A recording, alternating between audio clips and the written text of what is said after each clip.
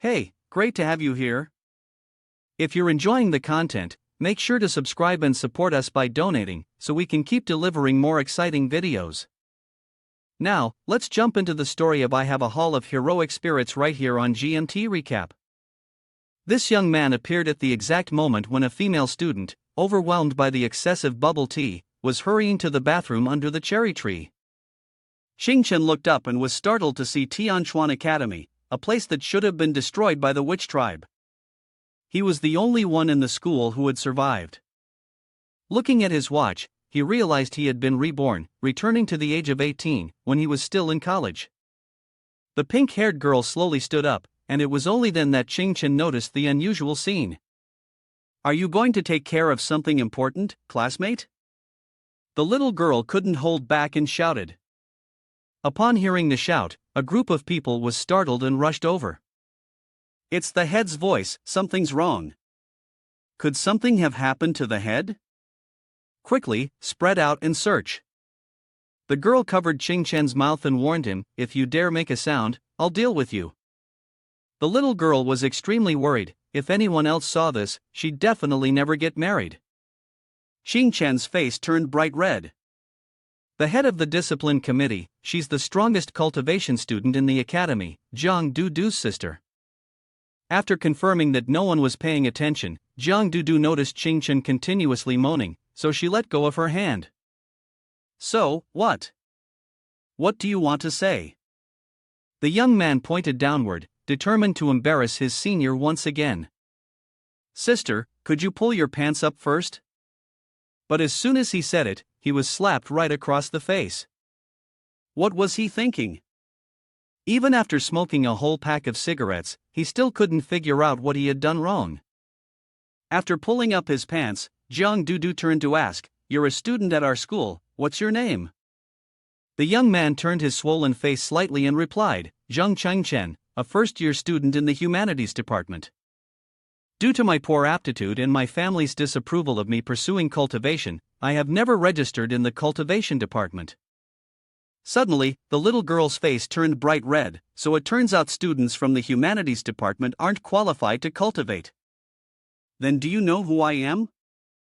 Chen, without thinking much, answered with great confidence. "Jiang Dudu, the head of the disciplinary committee, the strongest cultivator in the entire school." The little girl went mad, gritting her teeth and growling, "Let me ask you again, do you know who I am?" To save his miserable life, Chen responded, "I don't know. I truly don't know anything. We've never met before today. If you dare to speak of today, no matter where you run, I will find you." For some reason, the two girls showed up just in time and saw Jiang Dudu in the middle of pulling up her pants, instantly thinking differently. "Sister, earlier, were they one of your people? I didn't expect you to like doing things in the wild like this. Don't worry, we'll keep your secret." Before the little girl could explain, the two younger girls gave Chen a thumbs up. Jiang Dudu couldn't control her emotions, and the moment she got angry, a powerful strike landed, creating a huge crater. The two younger girls were so terrified that they could only hug the tree trunk. Chen grimaced as dirt and dust flew up, hitting him all over. Sure enough, he was one of the two strongest people in the academy. The moment he sat in class, the TV continued to report the news. Yesterday, the witch tribe attacked a neighboring country's city, slaughtering the entire city overnight. Hundreds of cultivators sacrificed their lives, and millions of civilians perished. Can humanity resist this almost invincible race? Where will humanity go in the future? Hopefully, everyone will strive to cultivate and join the army to protect the nation. Turning his head, looking around, Chen became even more certain that he had been reincarnated. Too excited to care about the teacher's lecture, the young man stood up abruptly, slammed his hand on the desk, and shouted loudly, "I can do it. The me in this life will definitely save everyone. I will absolutely not let the Donglong Kingdom face the destruction of a nation again." All the classmates looked up at him, followed by a burst of laughter. Gao Hao, at the fifth level of the foundation establishment stage, mocked, "Ha, as expected, the infamous idiot of our class. Not only does he sleep through class, but now he's even talking nonsense. A student from the humanities department, so poor he couldn't even afford to register for cultivation courses, was talking about saving the Donglong kingdom. He was truly out of his mind. Gao Hao thought, surely, the last time we beat this kid up, he didn't get his head messed up, did he? A girl named Chung Yuan, a student from the humanities department who had no cultivation, also spoke up. The Donglong kingdom is the leading nation among all the great powers. No one dares to invade it. Does it really need a stupid fool like you? Chen didn't respond, just staring at them, which only made them feel frightened. What's going on? This idiot named Zhang is acting a bit weird today. I'm clearly at the 5th level of the foundation establishment stage, yet I'm being overwhelmed by the presence of an ordinary person.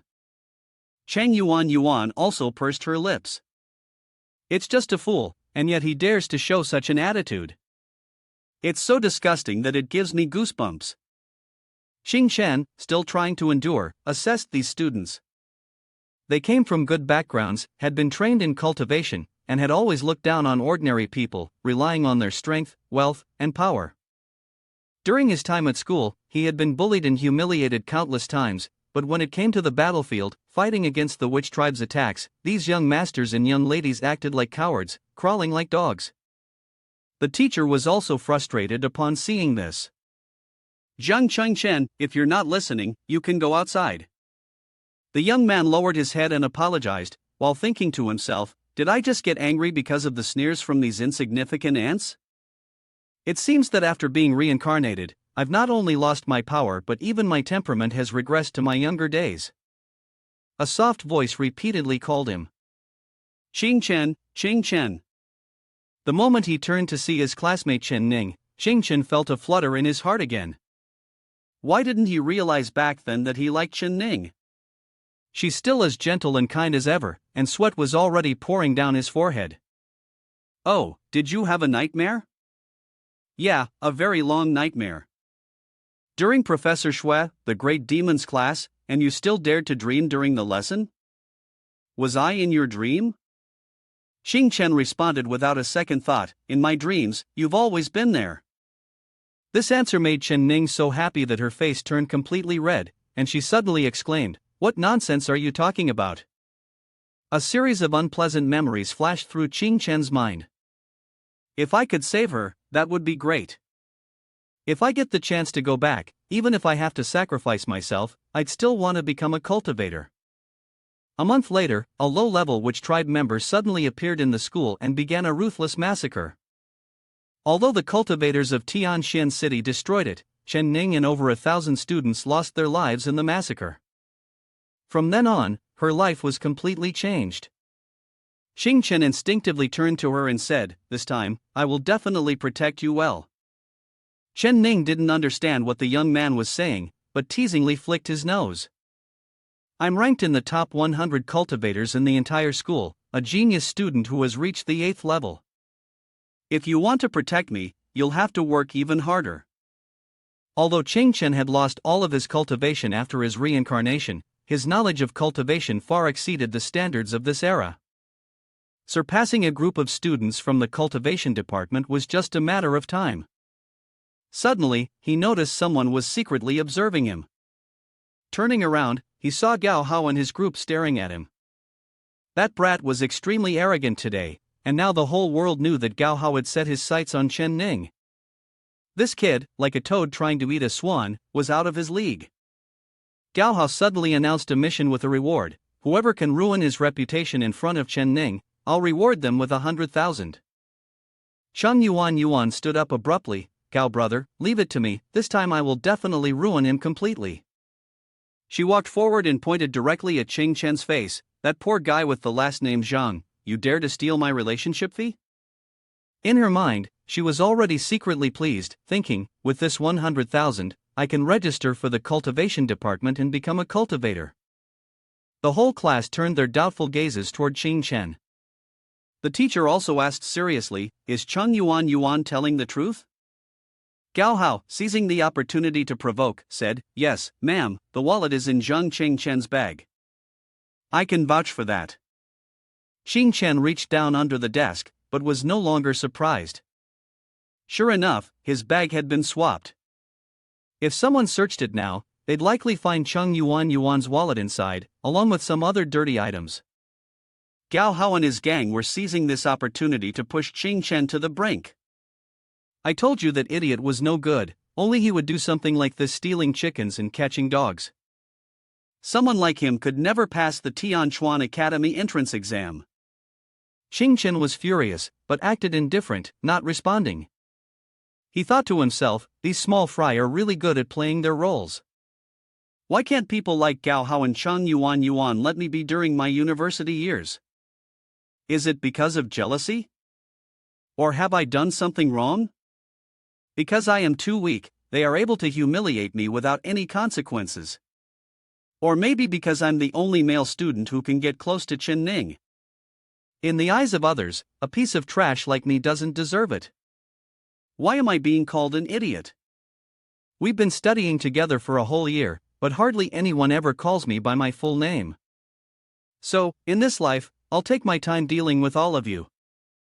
Seeing Chen silently not saying anything, Chen Yuan continued to press. Idiot, don't deny it, Gao Hao and the others all saw it. If you don't return it to me, I'll tell them to search you. The teacher also grew angry at this. Zhang Chengchen, don't pretend to be mute with me, hand over the wallet you stole from Chen Yuan. Chen Ning could no longer stand watching them collectively bully Chen. She stood up, slammed her hand on the desk, and showed clear distress. You guys are going too far. Chen and I grew up together, he's not the kind of person you're making him out to be. The chubby boy sitting at the back also defended Chen. You've all seen how Gao Hao and his group usually bully Chen, right? Can you trust what he says? Chen Yuan crossed her arms and sneered. Our top school beauty Chen truly has a sense of justice, standing up for this piece of trash. But Chen Ning, don't be fooled by his honest appearance. He's far more disgusting than you think, 1,000 times worse. Gao Hao also turned around to speak. Chen Ning, I know your parents raised this orphan. You've grown up together since you were kids, but do you know how despicable he is? Chen Ning, tall and imposing, asked, what are you all trying to say? Chen Yuan continued to mock him, what am I trying to say? Besides my wallet, even my unwashed underwear was stolen and left in his bag. Gao Hao and the others clearly saw that this guy was the thief, and the whole class began to murmur in panic. Stole underwear? I told you, the way this idiot looks at the female students isn't normal. Turns out he's a pervert. It's disgusting. How can we have been in the same class with someone like this for almost a year? No, I'm going to puke. How can Chen Ning defend this kind of person? He needs to be expelled. He definitely needs to be expelled. I can't stand being in the same class as someone like that. Chen Ning still tried to defend him, no way, Chen is definitely not that kind of person.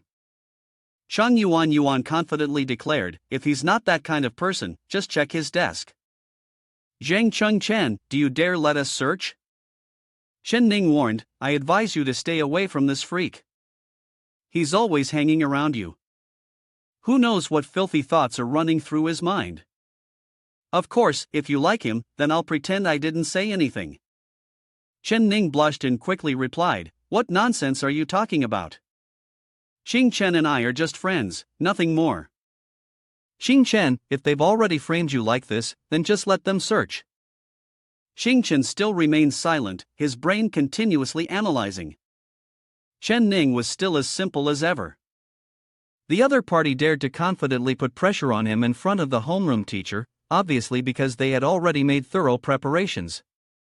Now, letting them conduct the search, wasn't that just jumping into the pit they had dug themselves? This world is neither kind nor warm. Since it is like this, I will teach you all a lesson. Although I have been reborn this time and lost all my powers, the foundation and the machinery of the human race, the Hall of Heroic Spirits, has been reborn with me. The Hall of Heroic Spirits was crafted by Grandmaster Hong Jun from the power of the Heavenly Tao, gathering the history and mythology of the three realms from ancient times to the present. It serves as the final line of defense to guard the legacy of civilization in the three realms. According to legend, the one who controls the Hall of Heroic Spirits can transcend time and space, summoning all the heroes from the past to the present to command at will. Additionally, one can also gain the lifelong experiences of these heroes. Great Shaman Hui, the nine-tailed demon Hodichi, demonic ancestor, the three Shao goddesses. These spirits had once been my subordinates.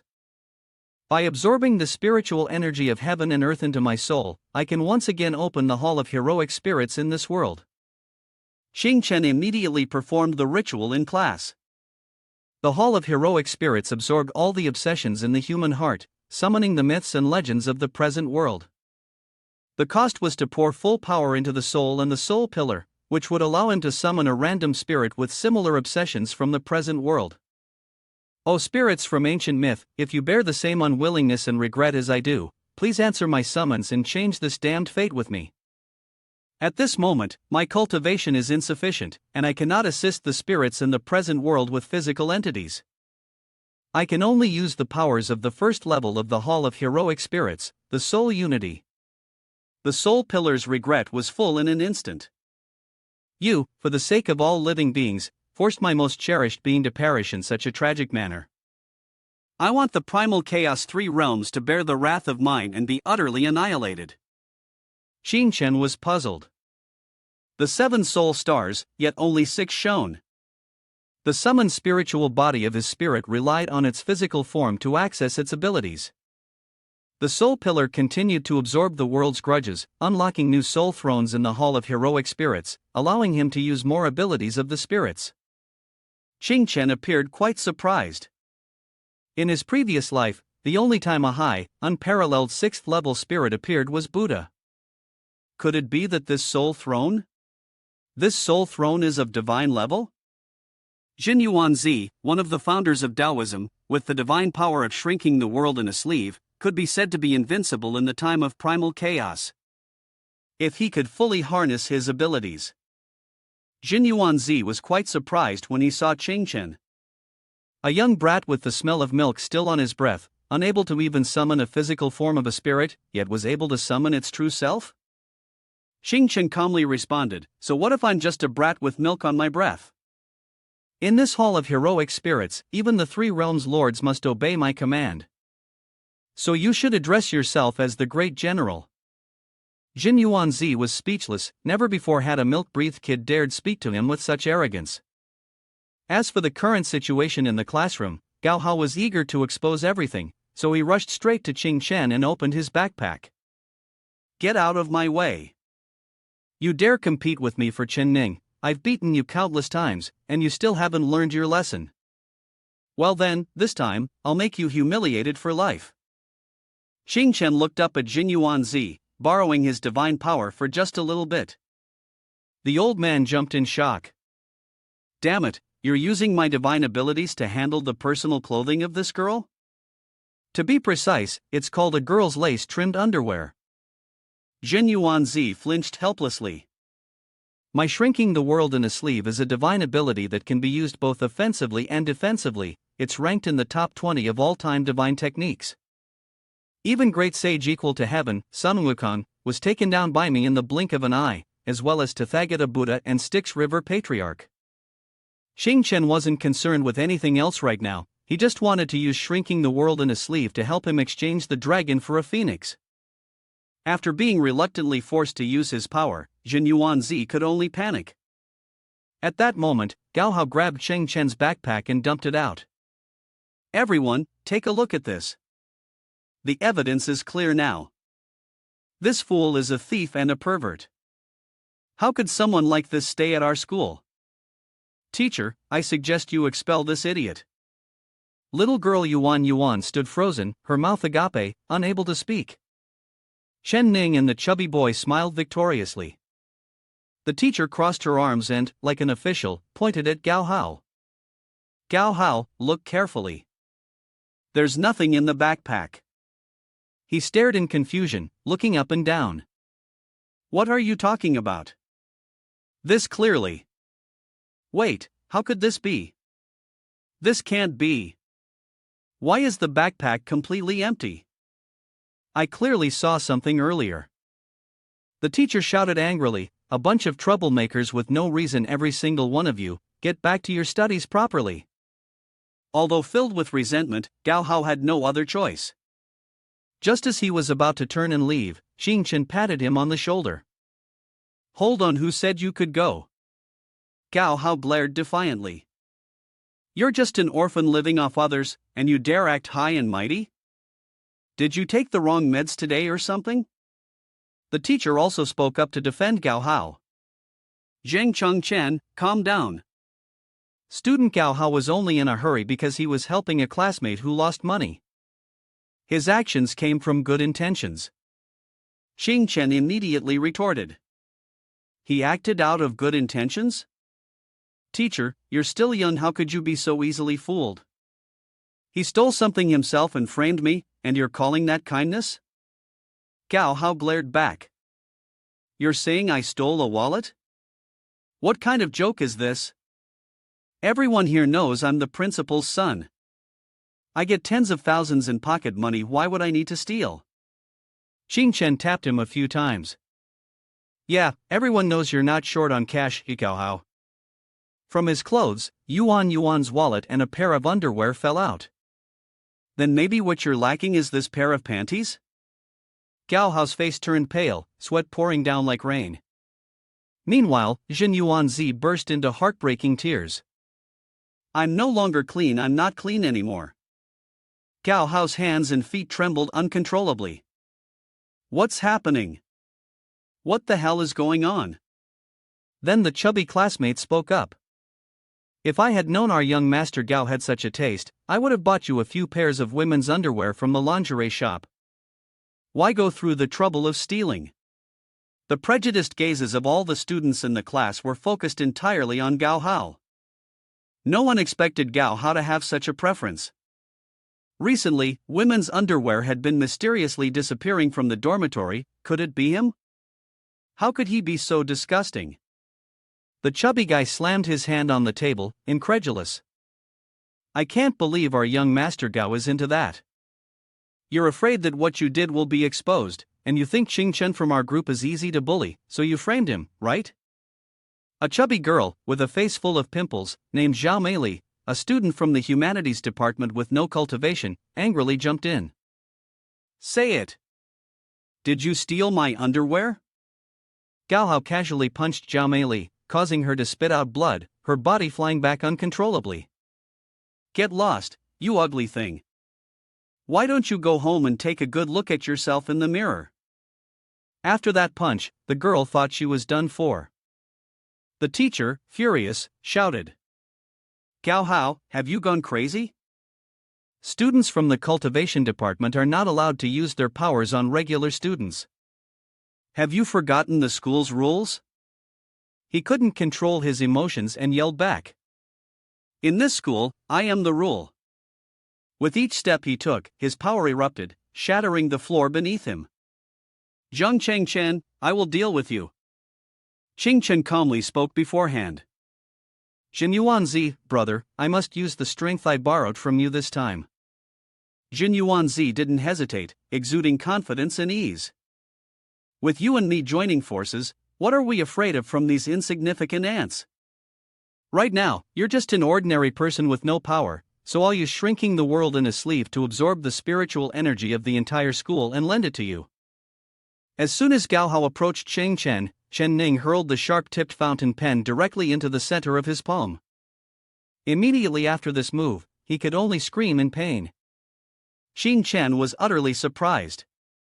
Chen Ning, who had always been gentle, had never expected to act so decisively in this situation. Seizing the moment, Chen appeared quite excited and kept squeezing his hand.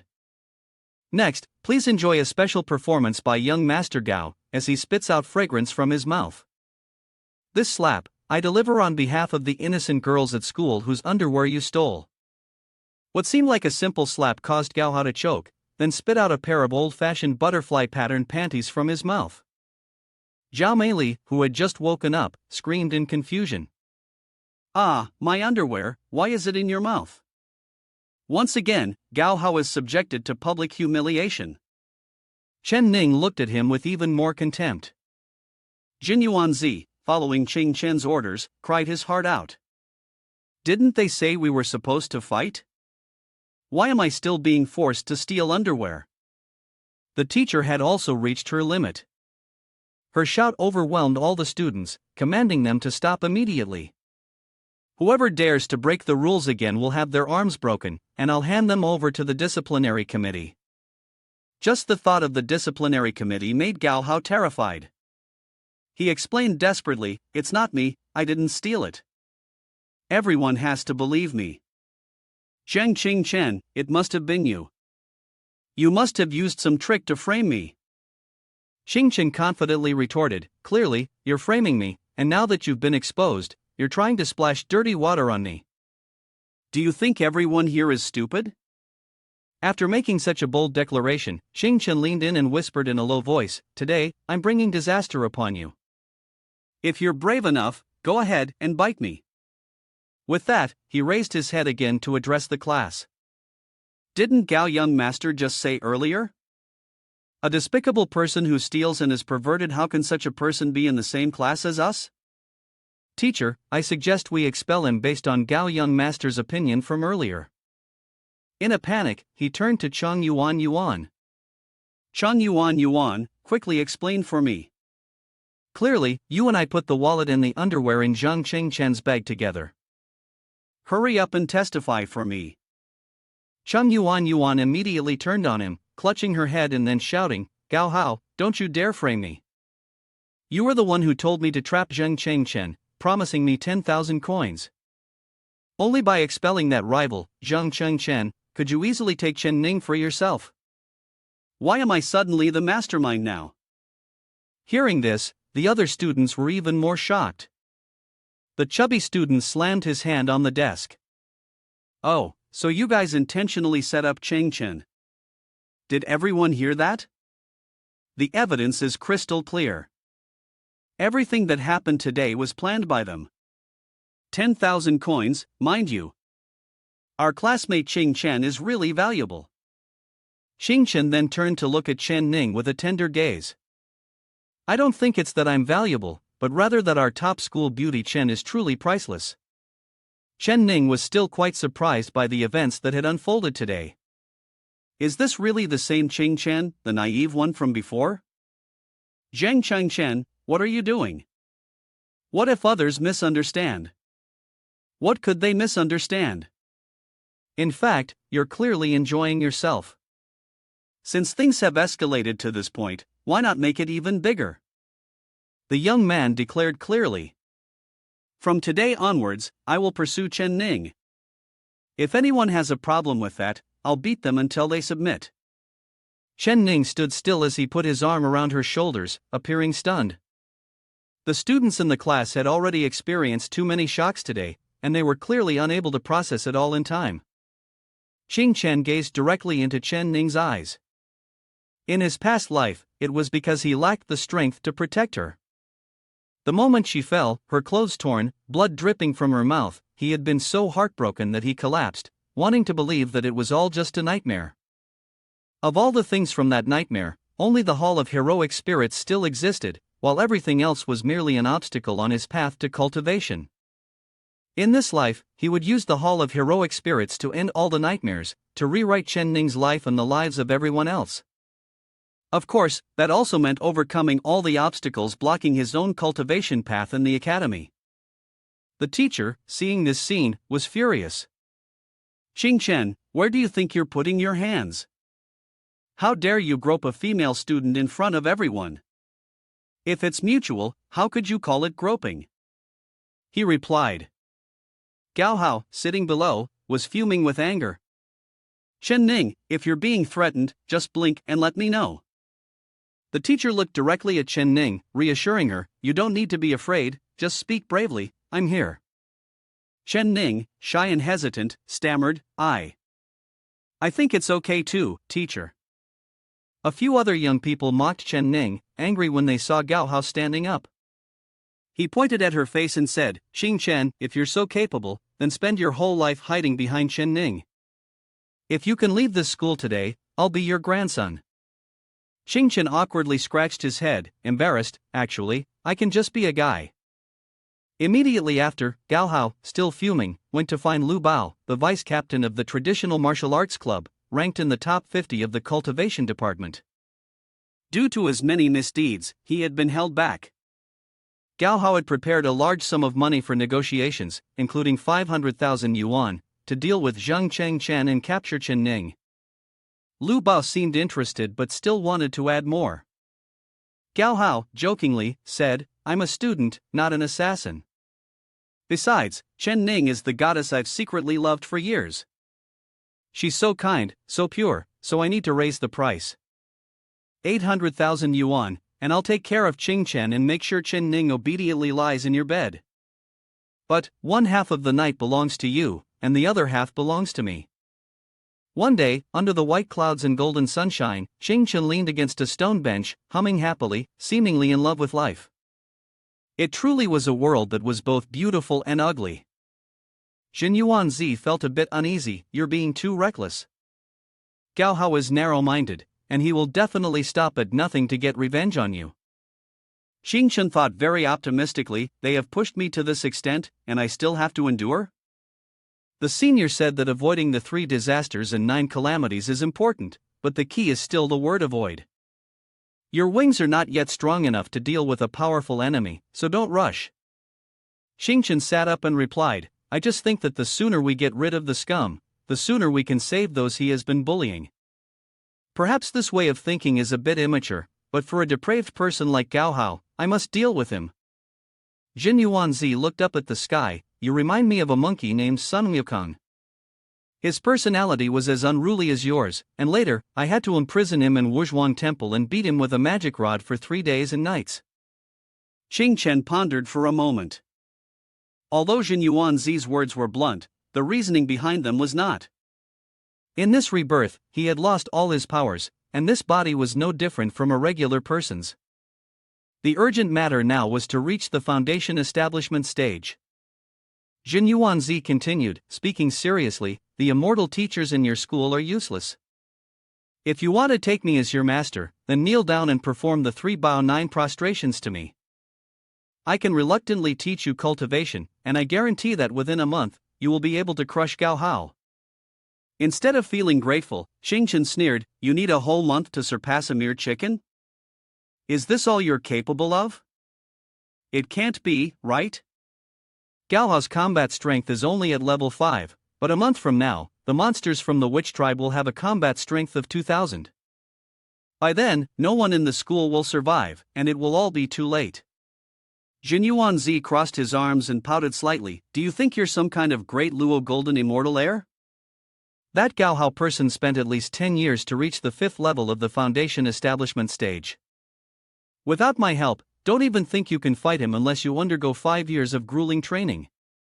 Chen immediately got to work, sitting down in a meditative posture to cultivate. 5 years? Well, today I'll show you what real skill looks like.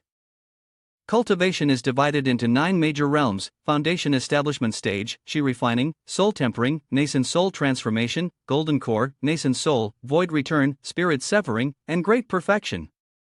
The difference in strength between these realms is as natural as the will of heaven. It's impossible to skip any. Only when you reach the peak of the great perfection stage can you break through to the void-breaking ascension realm and become an immortal, a true immortal who is ageless and immortal. Jin Yuanzi sighed and grumbled, Brat, you'll definitely regret this. My Heaven and Earth One energy scripture is based on a fragment of the primordial true art engraved on the river map and the Luo script, which I alone comprehend. Do you know what the primordial true art is? It is the origin of all the arts in this world. Without me, you'd never have the chance to see it in this life. Chen remained unfazed by his words. He focused entirely on his task. After a while of deep concentration, the young man shouted, Circulatory heaven stars, 365 spiritual apertures, primordial true art, activate. A vortex surrounded the area where he was sitting, leaving Jin Yuanzi bewildered and unable to understand what was happening. This brat is not absorbing spiritual energy, but rather commanding the energy of heaven and earth in the name of the Lord of the universe, using it as he pleases. That's right, only the primordial true art can achieve this. But how did this kid acquire Grandmaster Hong Jun's personal secret technique? In this way, the young man, excited after easily completing the first level of the foundation establishment stage, Jin Yuanzi was still in disbelief. It had only been 10 minutes, and this kid had already entered the foundation establishment stage. However, the human body has its limits. Forcing the use of all the spiritual energy within the surrounding area of the schoolyard may have reached its maximum.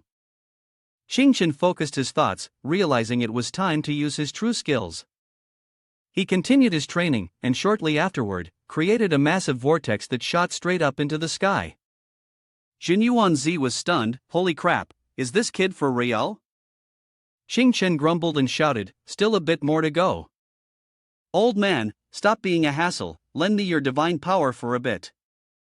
Jin Yuanzi retorted angrily, you're the old man being a hassle, your whole family is a bunch of old bothers.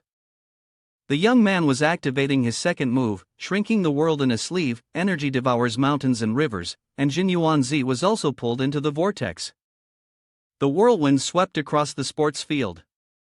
The chubby friend, completely taken by surprise, shouted, honey, come look at the godweight, I don't even have a girlfriend.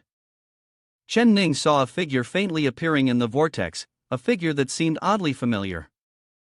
The homeroom teacher was stunned by the scene. Heaven and earth are showing strange signs, surely there is a prodigy with extraordinary potential. Could it be one of our students? The disciplinary committee, immediately to the stadium. We must find out who that figure is. From the high vantage point, this woman also felt deeply impressed by the direction of the city of Tianxian, her Donglong kingdom. Since when has a talent like this existed? To explain the stages of cultivation, the process of guiding qi into the body, the foundation establishment stage involves drawing the spirit qi of heaven and earth into the body, which refines the meridians in physical body, making it capable of martial arts cultivation.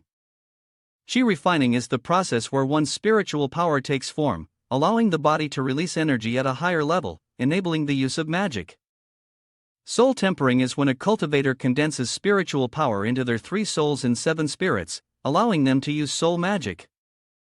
The qi refining stage leads to the nascent soul transformation. Nascent soul transformation is when the 3 souls and 7 spirits merge, and the awakened primordial spirit can integrate with heaven and earth. Golden core is when the primordial spirit condenses into a tangible form, unbreakable. Nascent soul is the stage where the golden core takes on the form of a child, achieving omnipotence. The stage of refining the spirit, void return, is when the primordial spirit returns to the void, revealing the true form of the law body. Spirit severing is the stage where the divine consciousness splits into countless parts, and the primordial spirit separates from the body. Great perfection is when the primordial spirit and physical body merge as one, reaching the stage of great perfection. Only one step remains before achieving the status of an immortal, free from aging and death. Just 1 hour later, Chen had reached the 9th level of the foundation establishment stage. Jin Yuanzi, observing the process, could only stand there with his mouth agape.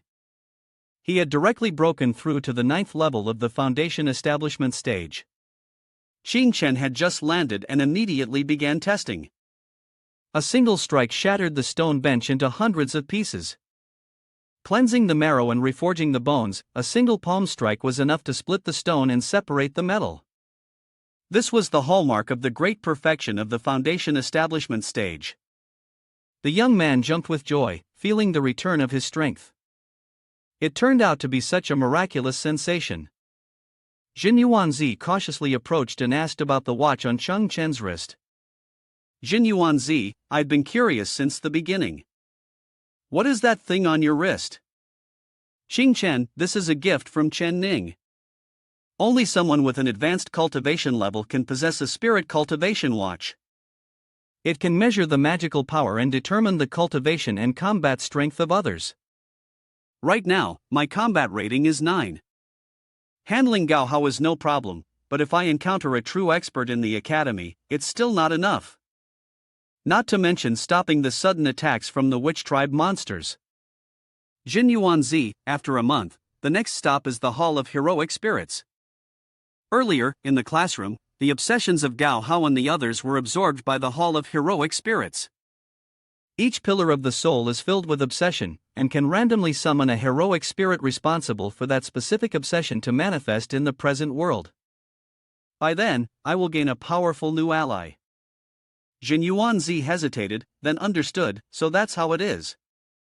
The Hall of Heroic Spirits is governed by the laws of the heavens, collecting all the sacred relics from ancient times to the present.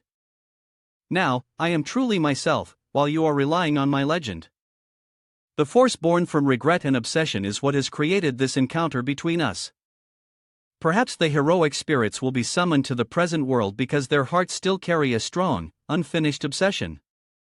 Jin Yuanzi lowered his head, feeling a little sad. My regret? At that moment, the sound of hurried footsteps approached. It was Professor Shui ran along with her subordinates from the Disciplinary Committee. She immediately ordered them to dig 3 feet of earth to search. This kind of innate genius cannot be missed. Ning also ran up to take on the task. Chen stood behind, smirking wickedly, and took the opportunity to slip away. Fortunately, the primordial true art could conceal his aura, allowing him to continue pretending to be immortal. As dusk fell, Chen was on his way home.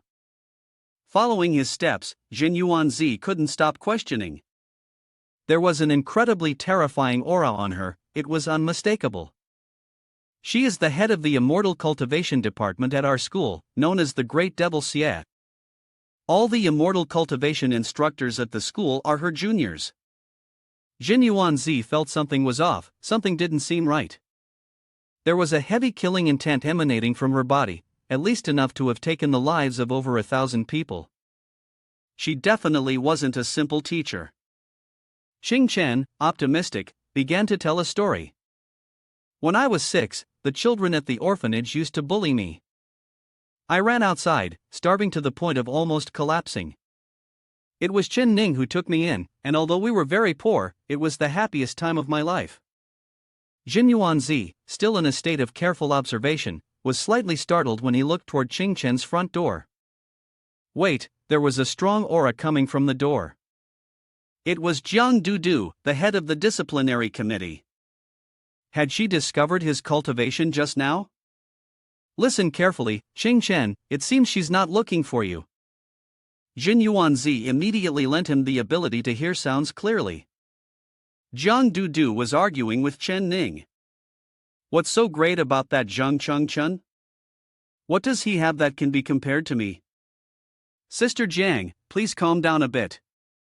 Today, I accepted that guy's confession in front of everyone on purpose, so that you'd see it, right? Is gender really that important in the face of true love? Ning, unable to argue anymore, grew a little frustrated. Let go, you're hurting me. Sister, there's no way between us. You're the head of the disciplinary committee.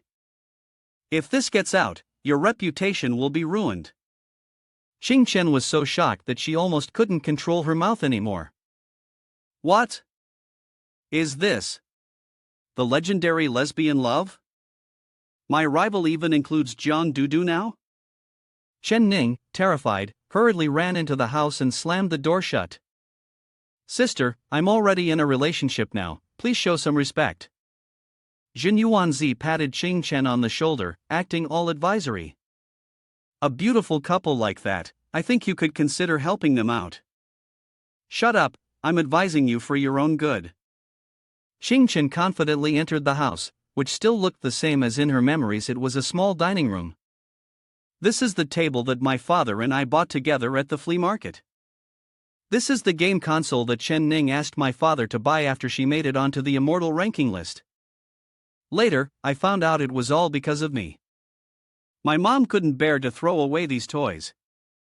Jin Yuanzi seemed to have heard nothing you said and was just fiddling with the game console. At that moment, his parents opened the door and smiled at him. Chen, you're back? The young man was stunned. His cultivation journey had seemed timeless, and suddenly, hundreds of years had passed. His grandparents entered with a bundle of money wrapped in paper. Chen, we know you've always admired Ning and wanted to become an immortal cultivator. However, we don't have the means to support you, and we've only just saved up enough for the registration fee. Chen stood there dazed, his eyes welling up with tears, almost on the verge of crying. In reality, he knew that his father's health was still not good, and this money was clearly saved for surgery. In his past life, the same money had enabled him to step into the world of immortal cultivation, but his father had always hidden his illness. In the end, a year later, he passed away from the disease. Seeing that Chen was determined not to accept it, his father insisted, "Why should you worry about my situation? If I tell you to take it, then take it." His father was a worker, and his mother, though she knew how to make pastries, had no formal education, yet they still knew how to raise their children well.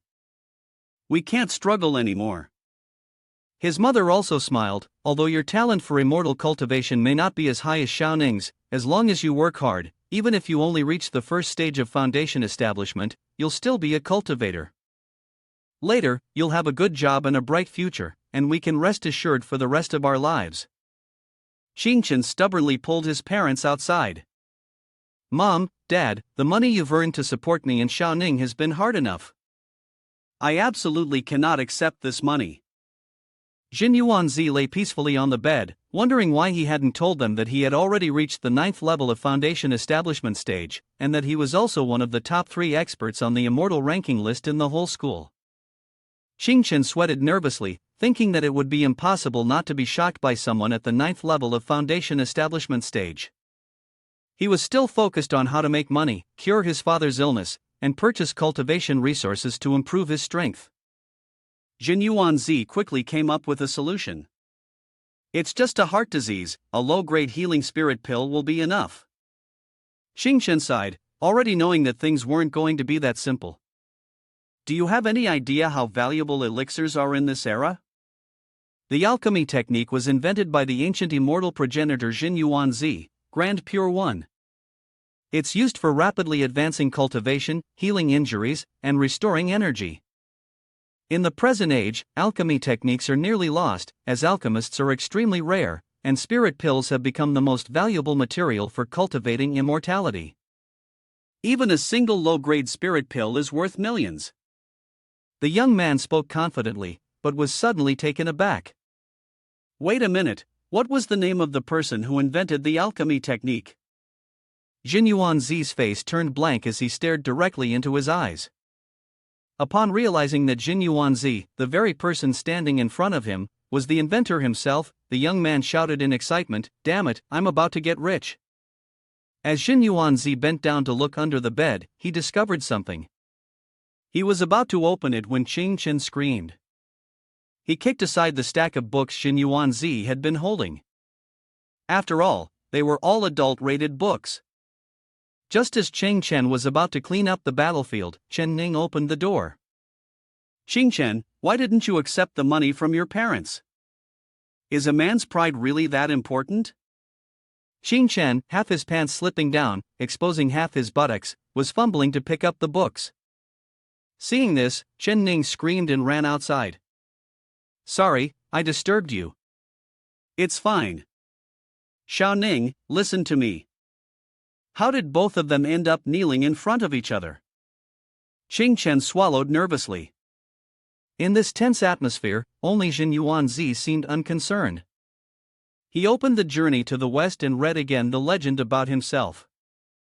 Sun Wukong, in Wuzhuang Temple, stole ginseng from someone and was beaten by Jin Yuanzi for 3 days and 3 nights.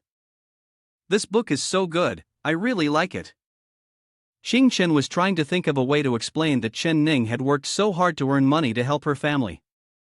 He wanted to find an excuse to cover it up, but unexpectedly, Jiang Dudu was also pursuing her. Ning quickly denied after hearing this. "What? It's not what you think. Ha, there's nothing to be embarrassed about. It just shows that Xiao Ning is so lovable, everyone who meets her will fall for her." The little girl suddenly jumped, causing the young man to be bewildered. "Thank you.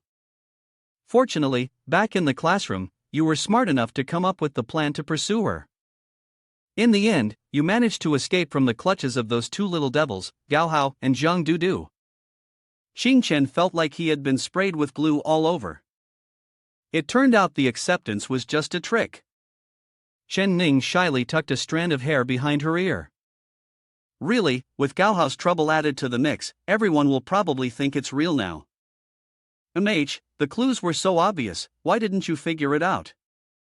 Since you publicly declared me as your boyfriend, you could have focused on your studies and cultivation with peace of mind. Chen nodded repeatedly with a stiff demeanor. Jin Yuanzi kept his eyes wide open, not leaving his gaze for even a second. Jin Yuanzi, who pursued goddess Nuwa with all his might, was rejected and then hunted by 20 wolf packs for 3 days and nights, bringing shame upon the 3 realms. The old man jumped up angrily, slamming the book away. These damn ridiculous books. Meanwhile, Ning was looking extremely eager. We can even go home together openly, and everyone will think we're living together. It really is a seamless and brilliant plan. Ha ha. Ha? Why are you spitting blood?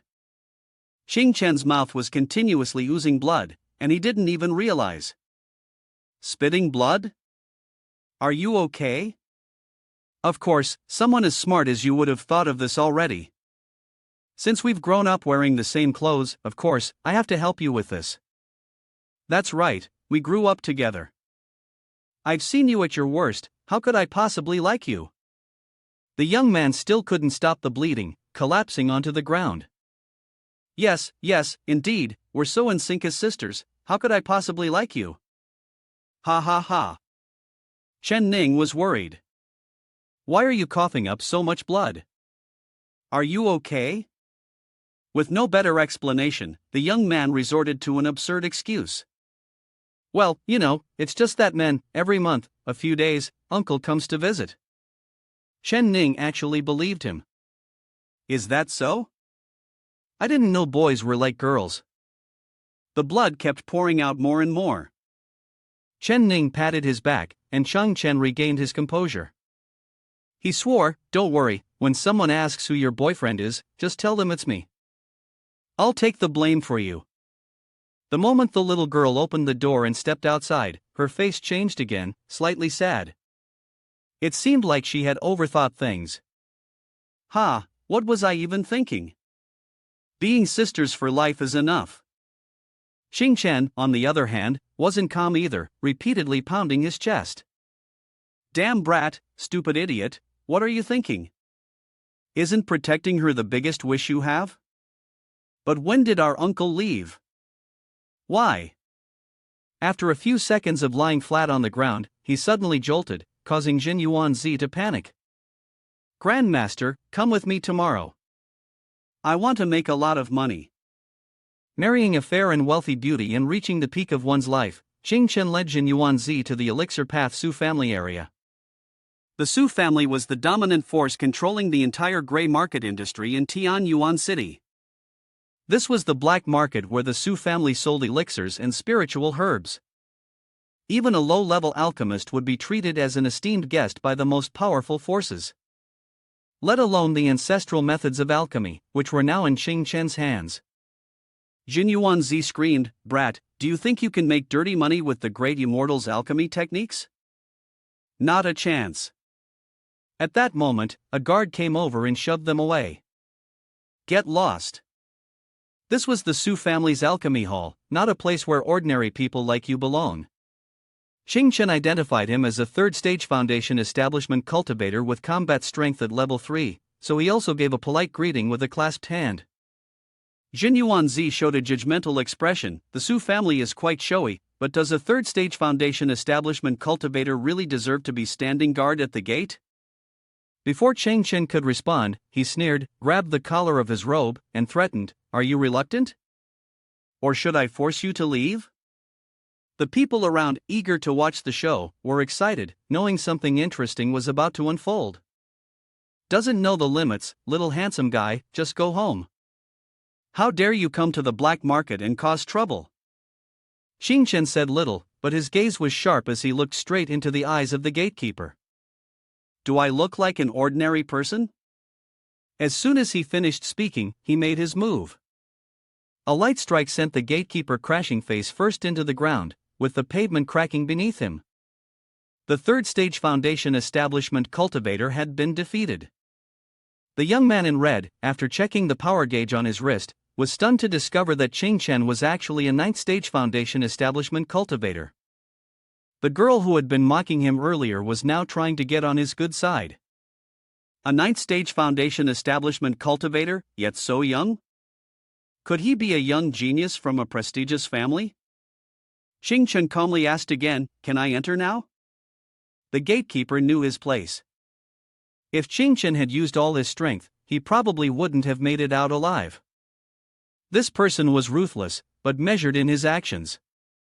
It was clear he came from a noble family. Jin Yuanzi glanced over, and it seemed that no matter the era, cultivators were respected based on their strength. The guard holding his stomach thanked repeatedly, "Many thanks, young master, for showing mercy.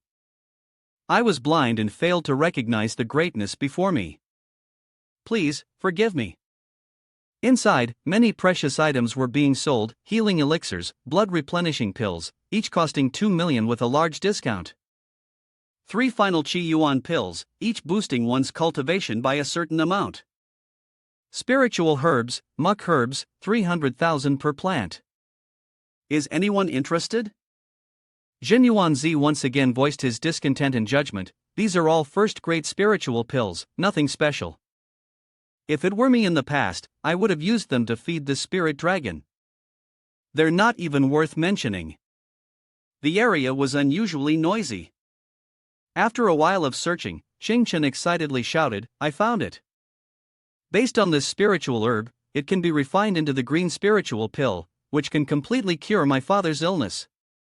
The shopkeeper, thinking he had found a wealthy customer, visibly brightened and said, "You, my friend, have a good eye. This herb is top quality. Take it, and I'll ask the alchemist from the Su family to refine it for you. The success rate will be over 30% higher." Jin Yuanzi was quite surprised. Only a 30% chance of success to refine a first-grade pill? Is the alchemist from the Su family just eating and growing fat? With the alchemy techniques of this era, a cultivator's chance of success in refining a first-grade pill could reach up to 10%. That would be considered a first-grade alchemist. The shopkeeper pressed on eagerly, "Don't hesitate, my friend. This herb costs 300,000, and you'll need another 300,000 to hire the alchemist to refine it. If the pill is successfully made, a single green spiritual pill could sell for as much as 2 million. It's like turning a bicycle into a motorcycle." Jin Yuanzi felt a bit uneasy. What if the alchemy failed? Alchemist Thursday charged a fee equivalent to the cost of the medicinal herbs, and if it failed, they wouldn't take responsibility. After all, this was Chu's matter. Chen didn't think much longer and immediately placed the order. "The color of the plant or herb isn't bad. I'll take it." The shopkeeper raised his hand and said, "No wonder the young master came straight to the door. I can tell you're full of a noble aura. My Dao Bazai for people is always spot on. So, will you pay by card or in cash?" Everything had been going smoothly until Chen announced that he had no money. The shopkeeper changed his attitude 180 degrees and said, "Do you know the consequences of messing around with me? Steward. I'm reporting that someone wants a blank slip, and it's this brat here. Don't let him run away." People around began to murmur, and the crowd grew larger. The man, whose face looked fierce but was dressed in a neat shirt and tie, was Fu Wenlong, one of the 5 tigers of the Su family. It was this brat who was causing trouble. Chen's wristwatch began to measure: Qi refining stage, level 2, combat power 15. The warning indicated that the power gap between him and the opponent was too large. The shopkeeper yelled even louder, making the situation worse, "It's him! It's him! He came in and started hitting people. Just look at him, he clearly doesn't look like a good person." Jin Yuanzi warned Chen, "Don't make a move. The opponent is a Qi refining stage expert, with a cultivation level higher than yours by 1 stage. Chen clicked his tongue. "My Dao Bazai for people is always spot on." But the young man did not want to let things go here, immediately challenging, a person like you, a thug from Route 18, do you even deserve to talk to me? Tell the family head of the Su family to come out. At this point, Jin Yuanzi could only cover his face in helplessness. This was a disaster waiting to happen. The shopkeeper at this moment was holding onto a column, thinking, this brat is really pushing too hard. Fu Wenlong glared and asked again, on what grounds do you want to meet the family head? Simply because, aside from the family head of the Su family, I am the only second-grade alchemist in Tianchuan City. After this bold declaration, there was a brief moment of silence, followed by even more chatter than before. Did you hear that? This brat says he's an alchemist, and a second-grade one at that. A 18-year-old second-grade alchemist, he's really something. The shopkeeper didn't believe it, snickering and dismissively responding, you crazy kid, let me provide you with a little help. The power of a foundation establishment stage cultivator is intangible, they cannot manifest their spiritual power outward, and can only rely on close combat martial arts to fight.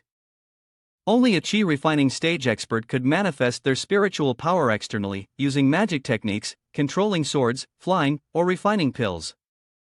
Fu Wenlong clearly did not believe him and responded, moreover, pill refining techniques have been lost for many years. Even the Su family only has a second-rate pill refining method. You are just a student, what grounds do you have? Chen stepped forward and stared directly at him. Do you know about demonic earth? Do you know about the Gaidai realm? It limits your imagination. What are you implying? Not wasting any more time, Chen shouted. Dao Ba, it's time to show off. Jin Yuanzi was extremely excited, eager to get started. I want to refine pills, there's no need to rely on spirit flowers and a pill furnace. Use the sky as fire, use the earth as the furnace, and practice the alchemy technique. Jin Yuanzi's skills had completely merged with Chen. Once they began, in an instant, the refining was completed. The shopkeeper stood dumbfounded. This brat is truly an alchemist. The surroundings were filled with murmurs of complete astonishment. The first-grade alchemist from the Su family only succeeds in refining the green spiritual pill once after 5 attempts, but this kid succeeded on the first try. With such a high success rate, he must be a second-grade alchemist. Fu Wenlong was also witnessing such talent for the first time. No, even a second-grade alchemist cannot achieve a 100% success rate in refining spirit pills. Moreover, this alchemy technique doesn't use real fire, doesn't use a pill furnace, and even a 5th-grade alchemist wouldn't possess such magical abilities. He must have used some kind of magic to deceive everyone. Chen remained calm, holding up the freshly refined spirit pill. Have you ever met anyone who used a spirit pill worth 200 million to scam others? Fu Wenlong was speechless at this point. Chen added, 13 days ago, you took a purple yang pill and were refining the medicinal power, hoping for a breakthrough.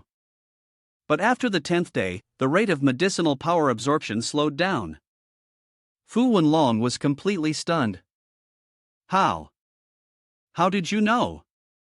Chen demonstrated his understanding as he spoke. The medicinal power of this elixir yang grass is extremely strong, but the alchemist's cultivation is insufficient and does not dare to regulate the great cold, resulting in it being of only inferior quality. I advise you not to refine it further, instead, find a cold storage and refine the medicinal power there in one go. Otherwise, there will be no hope of breakthrough. Fu Wenlong suddenly changed his attitude, clasping his hands respectfully. Thank you, boss. No, thank you, great master, for your guidance. Chen asked once again seriously, am I now qualified to meet your family head? Fu Wenlong declared in a grand manner, a second-grade alchemist, such a respected figure, I, a mere mortal, failed to recognize such greatness. Please forgive me. The reason he changed his demeanor so drastically was because he had firmly recognized Chen as a second-grade alchemist, only 18 years old. There were very few in the entire Donlong kingdom, and such a peerless talent was someone the Su family must recruit at all costs. Fu Wenlong shouted, why are you standing there? Hurry up and go call young miss. At that moment, a girl with pink hair and a radiant aura appeared. No need to call, I saw everything just now. Brother Long, is this how you treat a distinguished guest? The powerful figures in the room all lowered their heads in unison. Greetings, young miss. Apologies, young miss. This little grandmaster was too arrogant earlier, which is why I was so rude. Still being defiant, he added, this little grandmaster is a second-grade alchemist. What's wrong with being a little arrogant? We still don't even know which sect this little grandmaster is from. At the very moment the girl with the radiant beauty appeared, Xing Chen's watch continuously beeped, signaling an SOS.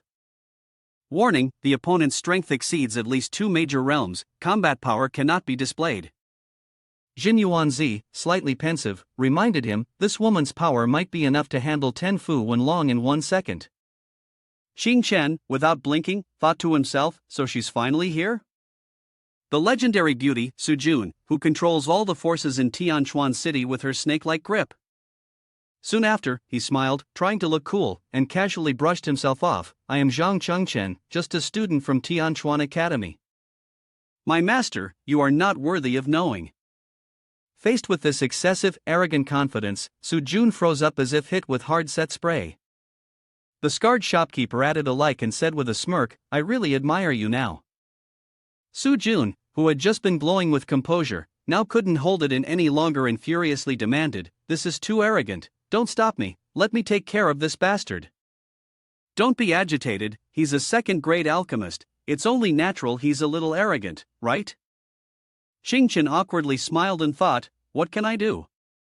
If I tell them I'm the disciple of the eccentric Dong Fong from Donglong Kingdom, who would believe me? Su Jun, suppressing her anger, decided to endure, then bowed her head in front of Xing Chen. I was too presumptuous. I am Su Jun, family head of the Su family. My father is critically ill, and I am temporarily holding this position as family head. Look at that bastard's face, always obsessed with the edge of Xing Chen's lips. Honestly, I just want to throw a slipper at him. By saying that, you must be the manager, right?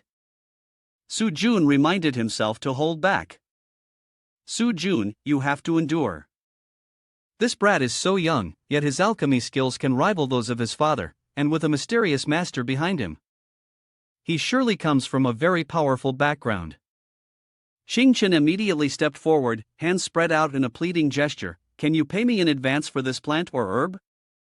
Su Jun was taken aback. You're a second-grade alchemist, and yet you're still short of money? Xing Chen smiled foolishly, money doesn't matter. What matters is that you look very beautiful. I just want to be a little more pampered. Fu Wen Long angrily shouted, daring to tease, young miss, don't stop me. I'll beat him to a pulp.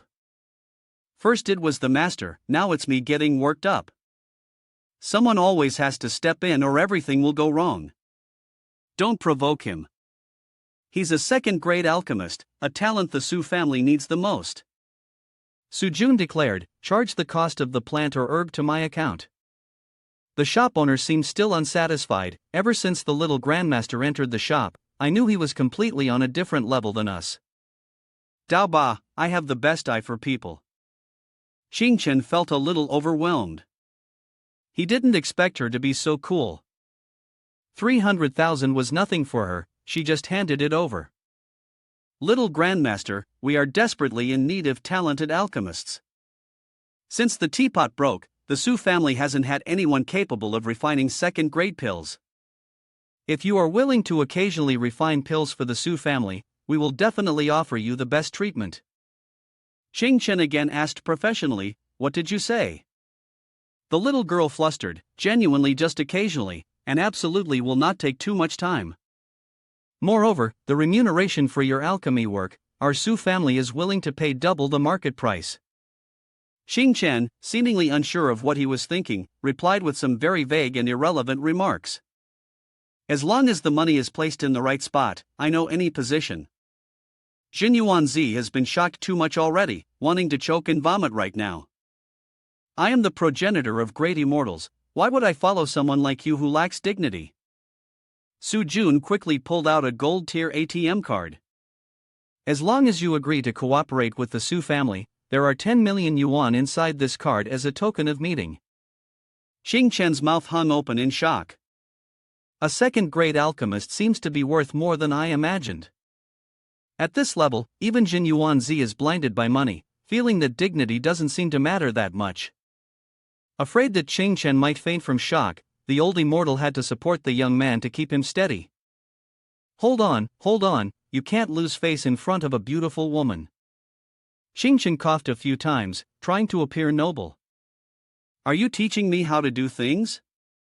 It's only 10,000, would I really care about it? Su Jun had no choice but to lower his posture and flatter him. Sorry, I was too presumptuous. A master like you, of course, is never short of money.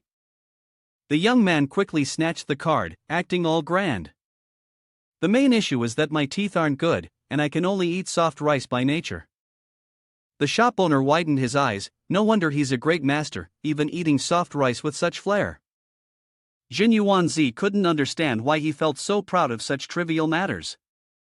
He leaned in close to flex, as if it were true. That's right, it's because I taught him. Fu Wenlong excitedly turned around to leave. If there's nothing else, I'll head back to refine the medicinal power first.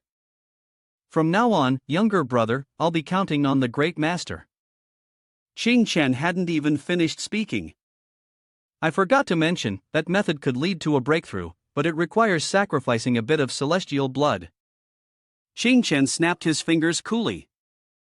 Of course, I won't take her feelings for nothing. All the precious spiritual herbs on the counters soared into the air, making Su Jun dizzy.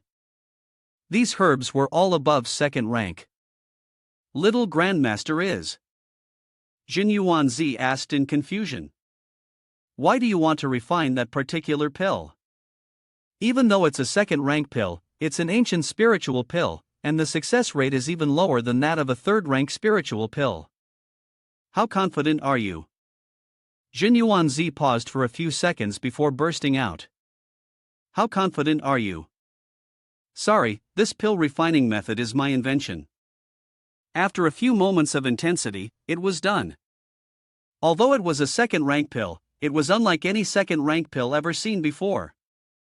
Since the family head of the Su family has been critically ill, finally someone in Tianchuan City has managed to refine a second-rank pill. Su Jun was utterly astonished. This is the prime soul elixir, which even my father couldn't successfully refine. The shopkeeper stuck his face out awkwardly. Prime soul elixir, huh?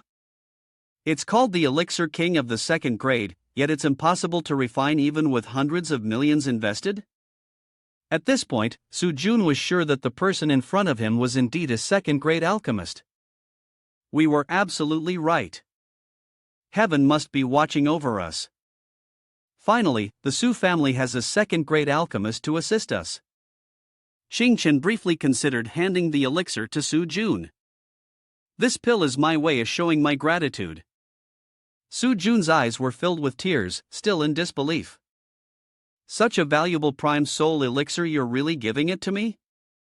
I believe the Su family's cultivation method still has flaws, especially in the soul tempering aspect. As a result, once they reach the soul refining stage, their cultivation speed becomes excruciatingly slow. The prime soul elixir can perfectly make up for this deficiency. At this moment, Su Jun looked at him like a true idol, as expected of a great master, one who can unravel the mysteries of heaven with a single word. Back then, the Su family spent a fortune to acquire the method to refine the prime soul elixir. Unfortunately, my father's technique was inadequate, and in the end, he couldn't refine a single pill. No merit, no reward. As for this gift of gratitude, I know I'm not worthy of receiving it. Chen stepped closer, proactively pushing the pill into Su Jun's mouth. Done. The prime soul elixir will gradually improve your soul.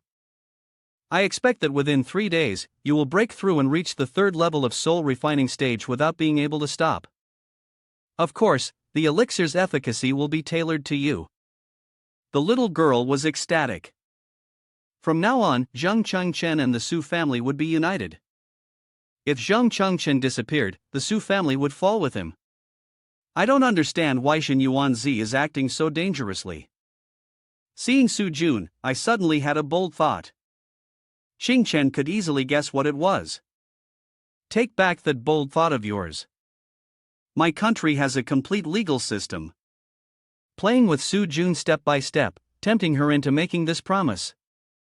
This must be the result that he had calculated long ago, right? Chen sighed. To be honest, yes, that's exactly it. Playing with people's hearts in the palm of one's hand. There are times when I find you quite frightening. To go against Gao Hao, someone with an incredibly powerful backing, you must first have an enormous support yourself, as you said. The most important thing is that I've obtained the medicinal pills that can cure my father's illness, and now I can safely focus on cultivating and preparing for the upcoming battle. The first time cultivating the primordial true art, the initial spiritual acupoints would absorb all the spirit chi of heaven and earth around, but after that, one must take each step carefully on the path of cultivation. Jin Yuanzi hesitated. Even so, the cultivation speed of the primordial true art is still 100 times faster than normal techniques, not to mention you also have my elixirs, relying on the strongest hall of heroic spirits. Right now, on the elixir path, the soul pillar absorbs immense greed.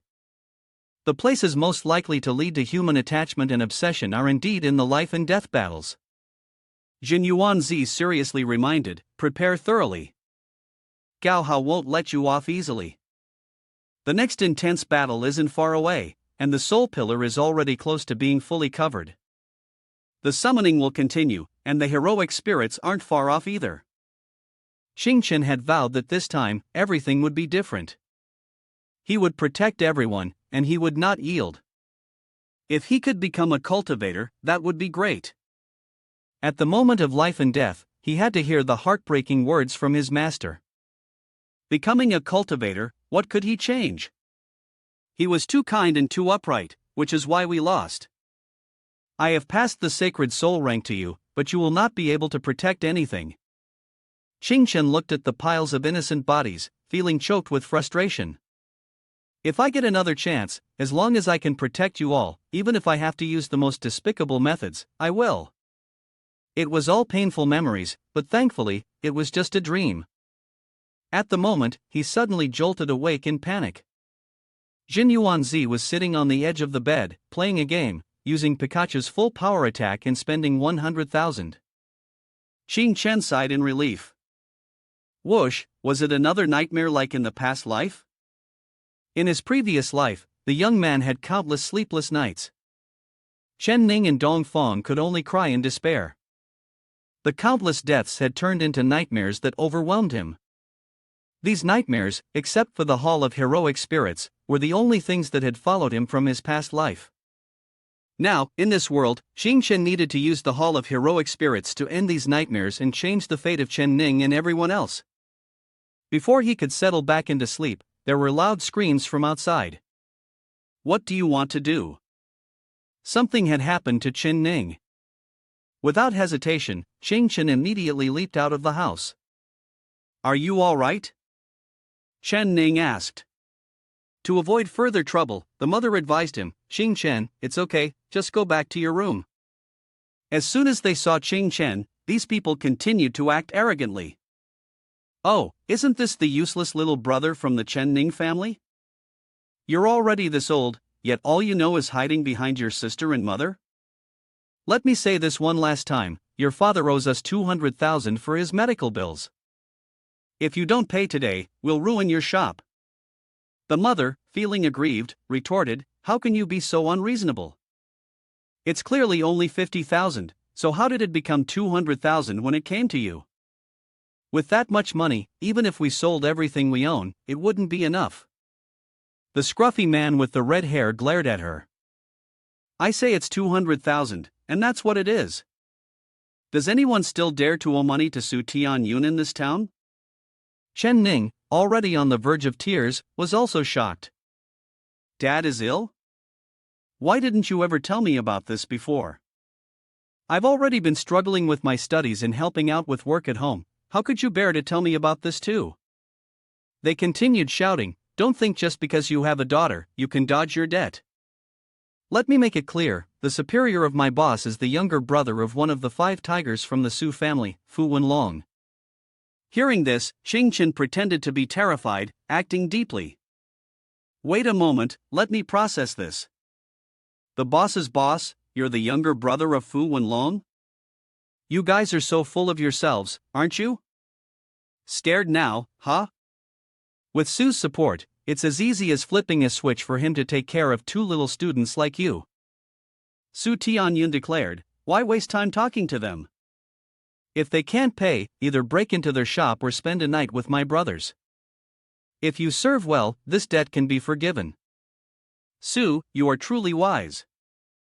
I have never tasted the flavor of a student before. Beautiful lady, think it over. If not, this matter will escalate to your school, and your sisters might get expelled. We would be heartbroken too. At this point, Chen could no longer hold back and was ready to rush over and split that bastard's head open. Ning stopped her. Chen, don't be impulsive. Although Su Tianyun's strength is not much different from mine, he has the underworld backing him. The Su family supports him, we can't touch him. After hearing this, Su Tianyun became even more arrogant, thinking to himself, good to know. In Tianchuan City, no one can compare to the Su Orly families. Crushing you guys is as easy as squashing an ant. Chen regained her composure and pushed Ning aside. 200,000, right? I'll have someone bring it here now. Ning hurriedly said, Chen, don't talk nonsense. Where are we going to get that much money? They won't believe a nobody like you could come up with 200,000 in an instant.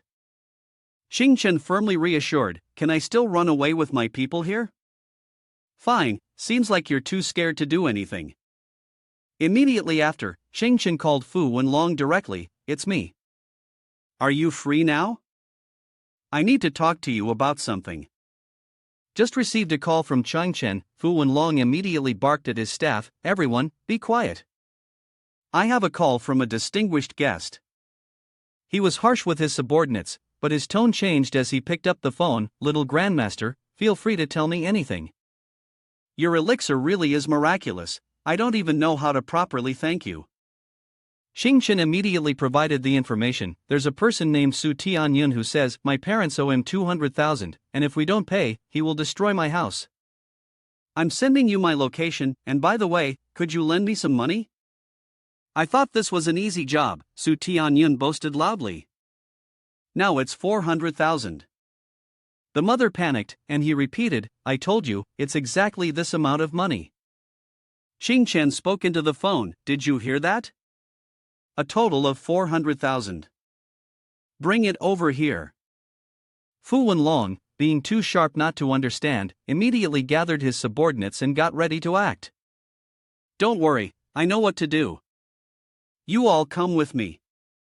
Damn it, how dare anyone in Tianchuan City touch the distinguished guest of the Su family? Destroy the house of little grandmaster? I'll destroy your skulls first. The mother, frantic and anxious, worried that Chen might do something rash. Where are your friends? Why did they agree to lend you so much money? Su Tianyun folded his arms and waited, kid, you're even more sensible than your parents. You've got a bright future. Once I get the money, I'll think of a way to get this ferry. As soon as the call ended, a fleet of cars swiftly pulled up in front of Chen's house. The moment Fu Wenlong stepped in, the scruffy thugs fell back in shock. Boss, I think that guy is the mysterious owner of Elixir Path. Su Tianyun shyly lowered his head. Boss Fu, what wind blows you here today? Who is this guy? I'm Xiao Sua, the younger brother of your younger brother. Fu Wenlong didn't care much, instantly swept past and walked straight to Chen, respectfully addressing him as little grandmaster, startling the others. Chen hurriedly reminded him. Don't reveal my identity. Fu Wenlong immediately changed his tone. Zhang brother, are you alright? Chen, arms crossed and looking cool, pointed at the three men. I'm fine. I just want an arm from each of them. Understanding the situation, Fu Wenlong walked over to them. Su Tianyun panicked.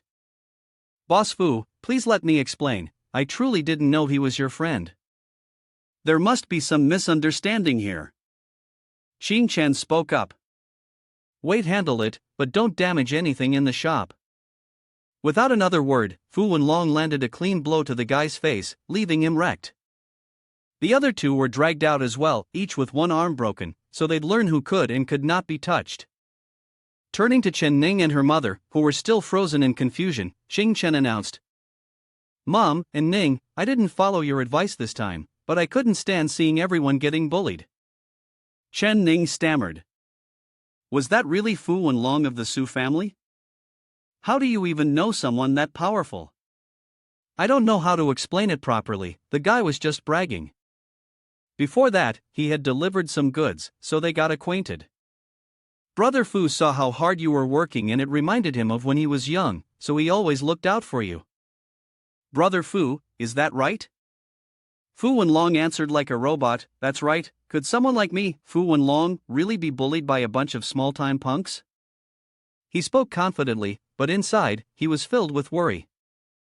If young miss hears me say this, wouldn't she just deal with me right then and there? Chen Ning was half convinced, while the kind-hearted mother thought that breaking someone's arm might be a bit much, don't you think? Fu Wenlong gently turned and said, "Don't worry, miss. These three young men are all at the foundation establishment stage, breaking an arm won't keep them down for long." "Zhang brother, each one's got an arm broken, what should we do now?"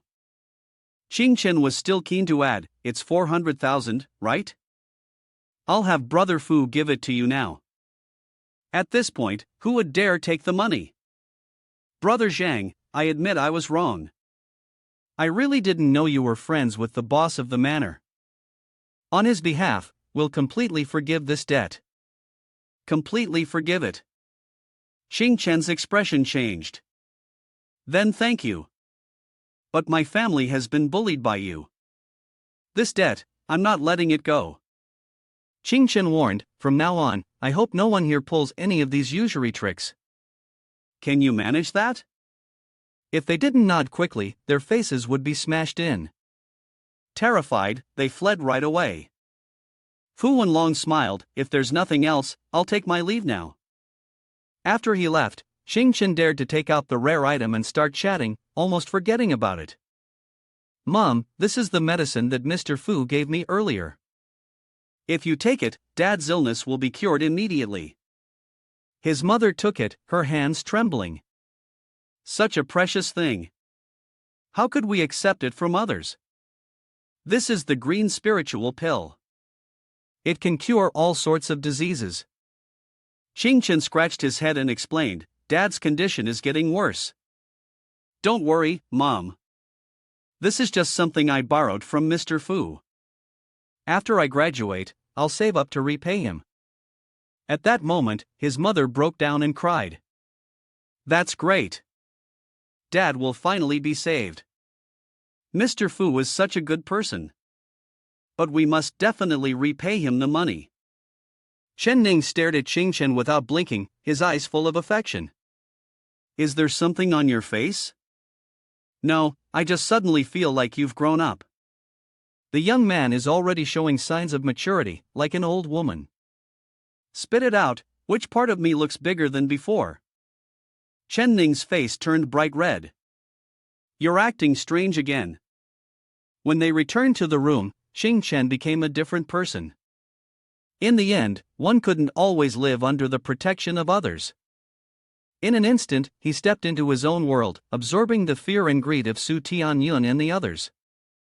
The soul pillar grew even stronger. The next summoning seemed not so far away. Jin Yuanzi spoke up, "Your strength now is considered the strongest level at Nami University, so what are you still worried about?" In reality, for Chen, your true opponent is not those small fry, but the one who will appear a month later. The most terrifying moment will arrive, as the witch tribe's origins sweep through, destroying everything. All the students are working together, activating every skill and power they have to capture the monster. Earth techniques, the Great Earth Storm, Water Storm Fusion, finally coming together to form a bond. Zhang Du will be the one to deliver the final lethal blow. Du, it's your turn, this is the last chance. Zhang Du activated the Nine Heavens Thunderstorm Illusionary Divine Sword, causing the fury of heaven and earth to annihilate everything in its path. Soon after, the thunderstrike hit the monster directly. After a thunderous explosion, everyone thought they had succeeded, but just a few seconds later, the monster erupted from the ground again. The dean fell into panic and confusion. The strongest experts in the school attacked together, yet they couldn't even break through its defensive layer. The witch tribe caused the space to rupture, and right after, the dean exploded into pieces with a single sound of a cry. Jiang Du was frantic, his magic had the power to shatter space. The witch tribe growled, "Lowly humans, prepare to be eradicated by me." At that fateful moment, Xingchen suddenly woke in panic, turning to Jin Yuanzi and asking, "If it were me, would I have any hope of battling a tribe with a fighting power over 2,000 a month from now?" Jin Yuanzi flashed a sinister smile. 9 with 2,000, tell me, who's the chicken and who's the grain? Xingchen continued, "You and the witch tribe were both born in the ancient primordial era, surely you must have a way to deal with them, right?" Jin Yuanzi appeared to ponder, but his response was not significant, offering only a few trivial remarks. "One must say, since the time of the creation of heaven and earth." Chen, growing impatient, shouted, "Get him to the point." After Pangu created heaven and earth, he was exhausted, and his soul transformed into the three pure ones, the immortal race. His magical powers became the four sovereigns of the demon emperors, which are the demon race, and his body turned into the 12 witch ancestors, which is the witch tribe. Xingchen asked again, "Are you trying to say they are the greatest power, the direct descendants of Pangu?" Jin Yuanzi nodded in agreement, "Yes, just as I am a fragment of Pangu's soul, born from the absorption of human cultivation and fruit. This bloodline ranks just below the three pure ones. Innately, they possess an extraordinarily powerful soul force, which is why they become the lords of 10,000 immortals. The witch tribe, born from Pangu's body, has nearly immortal and indestructible bodies, with inherently powerful divine abilities. In their eyes, humanity is no more than lowly beasts, with exceedingly cunning tactics, possessing three main traits. First, you need a magical artifact capable of breaking through the witch tribe's body and discovering the method to counter their innate divine abilities. Second, you must strive to summon more heroic spirits and unite their strength. Third, your own battle power must at least reach 900, which is the 9th level of soul tempering. Xingchen suddenly lost half of his confidence. To achieve all of this within a month would be an impossible feat. Jin Yuanzi advised again, "If I were you, I would worry more about those targeting you in the school first. They are far more dangerous than the witch tribe in Sa." Xingchen smiled and replied, "I'm only afraid they won't come.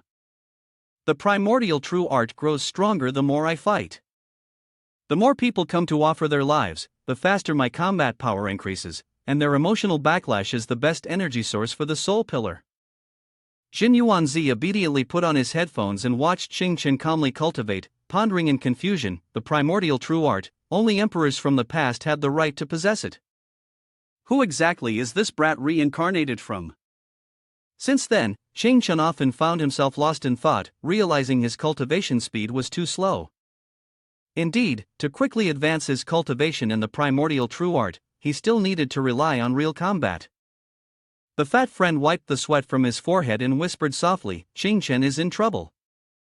I heard that Gao Hao has spent a lot of money to hire the Strong Man Club to deal with him." Instead of being frightened, Xingchen was actually excited and asked, "Is this true?" "I heard that this time, in order to prevent Chen Ning from interfering, the martial arts club has gone all out." Xingchen's face lit up, as if he had struck gold. Was he that determined? The fat friend looked embarrassed. "Ha? Why does your reaction seem off?" Seeing that Chen was distracted and kept looking down, the teacher angrily threw a piece of chalk at his face and snapped, "Zheng Chengchen, answer the question I just asked." Gao Hao's group wore smug expressions, thinking they had finally caught the fool off guard. Would he be punished to stand for the whole afternoon or maybe even the whole day? But things didn't go as expected. Xingchen immediately stood up, shoved his hands into his pockets, and looked full of confidence. Of course, he was the top disciple of the Hidden Dragon Pavilion. The Hidden Dragon Pavilion inherited the doctrine of expel the 3 sovereigns and 5 emperors of ancient times, managing the nation and overseeing earthly affairs.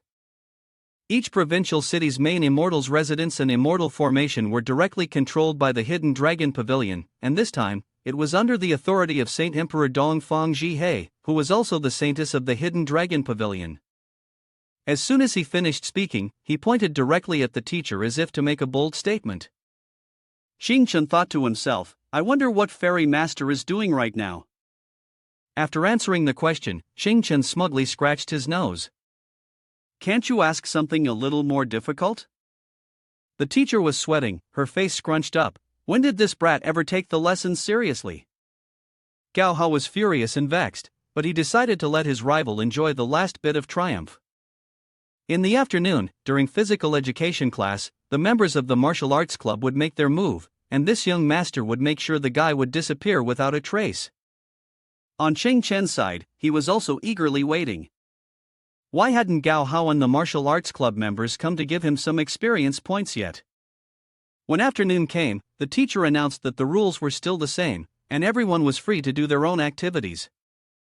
It was already the era of cultivating immortality, and yet they still had to deal with this silly physical education class. Ning saw Chen sitting alone and excitedly ran over. Chen, how about playing tennis together? The girl next to her scoffed, why would you invite this kind of person? Don't be like that. Chen has been my good friend since we were kids. Chen, with a flushed face, replied, I prefer watching tennis to playing it. The girl behind, clearly disgusted by him, continued mocking, you're so old-fashioned. Watching the two girls play tennis, Chen looked excited, though it was hard to tell if he was watching the ball on the court or something else, as saliva kept dripping from his mouth. Hee, this ball is pretty good. Even Li Nan isn't bad either. Looking at Chen, the chubby guy knew exactly what was on his mind, watched the game with some decorum. At that moment, Wang Dao, the strongest freshman in the class, ranked 51st on the immortal ranking list with a combat strength of 8, suddenly appeared and growled, Chen, do you know why I'm looking for you? Chen didn't care, brushing his hand off and walking out. Don't you see the young master is watching the game? The chubby friend standing next to him looked pale. You are one of the 3 leaders of the martial arts club. Mr. Dao? The man named Wang Dao was furious and smashed the chair that Chen had been sitting on. You dare to watch the game? Chen tried his best to stay calm. You guys are in danger. The anger of a man disturbed while watching the game is very serious. Ning heard the sound of something breaking and turned to look. What's happening over there? Li Nan was visibly excited, as if he were part of the club's underworld. Oh my, that bastard Chen is finally getting what he deserves. Why would the martial arts club members want to cause trouble for Chen? I can't, I need to go see what's happening. Before she could run over, Lu Bao attacked. If you want to save Chen, you should worry about yourself first. Ning didn't expect it and was struck by him, causing her wrist to bleed. A first-year girl ranked 52 ND on the immortal ranking list with a combat power of 8 was facing off against someone ranked 52 ND in the top 50 immortal ranking list with a combat power of 9. She was caught off guard by a sudden attack, resulting in an injury. Her wrist was bleeding, and her left shoulder bone was broken. Ning clutched her painful arm, her face changing color. You are one of the 3 leaders of the martial arts club. Lu Bao? Li Nan, worried about his friend, tried to rush over, but Ning stopped him because this person was very dangerous. The little girl commented that it was clearly not a conflict between students, but that the opponent had come prepared in advance. It seemed that Gao Hao was the one directing everything from behind the scenes. As soon as he turned around, he saw Chen surrounded by several others. This was bad. Chen's situation was extremely dangerous.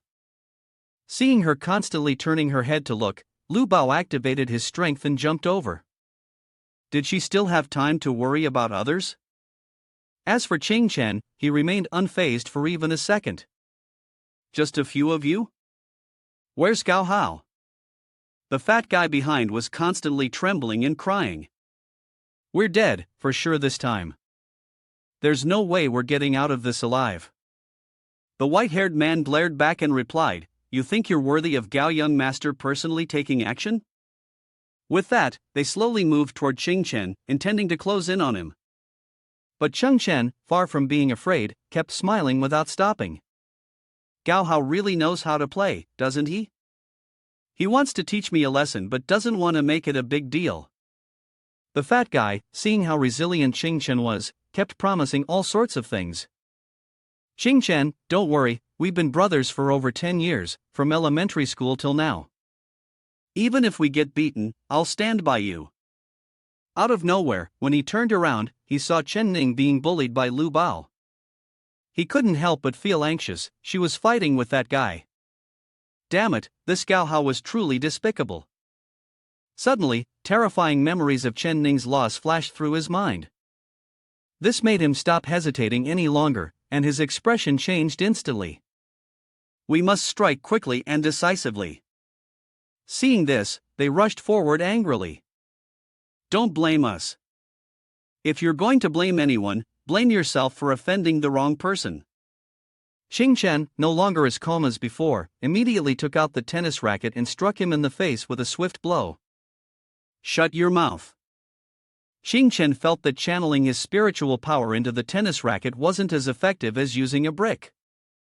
The man collapsed after taking the strike, foaming at the mouth, paralyzed on the spot.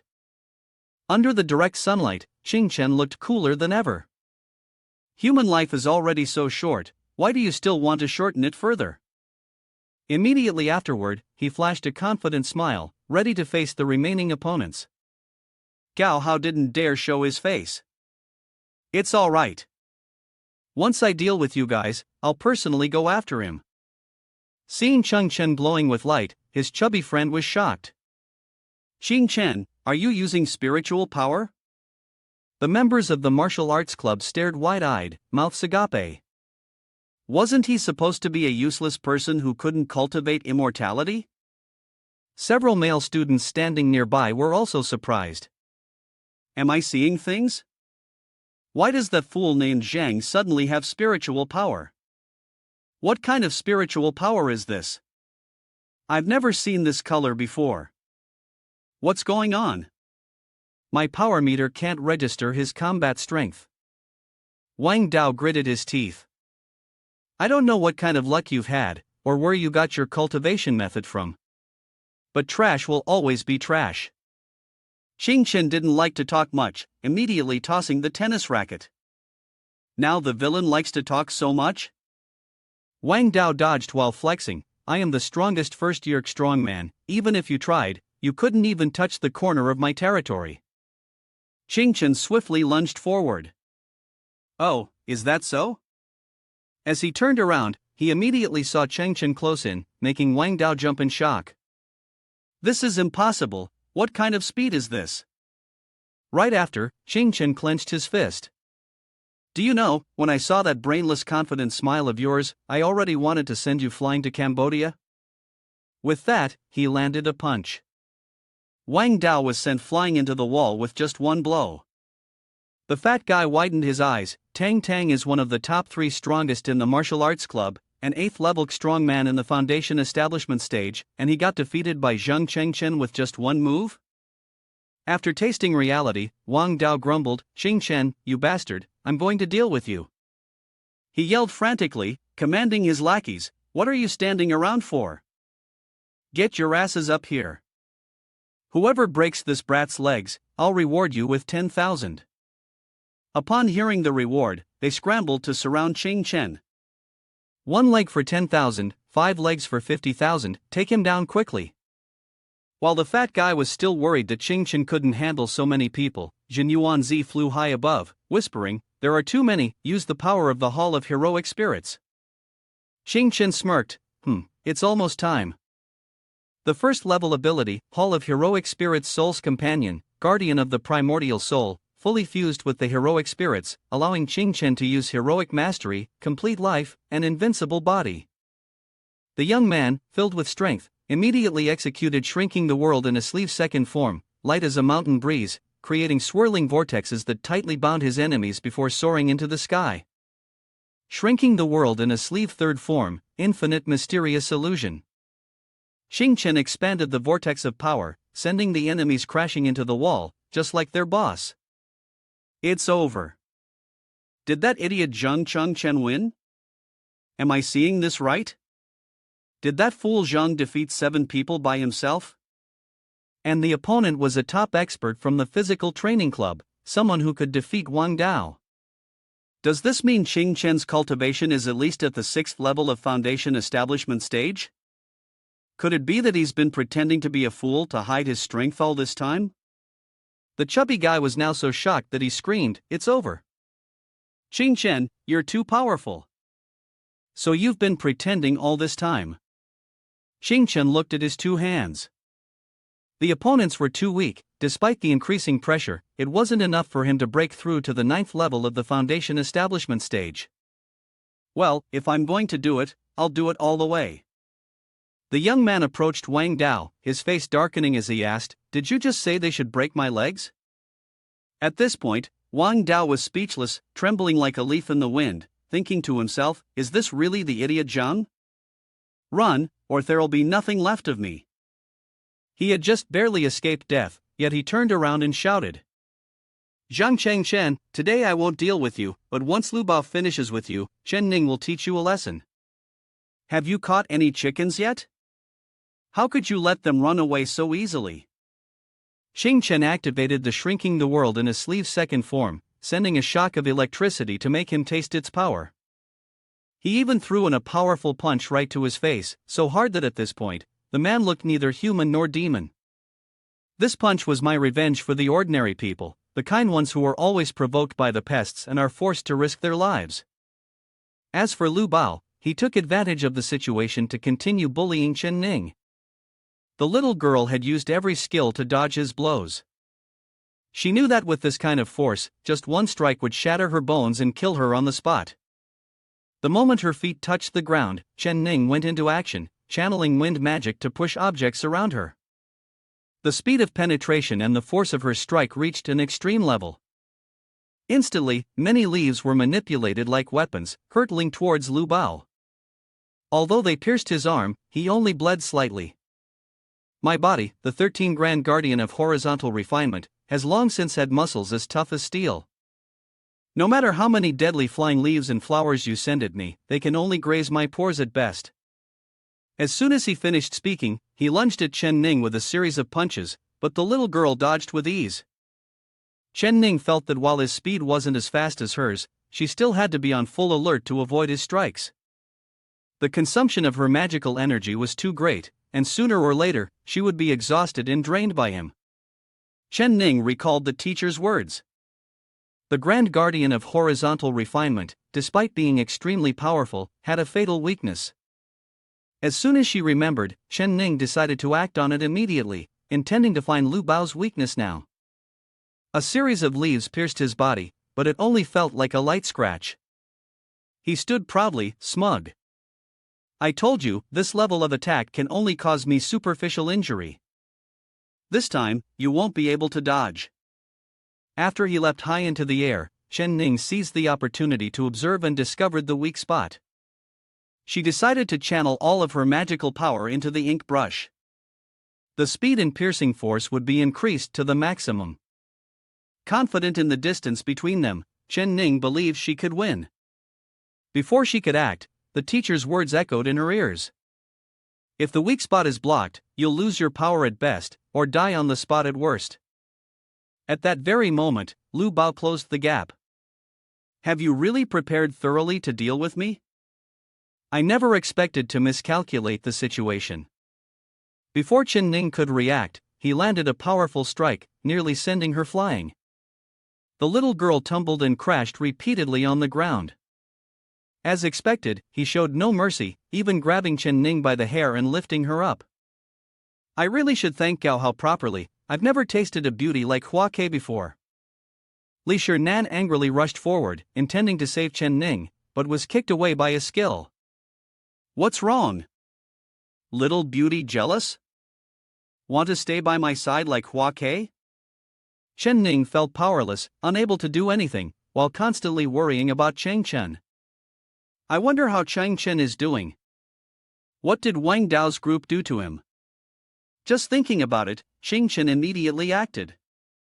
He jumped down from above and kicked Lu Bao straight in the face, causing him to spit blood from the unexpected blow. After making such a dramatic entrance, even Ning didn't recognize him. It wasn't until Chen turned around that she realized. "Don't move, let me handle the bones first, I'll take care of the rest." "Is it really you? Are you okay? Wait, how do you have such deep martial arts power? Where's Wang Dao? Didn't all the people from the martial arts club want to capture you?" At that moment, the chubby guy rolled up in the cart to report to the boss. "Everyone's here."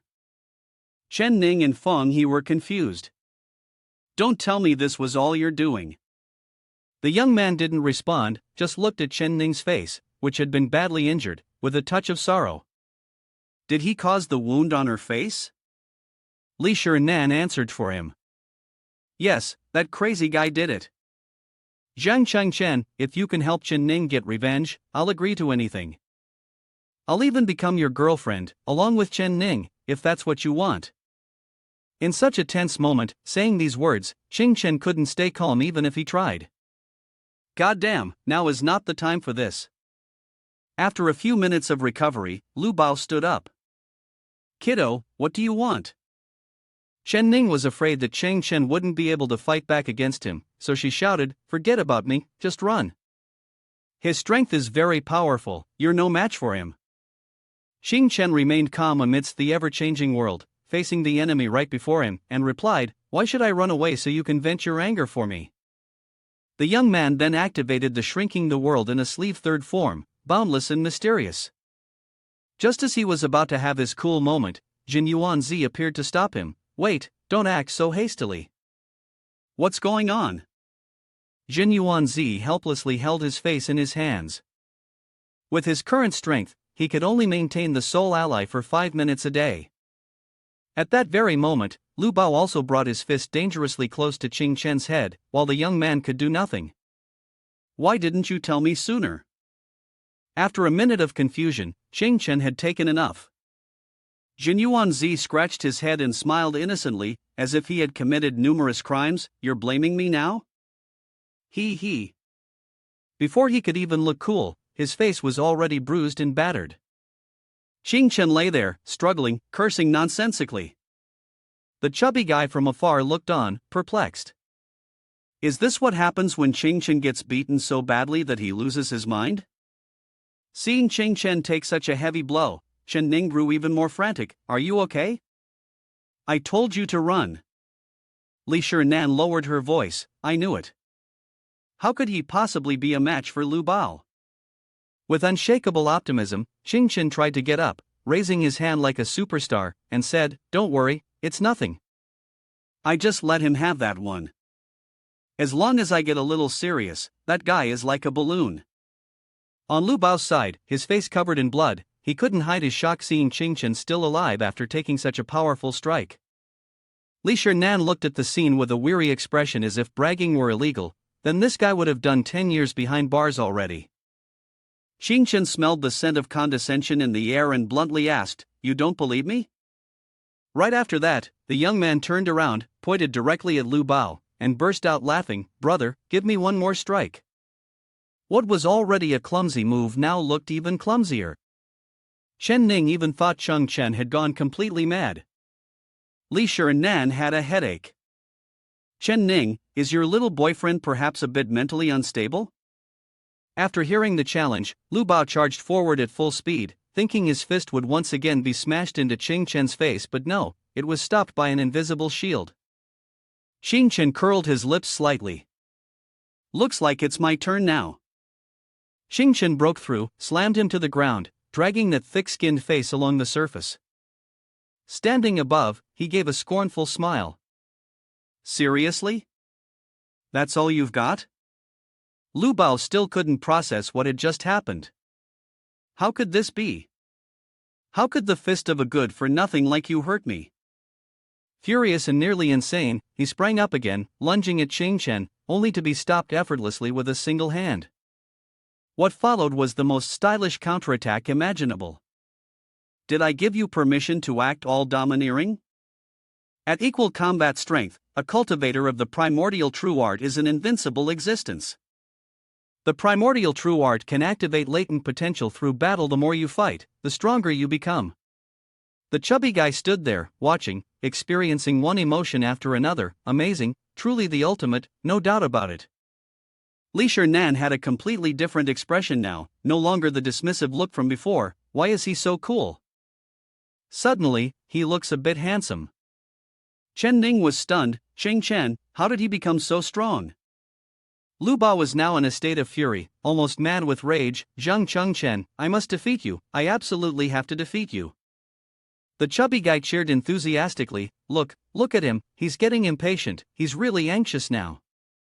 Lu Bao activated his most powerful move, the form intent magic of the Tiger Law. Ning, in a hurry, said, "This is bad, Lu Bao wants to use magic." Li Nan explained, magic is a special technique used by cultivators of immortality, where they use their magical energy to fight. It is only passed down within a master-disciple relationship and is not part of the regular curriculum in schools. The battles between cultivators of immortality aren't just about the level of combat strength. A well-executed magic technique can unleash destructive power many times over. Lu Bao's whole body underwent a dramatic transformation, and he confidently challenged Chen, "Let's see how you block this move." The moment his body blazed with fury and he rushed forward like a madman, Chen still stood there, unmoving. Is this what absolute power looks like? Chen, quickly dodge, I'm begging you. Please, just dodge. Chen stared directly into his eyes, face to face with him. After an explosion, a thick cloud of smoke obscured everyone's vision, making it impossible to see the situation clearly. Behind the smoke, Chen was holding back Lu Bao's power with just one hand, while Lu Bao was thrown onto his back. How is this possible? Without hesitation, Chen lifted Lu Bao off the ground, demonstrating his absolute strength. Before Lu Bao could react, Chen slammed him onto the ground once again. Li Nan was so shocked that his mouth hung open. He used pure force to break Lu Bao's spell. Now that Lu Bao is completely immobilized, like a cripple, Chen is determined to get his revenge. The one who hurt Ning just now, was it this man? He placed his foot on Lu Bao's crippled arm and then stomped down hard, causing the bones inside to shatter. Everyone watching this scene was terrified, their faces turning pale. Chen continued holding up the arm. You still dared to say you wanted to cripple me. At this point, if Lu Bao didn't beg for mercy, Chen would paralyze his entire body. Lu Bao had no choice but to beg. Chen, no, Mr. Zhang, I know I was wrong. If you spare me, I'll be your dog from now on. Chen, still furious, remained unmoved, but Lu Bao kept begging. That's right, didn't you hate Gaohao so much? I'll deal with him for you. Please, I don't want to become a cripple. Saying these words caused Lu Bao immense humiliation. Damn it, Gaohao, your 18th generation ancestors. How dare you deceive me? Can someone like you, a cursed being, really be foolish enough to let others bully you? Chen, upon hearing this, still refused to forgive. It was too late for such pleas. But there were limits to his actions. He should never have harmed Ning. As he spoke, he stomped heavily on one of Lu Bao's legs. The chubby guy watching this instinctively recalled the terrible memories of being bullied and pantsed by them. Chen, you're doing great. Keep going, deal with Lu Bao once and for all, so he won't dare bully us again. Ning thought differently and tried to stop him. Chen, are you crazy? Stop now, if you keep this up, someone could die. Chen turned his head back, his expression cold as he declared. Today, I want there to be a death. In that moment, as he said those words, Ning couldn't help but wonder if the person in front of her was truly Zhang Chen. Lu Bao, furious, shouted loudly. Zhang Chen, you better not touch me. Behind me is the boss or the head of the martial arts club, the strongest chi refining stage expert of the year. Do you have any idea how foolish it is to mess with a chi refining stage strongman? Zhang Chen looked at him with unwavering, dignified eyes. Lu Bao, his face full of fear, looked at Zhang Chengchen standing before him and yelled, "Who the hell is so bold to fight in school like this?" At that moment, Jiang Dudu stepped forward and spoke up. "Do you think I'm just a decoration as the head of Feng Chi's committee?" The chubby guy's face changed upon hearing this. Zhang Chengchen turned his head to look at the person approaching, and it was Jiang Dudu, the head of the Feng Chi committee. At that moment, Du was thinking, is the guy lying on the ground Lu Bao? She stepped forward, bent down, and looked at him without saying a word. Suddenly, Du burst into laughter and said, "Oh my god, it's really Lu Bao. Ha, even trash like them has its day, it's really satisfying, isn't it?" Only then did Zhang Chengchen speak up, "Captain Jiang, what's going on?" Hearing this, Du turned and glared at him. She moved closer to Zhang Chengchen and asked, "Are you the younger brother that Chen Ning often talks about?" He immediately replied, "Yes, I'm the younger brother who lives with Chen Ning every day."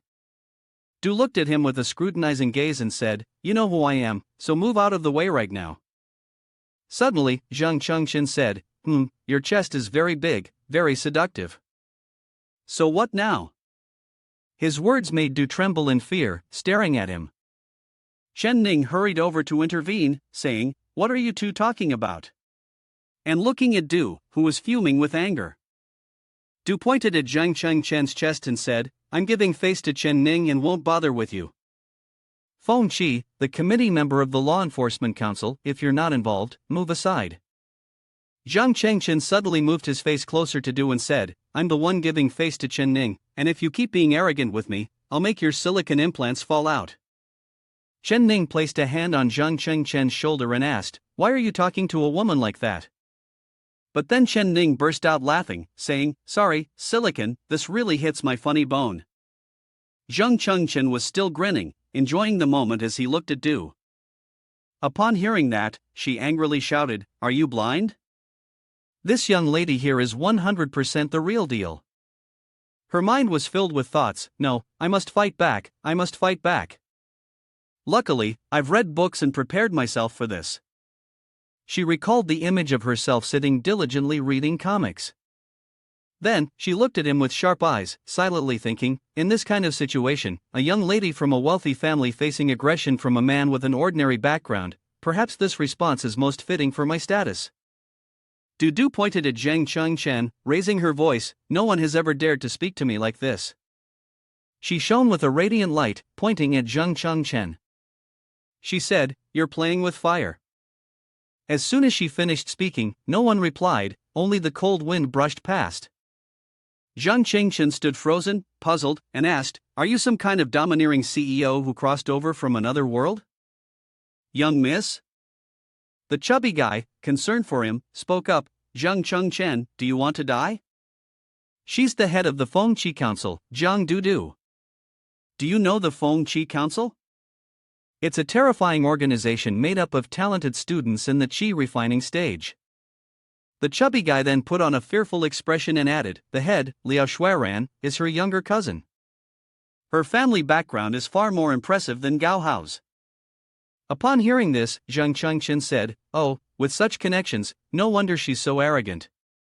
Du, seeing that he wasn't scared of her and still said that, was filled with doubt. She thought to herself, "This isn't right. According to the novels, this guy should be trembling in fear from my words." After learning her true identity, Du was furious and had no choice but to kneel and lick. How dare he stand there with such a damn posture? Her face darkened, and she seriously thought that there was only one possibility: he had done this on purpose. His behavior in front of her, the young lady, was unlike anyone else. Angrily, she pointed at his face and shouted, "This man, are you trying to provoke me? Fine, I'll play along with you until the end." At this moment, Zhang Chengchen was speechless. He said, "Does she really think these words are cool? Has no one reminded her that these words are awful?" A group of people around them started whispering, "No wonder she's my goddess, young miss is so cool." At this point, Du was still arrogantly pointing at Zhang Chengchen's face, her eyes sparkling. The others dared only to whisper to each other, not having the right to speak to young miss. Whoever wanted to die could go ahead and try to correct her. Correcting her was like signing their own death sentence. Zhang Chengchen watched Du, proud of herself, and words began to appear around her, reflecting her image, the young lady from a wealthy family, obsessed with novels, severely socially anxious. She sat at home, communicating solely by mimicking what she read in books. Zhang Chengchen then spoke up, "I understand." At this point, Ning tried to defuse the situation, saying, "She's like this, just give her some space."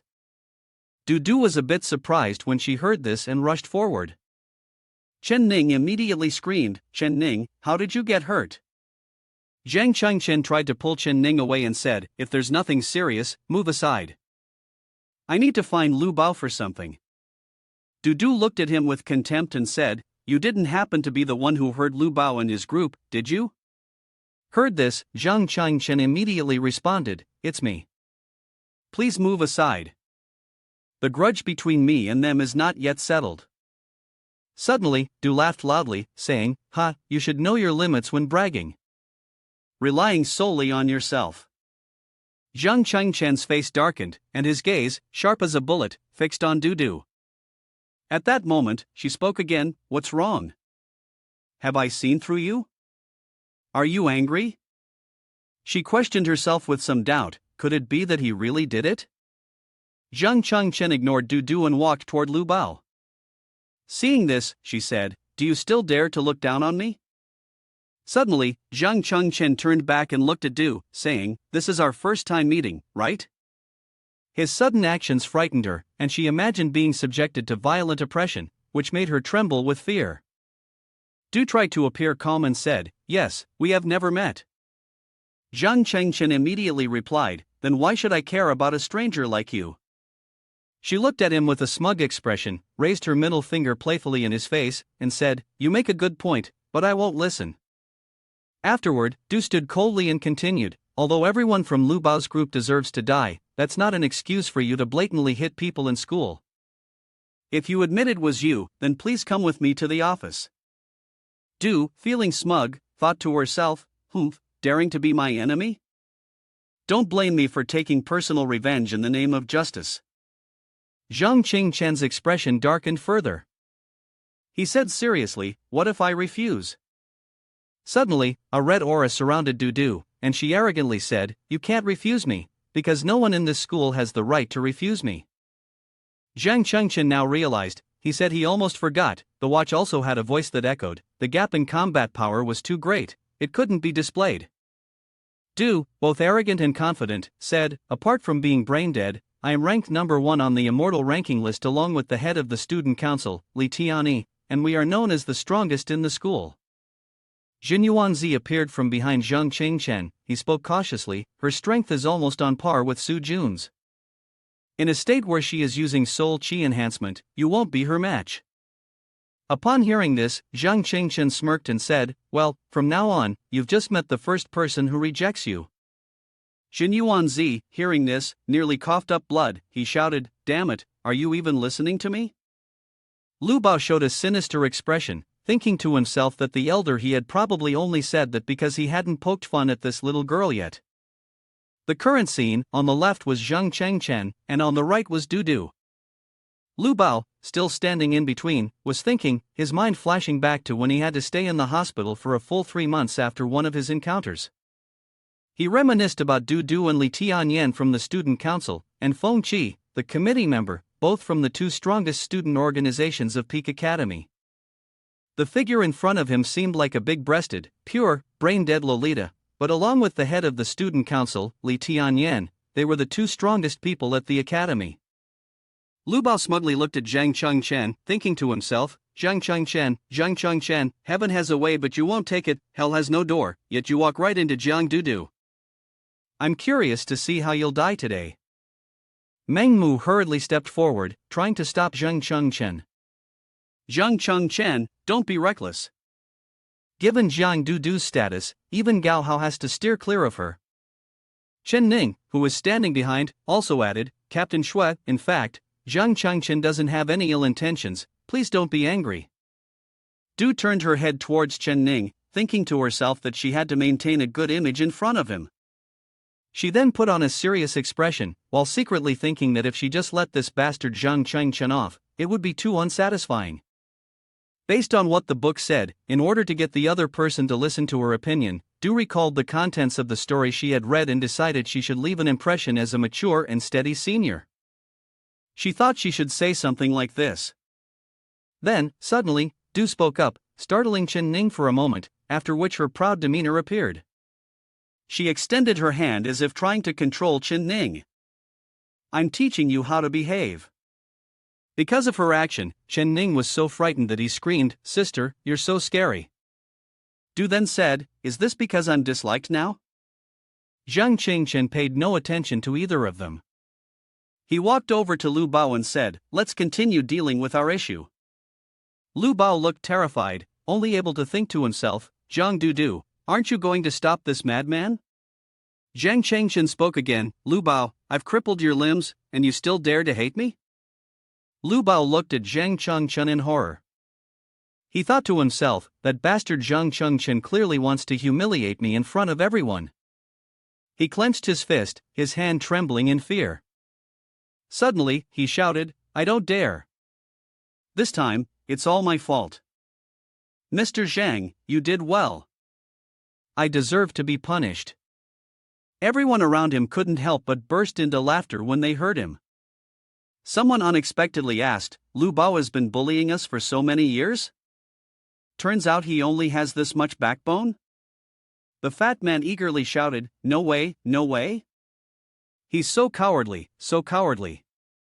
Zhang Chengchen is just too impressive. Mr. Zhang is always the best." The scene was shrouded in a misty haze. Zhang Chengchen stood proudly, saying, "I always strive for fairness. If you truly accept it, today's grievances will be completely wiped away." Then, Zhang Chengchen clenched his fist again and added, "Next, let's address the second debt." Lu Bao's face was still filled with confusion.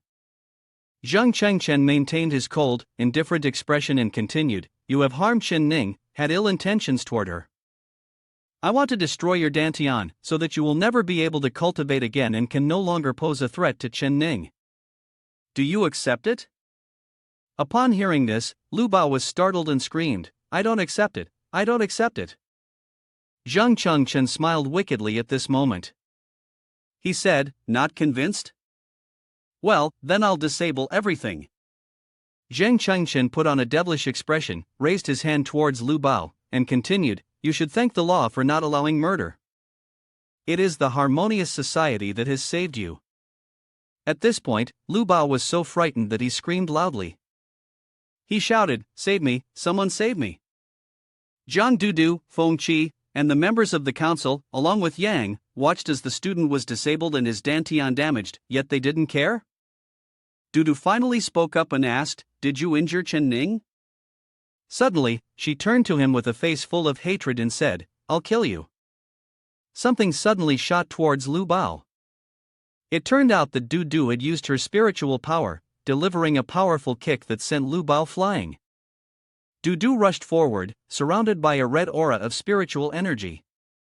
The sight of Lu Bao being kicked into the wall, with everything around him shattering, was intense. A bright light emitted from his abdomen. He, unwilling to accept it, still moaned, "My spiritual power." The scene in front of Zhang Chengchen made him shudder in fear. He stood frozen, looking at Meng Mu and the others, who were also staring in shock. Chen Ning, seeing this, fearfully said, as expected, "The senior sister is terrifying." People around them rushed over, and someone shouted, "Quick, save him, don't let him die." Someone else screamed, "Someone help, I can't get it out." Du seemed panicked for a moment, before suddenly remembering something.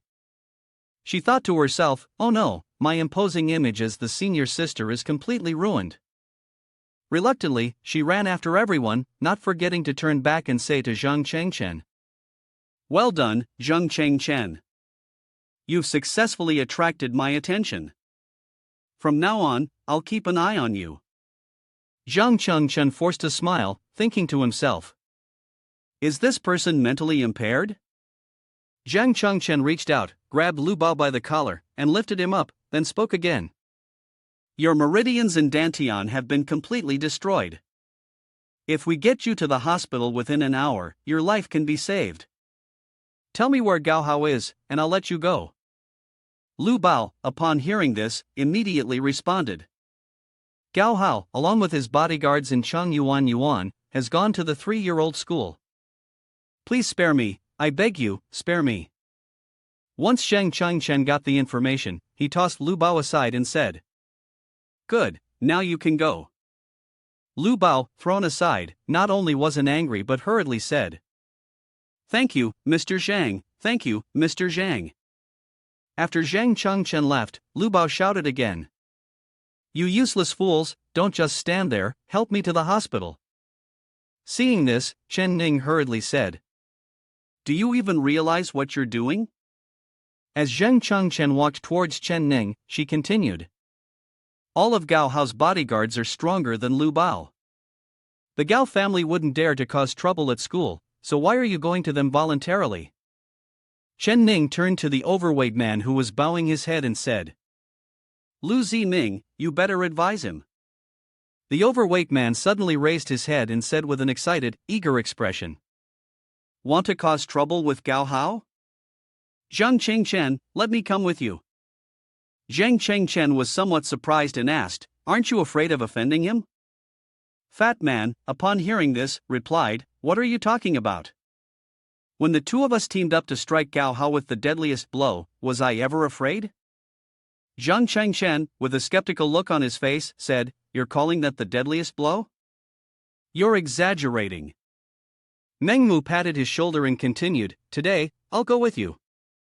Even if we get beaten this time, I still have to land 2 skills on Gao Hao. Ning, upon seeing this, could only say, They're crazy, these two are completely insane. Zhang Chengchen, deep in thought, was now reflecting. He was silently thinking, having fought Lu Bao, his chaotic belief had leveled up tremendously. He was just a step away from entering the qi refining stage.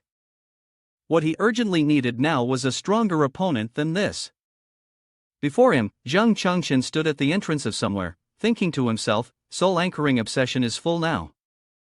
Summoning heroic spirits is my strongest trump card against Gao Hao. Entering the main gate of the Gao family, someone was complaining. Oh my god, the martial arts club is so malicious, they need 800,000 just to deal with a waste like him.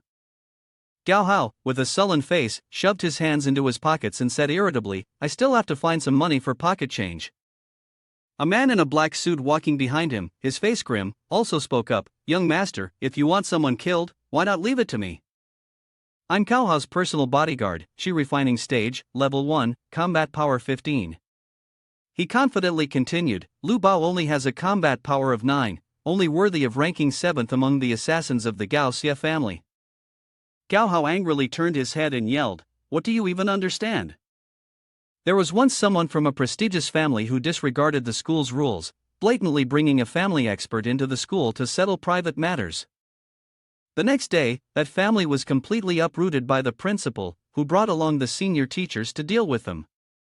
The bodyguard still waved his hands around, thinking that although the teachers at the school were strong, the students had no achievements to speak of. Upon hearing this, Gao Hao raised his eyebrows, then spoke loudly, Ordinary students would naturally not be afraid, but members of both the student union and Feng Qi's battle force are all over 15 years old, no less capable than the elite assassins of the Gao Xie family. Gao Hao further explained, the leaders of these two major organizations are Jiang Dudu and Li Tian Yen, whose strength is even comparable to my father's. The bodyguard behind him asked, Is Li Tian Yen that young lady from the Li family? Gao Hao, walking ahead, slowly continued, Tianchuan City has 2 of the most powerful cultivation families. He turned his sharp gaze back, showing that the person in question had some reputation. The Li family controls the business regulations, while the Su family controls the underground criminal world. And the young lady of the Li family, Li Tianyen, is the president of the student union at this school. The bodyguard stroked his chin and sneered, even if she is the young master of the Li family, she's still under 18 years old. Does she really compare to the elite experts of the Gao Xie family? Going deeper inside, Gao Hao and his bodyguard suddenly stopped, their eyes filled with shock. In front of them were people lying scattered on the ground, bloodied and bruised. Gao Hao anxiously asked, "What happened? Why are there people in Tianchuan City who dared to attack the Gao Xie family?" The bodyguard was equally astonished. The elite masters of the Gao family had all been defeated. Who could it possibly be? A person nearby, barely hanging on to life, weakly spoke up, "It's the Lee family." Upon hearing this, Gao Hao's face darkened. He muttered in disbelief, "The Lee family and the Gao family have been business partners for years, always following their lead. How could the Lee family send so many experts to attack us?" The injured man gritted his teeth in anger and struggled to say, "There was only one attacker, the young Master Lee." The man then shouted the name, Lee Tian Yen. Gao Hao's body trembled with fury. The bodyguard, struck like lightning, stood speechless and asked in disbelief, "More than 10 Shi refining stage experts, and all of them were defeated by Lee Tian Yen alone?" At this moment, Gao Hao, seemingly losing his mind, screamed, "What about my father? Father Tang Tang is a soul refining stage expert. With him here, the Gao family will never lose." On the other side, Gao Wenxian's face was serious as he cupped his hands around his mouth and demanded, "Li Young Master attacked the shareholder meeting of Gao Corporation and injured many of my subordinates." After that calm voice, he suddenly raised it, shouting, "There will be no peace without an explanation." The person in front of him adjusted his glasses and slowly responded, "Hello, Uncle Gao. My visit this time is a bit abrupt. It's entirely just to discuss a business matter with you." The young man wearing glasses was Lee Tian Yen, the strongest student at the heaven-piercing Cultivation Garden, with his combat power unclear. He grinned and continued, "I apologize for the inconvenience, I hope you'll forgive me." Gao Wenxian fixed his gaze on the person before him, his brow furrowing in displeasure, and said, "I've never seen such a way of conducting business." Lee Tian Yen extended his hand and replied, "It's this tangled mess of business, I hope you and the others here will sit down with me." He then arrogantly suggested, "How about transferring all assets unconditionally into my name? From now on, just submit to me." "What do you think, uncle?" The elders present were all furious. "What did you just say? This is absolutely insane." Gao Wenxian remained calm and responded, "May I ask, has the Gao family recently done something to displease Mr. Lee?" Lee Tian Yen casually shoved his hand into his pocket like a domineering CEO and denied, "You're misunderstanding. This is not my father's will, nor is it directed at the Gao family. It's just something I personally hope for. In the future, all the aristocratic families in Tianchuan City will be under my control." As soon as these words left his mouth, the entire large room fell silent. Suddenly, everyone burst into mocking laughter. "Is this brat out of his mind?" Some even said with a tone of disdain, "Unifying the business world of Tianchuan City? Who does he think he is? He looks quite intelligent, educated. So how did he turn out to be such a fool?"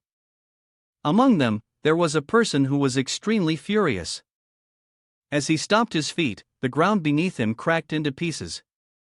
The man stood up with a tall and muscular frame. He irritably exclaimed, "The status and strength here are not something those puny little bastards outside can compare to." He hadn't seen the coffin yet, but he was already getting closer to Li Tian Yen, patting his shoulder to threaten him, "If you don't leave quickly, don't blame me for not showing respect to your father." When he stood close, the person inside Li Tian Yen appeared incredibly small and pitiful. But what happened next left everyone in astonishment. There was a loud boom and the ground and stones shattered. Those who had been mocking earlier suddenly fell silent and became frantic. Gao Wenxian widened his eyes and stared ahead. Li Tian Yen, looking cool as ever, was floating high above, while the tall, dark man who had just been threatening him was now lying flat on his back, his body slammed into the floor, creating a large hole, with fresh blood oozing from his mouth. Li Tian Yen calmly took off his glasses, then looked up at the others, his words full of provocation, "Come at me together, I'm off to the next noble family soon." They were so enraged their veins popped, shouting and charging at him. But inside the house, it was complete chaos, with the sound of countless shrill screams. A little while later, Gao Hao and his bodyguards entered. Gao Hao shouted loudly, "Wow!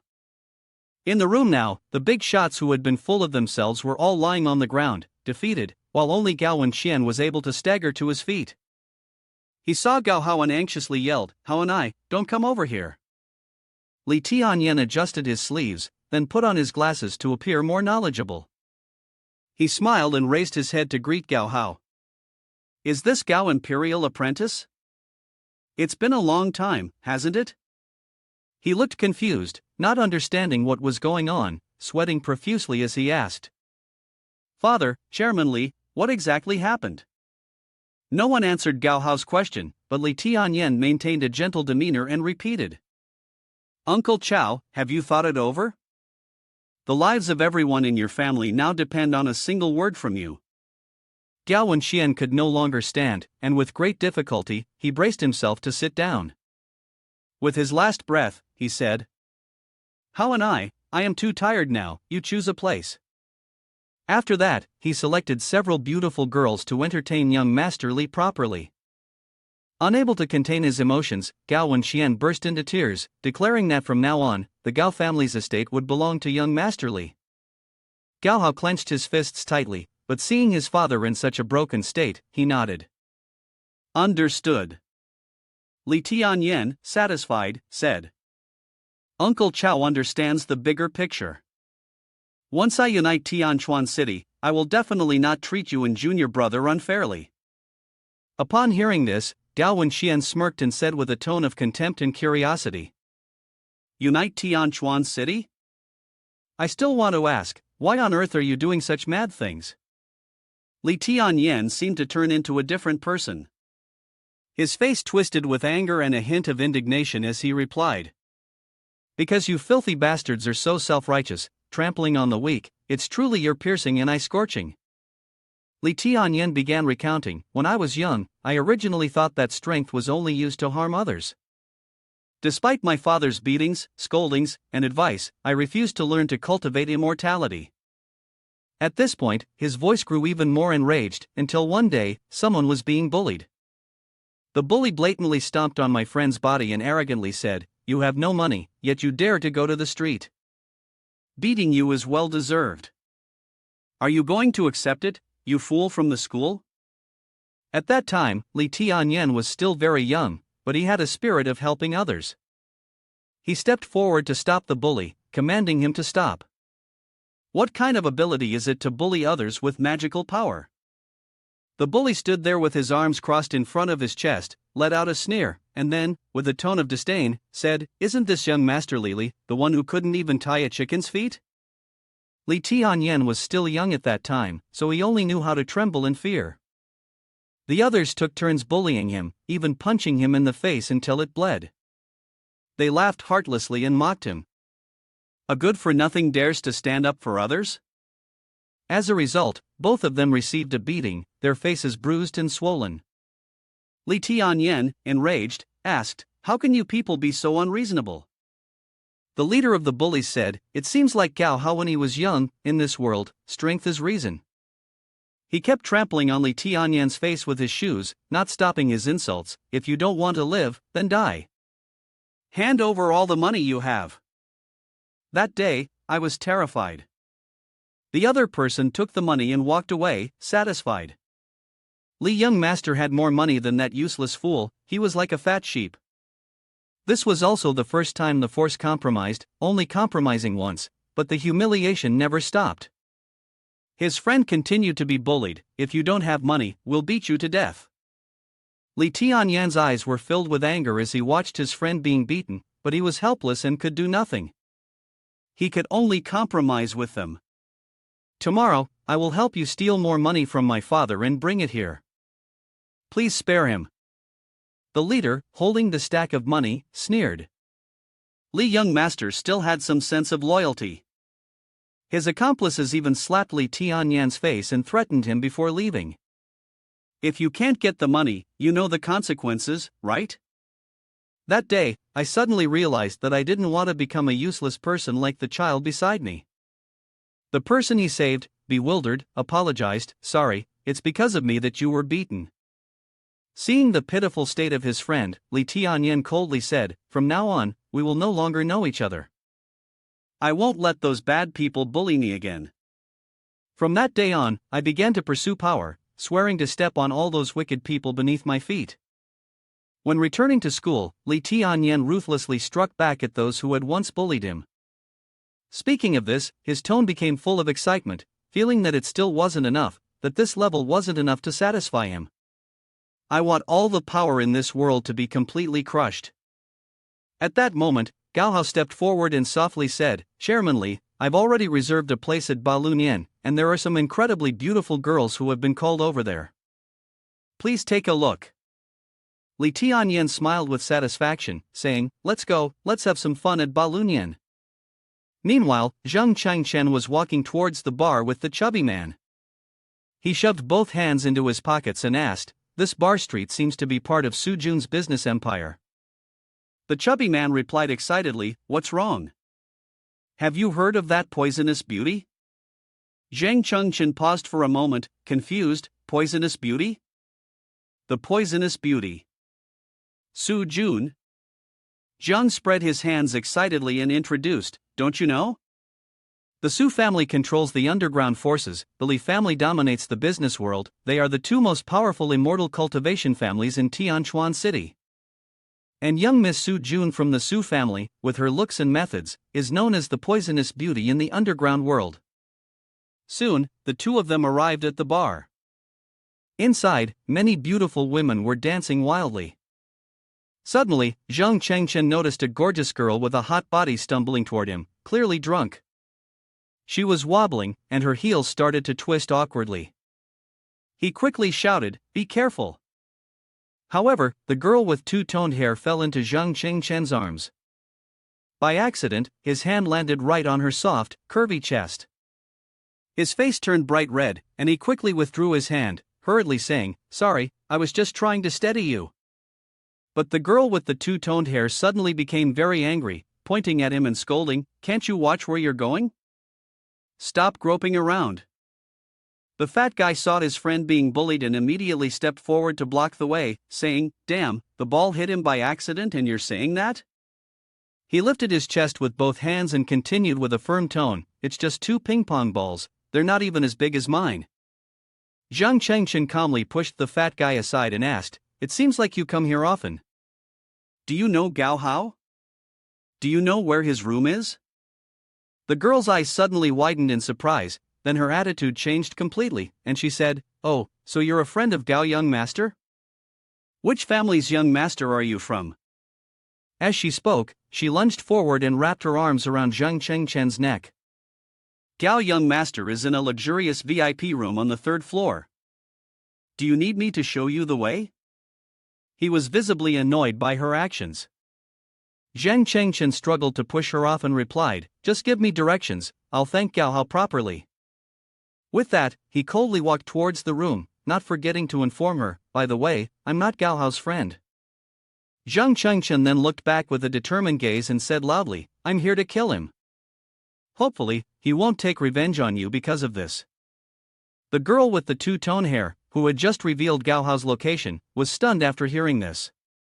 She was so frightened that she didn't dare to say another word.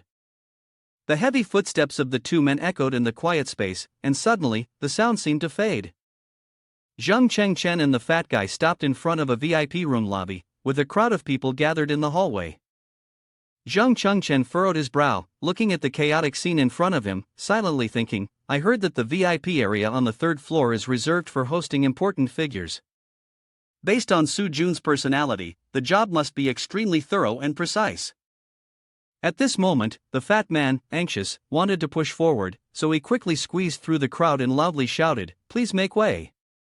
Once he reached the front, the fat man gleefully turned his head towards Zhang Chengchen and shouted, It's Gao Hao, and also Cheng Yuan, the green tea girl. The two of them are like a dog biting a bridge. In front of them, Gao Hao was drunk, openly bullying the person in front of him. He frowned and yelled, You shameless woman, you embarrassed me like that earlier. The girl on the ground was surrounded by the crowd, her body covered in bruises, her mouth reeking of alcohol, and she could only silently listen. Gao Hao cursed, Drink up, serve Li Young Master well, do you dare refuse? Cheng Yuan, her whole body numb, sobbed uncontrollably. Gao young master, please spare me, this is my first time, I don't want this. The crowd quickly gathered around. In front of Gao Hao's background, they could only gossip in whispers, no one taking their eyes off the scene before them. Young Master Gao continued to look up arrogantly, oppressing the weak woman. You don't want to laugh, do you? Then drink for me. Lee Young Master spoke, drink this whole barrel of whiskey, and you can leave. Chen Yuan cried out in pain, I really can't drink anymore, my stomach hurts so much, if I drink anymore, I'll die. The scene in the hall was chaotic at this point.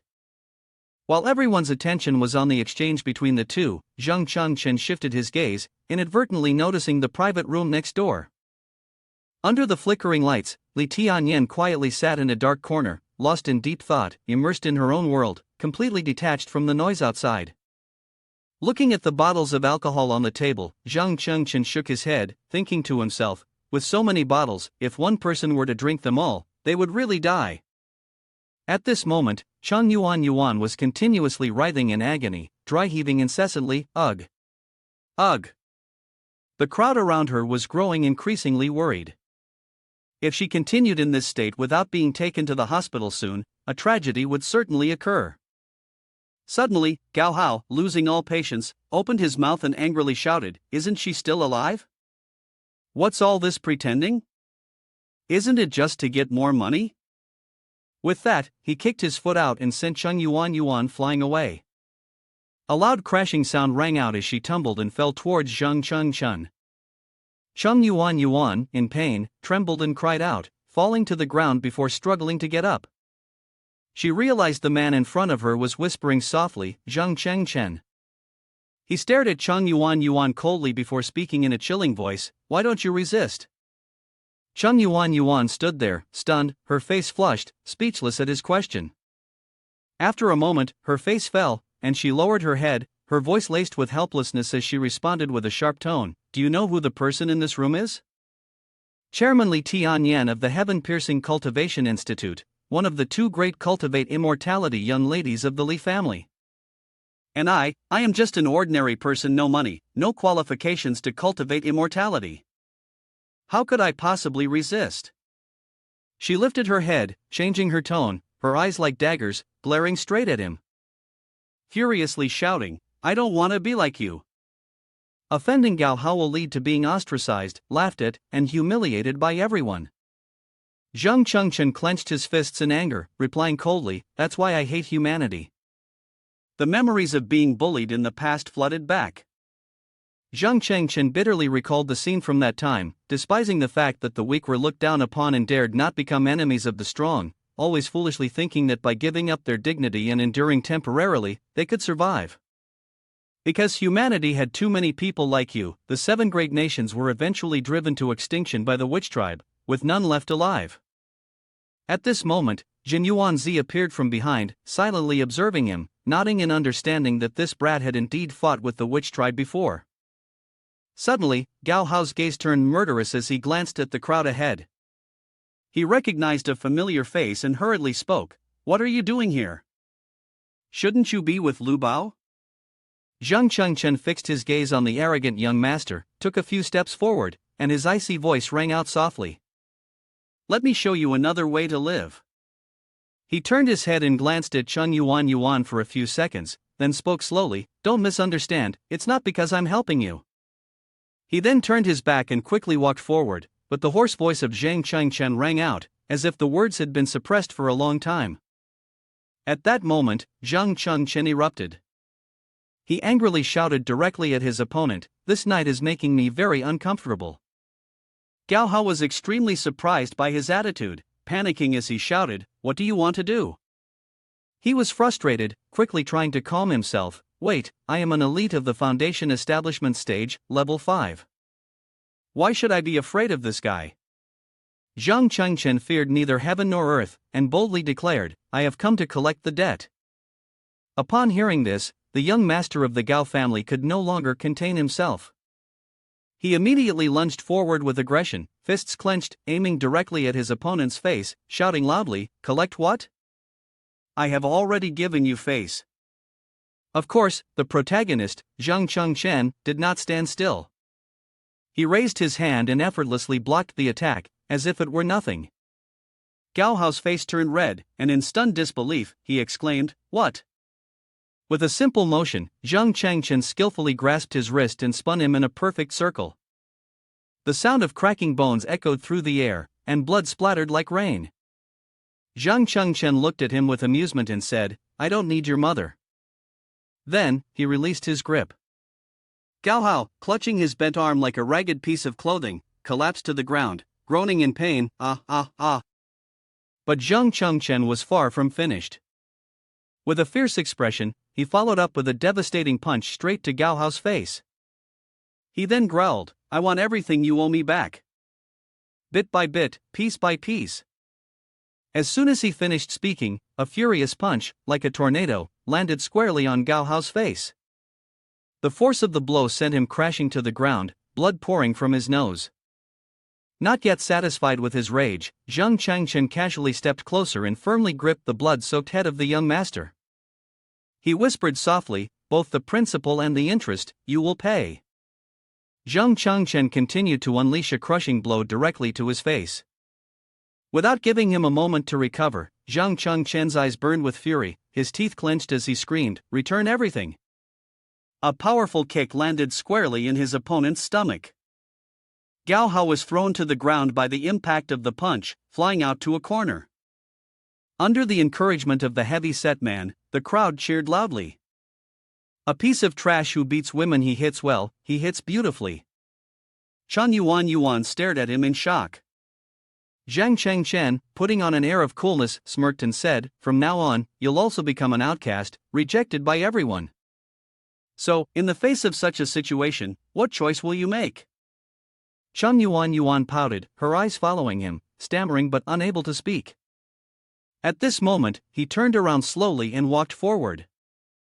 Two men in black suddenly rushed out and blocked his path, preventing him from getting closer to Gao Hao. He angrily said, "You dare stop me?" The bodyguards glared at Zhang Changchen, then snarled, "The master ordered that whoever harms young Master Gao must die." At this moment, Zhang Changchen's watch suddenly flashed, activating the combat power analysis ability. Jin Yuanzi anxiously warned, "Be careful, one of these two is a strong man at the qi refining stage." A girl with highlighted hair suddenly pointed to the ground and shouted, "Su CEO." Then, she turned her gaze to the chaotic crowd ahead and continued, "Someone here is causing trouble." Upon seeing Zhang Changchen, Su Jun couldn't help but be surprised. "Why is it little grandmaster? We're really fate-bound, meeting each other even when going for a drink." Su Han, at the 5th level of qi refining, immediately sternly said to the young lady, "It seems like he's the brat from the Gao family." Fu Wenlong, frowning, added, "What is the Gao family to dare cause trouble on our turf? Hasn't his father warned him? The Suanli families are two major powers that should never be provoked." Su Han quickly turned to look at Su Jun and asked in a serious tone, "Young lady, do we need to take action?"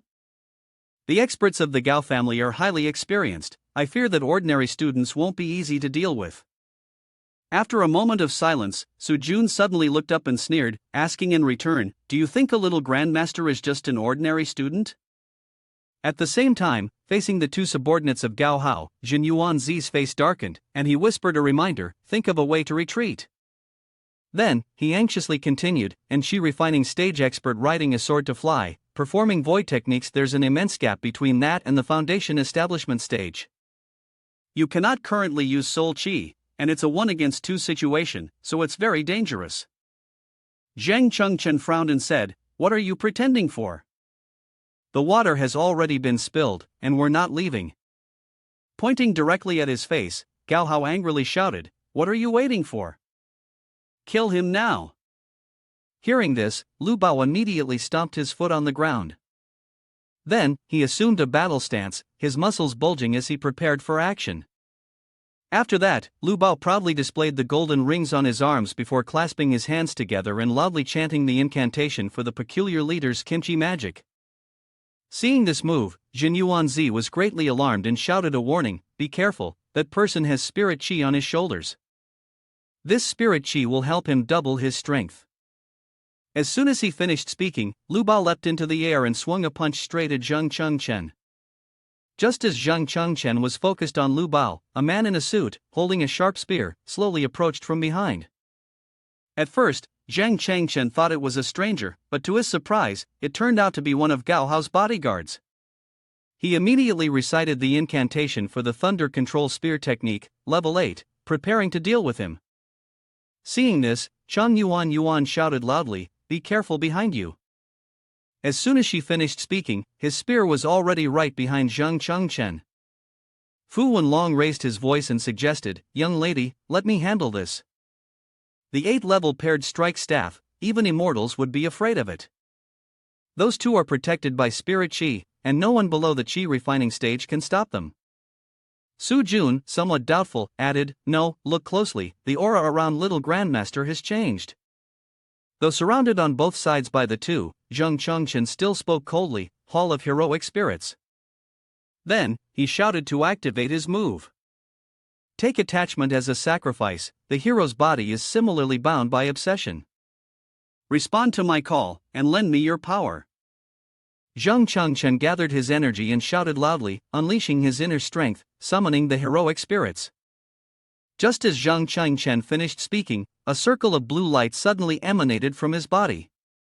It was unclear what Zhang Chengchen had seen, but his eyes widened in shock. It turned out that he had seen an illusion. A man was standing before the city gate and spoke aloud, "I am a Taoist from Mount Wu, meeting someone here in the city of Xianyang. My Tao is boundless, but what does it matter if I am the greatest under heaven? It still cannot make her look at me more than once. The one she loves is just an ordinary man. For 50 years, I watched them grow old by the banks of the Dan River. In the end, I let go of my attachment. Enlightened by the power of Yin and Yang, attaining the Tao and becoming an immortal, I changed my name to True Person of Three Peaks. Those who come after, treat this art as nothing more than a joke." Holding the yin-yang sphere in his hand, Zhang Chengchen mumbled. Inside is the lifetime realization of Zhang Sanfeng's sect of martial arts regarding the supreme yin-yang force. Jin Yuanzi asked in confusion. This time, isn't the summoning supposed to be heroic spirits? Why is it a type of magic instead? Zhang Chengchen solemnly replied. Heroic spirits will be summoned as needed. It's not just heroic spirits, but all beings recorded in myths. He suddenly grasped the yin-yang sphere tightly, pushed it against his body, and shouted loudly. Absorb this realization. Without practicing, I can learn the highest realm of this magical art. The martial arts master's sect's ultimate skill, supreme yin-yang force, seemed to freeze time. Even facing the ferocious attacks from both sides, Zhang Chengchen showed no sign of hesitation. At this moment, Su Jun's group all focused their eyes on him. So did Chang Yuan's group, along with Gao Hao. Everyone stood still, not taking their eyes off the unfolding events. Beneath Zhang Chengchen's feet, there was a giant Tai Chi circle, and his posture resembled someone practicing Tai Chi. Lu Bao's attack came at him, but he swiftly dodged his strike. Even the sharp spear of Gao Hao's bodyguard was easily avoided with a tilt of his head. When the two of them tried to charge at Zhang Chengchen again, he immediately received the command to enlarge the Tai Chi circle, preventing them from touching him. Seeing this, one of the subordinates immediately launched a direct attack at Zhang Chengchen, thrusting his spear forward and shouting loudly. A. But no matter how fast he attacked, it was still slower than a single movement from Zhang Chengchen. Then he immediately gathered his energy and created a small Tai Chi circle on his hand. After that, Zhang Chengchen slapped his subordinate hard, while loudly warning him, "Go out and get slapped by me." Taking advantage of Zhang Chengchen's momentary distraction, Lu Bao quickly swung his hand to sneakily strike him. But to his surprise, Zhang Chengchen took a step back to get a clearer view of him, then punched him in the stomach and said, "Secret technique, a normal punch." The impact from the punch was so great that Lu Bao stuck to the wall like a lizard. While shaking his wrist, Zhang Chengchen scoffed and said, "Unbelievable, this is the sound of a heavy impact," punching him in the stomach. Secret skill, a normal punch. Lu Bao was caught off guard, unable to even utter a sound. The punch seemed to pierce through his organs. Su Han, watching from behind, widened his eyes in astonishment, thinking, one palm, one punch, is it over just like that? Fu Wenlong held his head in his hands, his mouth agape, wondering, what kind of magic did he use? His fighting strength is on par with level 9, facing 2 opponents, and can defeat them in the blink of an eye. Su Jun, witnessing the scene from afar, was stunned and exclaimed, "This is the martial arts master's sex ultimate skill, supreme yin-yang force, and moreover, the highest level of yin-yang integration." Su Jun looked at Zhang Qingchen's majestic figure from behind, unable to stop himself from sighing. Countless talented disciples of martial arts will only be able to grasp a small part of this ultimate skill in their lifetime. How can a young man like him cultivate to this stage? Jin Yuanzi, after watching Zhang Qingchen's display, stroked his chin and nodded in approval. This magic is quite interesting. It seems that the Taoist sect in the future will have some talents to rely on. Sitting comfortably and thinking about the future, Jin Yuanzi suddenly caught the scent of a mysterious breath emanating from the door. Zhang Qingchen had been standing silently the whole time. This breath was overwhelming, and everyone present could feel its pressure. Fu Wenlong, in panic, said, "The aura is terrifying. The strength of this person is so formidable that they could defeat everyone here, except for the young lady." Su Han explained, "This is not just an ordinary aura, it is a soul pressure. This person, like the young lady, is at the soul refining stage." While everyone else was trembling with fear, Su Jun kept her head lowered in silence. Then, suddenly, she screamed, "It's that bastardly Tian Yen!" Her face was filled with pure rage. A single clap echoed as Li Tian Yen, the president of the student union at the heaven-piercing Cultivation Institute and top 1 on the immortal ranking list, stepped through the door. As he walked in, he smiled and squinted his eyes in approval. "Well done. The trash from back then has become this strong. I almost didn't recognize you." Zhang Cheng opened his eyes wide in shock, exclaiming, "Kid." Li Tianyan pushed up his glasses, glancing at Gao Hao, who was gasping for breath after being beaten severely, then mockingly and oppressively said to Zhang Qing, "Long time no see, old friend?" Su Jun was utterly stunned to see the two of them recognizing each other. Li Tianyan and the little grandmaster knew each other. Fu Wenlong anxiously said, "This is bad. If the little grandmaster sides with the Li family, it will be a devastating blow to the Su family." Su Jun listened to Fu Wenlong express his concerns, his face darkening as he lowered his head in silence. At this moment, a chubby guy pushed his way through the crowd and excitedly exclaimed, "Oh no, are you President Lee of the Student Union?" "This is the real President Lee." He eagerly approached Li Tianyan, who greeted him with a pleasant smile. "Junior brother, greetings." Zhang Cheng asked the chubby guy, "Do you know him?" The chubby guy answered innocently, "He's the president of the student union." Along with Du Du and Head Feng Qi, they're the two strongest people at the heaven-piercing Cultivation Institute. He placed his hand on Zhang Qing's shoulder and gently reassured him. "Don't be nervous, President Lee is nothing like that crazy Jiang Du Du." The chubby guy kept praising Li Tianyan. "His strength is remarkable, and he's also kind, gentle, and upright. He comes from a prestigious family in the cultivation of immortality, but he never acts like a rich young master," he said with admiration. "He's the most beloved idol in the hearts of the 5 girls in our group." Li Tianyan smiled at the praise, raising his hand to gesture humbly. Although he was clearly pleased, he made an effort to appear modest. "Junior brother, you flatter me. It's just some empty fame, all blown up by everyone." Zhang Qing, still tense, looked at Li Tianyan and replied softly, "It's truly an honor." Su Jun, Jiang Dudu, Li Tianyan, the 3 strongest people in Tianchuan City. "I guess I now know all of them." The chubby guy happily stepped forward, but at that moment, Li Tianyan stopped smiling. The chubby guy scratched his head awkwardly and asked, "President Lee, could I please have your autograph? I'm a loyal fan of yours." Seeing this, Zhang Cheng shouted, "Don't go over there." The fat guy looked at Zhang Cheng and laughed smugly, saying, "What the hell is wrong with you? I get it now. Are you jealous of him or something?" Zhang Qing didn't answer the fat guy. He looked at Li Tian Yen with a challenging gaze and said, "If I'm not mistaken, the senior here was just happily drinking with Gao Hao, right?" The fat guy asked him in confusion, "Are you saying he's on the same side as Gao Hao?" Zhang Chengchen continued, "I'm afraid our chairman Li here is actually the biggest support behind Gao Hao." At this moment, Li Tian Yen remained silent, his face cold. Behind him, Gao Hao was panting heavily. In the crowd, someone suddenly shouted in agreement with Zhang Qing, "That's right." Everyone was stunned and turned their eyes toward the speaker. Su Jun burst out from the crowd and said, "That bastard Li Tian Yen is a wolf in sheep's clothing." The two people beside her were caught off guard and pushed aside without reacting in time. Su Han and Fu Wenlong were shocked upon hearing that and could only stay silent, watching the young lady. Fu Wenlong felt uneasy and leaned toward Su Han, whispering softly, "Why do I feel like the young lady holds a heavy grudge against Li Tian Yen?" Su Han replied, "You didn't know?"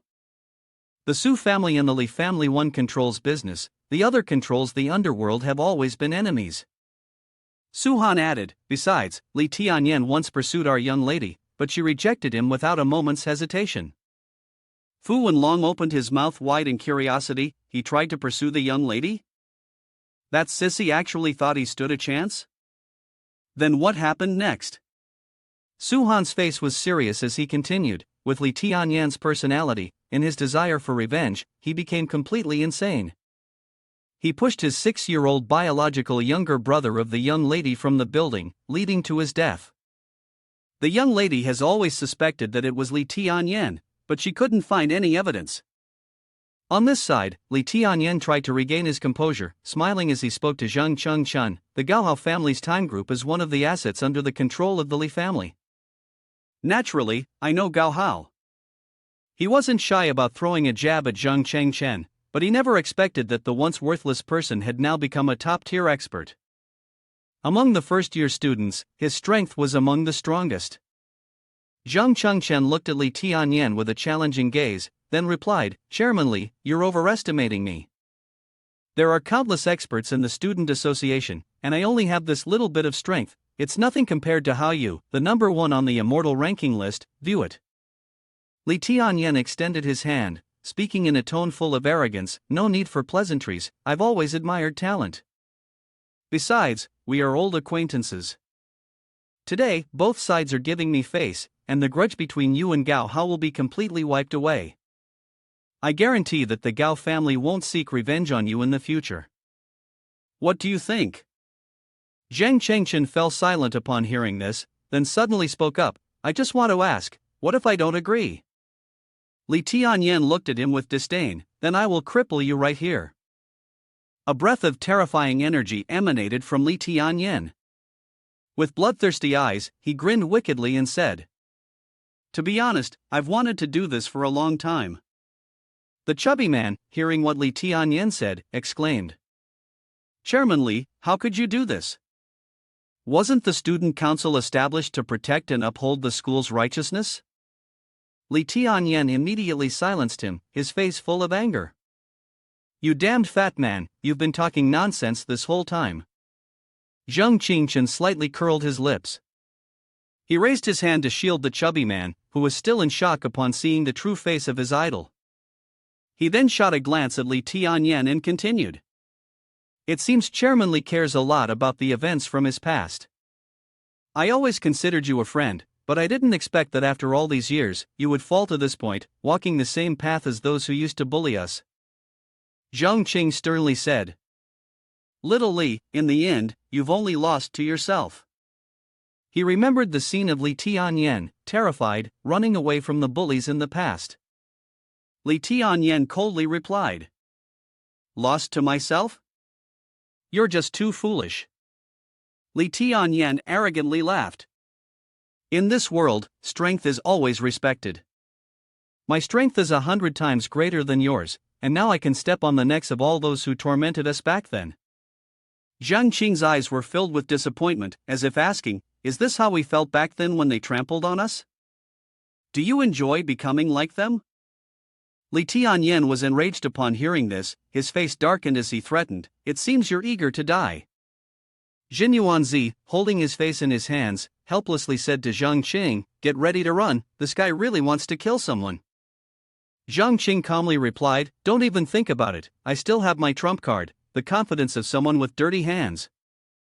Jin Yuanzi opened his eyes in surprise, briefly feeling a hint of expectation as he thought, could this brat be hiding an even stronger move than supreme force?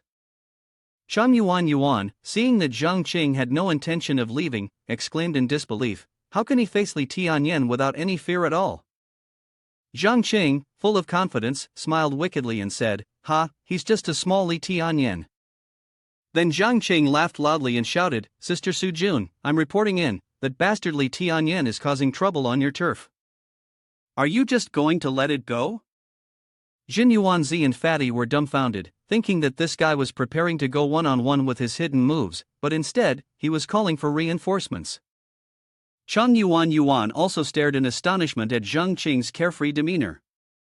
At this moment, his brother was covered in cold sweat, forcing a wry smile as he quietly begged for help. "If you don't help, my head will be knocked off by him." Jin Yuanzi and Chang Yuan, hearing this, were stunned into silence, the glimmer of hope that had just appeared extinguished in an instant. Fu Wenlong and Su Han could only gape in disbelief. "What did you say?" Su Jun, powerless, held her face in her hands and muttered with a suppressed sigh, "I almost forgot." The little grandmaster never cared about saving face. After that, she walked towards Zhang Chengchen. Su Jun looked at him and softly said, "Don't worry, in the Su family's territory, no one dares to lay a hand on you." The chubby man, witnessing the scene of the beauty saving the hero, couldn't help but flinch, feeling odd and wondering when it would be his turn.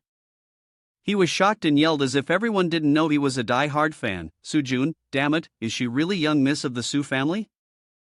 Lee Tian Yen, noticing that the other side had the backing of a powerful family, lowered his voice and warned, "Su Jun, do you want to go against me too?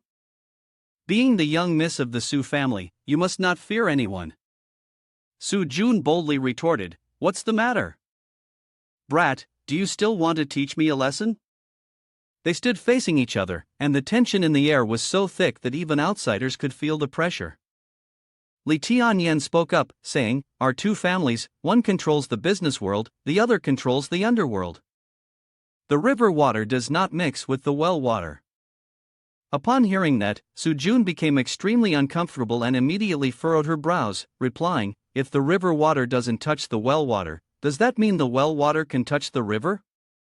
"I'm protecting Zhang Chengchen." "If you dare to touch him, that's a declaration of war against the entire Su family." Witnessing this scene, Zhang Chengchen and Jin Yuanzi were both deeply moved, their faces flushed. The two men, holding each other, sighed, "Damn it, why do I suddenly feel like Su Jun is kind of cool?" At this moment, Lee Tian Yen squinted his eyes and thought to himself, "This is the territory of the Su family. Clashing with her might not be beneficial." On the side, Gao Hao, with his hand slightly trembling, spoke up, expressing his desire for revenge. "Li young master, my Gao family has pledged loyalty to the Li family. My father is also one of the top experts in the 7 great soul refining stages under the Li family's command. You can't just ignore me like this." However, without giving a single care to what he said, Lee Tian Yen remained deep in thought, trying to avoid bringing trouble upon himself over something trivial. After a while, he let out a long, drawn-out sigh. Lee Tian Yen lightly adjusted his glasses, putting on an air of being learned, and then said, "Miss Su has spoken. Naturally, I will show respect." He then glanced in the direction of Zhang Chengchen and raised his voice to remind him, "Zhang Chengchen, you will regret not listening to my advice today. You've crippled 2 of the Gao family's generals, and even if I don't intervene, the experts under their command will hunt you down to the ends of the earth." Zhang Chengchen, who was already feeling uneasy, became even more fearful. He sneered contemptuously and replied, "Threatening me? You've got some guts." Then, he beckoned the other party over with a smug look on his face, clearly itching for a fight. "Come over here yourself." Su Han was at a loss for words upon seeing this. The villain is pleased with himself. This is truly the epitome of a villain's smugness. Fu Wenlong also felt embarrassed on his behalf. Xiao De didn't care about face anymore, he was already used to it. Faced with such a provocative attitude, the anger boiling within Lee Tian Yen was about to erupt. His forehead furrowed deeply, like an old woman in her 60s, struggling to suppress his fury to the point where veins bulged in his eyes. However, Zhang Chengchen didn't stop there. He playfully hid behind Su Jun and, with an arrogant gesture, raised his middle finger in a taunting challenge. Come over here. Li Tianyan lowered his voice, sounding dangerously calm as he said. Zhang Chengchen, I regret giving you this final chance, and you didn't cherish it. Then, he suddenly flew off, leaving Gao Hao standing there in a daze. Seeing his opponent retreat, Zhang Chengchen replied, I'm sorry too, but in the end, you've become the kind of person you despised the most. Up until now, Su Jun had been trying hard to hold back her laughter, but she couldn't help but let out a chuckle. Then, she smirked and laughed heartily, no longer caring about maintaining her goddess image. Refreshing, so refreshing. After all these years, this is the first time I've seen Li Tianyan collapse like this. Little Grandmaster, I'm definitely your friend. Zhang Chengchen and the chubby guy behind him also laughed like two fools. At this point, Chang Yuan was completely confused. What in the world was going on? Why was that idiot Zhang so strong? Why was even young Miss Su protecting him? At that moment, Su Jun turned coldly and asked, Gao Hao, how do you plan to handle this? Zhang Chengchen added fuel to the fire, I'm a person who's clear about debts and grudges. If someone owes me, they must repay 100-fold, and if I owe someone, I repay 1,000-fold. Seeing their imposing attitude, Gao Hao was startled, retreating to a corner, cursing Li Tianyan for playing such a dirty trick, betraying his friends. Zhang Chengchen, excited, walked up with his arms crossed, threatening, let's settle the debt first. You asked Lu Bao to kill me, how should we settle that? Upon hearing this, Gao Hao panicked and shouted, don't mess around, my father is the manager of one of the 7 major companies under the Li family, and Tang Tang is a soul refining stage master. Then, Zhang Chengchen started to strike a heroic pose, making a show of his charm, and then followed it up with a threatening remark, what a coincidence, just earlier there was someone from the Li family here, also at the soul refining stage. Do you think he's still around? Upon hearing this, Gao Hao immediately dropped to his knees on the ground. He begged in pain, please don't kill me, I beg you, don't kill me. As long as you spare my life, I'll give you whatever you want. Zhang Chengchen smiled and responded, to be honest, I don't enjoy killing people, and killing is illegal. Gao Hao quickly kowtowed several times, as though worshipping an ancestor, not killing, not killing. Thank you, Mr. Zhang, for sparing my life. Then, he loudly swore to be Zhang Chengchen's loyal dog from that moment on, from today onward, I am your dog. If you tell me to go east, I won't dare go west. Gao Hao couldn't help but feel deeply moved inside, Mr. Zhang is so benevolent, is this him sparing me? How did I not realize he was such a good person before? However, in response to his thoughts, Gao Hao saw the cold, emotionless face of Zhang Chengchen. With a dangerous look, Zhang Chengchen spoke, however, debts must be paid. Tell me, do you have anything valuable on you that's worth exchanging for your miserable life? Gao Hao trembled and answered, Mr. Zhang, just name it, anything you like, the Gao family has it. My younger brother will definitely offer it to you. In his heart, he couldn't help but feel anxious, is this blackmail? At that moment, Zhang Chengchen finally revealed his true intentions, I noticed that the spirit chi used by your 2 subordinates earlier wasn't bad. Well, I just entered the 9th level of the Foundation establishment stage, but I'm still lacking a weapon. Hearing this, Gao Hao casually replied, I understand. Whatever weapon you prefer, I'll get it for you.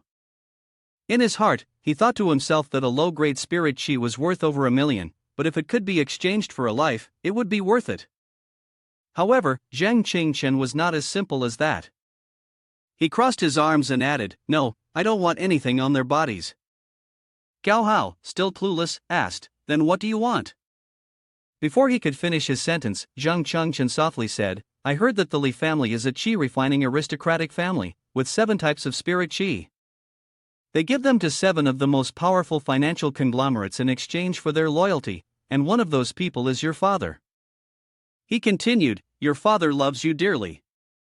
He may have given you that spirit chi to protect yourself. Gao Hao was startled upon hearing this, and loudly defended himself. That's an heirloom treasure of the Gao family. If my father finds out, he will kill me. How about you pick something else, anything but that? Zhang Chengchen coldly replied, "Oh, in that case, I want your life."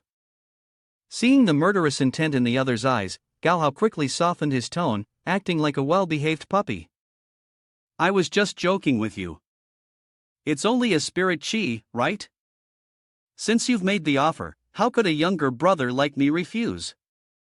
Please, don't be angry. Killing people is illegal.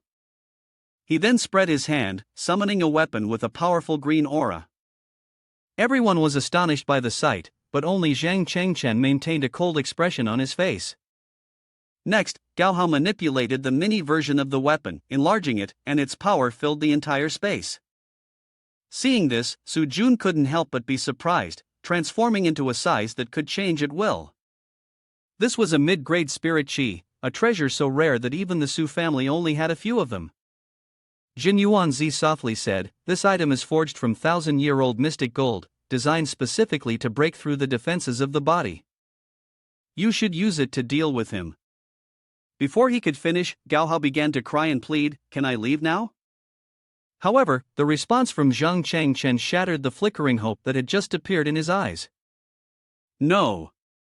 He tightened his grip and continued, "The debt is settled for now, but next comes the payment." Hearing this, Gao Hao trembled and asked, "How much? How much?" Zhang Chengchen appeared to contemplate for a moment, then spoke, "Previously, you robbed me and Lu Zi of our money, and on top of that, there are the medical costs and emotional distress. It should be around 18,000. Gao Hao innocently asked, "Only 18,000? Alipay vibrated as WeChat popped up. At this moment, Zhang Chengchen gave a slight smirk, his face revealing clear signs of cunning. "I said before, I must pay back 1,000 times. 10 million in cash." Upon hearing this number, Su Jun also felt uneasy.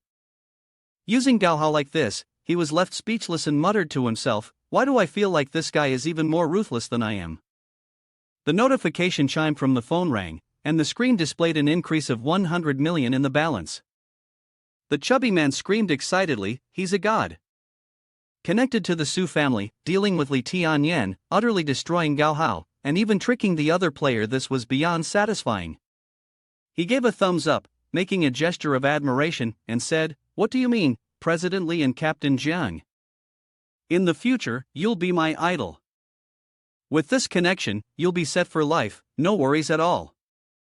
Suddenly, a sword flew and hovered above Zhang Chengchen's head. The chubby man noticed and exclaimed in surprise, "Ah, this is your spirit chi, why did it suddenly fly up like that?" Jin Yuanzi took the sword, gently caressing it, and proudly introduced it. "What do you think? This is a flying sword.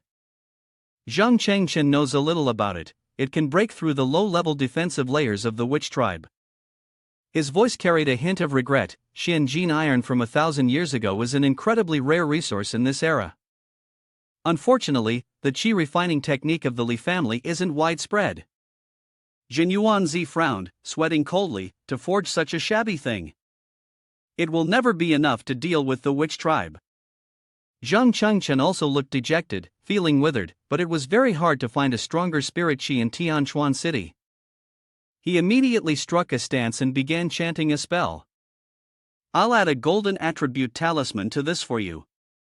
Cut everything in your path. A layer of glowing talismanic symbols appeared on the surface of the flying sword. Jin Yuanzi proudly held the sword, his chest puffed out. Now, the flying sword has become a top-tier spirit chi. It can cut through anything the sword tip touches. Zhang Chengchen's eyes lit up, like a cat spotting a mouse, almost forgetting that, aside from being a skilled alchemist, he was also a grandmaster of chi refining. He held the sword in his hand, inspecting it, his sharp eyes gleaming. "These talismanic symbols are really fascinating. If I had enough magic power, I believe they could really break the witch tribe's defenses." This time, those guys are in for a tough time. Jin Yuanzi crossed his arms and sat cross-legged, speaking to himself, "I'm not boasting, but when it comes to qi refining techniques in the three realms, apart from Jin Yuanzi, no one can match me. The chubby one, with round and flat eyes, looked confused and scratched his head, asking Zhang Qingchen, "Boss, who are you talking to?" Really, with the way he was muttering to himself as if talking to the air, anyone who didn't know him would think he'd just escaped from a facility and pity his handsome face. Jin Yuanzi rubbed his chin in curiosity. "I'm very curious. You took 10 million from Su Jun before, and now you're taking from Gao Hao. How can someone cultivating immortality be so attached to worldly possessions like this?" Zhang Chengchen, playing with a small sword in his hand, replied, "You wouldn't understand.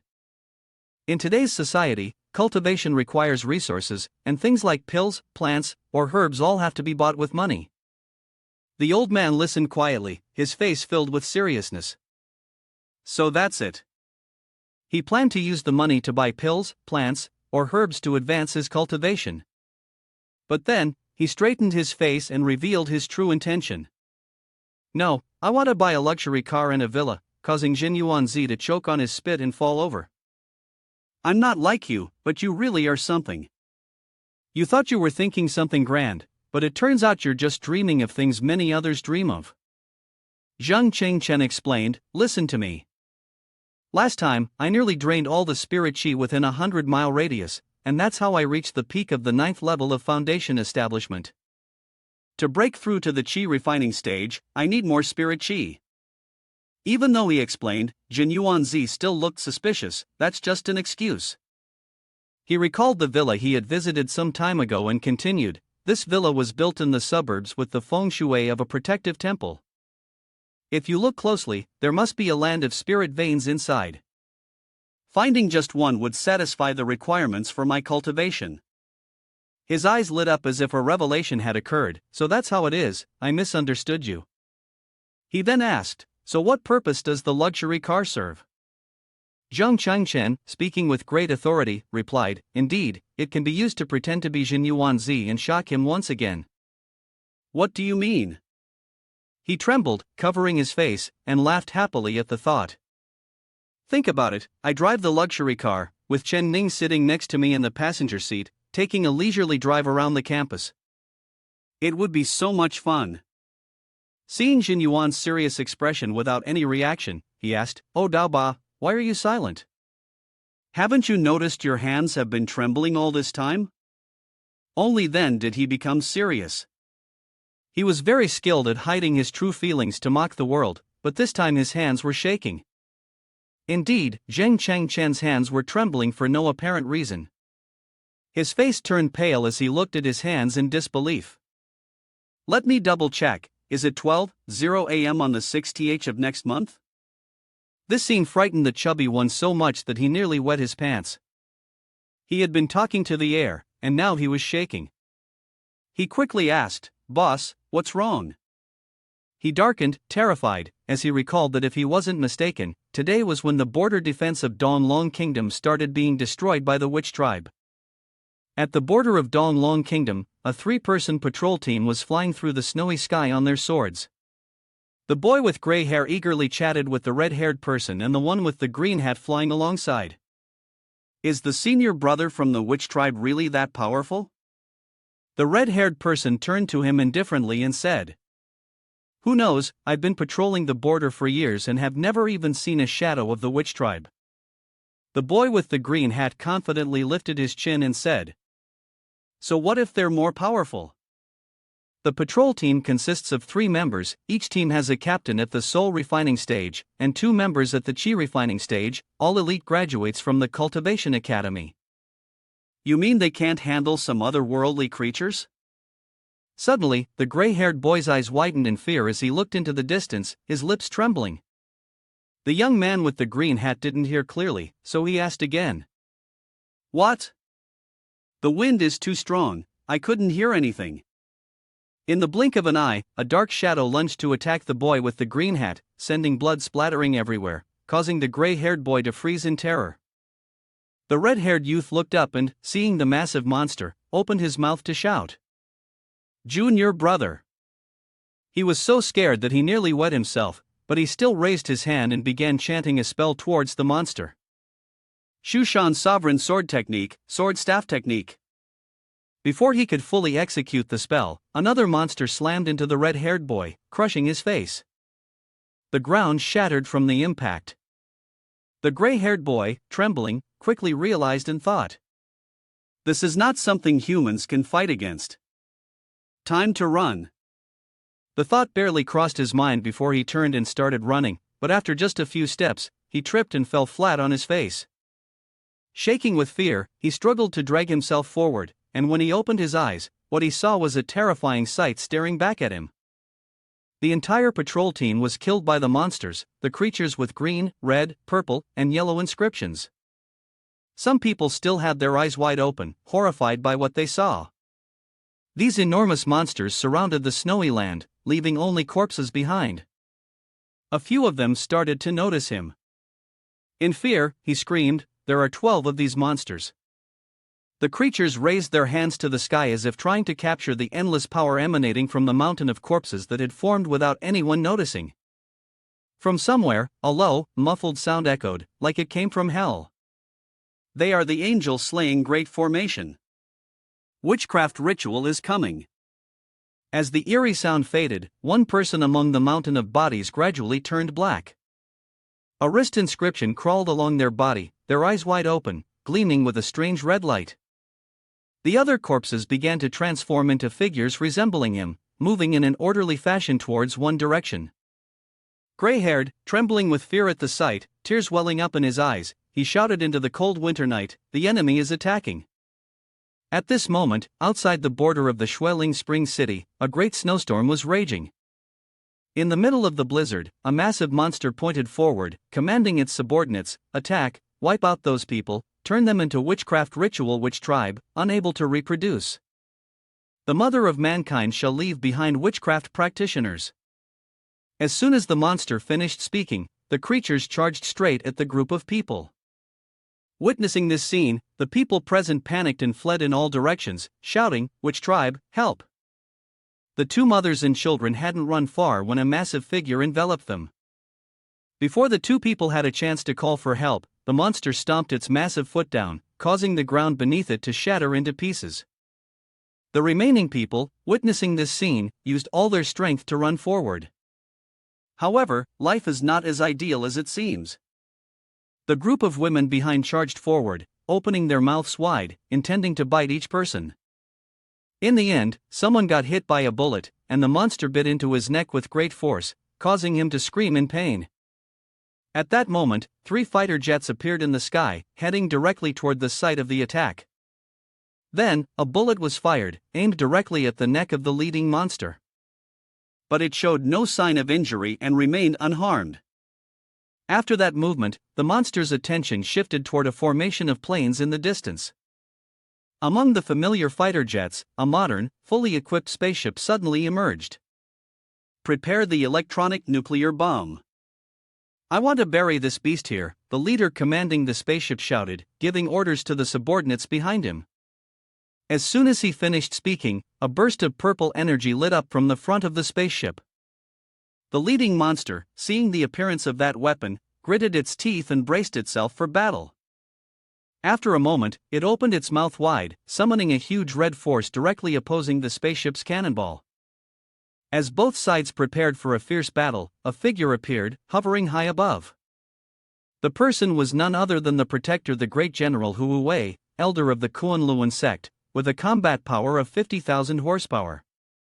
Seeing what was about to unfold, he panicked and shouted, "Quick, run! It's the innate magic of the witch tribe." But it was already too late. As soon as he finished speaking, the cannon fire from the spaceship and the power in the mouth of the monster were unleashed. The cannonball from the spaceship shot straight toward the rock without any obstacle. Moments later, the two attacks collided. However, things didn't go as expected. The debris from the large rock flew backward, shattering the fleet and aircraft. This scene caused Hu Wei to question life itself. Below, the scream of a man who had been caught by the monster echoed. "Mom, I want to go home." In another corner, a man was screaming as if he had never screamed before, being attacked by a masked tribe that was biting into his abdomen. In yet another corner, a soldier holding a spear in his hand looked in terror at the witch tribe closing in on him. Don't come here, don't come here. Witnessing all of this, Hu Wu tightly shut his eyes, tears welled up at the corners of his eyes, his body trembling. The border was completely breached. After a while, he finally let go, relaxing his hands. At the same time, the leader of the witch tribe looked up at Hu Wu and gave him a quick appraisal. The human leader at the border, kill him, perform the witchcraft ritual, it will surely be useful. The provoking words of the witch tribe leader made Hu Wu furious, his forehead veins bulging and twitching. He activated his power, enveloping his body, and charged straight toward the monsters. As soon as Hu Wu finished speaking, a pair of fiery wings appeared behind him. It turned out to be the Phoenix Bright Sacred Mountain move. In the face of this scene, the leader showed no reaction or movement. The monster's stillness and lack of response made Hu Wu roar in fury like never before. Don't underestimate humanity. Right after that sentence, the monster finally reacted. It clenched its teeth and looked at him warily. Then, in the middle of the city, a massive explosion occurred, shaking the surrounding skyscrapers. Moments later, a thick cloud of dust rose, covering the entire city.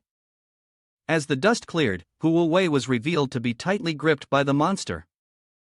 It stared at him and asked a short question. Any last words?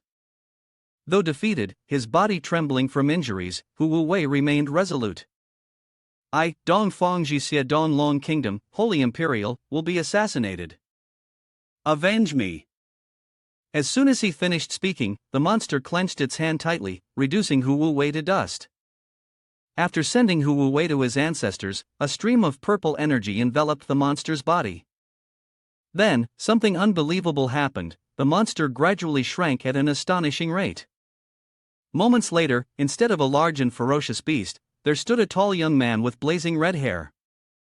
He stared at his hand for a moment, then glanced up and gave an order to his subordinates. Imprison all humans as rewards for the warriors. The witch tribe still depends on the proliferation of mankind.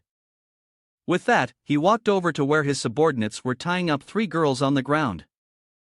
He looked at them for a moment, then issued his command. Remember, cultivate immortality will not behave. Suppress their cultivation for me.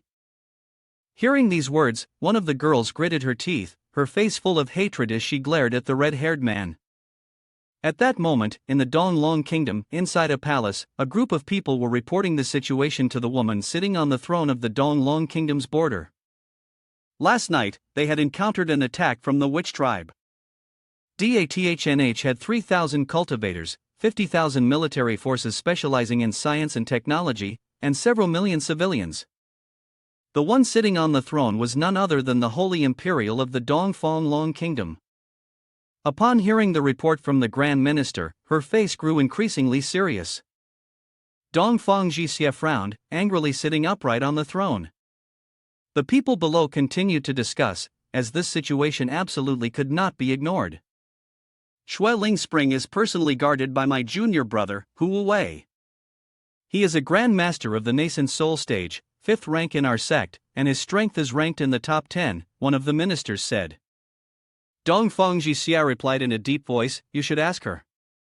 She turned towards the girl wearing a tattered black outfit, her body covered in injuries, kneeling with her head lowered in a corner, and continued, this is Tong Shueri, the head of the student council of Xueling Cultivation Academy, and the only one who survived this disaster. One of the subordinates, upon hearing this, approached Shueri and gently asked, girl, don't be afraid. Please tell us, what exactly happened? She immediately reacted violently, tears and snot pouring down her face as she screamed, they're all dead. They're all dead. Tong Shueri, furious, shouted loudly, the witch tribe was already a bunch of monsters, their strength isn't just at one level. This isn't war, this is a one-sided massacre. Hearing her words, the people from her faction were immediately startled and asked anxiously. It could also be said that Xueling Spring no longer existed. Tong Shueri helplessly sank down, trembling as she replied, yes, no one survived, whether old, weak, women, or children. The beautiful and young fake nuns have all been captured.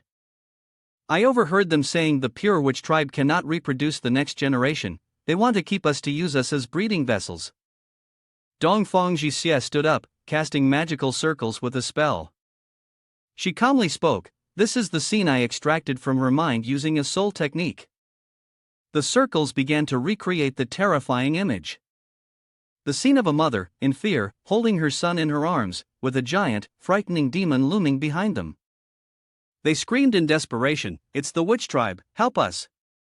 The monstrous creatures from the witch tribe gaped grotesquely, continuously exploiting and killing the villagers. The people in the grand hall witnessing this could not help but shudder in shock. A member of the Shan sect stepped forward, questioning Tong Shuiri with suspicion, "So that's what happened? How did you manage to survive?"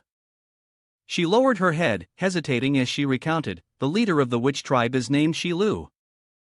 He gave us a chance to survive. He forced all the women to take turns serving him.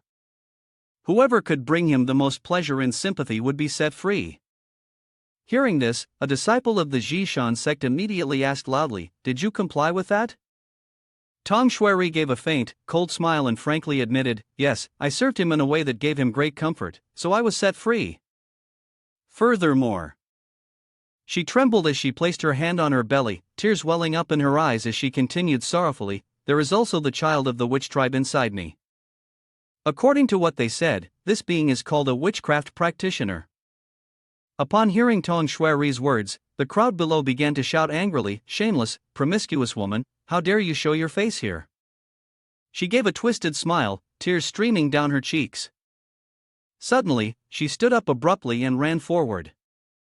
Tong Shuiri swiftly snatched the sword from the guard behind her, causing him to shout in panic, "You dare! What do you want to do?" Without saying another word, she decisively and without hesitation plunged the sword into her own stomach. Dongfang Jixie, startled by the sight, called out anxiously, "You!"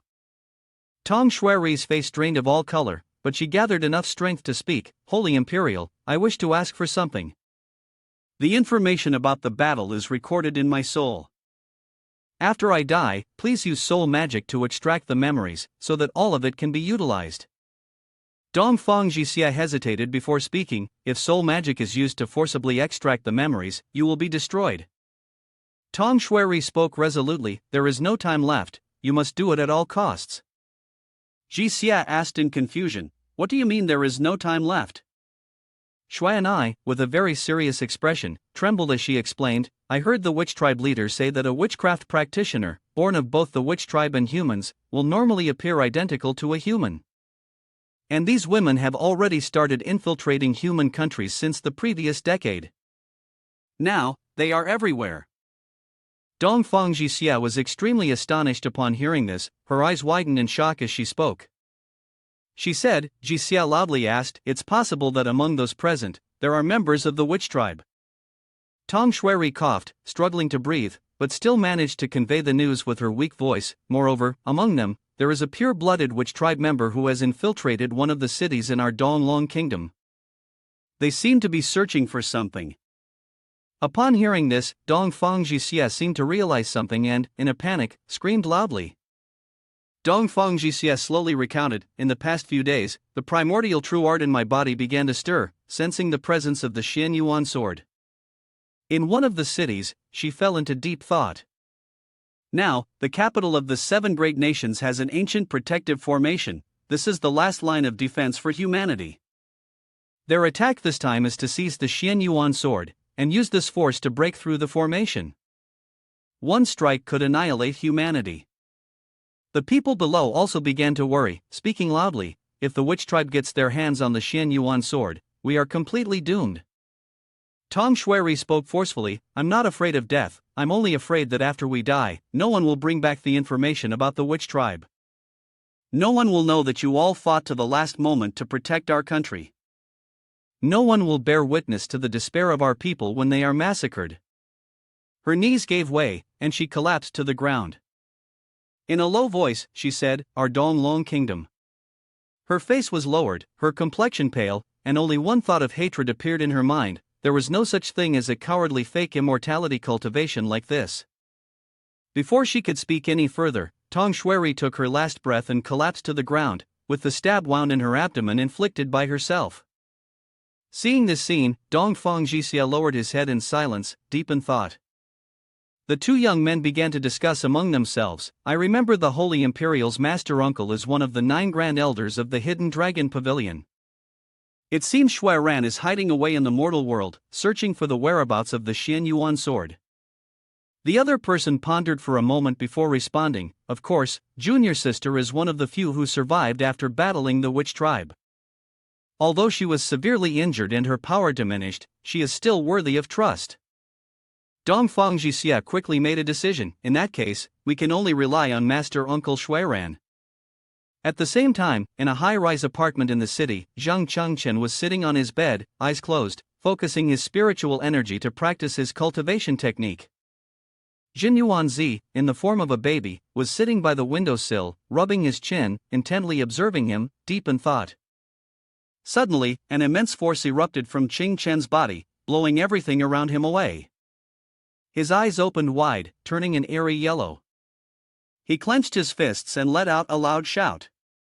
Jin Yuanzi, caught in the gust of wind, was blown away, his robe fluttering wildly, revealing a few strands of his leg hair, which startled him. He shouted urgently, "Quickly retract your energy, or you'll destroy this entire building." Zhang Chengchen immediately followed his instructions, his body drenched in sweat, gritting his teeth and shouting, "Retract." As soon as he finished speaking, everything in the room immediately returned to its original state, falling to the ground one by one with a clattering sound. He was also hit by a pillow in the face, making Qing Chen jump and scream loudly. "Oh my God!" He looked thoughtfully at his hand. Suddenly, Qing Chen pointed downwards and shouted loudly, "Launch!" Immediately, a flame shot out from his hand, causing Jin Yuanzi to startle and jump up. The fire flew quickly out of the room, piercing straight into the trunk of a giant tree below, splitting it in half with a loud crash as it fell to the ground. Jin Yuanzi, excited, said, "Without external tools, releasing power from within, the ability to control the size of the attack, this is truly the chi refining stage." Zhang Chengchen glanced at the watch on his wrist and thought to himself, breaking through to the chi refining stage, my combat power has increased from 9 to a solid 15. Suddenly, an angry shout echoed from below, "Which bastard cut down my 30-year-old ginkgo tree?" Seeing this, Jin Yuanzi quickly leapt up in fear and grabbed Qing Chen's head. Qing Chen, as if realizing something, muttered to himself, entering the chi refining stage. "Could it be that I can?" Zhang Chengchen quickly took out a small toy sword and held it in his hand. He immediately threw it outside, and instantly, it transformed into a sharp sword, growing 10 times in size. Qing Chen excitedly jumped onto the sword, enthusiastically shouting, "Learning sword flight, this was my dream in my past life." Without thinking much, he immediately sped off at a lightning-fast pace, leaving Jin Yuanzi behind, who was still shouting desperately, "Stinky brat, wait for me. Damn it, you forgot to retrieve the Hall Soul." Not long after, Zhang Chengchen flew on his sword to another building. He leapt off the sword and swiftly landed safely on the ground, striking a pose with an incredibly cool expression. Suddenly, a notification sound came from his phone. As he opened it, a hot-off-the-press news headline popped up. Witch Tribe Invasion. Last night, in Shuiling Province, on the border of the Donglong Kingdom, the Witch Tribe launched an attack. After a night of chaos, over 1 million people in the entire province were slaughtered. Since then, the entire border of the 7 great nations has fallen, with the Witch Tribe forming a complete siege. Is humanity really facing extinction? As Zhang Chengchen walked down the stairs, he muttered to himself, as expected, history is unfolding just as it did in the memories of my past life. The event that will happen in a month, when the Witch Tribe attacks the heaven-piercing Cultivation Institute, seems unavoidable. Suddenly, a voice came from the room, "Yesterday's fight with you guys was truly something special." Mu Fenxi, sitting on the desk, spoke loudly, "The people from the martial arts club were nothing but chickens in front of Qing Chen." Another friend also spoke cheerfully, "Usually, the students from the Immortal Science Department look down on us. The martial arts club members claim to be the strongest in the school, bullying others all day long. This time, Qing Chen really helped us get our revenge." Li Shirlan immediately added, students from the Immortal Science Department aren't all rich. Did they really pay 100,000 in registration fees since childhood? I think, given the chance, our Humanities Department could also strike back.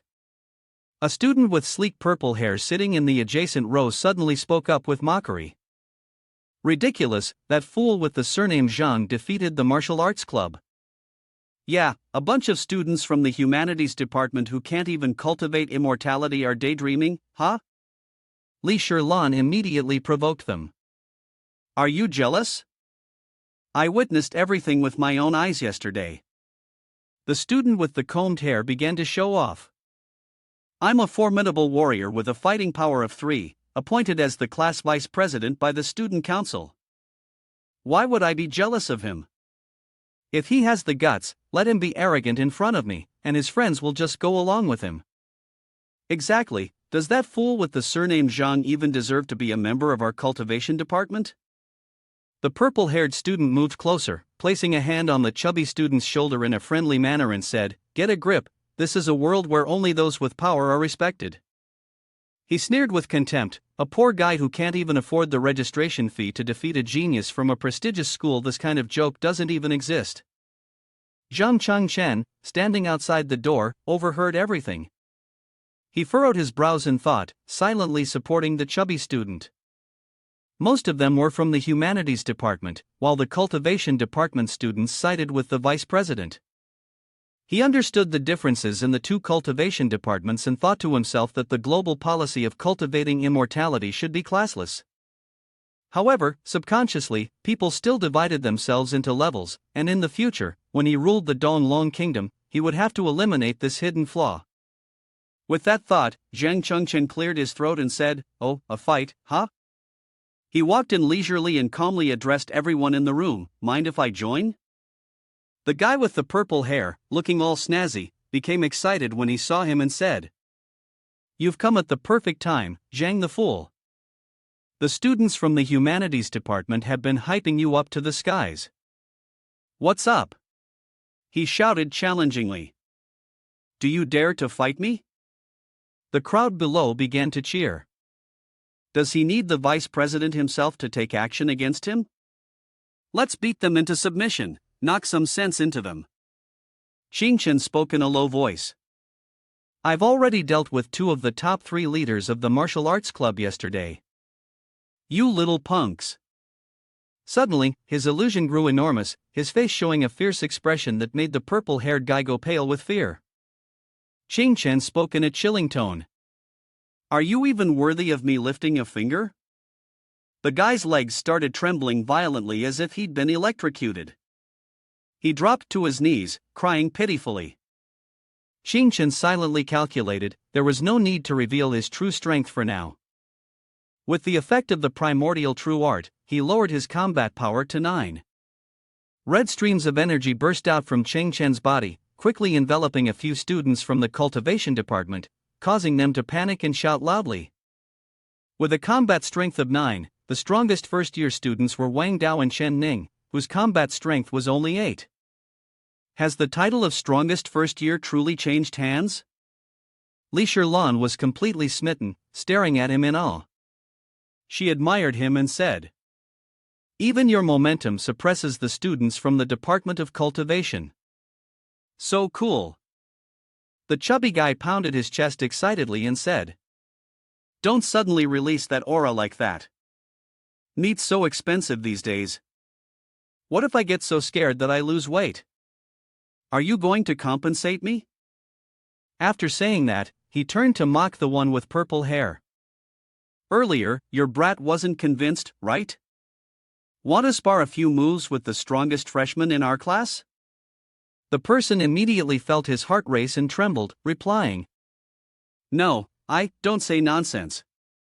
My mother has always told me since I was young that Chen is a genius who cultivates immortality, a figure I must respect for my entire life.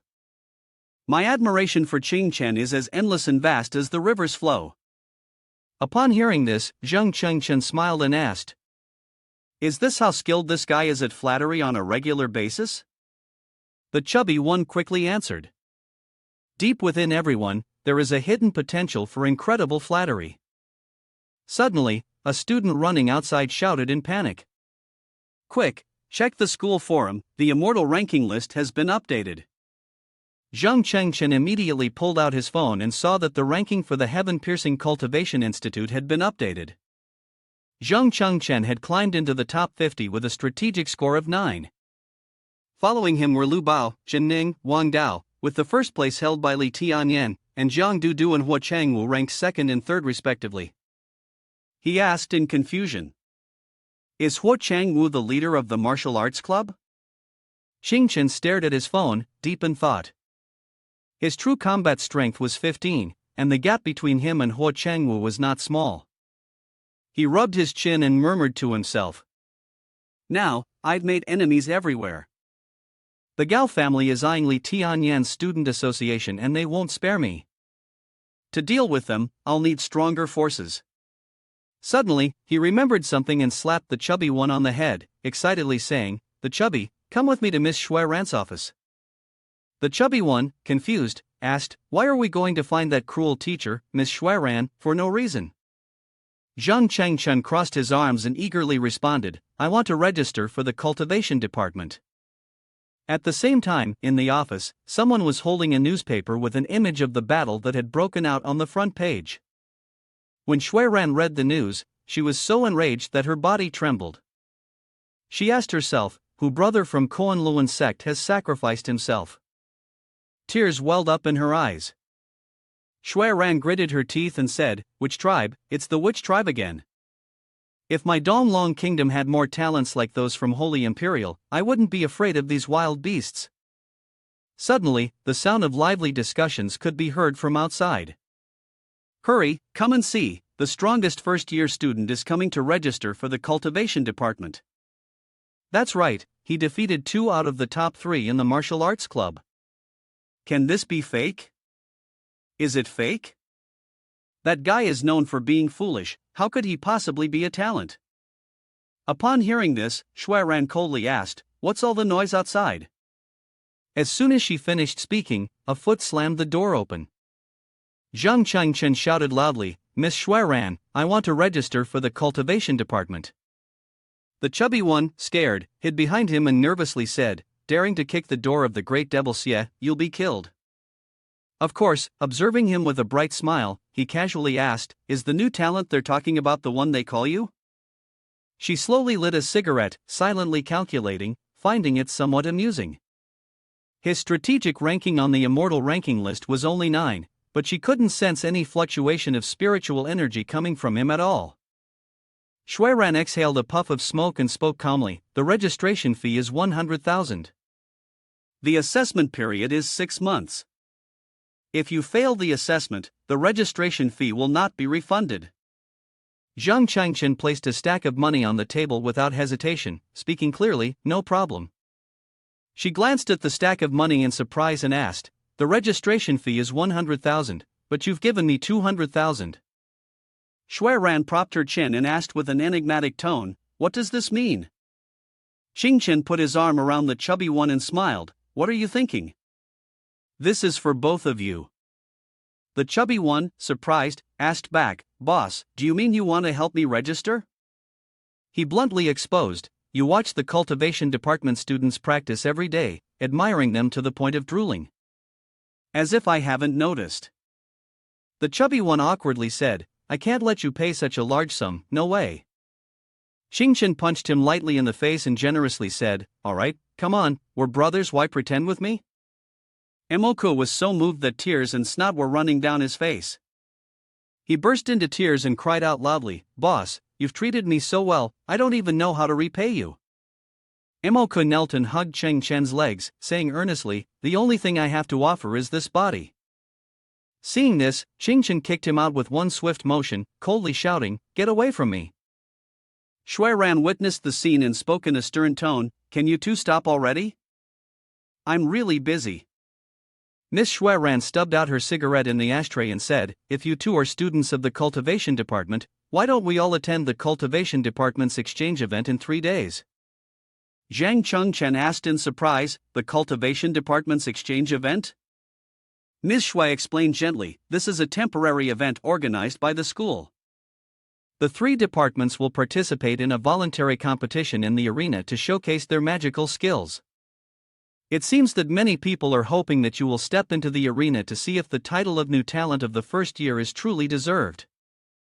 In her heart, she secretly thought that this exchange event might help discover the unparalleled talent that caused the strange phenomenon in the school's arena that day. Zhang Chengchen said excitedly, you, of course, hope so too, right?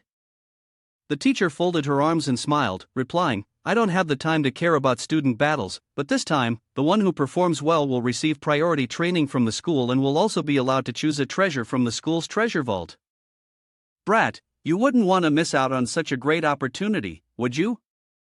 She looked at Ching-Chen curiously, wondering if the unparalleled talent was this brat. Suddenly, the door opened, and Jiang Dudu, Lee Tian Yen, and Zhang Shan walked in together. Jiang Dudu clasped her hands behind her back, looking outside, and asked curiously, what's going on? Why are there so many people outside? Li Tianyan happily replied, I heard that the new talent of the first year wants to sign up for the cultivation department, so everyone wants to see if it's true or not. Shuiran slapped her niece's head hard as a reminder. I've already said, in school, you must address me as Miss Shuiran. Then she looked at the 2 young men and asked, Are you 2 representatives of the student council? Are you here to discuss the upcoming student exchange event with the cultivation department? Li Tianyan eagerly responded.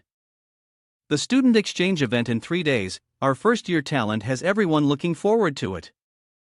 He then looked at Cheng Chen, asking with a tone of arrogance. By the way, the student council's subordinates will also be performing on stage. You won't be scared and chicken out, will you? Hearing his condescending tone, Jiang Dudu snapped. A man talking in such a sarcastic and weird way is already annoying. Get lost. But then, she pointed directly at Ching Chen and said even more harshly. When it's time for the performance, you better get on stage. I'll have the subordinates of Feng Qi, the council member, stomp on your dog head. Jin Yuanzi, hearing this, exploded in rage. Some things can be tolerated, but this cannot. Ching Chen, we accept this challenge. Outside the door, the crowd, having overheard this, was ecstatic. Did you hear that? The student council and Feng Qi, the council member, are declaring war on the new talent. Things are about to get interesting. Having offended 2 organizations at once, he deserved what was coming. He's not going to be too scared to accept the challenge, is he? Isn't this just a pointless remark? What if it were you? Would you dare accept the challenge?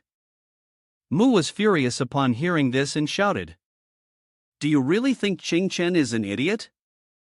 Do you think he'll be provoked by such a tired line? He slapped Ching Chen on the shoulder and said, Let's go, we won't waste time with them. The student union and Commissioner Feng Qi are top experts on the immortal ranking list. Only a fool would think of going up against them. Miss Shui reassured, Don't worry, the Cultivation Department's Exchange Association always prioritizes students who voluntarily step into the ring. If you're not willing, no one can force you. Xingchen smiled faintly and replied, Miss Shuiran, since President Li and Captain Jiang are so enthusiastic, how could I disappoint them? However, both seniors should remind their subordinates not to let themselves be defeated by me in a moment of carelessness. Hearing these somewhat firm words, everyone was momentarily stunned. He stepped forward with ease, raising his hand and speaking loudly, This time I'll hold back. If not, it would be embarrassing for both major organizations of the academy. That wouldn't be good at all. Xingchen quickly walked away, his expression turning serious again. He thought to himself, the witch tribe's attack is drawing closer.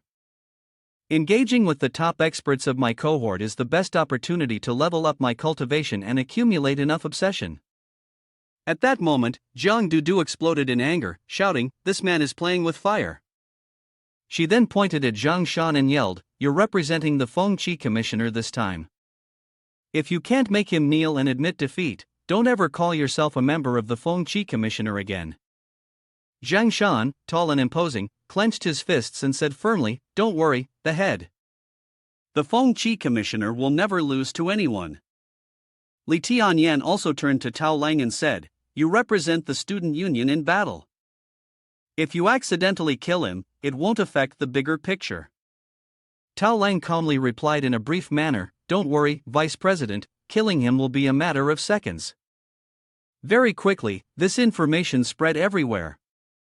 Li Shilan heard it and immediately rushed over to question them. "Zhang Chen, are you out of your mind? Do you know who the student union and Commissioner Feng Qi are?" Even the weakest among them had a combat power of 15 or more. Mu was also very worried.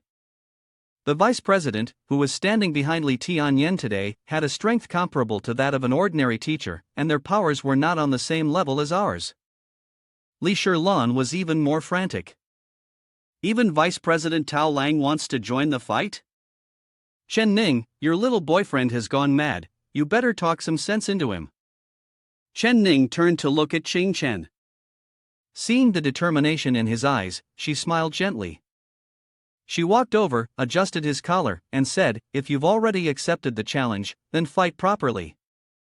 He sighed in relief and responded, "I thought you were going to scold me."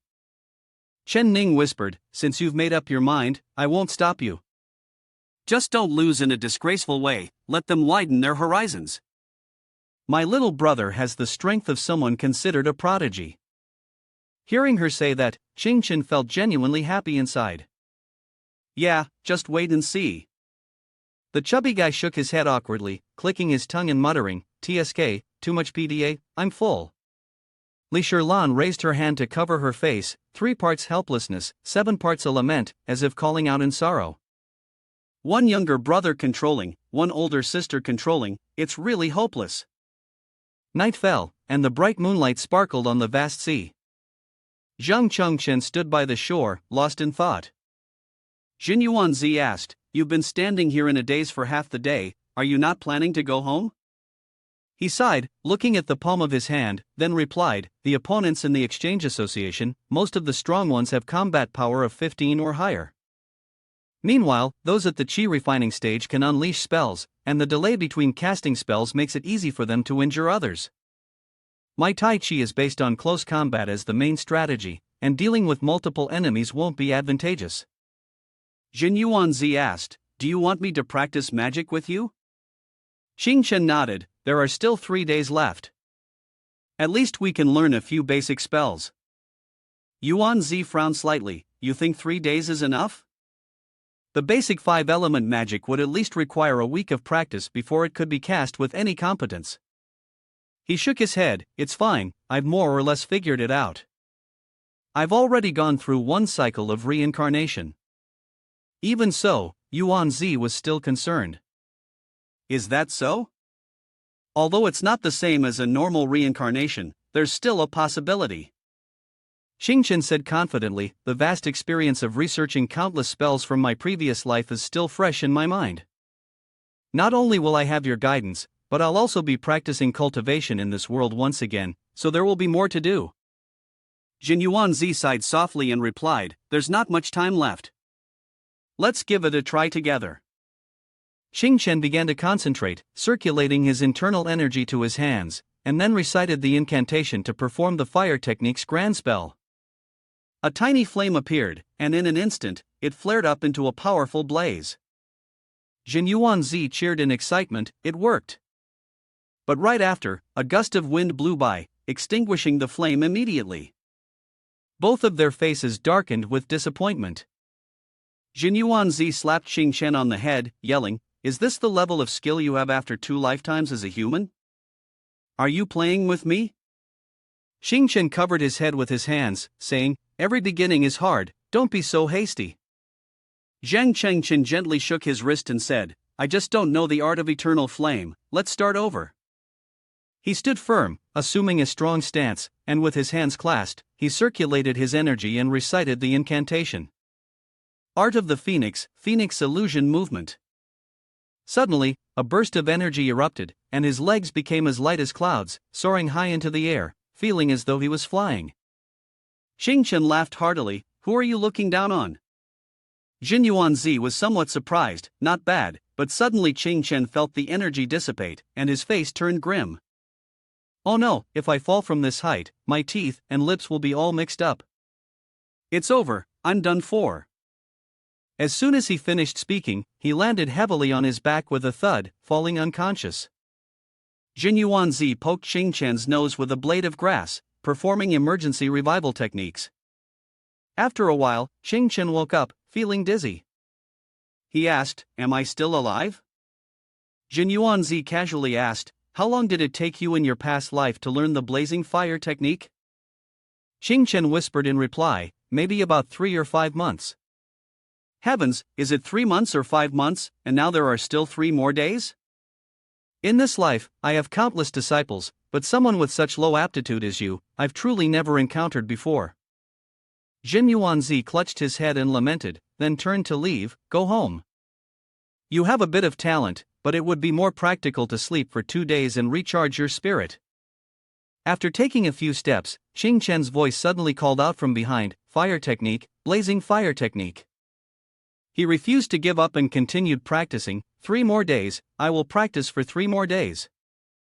3 more hours, I will practice for 3 more hours, I will never give up.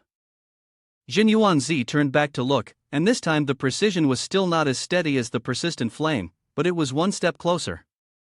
"Here it is, once more, once more, once more."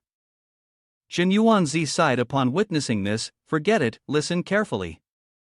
The key point of the fire technique lies in this one person guides, and the other practices tirelessly without rest." 3 days later, as the sun rose, Chen lay on the ground, his body exhausted, his clothes torn, unable to get up from the floor, breathing heavily, his mouth murmuring continuously, "Still 3 more hours, the exchange meeting is about to begin."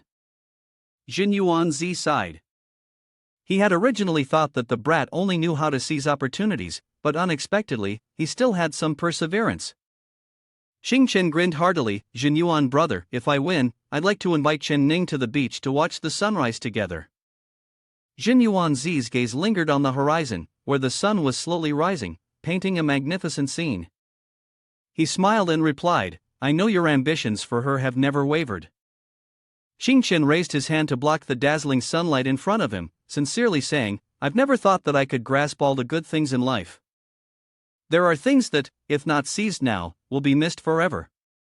Even in the scorching heat of summer, it's not just about cotton candy, it's also about daydreaming, isn't it? He suddenly sat up and exclaimed, "Let's go, and let them experience the true strength of the two of us." The Cultivation Department's exchange hall was packed with spectators, and lively cheers echoed as everyone chatted excitedly. "Hey, did you hear? Today's Cultivation Department exchange is going to have a performance worth watching. Does that first-year guy not need a network anymore? Are you talking about the one on the ring?" Another person looked at him, almost as if he was doomed. "John Dudu, the great demon, is here too." On the stage, Ma Tian was sweeping through his opponents. He shouted and delivered a powerful kick, sending his opponent flying to the edge of the arena. The commentator's voice rang out, "The strongest first-year challenges Ma Tian." Ma Tian won. Wang Dao slowly got up, wiping the blood trickling from the corner of his mouth, then cursed, "Damn it, I lost to Zhang Changchen before, and now I lose to this guy." Miss Shui Ran said, "Currently, student Ma Tian has won 6 consecutive matches. Do the first years want to continue challenging him? If not, the first year's challenge time will end, and the competition between second and third years will begin." Ma Tian stood in the center of the ring, raising a finger, arrogantly declaring, "Freshman, remember the lesson I, your senior brother, taught you today." On the stands, the audience was in an uproar. Is there really no one from the first-year students who dares to step onto the arena? Didn't they say Zhang Chengchen was talented? Where is he? I think he's too scared to show up. The chubby guy yelled out angrily. Where's the boss? Why hasn't he come up to fight that bastard yet? Li Shirlan also puffed up her cheeks and shouted loudly. That's right. No matter how much we tried to persuade him before, why can't we see him anywhere today? Chen Ning, sitting beside them, sighed bitterly. Didn't you both just tell him a couple of days ago not to participate in the fight? Everyone lowered their heads and fell silent. Chen Yuan let out a soft sigh. So what if he shows up now? His opponent is one of the top 52, with a combat strength of 15. What can Chen possibly use to fight against him? As soon as Chen Ning heard this, he was surprised and asked. Oh Yuan, earlier you called Chen Li Shirlan. Now, I just realized you're smiling so widely, it's hard to stop. Yeah, weren't you calling him that fool Zhang before? Chung Yuan, a little embarrassed, turned her face away and replied stiffly. Well, it's none of your business, is it? Lee Tian Yen stood on the stands, looking down at the arena, and said casually. Chen, are you still the same as when you were younger, always running away? Zhang Dudu showed a disgusted expression and said. How rare, I finally got a bit interested in him, and turns out he's just a coward. Suddenly, a young man in purple pointed at the sky and shouted loudly. Damn it, everyone look up. That figure in the sky, it's Zhang Changchen. He's so cool. In the air, Zhang Changchen, with a bright expression, was rushing forward like a gust of wind, shouting, Today, I'm going to beat you. The chubby one yelled, It's Ching Chen, as expected, he's here. Boss, you can do it. Let the ones who look down on us open their eyes to the new talent, new talent, new talent, new talent. The first-year audience was eagerly anticipating his appearance. Xing Chen landed on the arena, exuding a cool and impressive aura, which made everyone excited for what was to come. Zhang Dudu looked at this scene and sighed, It's been a while since we last met. Isn't Wind Command's appearance a little different? What's so bad about it though? Shuiran focused intently and said, But if he can perform the wind riding flight technique, that would mean. Li Tianyan was startled and interrupted, This guy has reached the chi refining stage already? His combat power is 15, which is on par with Ma Tian now. The second-year audience kept cheering for Ma Tian. Isn't that a bit exaggerated? Ma Tian, go beat him up so the new students can see the consequences of disrespecting their seniors. Zheng Chengchen stood with his hands clasped in a salute toward Ma Tian. Zheng Chengchen, representing the first-year students, was challenging the senior brother. Ma Tian began with some verbal sparring. Xin Ping, do you think that because our combat power is similar, you can fight me? Qing Chen replied confidently, Yes, defeating you only takes one move. Hearing his junior speak like this, Ma Tian felt thoroughly slapped in the face. Furious to the point of almost losing control, he glared and roared, You brat who doesn't know the sky from the ground, today I'm going to show you just how vast the gap in combat experience between a senior brother and a rookie soldier really is. He said, then strained himself to channel his energy, and a glowing green magical circle appeared. Yuan shouted, Zheng Changchen has provoked Ma Tian's anger, once it erupts, it will be a deadly move. Sure enough, a terrifying stream of water appeared from Ma Tian's hand. He unleashed his water technique, a special spell of his, the water chaos flow. Everyone felt uneasy, worried for Cheng Chen. This brat is doomed, a freshman thinking he can beat the elite of our first-year class? In his dreams. The water stream, as powerful as a roaring dragon, surged forward to attack the opponent. Qin Chen showed no signs of fear. Calmly, he performed his first move, the Tai Chi Yin energy transformation art. A circle appeared and gently sliced through Ma Tian's raging stream of water. He was shocked. My water chaos flow has been blocked? Miss Shuiran furrowed her brow slightly. No mistake, did he use supreme force? As expected, an unknown factor, not a bad start. Zhang Dudu was greatly surprised and kept wondering, how is this possible? How could an ordinary student like him have the qualifications? Zheng Chengchen performed his second move, Wind Magic, Wind Command, and it seemed as if a pair of glowing green energy wings sprouted from his back. Xing Chen rushed forward to attack, while Ma Tian continued to channel his energy for his next move, the water/stream. He laughed arrogantly. Come on, this time the strength has been greatly enhanced, let me see how you dodge this. Chen Ning watched the powerful torrent of water gushing out and immediately shouted, Xing Chen, be careful. But Xing Chen had already shifted in the blink of an eye to the spot where Ma Tian was avoiding the attack. Before he could react, the boy had already jumped backward to avoid the subsequent strikes. Ma Tian hadn't even had the chance to retract his move. He barely managed to utter, "How is this possible?" before being hit by the third strike. Xing Chen responded softly, "It's over now. You've thrown your weapon." Supreme Yang Force of Taiji, Ice Sect Art. Ma Tian was struck with a force like thunder, and in the blink of an eye, he was sent flying up to the stands, crashing into the audience. On this side, the first-year students sat motionless. What just happened? Is this real? I won. Did the new talent from year 1 really win? The stands erupted, an explosion of emotion as they chanted, "Zhang Chang Chen, Zhang Chang Chen, Zhang Chang Chen." Chen Ning let out a relieved sigh. Thank goodness, he's okay. Li Shirlan cheered joyfully. "See, I told you, Zhang Chang Chen would definitely win." The chubby one also shouted in excitement, "He beat the most formidable second-year general. This time, the boss is unbeatable." Yuan's face turned pale. Ma Tian was really defeated by him in 3 moves? Is this guy ridiculously strong now?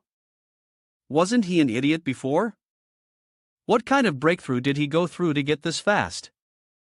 In the stands, the second-year students were deflated. Is there anyone from year 2 willing to step up and fight? If you want to go, you go ahead, I'm not volunteering to be a sacrifice. Li Tian Yen, observing the finished battle, was utterly shocked. He realized that something about this kid wasn't right.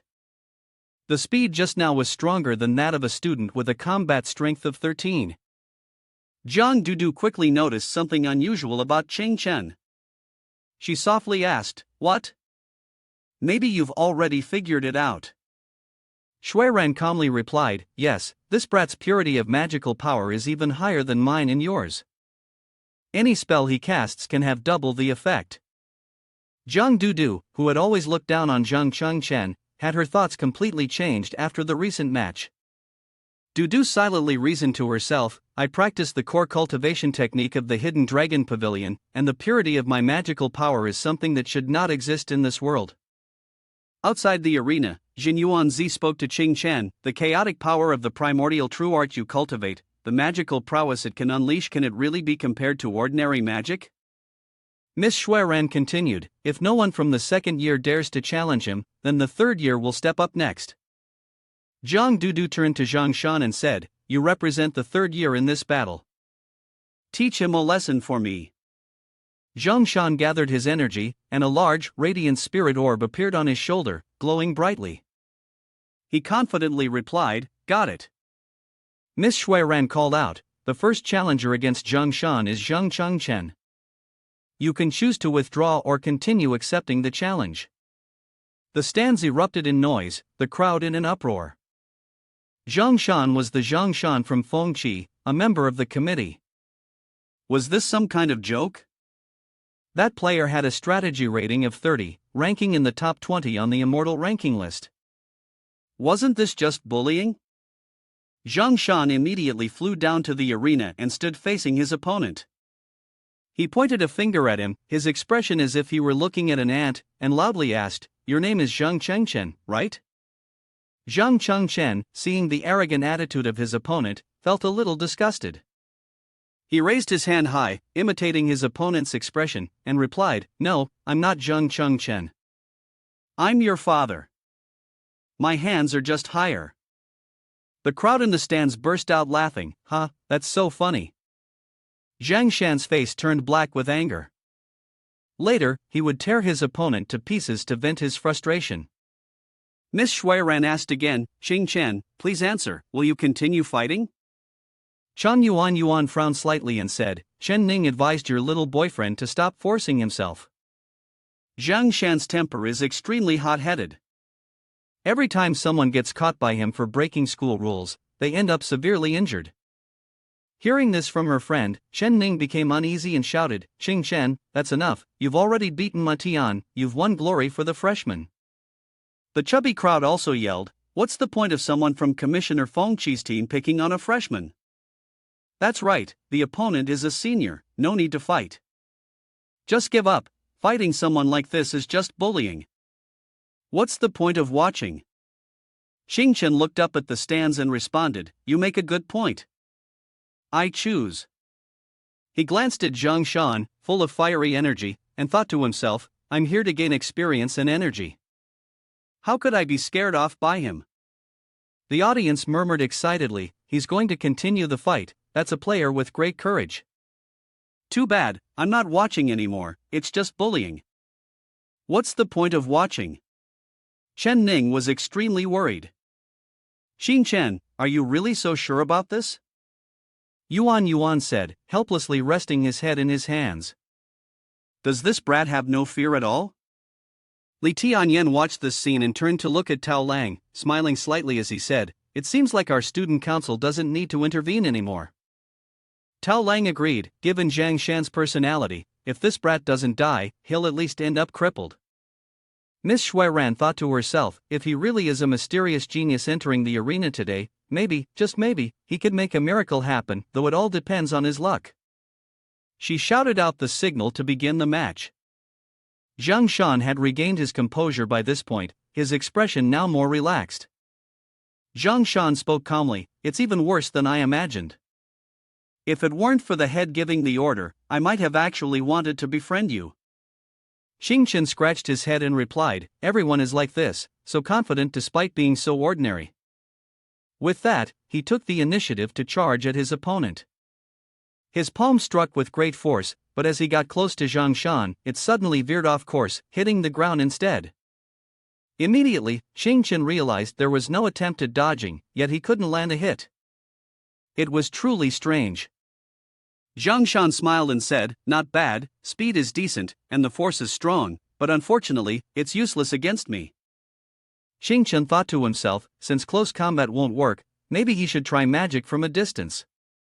He focused his energy and suddenly cast wind magic. The gale rushed forward like a giant blade of wind aiming to strike, but oddly, when it approached Zhang Shan, just like before, the force veered off course. Even though he hadn't made any movements, it was as if the wind itself had been redirected. The Tan Fong sword was pushed to the right by a force, charging straight towards the stands, causing the audience to scream in terror. Damn it, why is it heading this way? With a loud bang, the blade of the wind struck and shattered a chunk, falling onto the first 3 rows of seats. Fortunately, the audience sitting there managed to dodge in time, or they would have ended up with a bunch of unripe bananas. Damn, I came to watch a fight and almost marked the day for a funeral. The elders had to bear the weight of it.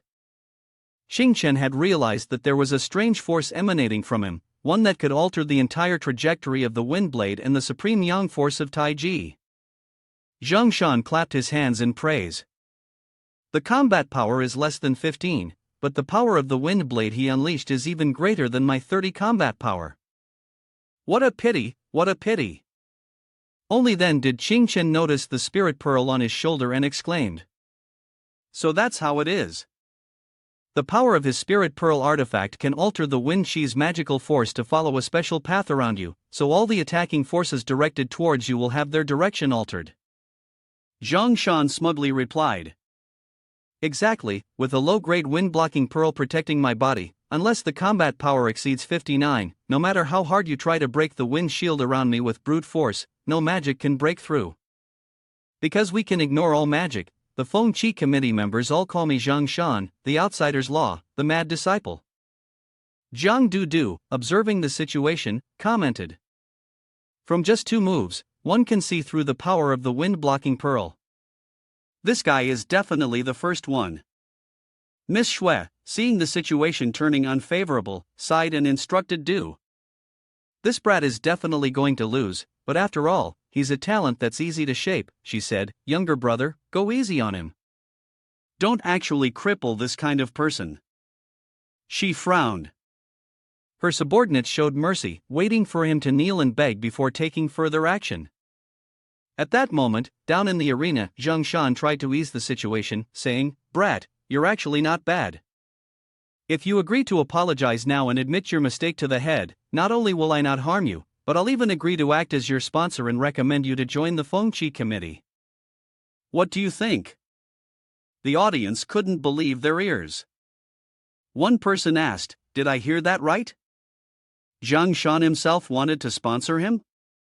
A first-year student joining the Feng Qi committee? This had never happened before. Brat's about to strike it rich."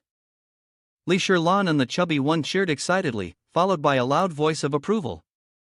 After students graduate from the Feng Qi committee, without exception, all of them become high-ranking officials of the main Immortal's residence, the former immortal city of Tianxian.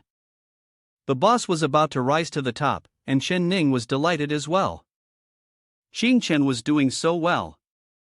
If his parents found out, they'd be overjoyed. Chen remained calm, his expression unchanged. He coldly replied, "The Feng Qi committee? Sorry, I have no interest in the little games of your student organization." The crowd was stunned when they heard Chen's response. Eyes wide and mouths agape, they couldn't understand whether this thick-headed fool even knew what he was saying. Jiang Du was utterly shaken. The last bit of mercy she had was now completely gone. Zhang Shan screamed, "You dare insult the Feng Qi committee? You'll pay with your blood." He was truly enraged now, gathering his energy to strike, one hand performing fire technique and the other wind magic, both techniques ready to unleash. Zhang Chen exclaimed in astonishment, "Indeed, it's the harmony of wind and fire." Everyone gasped as they watched him simultaneously cast two types of magic with different attributes. This was the legendary dual attribute talent. Jiang Du spoke coldly, "Zhang Shan is about to deliver a killing blow." Miss Shui sighed, "Zhang Shan is a rare genius. Relying on both wind and fire magic, I specially granted him the wind shielding gem as a protective treasure." Tao Lang murmured softly, "This brat really is courting death. It seems like I won't need to step in after all." Li Tian Yen nodded, "Exactly, the 5 elements and the 4 symbols create a cycle of mutual restraint. Wind can generate fire, and the harmony between wind magic and blazing fire technique is released. Its power isn't just doubled, it's far beyond that." On the battlefield below, the situation had grown extremely tense. Zhang Shan shouted, "Zhang Chongchen, go to hell and regret it." With that, he unleashed the wind-fire 9 hells. Wind and fire intertwined, forming a massive fire dragon that charged toward Chen. Yuan screamed, "Idiot, concede now, you'll die." Chen Ning also shouted in panic, "Chen, concede. Hurry, concede." But it was too late. The flames had already erupted, engulfing Chen. Watching the enormous fire burning everything in its path, Chen Ning was struck with a deep fear. Tears streamed down her face as she sobbed uncontrollably. Chen, I can't feel Chen's breath anymore." The chubby and Shilan stood in stunned silence. "Is he dead?" Li Tian Yen was momentarily stunned. "Is this the end?" "I thought that by daring to oppose me, he might give me some amusement." Jiang Du suddenly exploded, shouting, "Aunt, why didn't you save him? Clearly, you could have saved him. Zhang Shan, you're a bastard. I told you to teach him a lesson, not to kill him." Ran calmly replied, "That's not true. He's not dead." Du froze upon hearing this. He's not dead after those blows? Is that even possible? Ran was deeply shocked. This type of breath is impossible, absolutely impossible. This is wholly imperial. The fire gradually faded, and Zhang Shan stood stunned when he saw Zhang Chongchen still standing there, unmoving. Jin Yuanzi gently spoke, "In the ancient era, goddess Nuwa merged the powers of the demon race, while the body of the witch tribe's original celestial race created humanity. Humans are the spirits of heaven and earth, entrusted with all living things, and the primordial true art is the foundational method of the human race, carrying the force of the heavens in all things. If one merges with the primordial true art to its utmost, it will naturally become the origin of all laws, the chaotic true form." The audience couldn't believe what they were witnessing. Was this really Zhang Chongchen? His hair color had even changed. Zhang Shan was utterly shocked. My wind and fire harmony was repelled by some mysterious force. Seeing his dazed expression, Chen gently explained, "What you pride yourself on most is having 2 types of magical power, right? But I possess 9 types of magical power across all systems." Saying this, he displayed 9 sparkling colored spirit orbs that circled around his body. Jiang Dudu, seeing this, exclaimed, "Other than my cousin from the Holy Imperial family, there is no one else in this world who can control 9 types of magical power." Shui Ran agreed, certain that it was not wrong. This was the chaotic true body that even Holy Imperial had not yet perfected, but the primordial true art had always been personally guarded by Holy Imperial. How could he have obtained it? Chen remained calm, one hand performing fire technique, summoning flames, while the other wielded wind magic, conjuring a violent whirlwind. The 2 forces, wind and fire, surged powerfully from his hands. Chen coldly spoke, "Wind and fire in harmony, but you're not the only one who knows this. Moreover, the magic that the chaotic true body can wield has the full power to cause physical transformations." You merged wind and fire to create a whirlwind, launching it towards Zhang Shan. He panicked and shouted, "Wind shield beads, protect me." But from all directions, 4 fiery whirlwinds closed in, forcing Zhang Shan into the center. In an instant, the wind shield beads could no longer withstand the pressure and shattered. From above, Zhang Changchen raised his sword and struck downward. In the midst of Zhang Shan's extreme confusion, thinking he would take the full force of the strike, the sword unexpectedly swept across his shoulder, shattering the wind shield beads. Zhang Changchen retracted his wind and fire and pointed the sword at his neck, commanding, "Surrender or die." Zhang Shan didn't say much in response, "I surrender." Shui Ran was overjoyed and affirmed, "It's him. The person at the training grounds that day was definitely this boy. Heaven has eyes, I've finally found him. He's the one who can complete the primordial true art, an extraordinary genius capable of inheriting the imperial power." She announced clearly, "I declare Zhang Changchen the winner." The stands erupted in applause, with all the first-year students cheering, "Zhang Changchen wins." Yuan still couldn't believe it. A first-year student had already defeated someone from Commissioner Fengqi's association. Ning wondered, since when has Chen become this formidable? The chubby one cupped their face with both hands, deeply moved. Defeating Zhang Shan means Chen has secured a position on the immortal ranking list. Sherlan marveled, "It's not unprecedented for a first-year student to make it into the top 20 of the immortal ranking list in the history of Tianyuan City, is it?" Zhang Shan, having failed the mission, turned and apologized, "The head, it's my incompetence." Jiang Dudu responded straightforwardly, "I don't blame you. This time, I underestimated Chen. We can win, but we can also lose." Lee Tian Yen put his hands in his pockets, observing the situation below, and softly said, "Tao, it's your turn next. Let everyone see the difference between us and Commissioner Fengqi's association, and just how big that gap really is." In the stands, the audience cheered loudly, "So cool, Zhang Changchen." Zhang Changchen suddenly felt unsteady on his feet. He collapsed to the ground, breathing heavily. The toll on his true body from the chaotic battle was more than he had anticipated. Jin Yuanzi realized at this moment that after the grueling battle, his magical power had clearly leveled up, just a little more and he would break through to a combat strength of 20. Of course, noticing Zhang Changchen's deteriorating condition, Jin Yuanzi said, "Your magical power is depleted, you can't continue fighting." "I think it's enough for now." In her heart, she thought, this brat's primordial true art is too immature. Lasting 3 minutes is already his limit. Chen asked softly, "Are you telling me to admit defeat?" Miss Shui analyzed the situation. The final challenger was Tao Lang. His combat power had already reached 50, and his mastery of the imperial sword technique had transcended the ordinary. It was on a completely different level compared to Zhang Shan. Even if Zhang Shan were at his peak, he still wouldn't stand a chance. Making it this far was already commendable, there would be no shame in conceding now. If he stepped down at this point, the school would still regard him as an exceptional talent, worthy of being nurtured and given the best resources. Hearing Miss Shui's words, he could sense her good intentions, but Chen resolutely replied, 3 days ago, I already said it, I won't run away, and I'm not running now. Anyone who dares to stand in my way, even if they are ancient gods or Buddhas, I will trample them beneath my feet.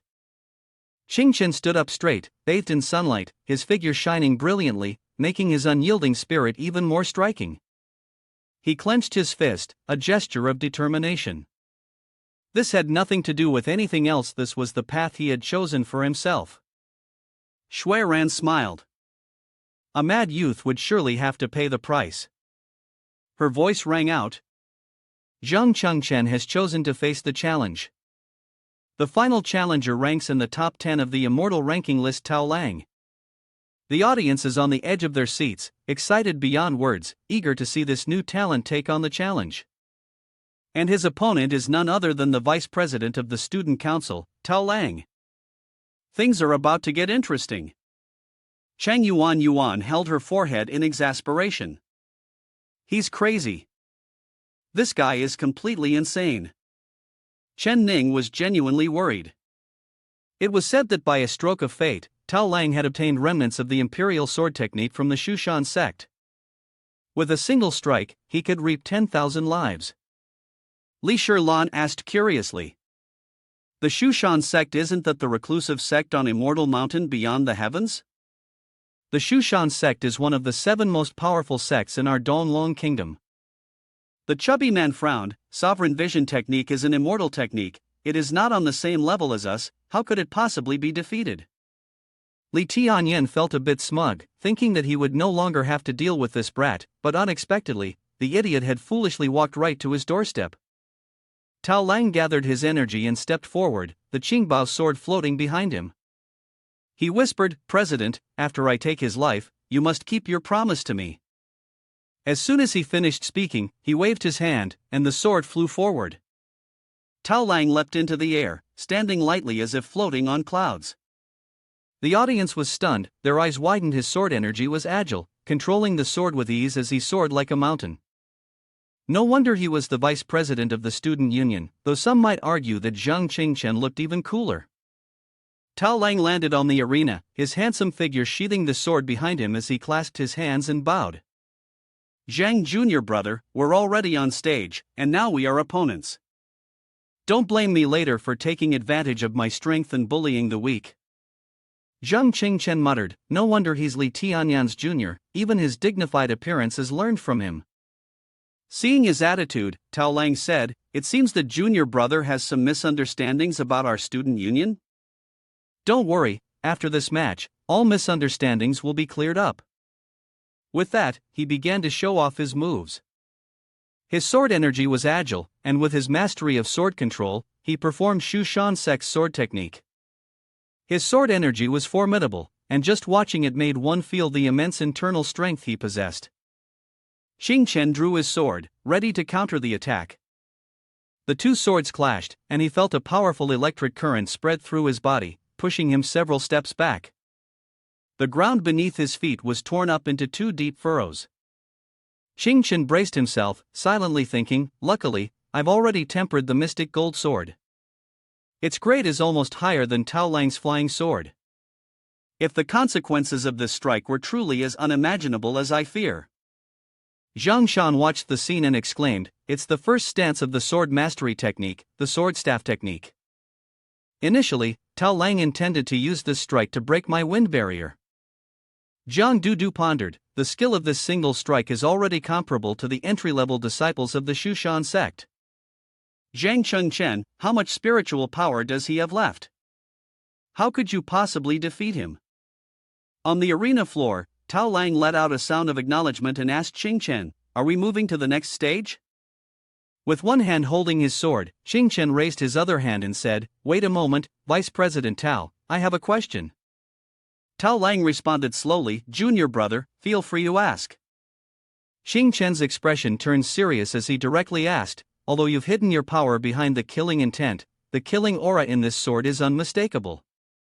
Do you want to kill me?" Tao Lang gently flicked his sword and answered curtly, "Does that question even matter to someone who's about to die?" Chen confidently replied, "Of course it matters, because only with that knowledge can I strike with all my power to kill you without hesitation." Tao Lang paid no attention to his response, raising his voice as he said, "That's enough," and quickly moved to the next phase of the fight. Tao Lang's two hands intertwined, focusing his energy and chanting the incantation to perform the technique, the second form of sword chi spirit void technique. Jiang Dudu knew the lethality of this move. Sword chi spirit void technique allowed the sword chi to kill from a distance of thousands of miles, and the power of each sword chi was comparable to the sword staff technique. Lee Tian Yen was very confident, convinced that victory or defeat was already decided. Tao Lang pointed his finger and shot out 3 streams of sword chi, shouting, "Take this. This strike marks your limit. How can you withstand 3 strikes?" Jin Yuanzi held Qing Chen's hand, focused, and said, "It's ready. We need to push forward with all our strength." The two of them chanted the incantation in unison, soul companion united, Jin Yuanzi, shrinking the world in a sleeve, boundless mysterious art. A powerful protective barrier formed around Qing Chen to resist the sword chi. Tao Lang looked on with amusement, surprised that his opponent still had room to maneuver. However, powerful magic often had a significant gap, unable to be used continuously. This time, he was curious to see how Qing Chen would stop it. With that, Tao Lang unleashed a barrage of sword chi, like a torrential rain, attacking relentlessly in an attempt to destroy his opponent's defenses. Zhang Qing Chen smiled slightly. The divine powers of an earthy mortal are not limited to just shrinking the world in a sleeve. Jin Yuanzi continued to activate the ancient grand formation, true star chart of He Luo, the 5 elements in yin yang, for symbols, 8 trigrams, and 7 stars. Countless ancient runes glowed around Zhang Qing Chen, forming a powerful formation. These are the Taoist principles I have studied all my life. Drawing upon the heavenly principles of the river map and Luo script, this is all the knowledge of Taoism, transforming into a unique formation. Then, with the great desire to defy fate, this formation had countless reversals. The spectators were utterly astonished at the scene. "Quick, look! There's something on Zhang Qing Chen." Tao Lang unleashed a dense sword aura, resembling countless threads of spider silk shooting down. Zhang Qing Chen seemed to be winding it into a spool of thread. The sword in his hand kept moving in a circular motion, then suddenly slashed down with immense force, dissolving all the sword aura. Jiang Dudu exclaimed, "The sword chi spirit void technique has been completely controlled, it's unbelievable. Even I must admire this marvelous formation. I can't even probe its mystery." Tao Lang was truly stunned and shouted, "How is this possible? The sword control technique is the Shu Shan immortal art, my combat power is 3 times yours, how could I be suppressed?" Zhang Qing Chen explained, "The true star chart of He Luo relies on the rotation of the 5 elements and the reversal of yin and yang.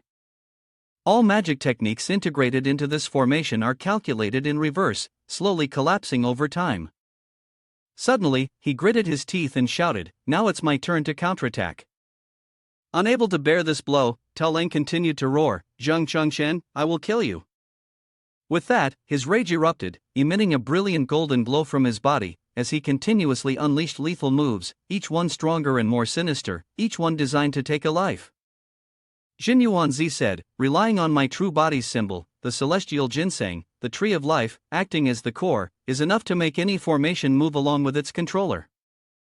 Zhang Qing Chen replied, "With this formation and this sword, even all heavenly immortals and Buddhas could be slain." Each sword strike from Zhang Qing Chen fell with unmatched strength. The formation stood still, and the sword chi of Tao Lang made him fall into despair within moments, constantly shouting, "Don't come here, don't come here." But Qing Chen's strength had truly been exhausted, even the sword in his hand felt heavy. The formation had drained too much of his essence. The chubby one continued to encourage, "Qing Chen, go for it." The spectators also cheered, their voices rising, "Zhang Qing Chen, Zhang Qing Chen, Zhang Qing Chen." He took each step with determination, pushing himself to the last drop of his remaining power, knowing that he must win. Qing Chen unleashed his breath, charging toward his opponent with the sword. Lee Tian Yen screamed, "Fool, right now Zhang Qing Chen is in midair, unable to use the Taiji footwork. Lock him in with all the sword chi, kill him." Tao Lang decided to use all his inner strength for the final blow, sword chi spirit void technique, "Open for me." Before Chen, everything lit up, and a booming explosion shook the vast space. The audience froze, suddenly silent as if struck dumb. Chen gathered his energy and used the shrinking the world in a sleeve, limitless mysterious tribulation to block the attack. Tao Lang refused to accept it, flustered, thinking that if he used the sword chi spirit void technique again, he would still have time to close the gap. Chen whispered, "Ancient divine power, shrink." Jin Yuanzi smiled. With his current cultivation, shrinking to the size of a thumb would be enough to shorten the distance. That was all he needed. Chen took a few more steps and instantly moved in front of Tao Lang. In that moment, his sword chi shot out rapidly. But in the blink of an eye, Chen's sword pierced through Tao Lang's chest, a fatal blow. He had killed him. Tao Lang was completely powerless, falling to the ground, lying motionless on the stage, with no sign of life left. Someone screamed in horror, "He killed someone, he killed someone." Ning's face also turned pale. Zhang Chengchen had killed Tao Lang. Yuan was shocked. Has he gone mad? Killing someone in front of everyone, what should we do next? The chubby one shouted, "Chen, as expected, you're different from the others." Zhang Chengchen landed next to Tao Lang's corpse and said, "Since my rebirth, this is the first time I've lost control of my killing intent, without any hesitation or guilt. My mood is eerily calm. Fairy Master, am I qualified now?" Lee Tian Yen went berserk, his eyes bloodshot as he shouted, that bastard, how dare he?" Zhang Chengchen looked at him and asked, "Who's next?" Lee Tian Yen roared, "Everyone in the student council, take him down for me, but not a single one of you dares to step forward." One person said, "Our president wants to live." Another person said, "We joined the student council to rise up like a kite in the wind. If we die, we lose everything, don't we?" He swore in fury, cursing them as useless, and turned to leave. In his heart, he was desperately calculating. If he couldn't kill him today, the student council would lose all its prestige, but if he took action himself, it would ruin the peace agreement between the Lee family and the Du family. Lee Tian Yen went to Shui Ran and questioned, "President Shui, how can you stand by and watch someone publicly kill a fellow student like this?" Shui Ran replied indifferently, "If you kill someone, you deserve to die." "What's so shocking about that?" Jiang Dudu approached from the other side, hearing Lee Tian Yen shout loudly, and said, "Tao Lang wants to kill Zhang Chengchen, and everyone here can see it." According to the cultivation laws, this is considered legitimate self-defense. Shui Ran added, "The path of cultivating immortality is fraught with dangers, and every year the academy has a high death toll target." Just then, the principal arrived and offered a solution to compensate him. "Write a report, and I will approve it." Lee Tian Yen, dissatisfied, questioned, "Principal, do you also think that the death of the student council member is not serious enough?" The principal was not surprised at all. He calmly replied, "The matters of the cultivation department have always been under the authority of Headmaster Shui. As for Tian Yen, she is the heir of the Lee family, so don't let the burden weigh too heavily on you." Seeing that the principal and the homeroom teacher seemed unsupportive, Lee Tian Yen spoke out strongly, "Does the principal's statement carry any deeper meaning?" The principal gently swirled his teacup, then spoke calmly, "Although there are many forces in Tian Yuan City practicing immortality cultivation, under the threat of the Lee family and the Su family, the waters of the river don't mix with the waters of the well. But I heard that recently, you have been forcefully annexing major corporations, such as the Gao family, which has made the Lee family stronger than ever." Lee Tian Yen directly interrupted, "Isn't the principal meddling too much? Is annexing major corporations a violation of regulations?" The principal gently blew on his teacup, responding indifferently, "It's not a violation. But nearly all the elites from powerful families are students I have personally trained. As a teacher, naturally, I hope that the major powers can maintain balance. Since the principal has said this, even if you don't act, these forces will still tear each other apart without ever stopping." Lee Tian Yen retorted, "Isn't it true that, in a small school like this, the number of times students are harmed or bullied, the weak being oppressed, is already too few?" Noticing the sarcasm in his tone, the principal asked, "What are you trying to say?" Lee Tian Yen clenched his fists, his whole body trembling slightly, and he gritted his teeth as he hissed each word. The days when I was bullied were incredibly difficult. That was a hell I never want to go through again in my life. To me, that's 1,000 times more terrifying.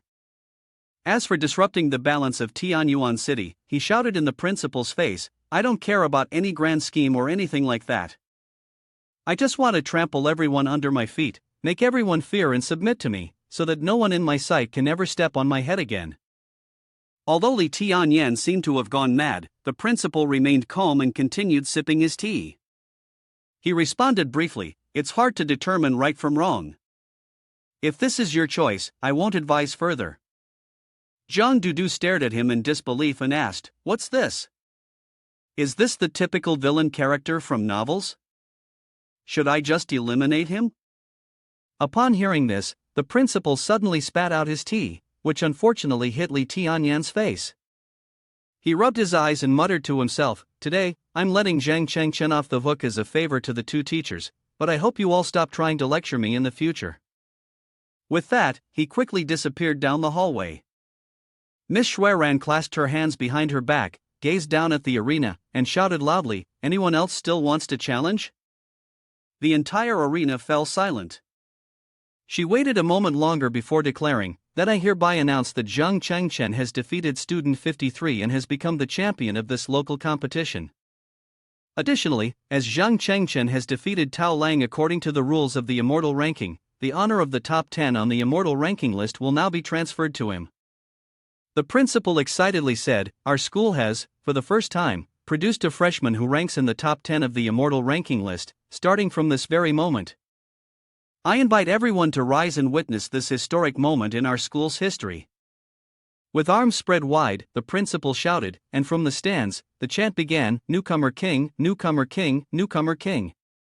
The girls gazed at him with admiration, whispering to each other, girls, this is some extraordinary potential. If you guys aren't going, then I will. He's so handsome, why didn't I notice this before? At that moment, Zhang Chengchen suddenly realized what it felt like to be the center of attention. In his previous life, he had dreamed of this moment, only to discover that it wasn't quite as extraordinary as he had imagined. Jin Yuanzi said calmly, after the fierce battle just now, it seems your cultivation level has broken through. Zhang Chengchen looked at the bracelet and replied, when fighting Zhang Shan, I quickly broke through to the second level of the qi refining stage. Then, when I faced Tao Lang, I was able to reach the third level of qi refining stage, with my combat power reaching 30. Not only that, I absorbed all the materials from the 9 soul pillars of the Hall of Heroic Spirits, causing the hall's soul to be filled once again. I could even feel the presence of some ancient divine being quickly responding to my summoning. Jin Yuanzi calmly replied, with such overwhelming killing intent, it's likely not a divine being from the heroic spirits, but rather a powerful evil spirit. Of course, at this point, it is confirmed that the genius soul that appeared along with the celestial phenomenon is him. The successor to the hidden dragon pavilion, I must say, we've truly found him. The principal looked down at the crowd and said in a deep voice, next, I will announce the rewards for the champion. First, a spiritual treasure from the Academy's vault. The champion can choose any item as their reward. Second, after Zhang Chengchen graduates, they will receive a recommendation letter from me and the headmaster, allowing them to choose any position in Tianyuan City. Third, this is a secret of our academy, and Headmaster Shui will personally make an announcement later. Zhang Chengchen walked up to the stage where Chen Ning and the others were sitting. The chubby one excitedly shouted, we've hit the jackpot, we've hit the jackpot. It's the Academy's treasure vault, I heard the items in there are worth at least 10 million. Chen Ning, moved, hugged Zhang Chengchen and exclaimed, this is wonderful. With the recommendation from the principal and headmaster Shui, your future is wide open. If your parents knew, they would definitely be so proud of you. Miss Shui approached and reminded them, you two are close enough now, come with me to the vault to collect your reward. Zhang Dudu looked at the scene with a slight sense of pride. She raised her chin and said, this man is truly something special, worthy of being my rival. Then, she turned to Chen Ning and said, I had an 4 drip the other day, the kind you were thinking of. Ning trembled, replying, "Sister, can we please talk calmly like normal people?" Zhang Chen gave a thumbs up with satisfaction and said, "As expected of my sister, my life is in my own hands, not fate's." Miss Shui led Zhang Chen to the main hall of the museum. As the large door was opened, he was immediately dazzled by the sight and exclaimed, "This is it, the treasure vault." Before him was an array of extraordinary treasures, each glowing with an enchanting light. He gasped in awe, "Wow, so many ancient, rare martial arts manuals. These are all top-grade magical items, like the Tifong Chu. Cough, cough, my eyes are getting blurry from all the brightness." He turned to Miss Shui and asked, "Can I choose whatever I want from these?" Shuiran smiled and said, "Earlier, you had a question." Without hesitation, Zhang Chen replied, "Ask away, seeing these treasures, I'll definitely answer everything I know." Miss Shuiran calmly said, "A week ago, the person who caused that celestial anomaly, was it you?" He paused for a moment, feigning innocence. "What are you talking about, Miss Shui? I don't understand a word of it." Knowing his usual way of pretending, Shuiran sighed and replied, "Well, that's too bad. If you're the one with that talent, I would personally grant you one more treasure from this vault." "Another one? Ha, are you tempting me?" "I have my limits too," Zhang Chen thought to himself, chanting integrity in his mind, but out loud, he boldly said, "I wouldn't reject more treasures, even if it means sacrificing my dignity, so please add 2 more. "All right, you get 3, said Miss Shui. "Admit it, the thickness of the surface is indeed superior like this." Shuiran replied, "Consider it as me admitting it." Zhang Chen was spinning around in the pile of treasures but still didn't forget to remind, "I still hope you can keep this secret for me. A talent like you is always humble, humbly superior." He kept touching this item, touching that item, wanting to take everything. Wouldn't it be better if he could take 30 items? Getting rich, getting rich. Seeing this, Shuiran thought to herself, "Does this kind of boundless brat really have the qualifications to inherit the position of vice master of the Hidden Dragon Pavilion?" However, she did not notice the serious expression on Zhang Chen's face at this moment. He was thinking to himself that the urgent task now was to quickly elevate his cultivation strategy. The shortest path was to consume a high-grade spiritual pill. Jin Yuanzi, standing on the side, reminded, "The strongest 3-star spiritual pill from the cave of the mystic elixir can raise the chi refining stage by 30 years. Although 1,000-year spiritual talent is rare, it is the most suitable for you right now." Zhang Chen suggested, "The rare treasures here are even more abundant than the elixir path of the Su family. Should I rely on the Dan Fong and search for them?" Jin Yuanzi closed his eyes, his arms continuously moving for a while before exclaiming, "Got it, the 100-year fire pit lingji, the 100-year transformation herb." Indeed, these 2 precious plants or herbs can be found in the 2 great yangs. Zhang Chen picked them up and examined them, his face glowing with delight, searching diligently. What he obtained was completely worth the effort spent in putting so much force into it. Suddenly, he said, "But what should I choose for the final reward?" Zhang Chen looked at the pile of treasures behind him, frowning in thought. As he turned around, his eyes fell upon an item placed on the ancient stone pillar, and he was immediately struck with shock. Her eyes seemed to pop out of their sockets as she exclaimed, "No way, how did this thing end up here?" Jin Yuanzi gently stroked his chin, deep in thought. "This isn't a spirit stone, it's a relic." Zhang Chen held the relic in his hand and said, "Miss Shuiran, you've chosen, now quickly put these items into your pouch. Your face is so full of delight, it's like you can't stop smiling." Shuiran, slightly curious, thought she could understand the 2 spiritual treasures. She needed to carry them to invite an alchemist for a chance at luck. But this relic, how did she know it was a relic? Chen didn't hide the answer. "I know that after a Buddhist monk passes away, his body transforms into a relic, left behind for future generations to venerate, but it has no other effect." Upon hearing this, her confusion deepened. "Then why did you still take it?" The relic had been picked up from a pile of broken items. She couldn't bear to let a Buddhist's remains be covered in dust, so she placed it here. "If you don't mind, and won't suffer a loss, you can take it." Zhang Chengchen smiled wide, his eyes squinting. That's right, the third reward you mentioned. Miss Shui replied seriously, this reward is related to the most secret and important place in the academy. I'll only be able to tell you when the time is right. It was quite a coincidence that this relic was also picked up from that very place. Zhang Chengchen leaned in closer, his voice filled with suspicion.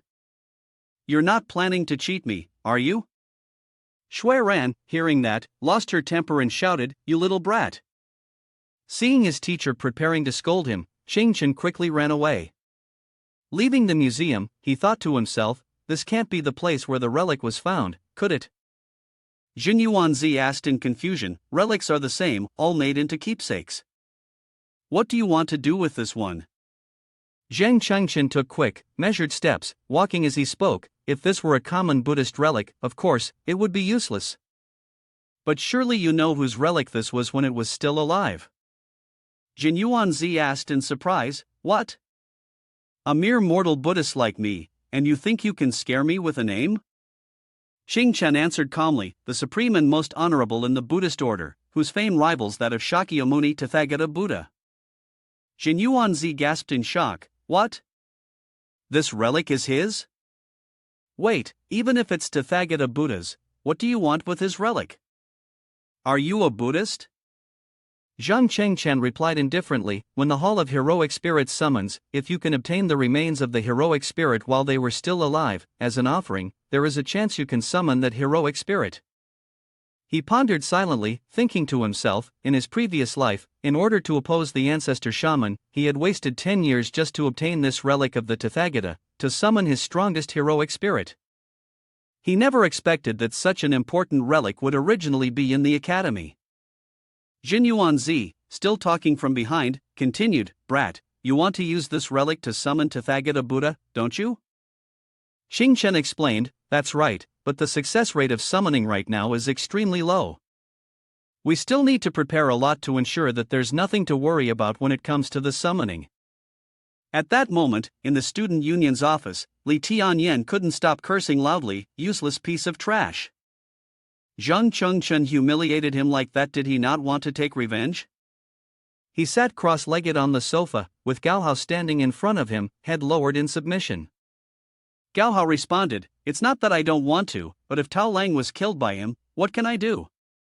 Li Tianyin cursed again, useless piece of trash. The experts from the Gao family, you've surpassed many Tao Langs in countless was, yet you're afraid of a small fry like him? Gaohao defended himself. Zhang Chengchen became famous after that fight. Now he's the most valued talent in the academy. If I bring an expert from the family to kill him, the principal won't let me off. Li Tianyan narrowed his eyes and hissed, then you should have him dealt with within the academy. Gaohao still believed that Zhang Chengchen was in the top 10 on the immortal ranking list. In the academy, aside from him and Zhang Dudu, who else had the strength to silently kill him? An idea flashed in Li Tianyan's mind. There was one person. If he just followed my instructions, he could ruin Zhang Qingchen completely, leaving him with no place to bury his body. The head of the ancient martial arts club is ranked in the top 3 on the Huochang Wu board. This person could replace us and face them. Zhang Chengchen hurriedly went to find Chen Ning after leaving the museum. As soon as he saw her, he quickly asked, Xing Chen, how did you do in picking treasures in that area? He smiled and replied, a rock. She was surprised and asked, a rock? As they were walking down the street, a large supercar suddenly appeared, revving loudly, and blocked their path. Zhang Chengchen stepped in front of Chen Ning and said, the person inside the car, with their internal spiritual awareness, must be a master. A beautiful girl, dressed in fashionable attire, stepped out of the car and cheerfully spoke, shouted, classmate Zhang, long time no see, is this how you're going to treat me? Why's that? Zhang Chengchen sighed in relief and put on a smiling face, replying, oh, it's Miss Su? What brings you here? The girl replied with a bright smile, I really like hearing you call me Miss Su. Suddenly, the girl hugged Zhang Chengchen's cheeks with both hands, leaned her face close, and said, the spiritual pill great master gave me helped me break through a bottleneck. My father is very grateful and wants to personally host a banquet to thank you. He quickly jumped back, raised both hands, and awkwardly responded, "That was an easy task, no need for thanks." Miss Su smiled and said, "My birthday is in a week. My father wants to hold a banquet and invite the major corporations close to the Su family. Would you be honored to come?" "Ah, are you inviting me to a drinking party?" Zhang Chengchen comfortably agreed. "Since it's Miss Su's birthday, I'll definitely come if I have the time. Miss Su, goodbye, I won't return until a week later." With that, the girl quickly got into her car and drove off at full speed. Ning stood still, silent for a while before speaking up. "Was that young miss from the Su family just now? How did you come to know someone so important?" Hearing the cold tone, Chen was startled and quickly replied, "Didn't I deliver something to Mr. Fu earlier? It was just a coincidence that I met her." Chen looked straight into his eyes and questioned, "Delivering things, and you managed to become friends with young Miss Su, even getting invited to her birthday party? Chen, do you think I'm a fool?" He paused for a moment. Ning, observing his attitude, smiled and seemed to lose interest. "All right then, if you don't want to talk about it, I won't ask. Let's go home." Zhang Chengchen walked away, then quickly pretended to clutch his stomach and smile awkwardly. "I'm so hungry. I wonder what Mom will cook today."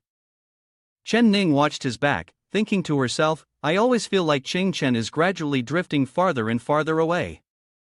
So far that I can't even reach out and hold his hand anymore. Oh, I almost forgot to tell you. I've also broken through to the 9th stage of foundation establishment, though I suppose it's not worth mentioning in your eyes anymore." Jin Yuanzi, who had been observing from behind, noticed Ning's thoughts and sighed softly. "If I'm not mistaken, it's been less than 2 months since Ning joined the cultivation department. Cultivating the foundational techniques of the university. In the 2 months from cultivating immortality to the 9th foundation establishment stage, this absolutely cannot be explained merely by the term genius. The secrets hidden within these two sisters are so profound that even I cannot probe into them." The next morning, Zhang Chengchen went to school in a cheerful mood. Looking at the clear sky and the golden, radiant sunlight, he exclaimed, "Oh, the campus in the early morning, such a refreshing spirit." As soon as the girls saw him, they rushed over. "Student Zhang, congratulations on winning first place." "Student Zhang, you're really handsome." "Student Zhang, do you have a girlfriend? What do you think of me?" Soon, he was surrounded. Zhang Chengchen smiled and said, thank you, everyone, please excuse me." The chubby girl, standing over there, saw this scene and said to Ning, "Hurry up and go. The gift you picked out for several hours yesterday was meant to congratulate the boss directly, right?" To her surprise, she coldly snorted and responded, "There are so many beautiful girls around him, when will it be my turn?" With that, she walked straight into the school without waiting for anyone. Li Shirlan chuckled softly, "Our Ning is getting jealous." On the other side, Zhang Chengchen finally squeezed through the group of crazy fans and ran off in a hurry. Jin Yuanzi laughed heartily. "People's hearts are so unpredictable. Just a few days ago, you were ranked as a worthless person. In the blink of an eye, you're already the idol of the freshmen." Chen replied indifferently, "Well, getting to know them is enough." Jin Yuanzi teased him further, "How does it feel? Becoming a hero isn't too bad, right?" He answered softly, "It's still too early to be proud. There are only 20 days left before the witch tribe launches their attack. Before that, I must clear away all concerns. To the deathless and undying witch tribe, even the slightest doubt will guarantee my failure." Hearing this, Jin Yuanzi asked solemnly, "Who's the next target? Lee Tian Yen? Or the head of the club you mentioned before?" Chen frowned slightly. "The head of the club, Hua Changwu, ranks top 3 on the immortal ranking list, a 9th level chi refining expert. Right now, facing him, my chances of winning aren't high. The urgent task is still to quickly forge the cave of the mystic elixir, greatly boost my combat strength, and then summon the heroic spirits. At this moment, I'm only a phantom form. Performing alchemy requires borrowing your magical power. The spiritual materials for this pill are very tough, and your magical power is too weak, so it will consume quite a bit of time. Jin Yuanzi asked again, "How long will it take?" He replied, 2 or 3 days. During the alchemy process, there must be absolutely no interference. The weather today was beautiful, and the school atmosphere was full of excitement and energy. The door to Director Shui's office opened, and a young man stepped in and spoke, "Sorry to bother you." Shui Ran looked at him and asked, "Here again to take on a training mission from the Cultivation department?" The young man, tall with his hair tied up in a topknot, had the appearance of a Taoist. He was Huo Changwu, the head of the ancient martial arts club, ranked top 3 on the immortal ranking list, with a combat power rating of 90. He replied briefly, "Same rules. I don't care about points or rewards, just give me the highest bounty." Miss Shui pulled out a wanted poster. Printed on it were the faces of 4 criminals. She said seriously, "Class A mission, issued by the Immortal Formation. For individuals at the Qi refining stage have kidnapped the son of a high-ranking city official, forcing senior personnel to aid in their escape. Rescue the hostage. The reward is 5 million. The previous reminder still stands, even if you accept an A-level mission, it can still be life-threatening. Human life is more important than money." Huo Changwu pinched the wanted notice between his fingers, read it carefully, and then replied indifferently, "Thank you, Director, for your concern. I'll accept it." Shui Ran, somewhat worried, asked, "You've taken 4 A-level missions in the past year." She was very curious about what could possibly make him not fear such life-threatening danger. Huo Changwu folded the wanted notice and tucked it into his coat, replying casually, "Since we were born into poverty, surviving on the path of cultivating immortality requires betting with our lives." Hearing this, Shui Ran didn't want to offer any further advice. It was all about survival after all. She had another matter to discuss. A few days ago, the new student of the ancient martial arts club was beaten by Zhang Chengchen. Huo Changwu replied frankly, "I know about the exchange match. I watched as a spectator. He's very strong, and I support him." Shui Ran responded, "Even if Zhang Chengchen is strong, he is no match for you. Please spare him, give him a chance to live." Huo Changwu walked straight to the door, appearing indifferent. "I don't plan to take revenge. Lu Bao and Wang Dao brought the humiliation upon themselves." At that moment, in an abandoned construction site, the kidnappers had brought the hostage to imprison them there. A masked man with a fierce expression held up a dagger and threatened, "Do you remember what I said? If you try to run once more, I'll cut off one of your fingers." In front of him stood a beaten young man, his face contorted, fear-stricken, with tears streaming down his face. The group of people standing around were all very strong. The chubby one was at the 70th level of Qi refining stage, another was at the 80th level, and the remaining 2 had a combat power score of 90. Huo Changwu approached his target, hiding and observing carefully, evaluating the situation of the opponent. "The target is very strong. 2 of them have the same combat power score as me, and the other 2 are slightly weaker. The distance is too close, I must separate them first and kill them one by one." With that, Huo Changwu began to gather his qi and recited an incantation, initiating his technique, Wood Technique, Forest Formation Array. A green formation quickly appeared on the ground, rapidly expanding and emitting a violent tremor. The sound of booming explosions echoed, and the ground suddenly shook, causing the kidnappers to jump in shock. "What's happening? Is there an earthquake?" Suddenly, large trees sprouted up from the ground at an alarming rate, their branches launching numerous attacks toward them. The leader shouted, "Get out of the way." The blonde-haired man saw that the trees had soon surrounded the entire building and, in fear, shouted, This is a high-level wood-type magic, an immortal formation." Huo Changwu remained inside, using his invisibility magic and the secret martial art stepping on snow, leaving no trace. A thin layer of qi enveloped him, making him blend into the surroundings as he nimbly moved with a bow and arrows. A faint hum echoed, but the kidnappers couldn't see where the person was coming from, and they cursed loudly. "Damn it, the enemy has used an invisibility spell, we can't sense their breath, and we can't determine how many there are." A bald man, both gathering his energy and reassuring his teammates, said, "No need to panic, I'll use a probing spell." But before he could do anything, a beam of golden light pierced through his head, instantly obliterating him. The man in black spotted the location from which the arrow had been shot and shouted, "Found you." He swung his large axe down, but only managed to chop through a bundle of falling branches. He roared, "Damn it, the ambush point shifted after the arrow was shot?" The chubby man shouted, "Boss, this forest is cursed, the trees are absorbing our magic, we need to strike fast and decisively." Suddenly, the blond man noticed a kid hanging, entangled in branches, and came up with an idea. "I'll go capture him, force them to show themselves." Just as he jumped out, the man in black yelled, "Idiot, are you hiding behind the big tree or coming out?" Each of them shot straight through the blond man, taking him down. Huo Changwu immediately moved to a different spot. "That's the second one, 2 more to go." The chubby man chuckled softly, "With this kind of agility, it looks like a top-tier member of Immortal Formation." He quickly activated the water technique, water ring wall, and a tight water sphere surrounded him. "My defense has no blind spots, now you should show yourselves." Huo Changwu aimed precisely, locked onto the target, and shot twice. With a whoosh, a wave of still air shot out, forcefully piercing through the water vortex, with a crisp pop.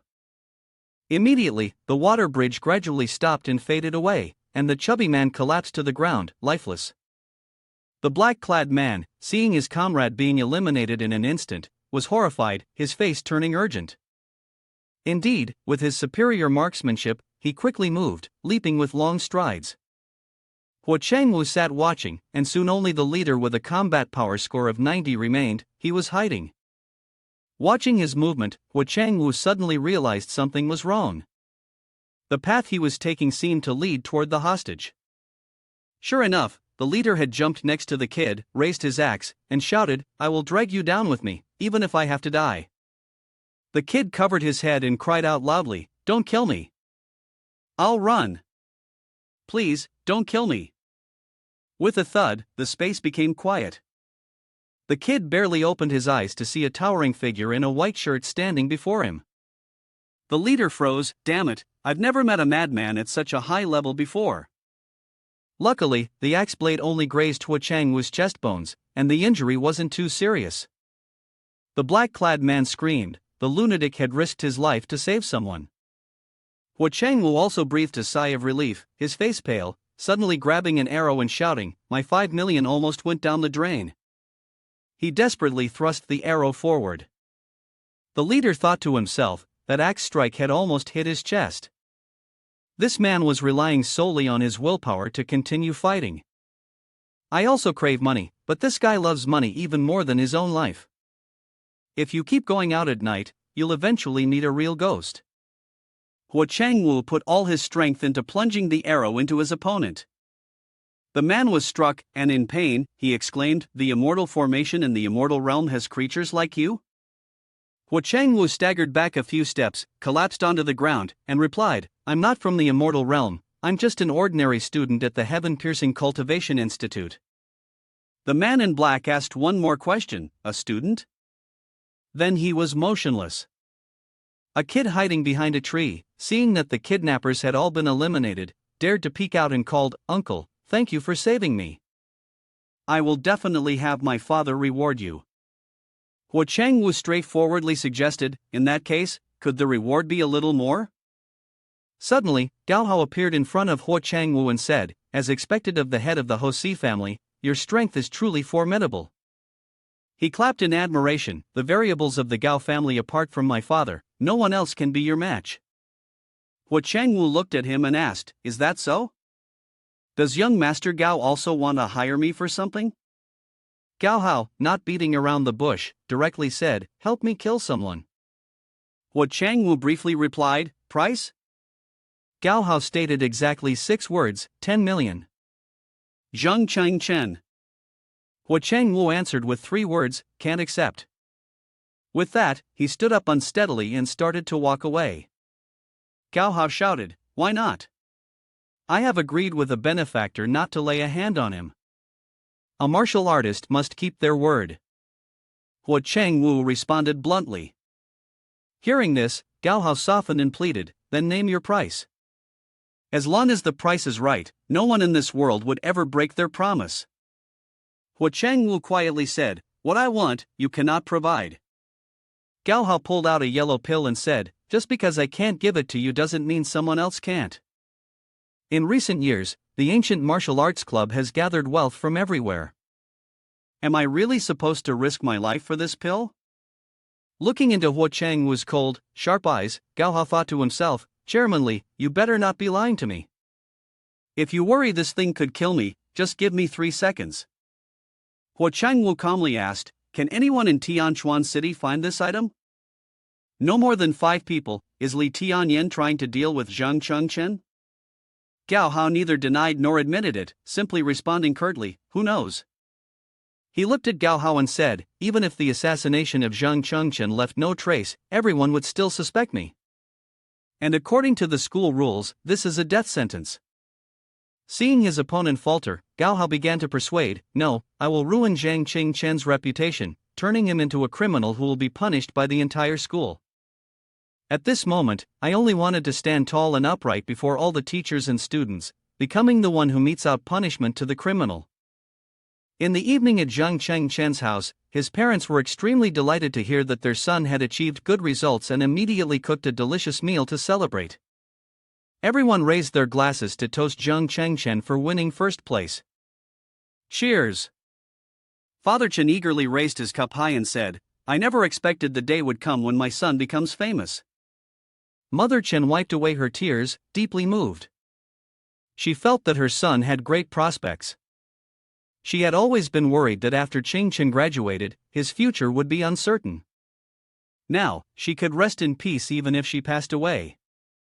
He hurriedly stopped her, saying, Mom, please don't say such unlucky things. Also, Dad, after you started taking the pill, it seems like your heart condition has improved a lot, but you still need to rest more. You should drink less alcohol. Father Chen's face turned red, but he continued to smile joyfully. Today is a happy occasion. I want to have a little drink. After drinking, I'll have the strength to rest. Ning suddenly asked, Xing Chen, when did you become so capable? Having expected to be questioned, Xing Chen had already prepared an answer. He scratched his head and replied, I had a coincidence earlier where I met a wise person who gave me some guidance. That person passed on some alchemy techniques to me, which led the Su family to invite me to become a first-grade alchemist. As soon as Mother Chen heard the word alchemist, she was astounded.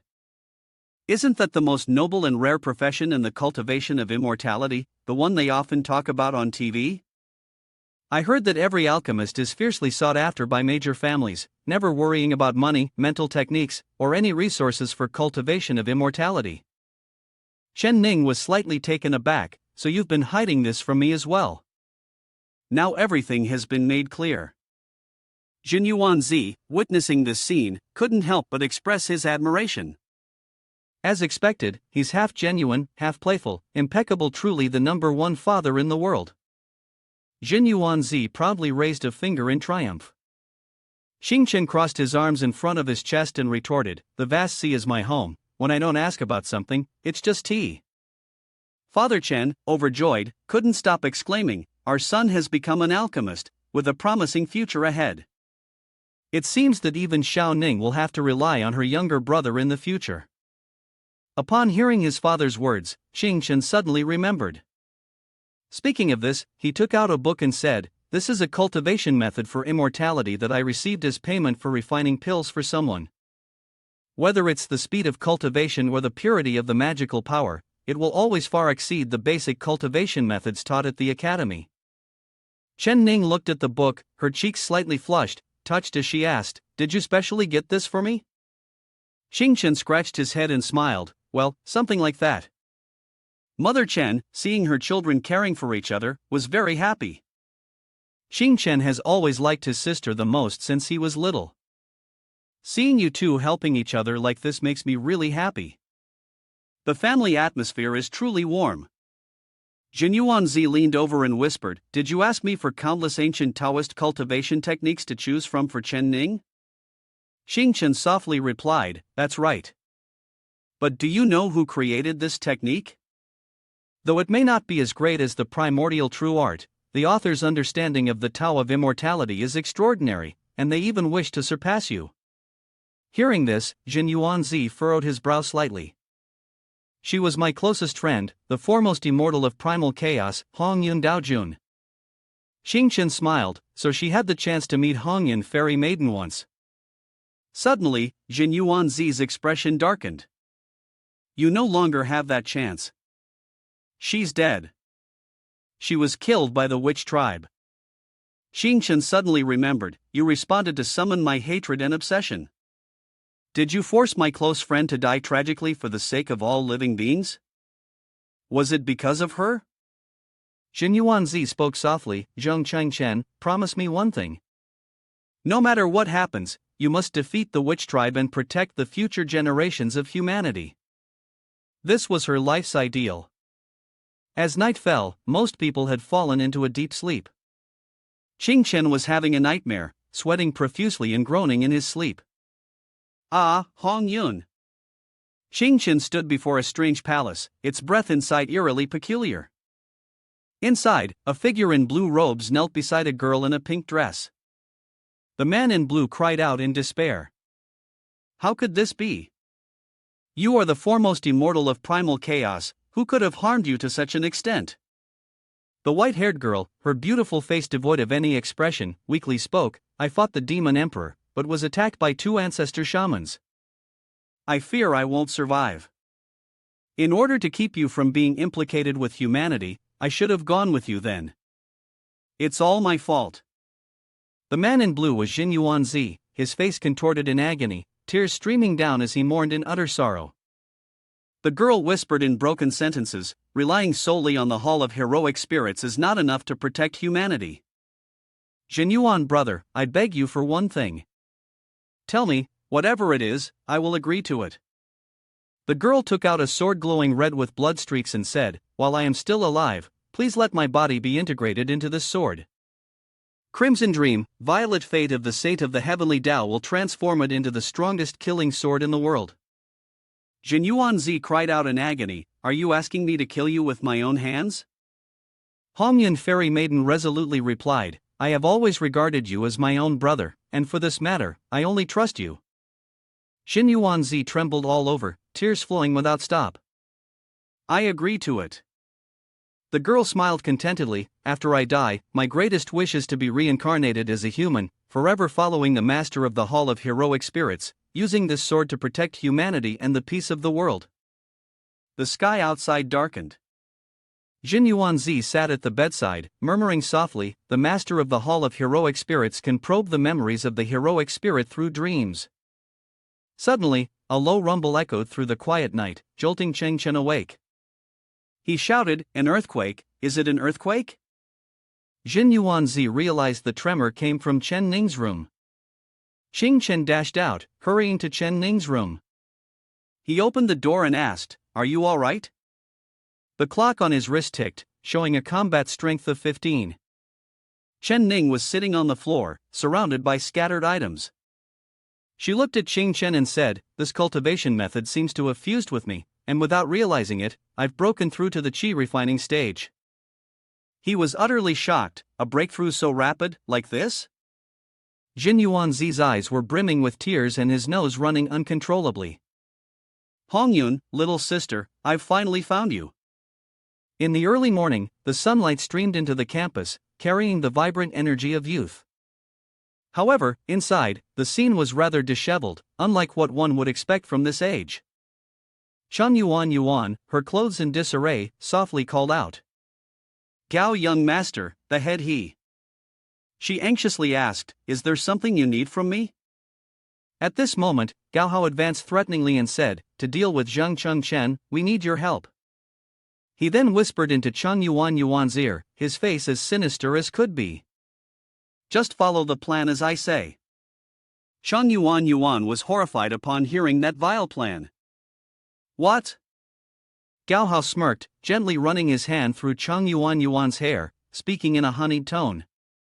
The methods to seduce men, I assume you don't need me to teach you, do you? As for the acting fee, I'll give you 200,000. He then pressed her against the wall and continued, outlining the rewards she could gain if she obediently followed the plan. Perhaps you understand what 200,000 means to you. With just a small sacrifice of your tiny body, you could become a student of the Cultivation department, completely changing your lowly life. However, contrary to his expectations, Chen Yuan turned her head slightly to the side and firmly replied, "Sorry, Gao young master, I refuse." This sentence directly angered Gao Hao. He squeezed Chen Yuan's mouth and demanded, "What did you say?" "I didn't hear clearly," Chen Yuan tremblingly repeated. "Sorry, Gao young master." Before she could finish her apology, Gao Hao erupted in anger and punched Chen Yuan in the face, sending her flying. At the same time, he opened his mouth and yelled loudly, "I'll give you one more chance, say it again." Even though she was lying on the floor, Chen Yuan still boldly declared, "I won't work for you anymore, I want to become Zhang Chen's person." Hearing that name, Gao Hao exploded in fury. "Zhang Chen, again Zhang Chen." He rushed forward, grabbed Chen Yuan's hair, and fiercely threatened, "Didn't you say last time that you've never had a boyfriend?" "Ha, today I'll verify whether that's true." Then, Gao Hao unzipped his pants, intending to force himself on Chen Yuan, mocking her cruelly, "I'll see if Zhang Chen comes to save you now." At this moment, Headmistress Xue hurriedly opened the door and stopped Gao Hao's depraved actions. She sharply asked, her eyes like bullets, "What are you two doing?" Gao Hao pretended to be kind, gently sitting down beside his classmate, and replied, "Miss Xue, Chen Yuan accidentally fell, and I helped her up." Headmistress Xue frowned and admonished, "If you're being bullied, you need to speak up, I'll support you." However, facing Gao Hao's furious, bloodthirsty expression, Chen Yuan was terrified. Although unwilling, she had no choice but to stammer and reply, "I'm fine." Upon hearing this, Gao Hao seemed satisfied and turned to leave. "Miss Xue, if there's nothing else, I'll be going now." Suddenly, Director Xue called out to him loudly, "Wait a moment." Gao Hao, unprepared, stupidly turned around with an expression that was begging to be hit. Immediately, Director Xue punched him, sending him sprawling on the floor about 10 meters away, his face smeared with dirt.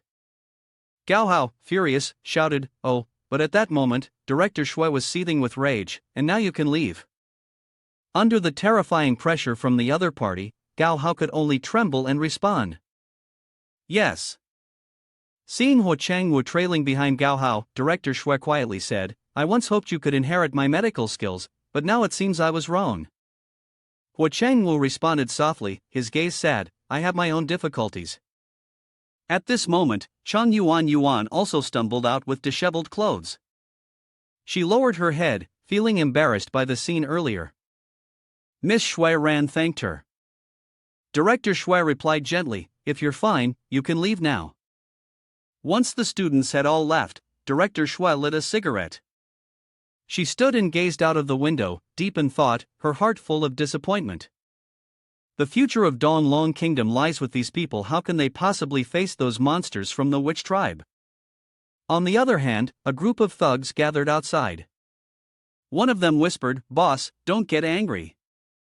Chen Yuan disagreed, "But at most, we can just find someone else."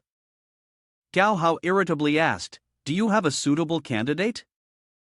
Hearing this, the other man immediately took out his phone and replied with a sly expression, "I have a female student here who is incredibly alluring." As he showed the picture to Gao Hao, he continued, "It would be incredibly easy to get Zhang Chen to fall for her." Just glancing at the photo, the primal instincts within Gao Hao were about to erupt.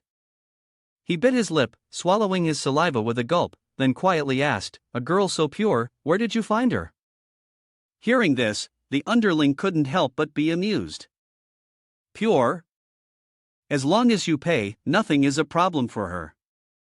Meanwhile, Zhang Chen, walking with measured steps, sighed. A sudden breakthrough to Qi refining stage. I truly admire someone as talented as Chun Ning.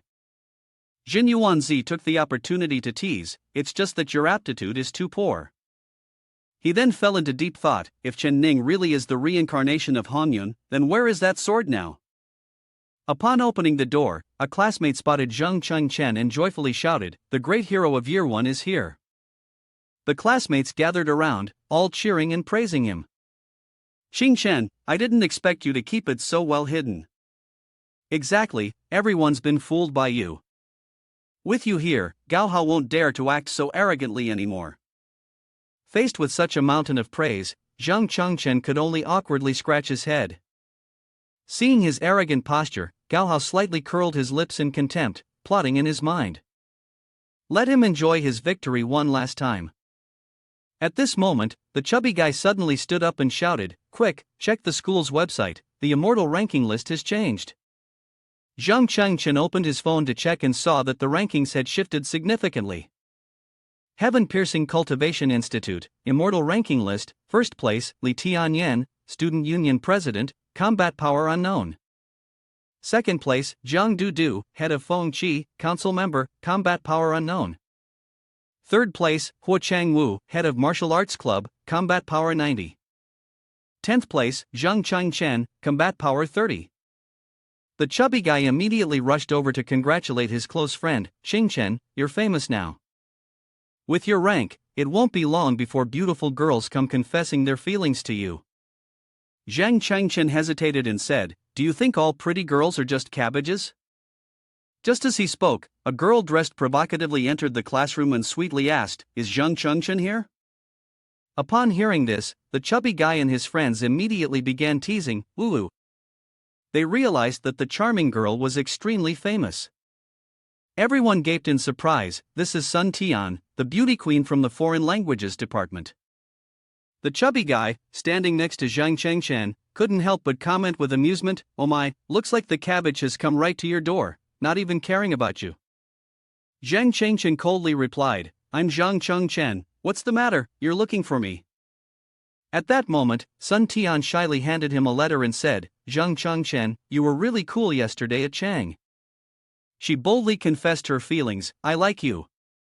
After that, Sun Tian coquettishly asked, "Can you be my boyfriend?" Standing in front of the beautiful girl with such a pure and sweet charm, Zheng Chengchen was also slightly moved.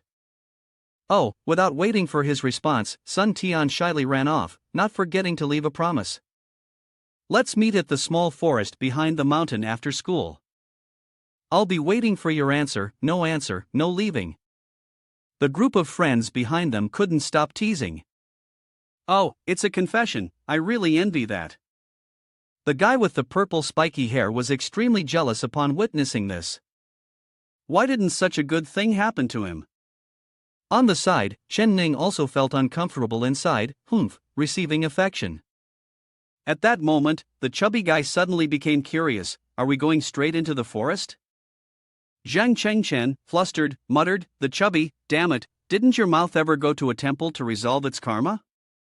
The chubby guy cheerfully replied, "Hailuan Temple, Mu Temple, Sibei Temple, do they count?"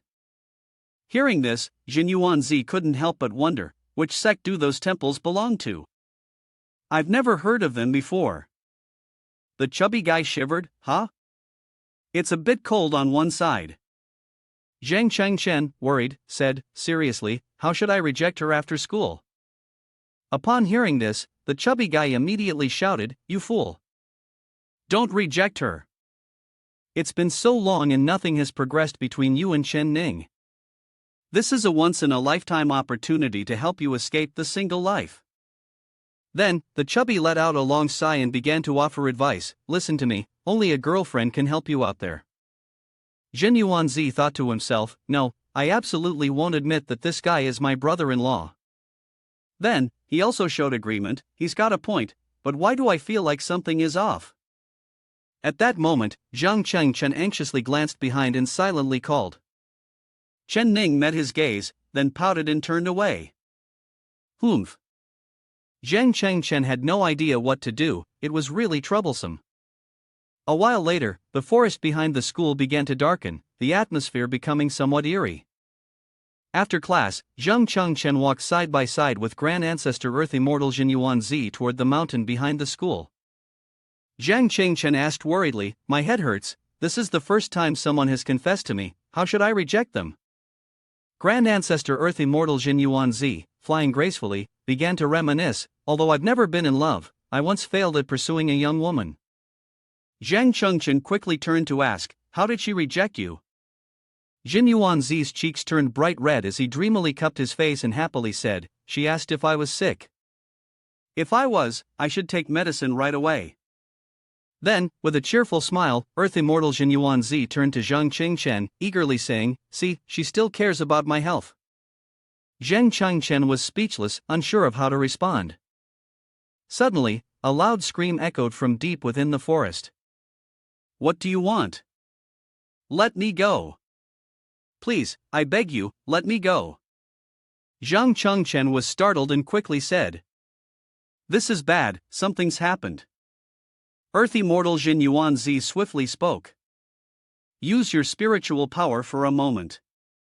He then bent down, slammed his hand onto the ground, and chanted a soul-searching spell, using his sensing technique to gauge the situation within the forest. Earth Immortal Jin Yuanzi quickly reported. 3,000 meters to the right of Sun Tian, behind there are 4 breaths, likely from the ancient martial arts club. Their combat strength is around 5 to 7. Upon hearing this, Zhang Qingchen immediately expressed his gratitude and soared high into the air, heading straight into the forest. At this moment, Sun Tian was in the forest, in a tattered state.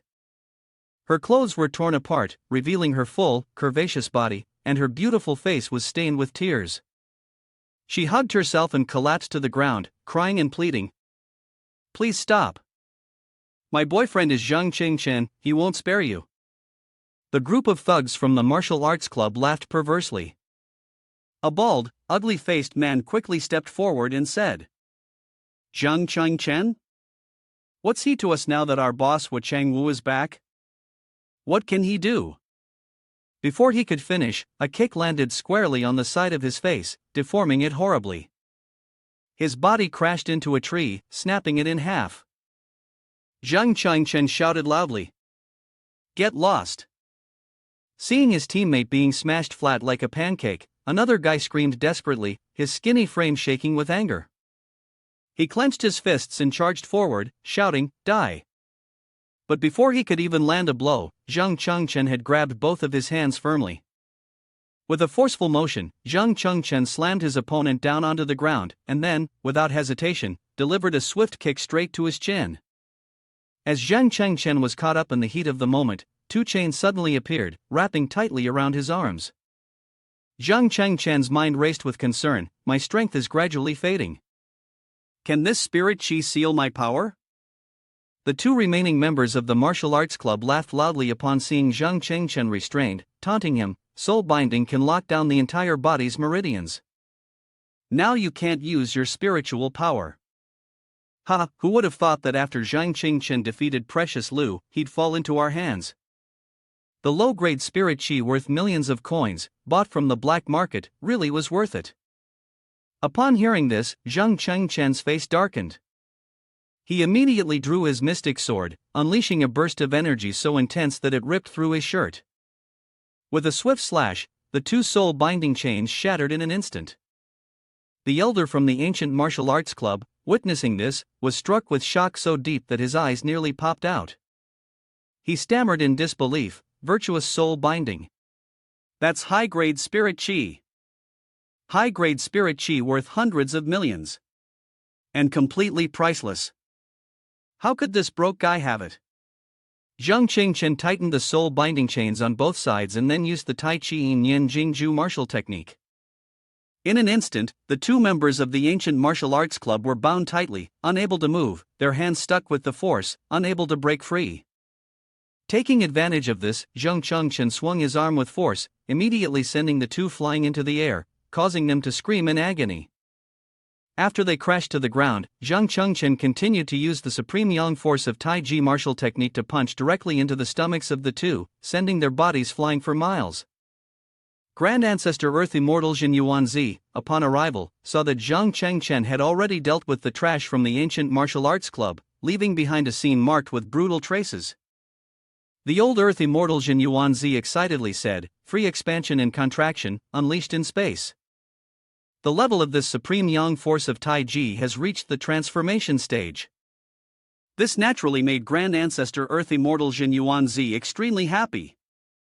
Although Zhang Chengchen had poor innate talent and slow cultivation, the Hall of Heroic Spirits could directly grant magical powers, which conveniently made up for this shortcoming. After finishing the fight, Zhang Chengchen hurriedly removed his t-shirt and walked over to put it on Sun Tian. Looking at her tear-streaked face, Zhang Chengchen apologetically said, "I'm sorry, I came too late." Upon hearing this, Sun Tian rushed forward, hugging Zhang Chengchen tightly, crying, "No, you came just at the right time." But suddenly, her face became cunning, a wicked smile appeared on her lips. Sun Tian looked at Zhang Chengchen, smugly saying, "You've fallen into my trap." At that moment, Gao Hao's voice rang out from behind, "Zhang Chengchen, you beast with a heart as vile as a wolf's." Gao Hao led Principal Zhao, Director Shui, and Huo Changwu to the north room at the scene. As he walked, he pointed directly at Zhang Chengchen and said, "What do you want to do with Sun Tian?" Principal Zhao remained silent.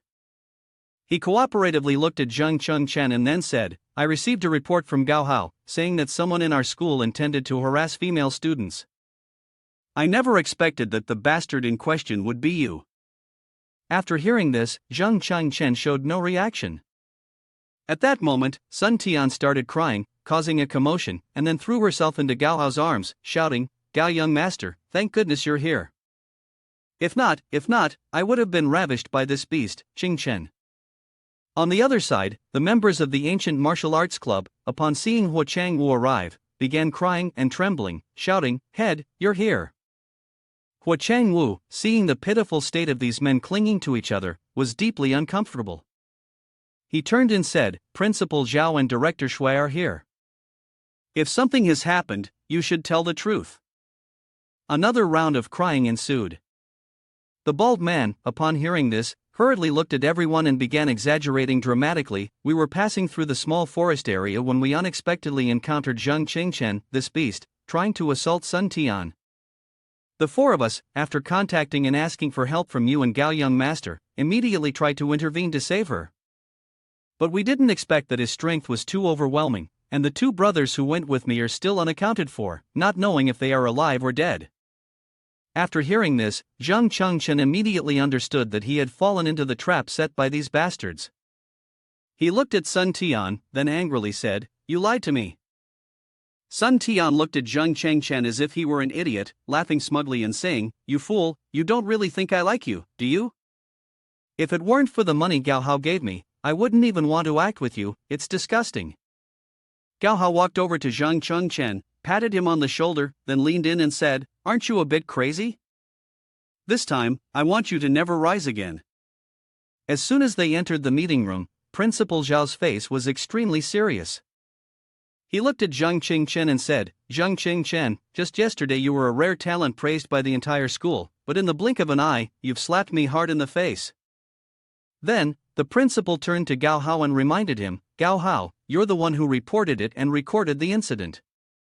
The immortal formation is coming soon." Gao Hao quickly responded, "Yes."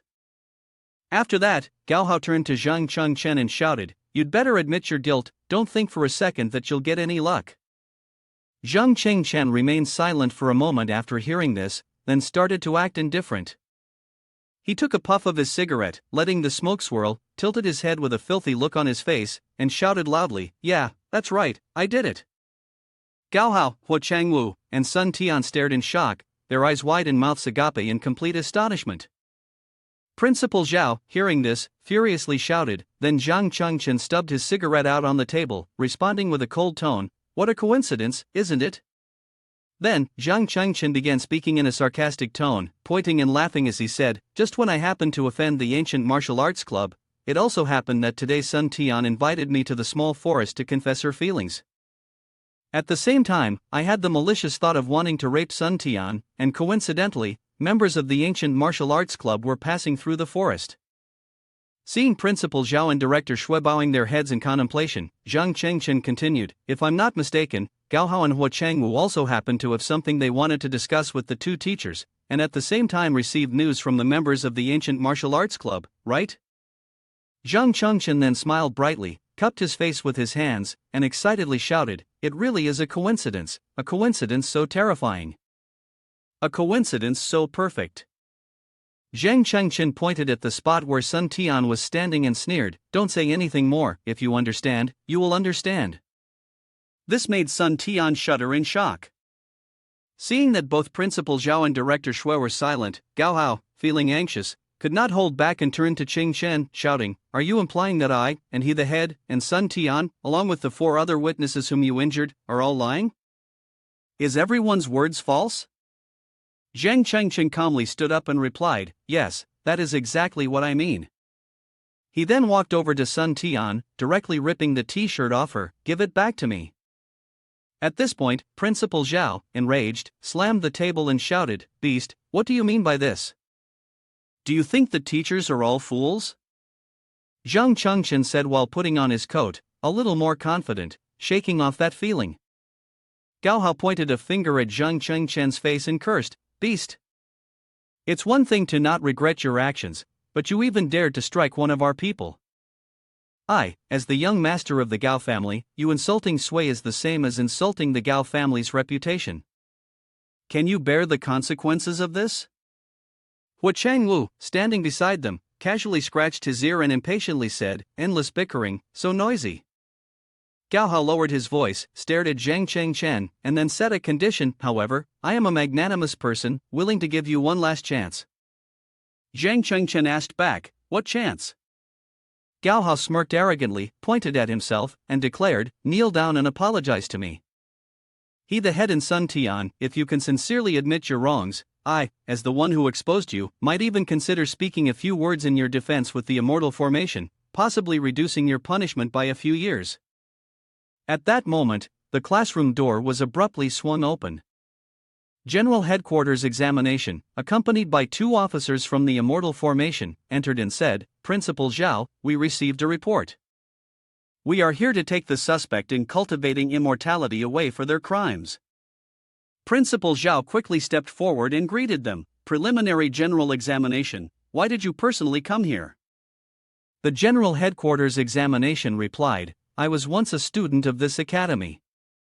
If something as serious as this happens, it would be worse if handled by outsiders." Zhang Chengchen looked at the person speaking and thought to himself, "This person is one of the 4 Grand Masters of Tianchuan City, the leader of the Immortal Formation?" Gao Hao, seeing that the Immortal Formation's captors had arrived, pushed Zhang Chengchen to kneel and apologize, then admit his crime. This was his last chance. In his heart, Gao Hao felt immense pleasure at the thought of Zhang Chengchen kneeling to apologize to him. He thought to himself, "I've carefully arranged the cameras. Once Chen Ning sees him kneeling down to admit his guilt like a dead dog, he will completely collapse." Zhang Chengchen laughed loudly and replied, "Since you were so lenient, I'll give you one final chance."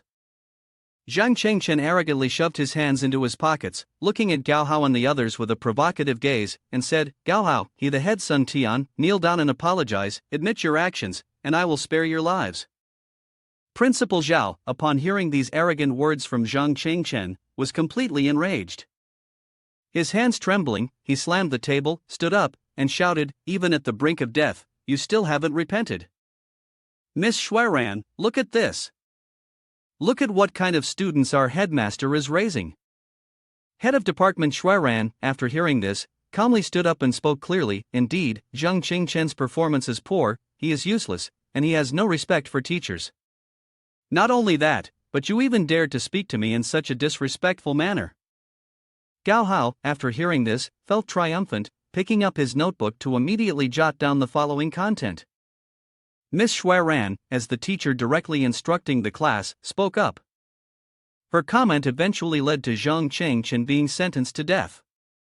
However, teacher Xueran made a dramatic U-turn and calmly spoke loudly, "But, is there any teacher who doesn't trust their own students?" This one sentence left Zhang Chengchen stunned. Principal Zhao, with an expression of disbelief, stammered, "Miss Xueran." "Oh, Teacher Xueran," he responded calmly, "I believe Zhang Chengchen was framed." Seeing that things were not going according to the script he had hoped for, Gao Hao hastily said, "It's useless to talk more. You two, please lead the person away." When the 2 from Immortal Formation moved forward to seize Chengchen, Teacher Xueran coldly threatened, "Who dares to touch my student?"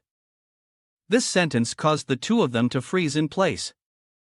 The purple-haired one cautiously scratched their head and neck, explaining, "Teacher, this is part of our official duty. We hope you won't put us in a difficult position." Teacher Xueran furrowed her brows and, with a stern voice, said, "Ha, you still remember that I am your teacher? What's going on? After graduation, you all think you've grown feathers and wings, and now you even dare to come and take someone away from me?" Upon hearing this, the purple-haired and brown-haired individuals immediately recalled the terrifying scene when Teacher Shui had punished them, causing them to tremble all over, unable to move. At this moment, the General Headquarters examination advanced and directly said, "Director Xueran, Immortal Formation has the authority to deal with all cultivators who violate the law across the country. There's no need to spare you." Director Xueran glared at the General Headquarters examination and casually asked, "What's the matter? Does the General Headquarters examination want to show me a few moves?" Hearing Director Shui's challenge, Gao Hao secretly rejoiced and thought to himself, "The clumsy General Headquarters examination and the principal, the head of the Li family, and the head of the Su family are all known as the Four Grand Masters. A mere teacher like her dares to challenge them?" The General Headquarters examination responded, "If you keep dragging this on, don't blame me for being impolite." Then, the General Headquarters examination unleashed their own power. The sheer force of it was so immense that it caused the air to tremble, and the ceiling even shattered. Zhang Chengchen, witnessing the power of the General Headquarters examination, couldn't help but shudder. He thought to himself, just based on their momentum, they can already suppress the entire scene.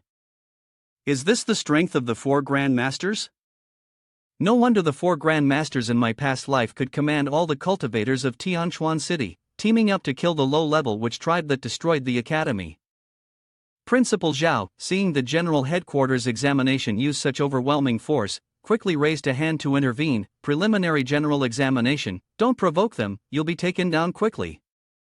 Right after Principal Zhao's words, Director Xueran frowned and said, "Aren't you going to be polite to me?" Then, Miss Xueran raised a finger, immediately releasing an even more terrifying power than that of the General Headquarters examination. Director Xueran calmly said, "Do you think you can enjoy this?" The General Headquarters examination was so overwhelmed by Miss Xueran's imposing presence that they could no longer stand firm, only able to lower their head in fear and exclaim. Their body was frozen, unable to move, and even their magical power had been sealed. The two people in the Immortal Formation were in an even worse state, foaming at the mouth, their bodies unable to withstand the pressure. They screamed in panic, not even intending to unleash any force, but simply from the slight movement of a finger. How could Tianyuan City have anyone surpassing the Four Grand Masters? Zhang Changchen, struggling to endure the powerful pressure, secretly thought, "This magical force is the fire dragon true formula. She is like the immortal teacher, both from the hidden dragon pavilion."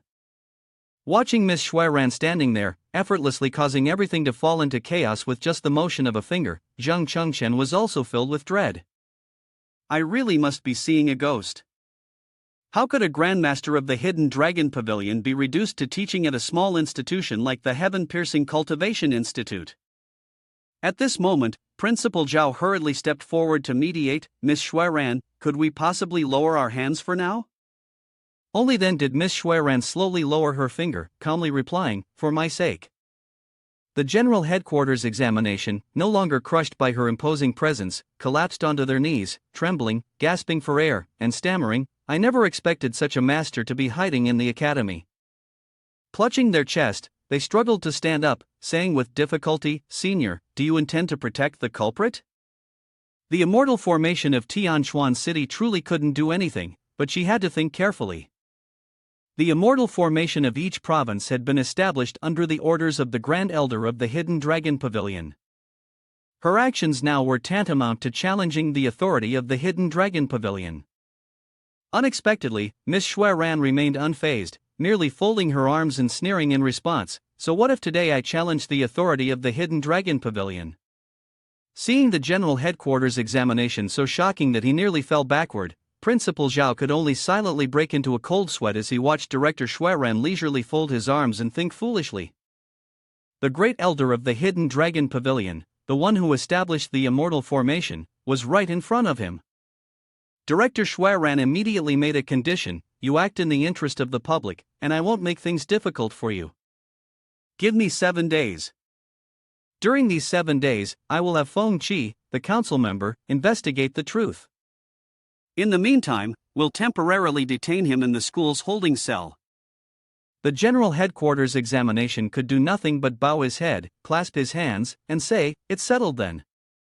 If after 7 days, you can't provide evidence, we will come to arrest the person according to the law. At this moment, Director Shuairan turned to look at Zhang Chengchen and coldly said, "On the other hand, if you lie, I will personally kill you."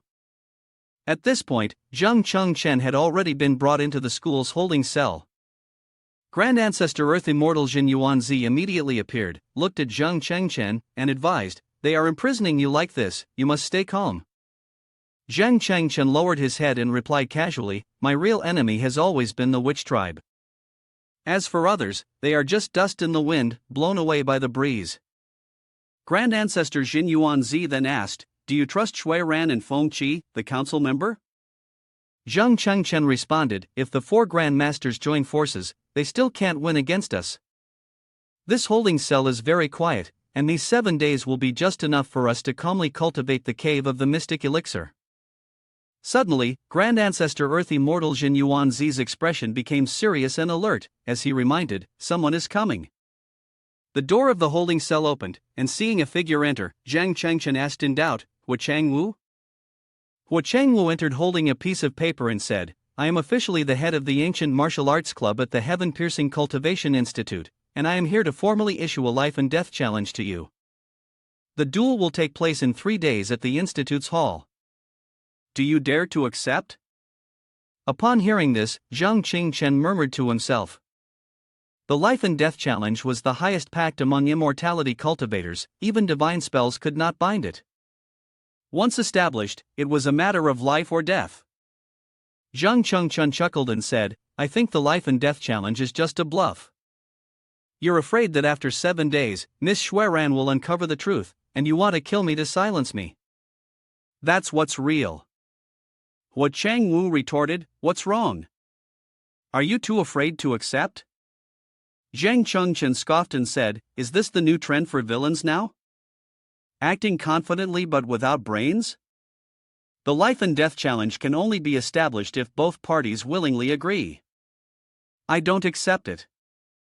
7 days from now, what can you really do to me?" Hua Changwu lowered his head and said, "You're right, I really can't do anything to you." Suddenly, he pulled out a photo of Ning and, in a threatening tone, said, "But what about her?" Seeing the photo of Ning, Zhang Chengchen anxiously stood up and shouted, "Gao Hao can't have set up such a perfect trap. The one behind all of this is Lee Tian Yen." Hua Changwu didn't deny it, only coldly saying, "Since you've already guessed it was him, you should know that if he moves, he will leave nothing to chance. Either you accept the life and death challenge, or Ning will die in your place." Hua Changwu's voice remained even, "Don't force me to kill an unfortunate girl." Zhang Chengchen frowned and replied, "I originally thought you came here because of the grudge between me and the Ancient Martial Arts Club. Now it seems I've been wrong all along. A skilled person has a promising future, yet you are willing to become a lackey for Li Tianyan?" Hua Changwu laughed bitterly, covering his face. "A promising future, huh? Ha ha ha." Zhang Chengchen, confused, asked in return, "What's so funny?" Hua Changwu tightened his clothes and angrily said, "If I truly had a promising future, who wouldn't want to be a hero, respected by everyone, living with dignity and integrity?" At this point, Hua Changwu became agitated, quickly lifting his shirt. On his chest was a red handprint, and the veins were twisted, gathered in that area. With a look of grievance, he said, 2 years ago, Li Young Master ordered the Ancient Martial Arts Club to submit to him. I swore to never obey, and in return, Li Young Master gave me a palm strike." Zhang Chengchen anxiously asked, "Can someone survive such an injury?" The terror from that time still lingered on Hua Changwu's face. He recounted, "Li Young Master truly lives up to his reputation as the strongest in the academy. With just a casual palm strike, he could crush my internal organs. To survive, I had to take 1 primordial blood pill every month to keep my life. But do you know how expensive a primordial blood pill is? It's something only the most esteemed alchemists in the entire Tian Yuan city can craft. There are fewer than 10 alchemists, and on the black market, a single primordial blood pill costs at least 5 million. Huo Changwu trembled all over. If I want to keep taking them, I'll have to trade my life for the money. Capturing the incredibly vicious wanted criminals to earn the bounty, so as to continuously buy the primordial blood pill, keeping my life in a constant state of anxiety. I will never know if I will still be alive tomorrow. I've had enough. Chen was confused after hearing this and said, if that's the case, you should hate Li Tian Yen. Huo Changwu gritted his teeth and replied, I used to, but then Gaohao came to me and presented a rare and valuable second-tier pill. Disintegration pill, Zhang Chengchen said immediately after hearing this. So that's how it is. When combined with medicinal power, it reverses the cultivation method, causing the entire qi refining stage cultivator's power to dissipate. Although one loses their cultivation, it can also simultaneously dissipate the harm that the life force does to the body. After everything became clear, Huo Changwu turned around and said, don't blame me, for someone whose life itself is a luxury, dignity and justice no longer hold any value. Zhang Chengchen firmly said, I accept this life or death decision. Huo Changwu instructed, you still have 3 more days to say your last words. After that, I will definitely kill you. Once the cell door slammed shut, Grand Ancestor Earth Immortal Jin Yuanzi stuck his head out and scratched his head helplessly, saying, the atmosphere was too serious just now, I had to hold myself back from asking. Then, Jin Yuanzi squatted down, ignoring it with a snort and said, the lowest quality of primordial blood pill is a second-tier spiritual pill. Even if I used it to feed a spiritual dragon, it would still turn its nose up at it.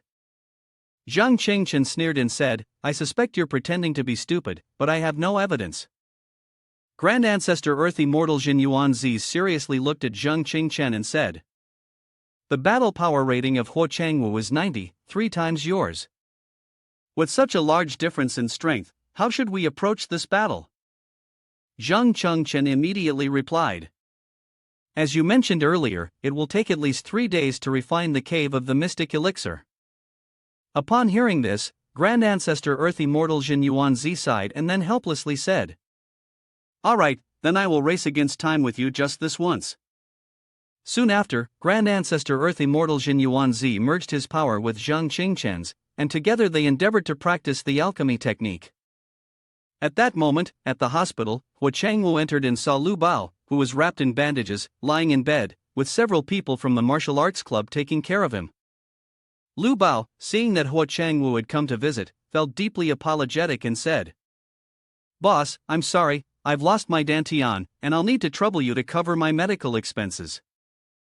Huo Changwu waved his hand and said, it's I who should be apologizing to you.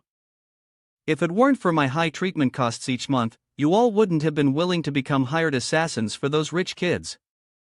Huo Changwu trembled as he clenched his fist, blaming himself and saying, it's my useless life that has dragged everyone into this mess. Wang Dao hurriedly spoke up. Boss, please don't say that. Honestly, we weren't as noble as you think. Lu Bao also added. We all know very well that at the beginning, we really just wanted to earn money to help you pay for your treatment. But in the end, with so much money in our hands, we were consumed by ambition and lost ourselves. Lu Bao lowered his head, looking full of guilt, and said, when we looked back, everyone had already sunk too deep, there was no turning back anymore. Wang Dao beside him spoke up, but this time, the lesson sobered us up. Wang Dao looked at Huo Changwu and said, boss, we must keep on living, even if we become nothing more than a group of hired killers. Suddenly, the entire ancient martial arts club team stood in front of Huo Changwu, bowed in unison, and shouted in chorus, we will also cure you. Wang Dao said excitedly, by then, that pure and passionate martial spirit will gather once more through our passion. We'll become the ancient martial arts club again, and we will definitely rise once more. Huo Changwu heard these words, his body trembling, biting his lip hard. Then, unable to hold back, he turned around and walked out of the room, saying, leave everything to me from here on. In his heart, Huo Changwu secretly made up his mind to kill Zhang Chengchen. everything will come to an end. The ancient martial arts club will definitely return to what it once was. At that moment, at the academy, a crowd had gathered, shouting and cursing Zhang Chengchen. Expel that beast Zhang Chengchen. Why won't a vile person like that just die? Feng Qi, the committee member, shielding a criminal without shame. Gao Hao stepped forward, spreading his arms and shouted loudly, "There's good news for everyone. Zhang Chengchen has accepted he the head's life and death challenge." Huo Changwu calmly announced, 3 days from now, I will be on the public competition stage to help everyone eliminate this scoundrel's name. At that time, I invite everyone to come and cheer. Upon hearing this, the crowd immediately erupted, with everyone excitedly raising their hands and shouting. He the head is in the top 3 of the immortal ranking list. This beast is as good as dead. Fortunately, the ancient martial arts club is here to restore justice for us. He the head is our hero. A young man with purple taro-colored hair smirked. I told you from the start, just by looking at him, I knew Zhang Chengchen wasn't anything good. Several students around him echoed his sentiments. I even considered that kind of person my idol before. People like that will ruin our reputation in class. Gao Hao stuffed his hands into his pockets and, standing tall, said with satisfaction, Chen Ning, now do you see the true face of that person? Chen Ning shouted loudly, Xing Chen, he's not like that. You're slandering a good person. The chubby also defended Chen Ning. I believe in Xing Chen too. Gao Hao remained confident. I can lie. Does that mean the girl who was harmed is also lying? Sun Tian wiped away her tears, pretending to be fragile. Chen Ning, how can you reverse black and white like this? The classmates were extremely angry, cursing Chen Ning and the chubby as they stood there. I think these two are in cahoots with Zhang Chengchen. This is too much. As girls, do you even know how much courage it takes to stand up and testify for her? Now you're still covering for this beast. Has your conscience been eaten by dogs? Gao Hao was incredibly smug. The evidence was clear, just look at the truth. A bastard like Zhang Chengchen, who has never even met a beautiful woman in his entire life, it's no surprise that he would do something like this. At that moment, a figure descended from the sky and said, You green tea, have you finished your performance? It was Jiang Du. Sun Tian, frightened, shrank behind Huo Changwu and awkwardly said, Senior, I don't understand what you're talking about. Jiang Du coldly mocked, setting the life or death ultimatum, leaving Counselor Fengqi with no chance to investigate the truth. He the head really knew how to manipulate others. A classmate pointed at her and said, Did everyone hear that? Captain Jiang is openly covering up for the rapist. And she even threatens whether Fengqi can do his job fairly or not. Is there any justice in that? Everyone else started clamoring too. What's Fengqi's counsel even worth? The school and immortal formation will definitely restore justice for us. Damn that scum of Fengqi's counsel. Huo Changwu, with his panda-like dark eyes, said, Jiang Du, see the situation clearly. The more you favor Zhang Chengchen, the more you'll become the enemy of the whole school. Jiang Du arrogantly crossed her arms and smiled, Are you teaching me how to handle things? Today, if this young lady wants to be the enemy of the whole school, so what? Jiang Du's face darkened, looking incredibly terrifying, and she challenged, one by one, or does the whole school want to come at me all at once? The classmates below were intimidated by Jiang Du's imposing presence.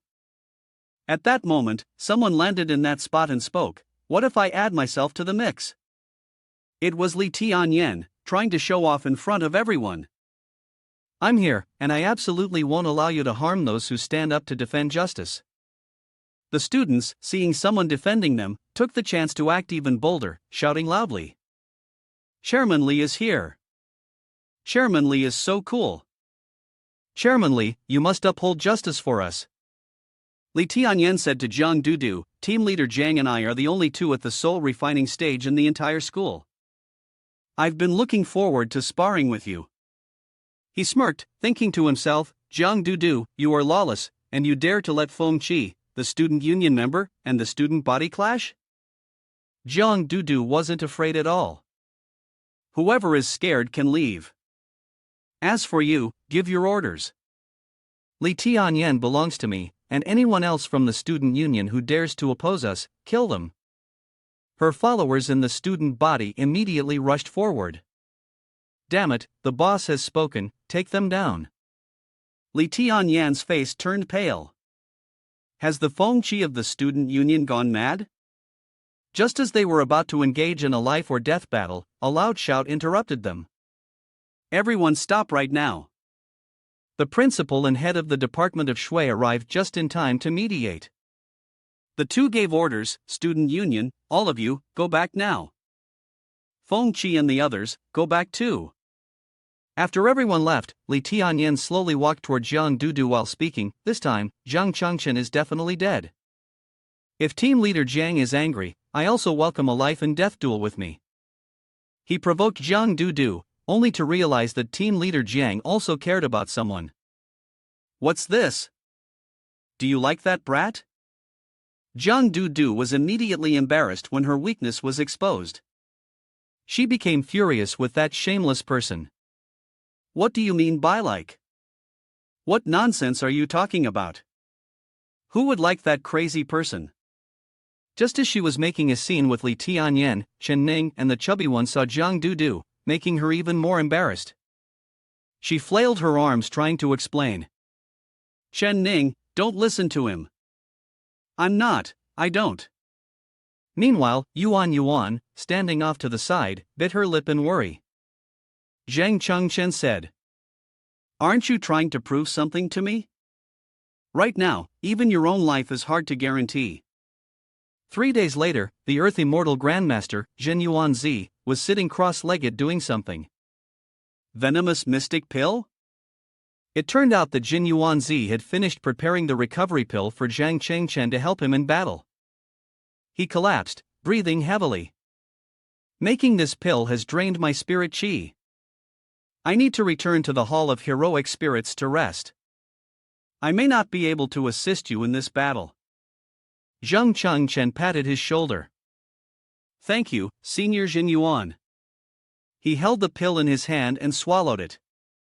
This battle will not disappoint you.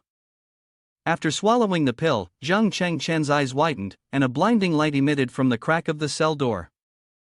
The next day, in the arena, Hua Chengwu stood in the center, declaring loudly.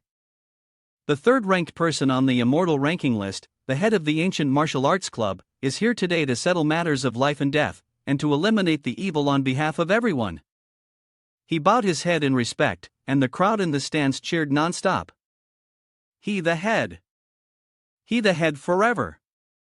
He the coolest head. Kill the criminal, rape them, the beast who shames the whole arena. Li Tianyan stood above, watching with great satisfaction. It seemed that today, my inner demons would finally be eradicated. Sun Tian, in a coy manner, stood beside him and chimed in, I just hope Chairman Li doesn't forget everything I've done for you. At that moment, Zhang Chengchen was escorted to the arena by two people. We've arrived, go ahead. Ziming and Chen Ning were also seated in the stands, watching the battle. Ziming was visibly agitated, angry. Why is Qing Chen fighting? They must have used some underhanded means to force him into this. Chen Ning, sitting next to him, remained silent, tugging at his sleeve. Ziming, arguing with them is pointless. Her face darkened, filled with a mix of anger and helplessness. If anything were to happen to Qing Chen, perhaps I'm no match for them right now. But 1 year, 3 years, or even 10 years from now, I will make sure all of them die alongside Qing Chen. Jiang Dudu, standing with Chief Shui, noticed something was wrong. Zhang Qingchen's condition seemed off. Chief Shui was also surprised. No way. How could this brat do this in such a short time? The aura around Zhang Chengchen was incredibly powerful. He stood there, his head bowed to the ground, and sharp, cruel voices echoed in his mind, kill the rapist, beast. The entire arena was filled with insults, rapist, shameless, immoral beast. The hateful words of the world rang out. Hua Chengwu sneered at Zhang Chengchen, mocking him. Just a few days ago, in this very place, these people had hailed him as an idol. Blinking, when the chicken falls, the vine grows. Zhang Chengchen didn't care about that, he smiled and said, I've gotten used to it. Isn't it always the case that people in this world are so foolish? You strive to save this world, but this world will only trip you up. Hua Changwu asked him, You're about to die, is there anything you'd like to deny? Zhang Chengchen merely smiled, the one who is going to die today is you.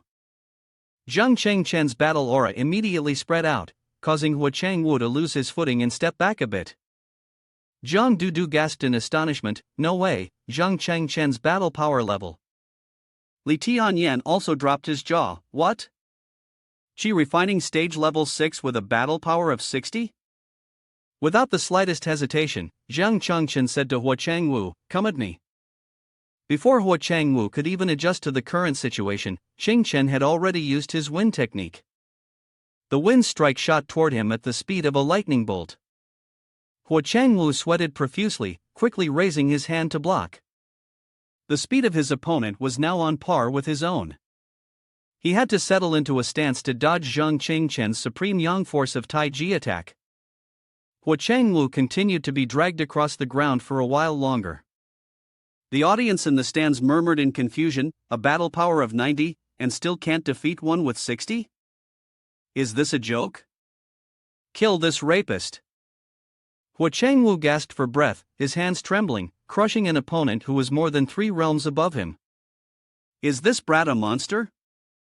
Moreover, my mana is twice that of a typical 9th stage Qi refining cultivator.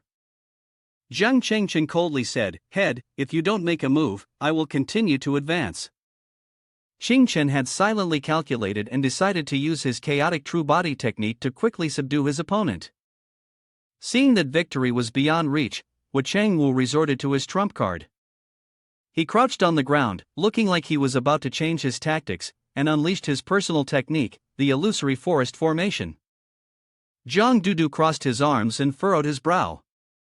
Here it comes, his martial arts fused with his magic, transforming his techniques into a lethal assault. The ground around them suddenly began to stir violently. Li Tianyen praised with satisfaction, You've made quite a lot of progress since the time you challenged me. Hua Changwu's illusory forest formation was actually a maze-like array of towering, twisted trees, covering both the earth and sky like a labyrinth of wood. As Zhang Chengchen stood in the forest of illusions, he felt his strength waning. The forest was draining his mana. What exactly was this guy trying to achieve? Hua Changwu stood to one side, using his invisibility technique to observe. If that's the case, his divine-like pattern was no longer viable. Zhang Chengchen was forced to reassess his next move as his mana continued to drain away. In this situation, using his chaotic true body technique would only exhaust him further. He would be completely drained and defeated in less than a minute. Xing Chen swung his sword with determination, intending to win swiftly. He glanced to one side, using some kind of concealed magic, then vanished, right? Hua Changwu had studied every battle of his and prepared thoroughly before coming here. Hua Changwu, who was now invisible, continued to follow Zhang Chengchen from behind. In close combat, even if I were 3 levels above that guy, it wouldn't make any difference. There wouldn't even be a glimmer of hope for victory. Unfortunately, the fake immortality cultivation below the soul refining stage can't use the soul to sense where I am based on the invisibility technique. That's enough to stand firm and not fail here. Li Tianyen stood and watched, making predictions. Next, Hua Changwu just needs to stay hidden in the shadows, waiting for Zhang Chengchen's spiritual energy to be drained. Zhang Chengchen, however, had come up with a different approach. The sword in his hand ignited with flames. Since it's like this, I'll use wind and fire resonance to turn it into sword energy, forcibly burning this forest down. Of course, Hua Changwu couldn't let Zhang Chengchen act. He drew his bow and aimed it at him. How could I give him the chance to cast a spell? If he uses both hands for casting, he'll definitely reveal himself. Zhang Chengchen sensed something coming at him, but before he could react, an arrow shot straight into the upper part of his arm, the one holding the sword. Zhang Chengchen was startled, and the sword in his hand dropped. The spectators in the stands couldn't sit still, cheering loudly. He's amazing, keep shooting him like that. Next, aim for his head with every shot. Zhang Qingchen's face turned purple as he panted, clutching his arm. So that's how it is. The magic this guy cultivates is closely linked, quickly coordinating into a perfect ambush combo. Qingchen looked around. The force of the magic arrows was tremendous. If he couldn't dodge, a single arrow could cause serious injury.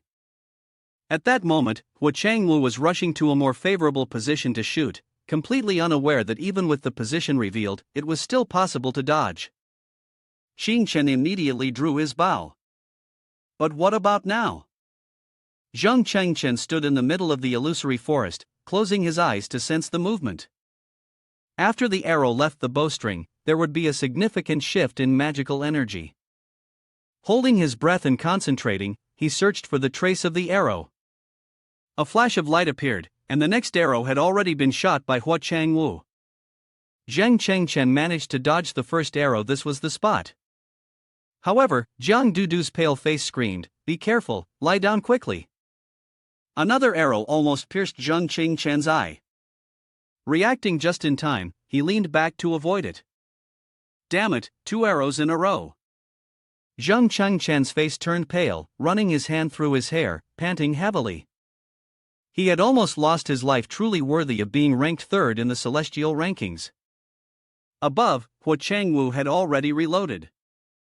This time, it was 3 arrows, pushing him to his limits. A triple shot would definitely mean death.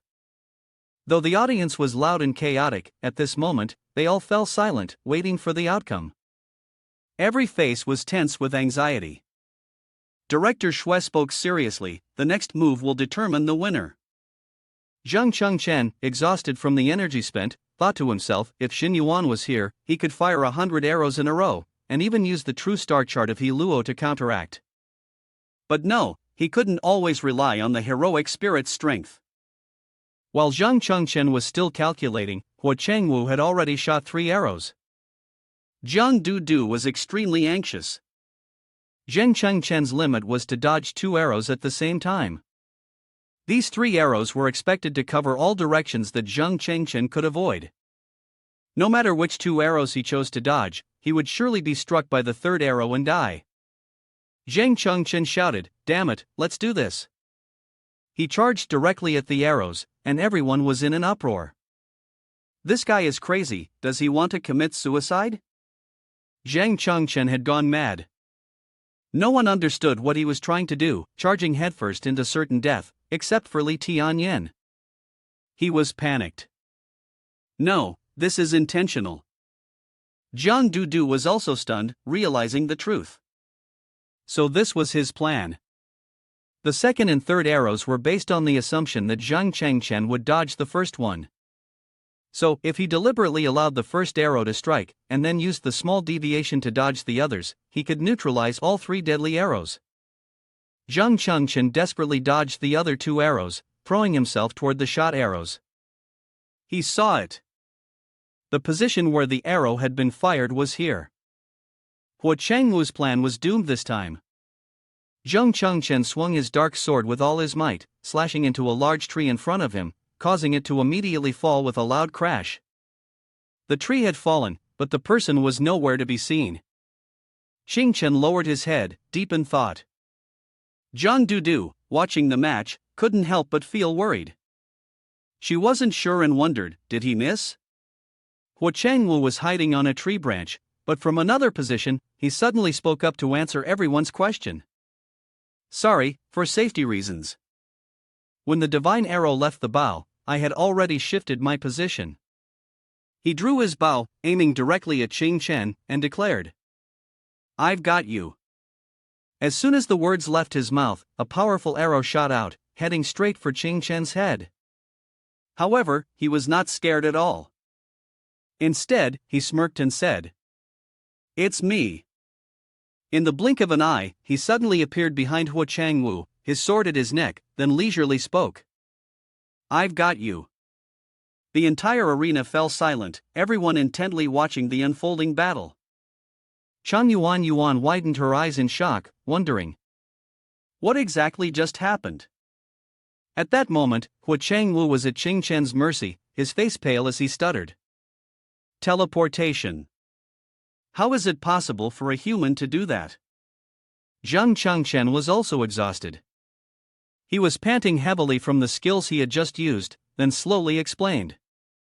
Ancient divine arts, shrinkage technique, one step can cover 10,000 miles. Qing Chen continued. Right now, I can only travel 10 meters with one step. Then, he swung his sword, cutting into Hua Changwu's back and finished his sentence. But that's enough. The strike had drained some of Zhang Qingchen's energy.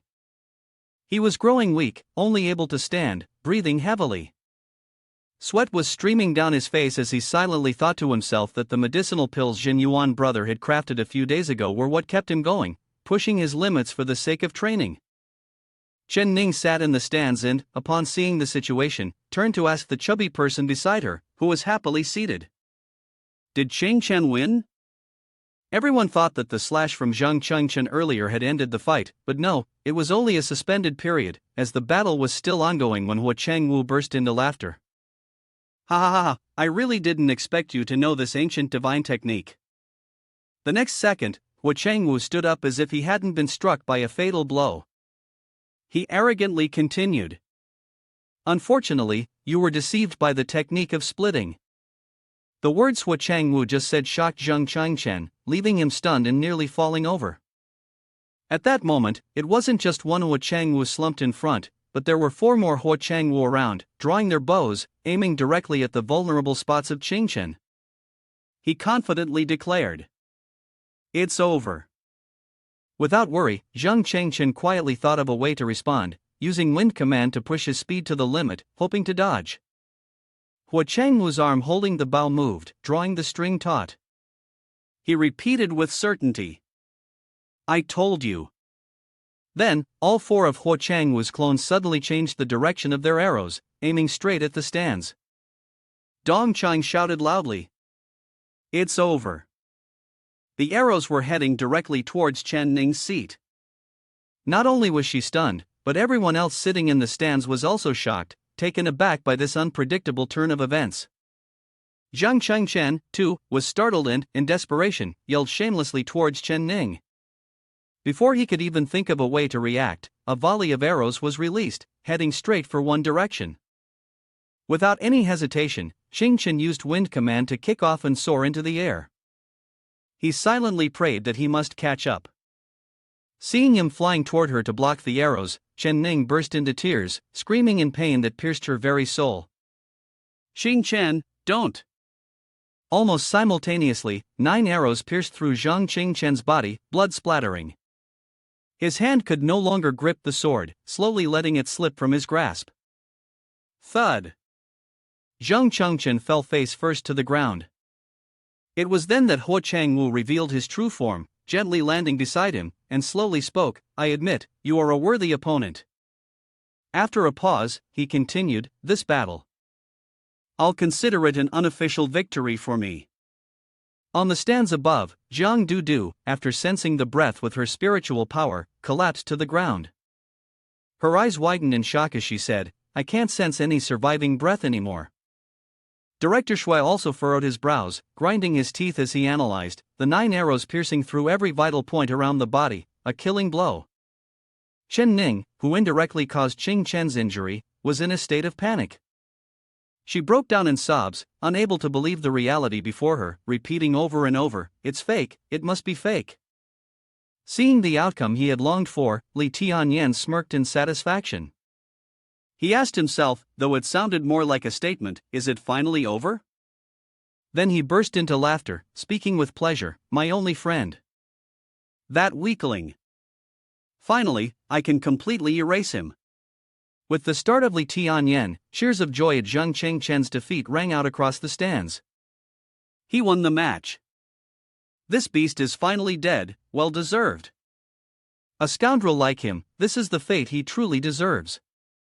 In contrast to the crowd cheering around her, Chang Yuan's face darkened, staring in disbelief at Zhang Chengchen, who had collapsed, asking herself in shock, Zhang Chengchen, is this really what you wanted to prove to me? As if suddenly realizing something, Chang Yuan furrowed her brow, a look of resolve in her eyes. She firmly said, "Perhaps you were right after all."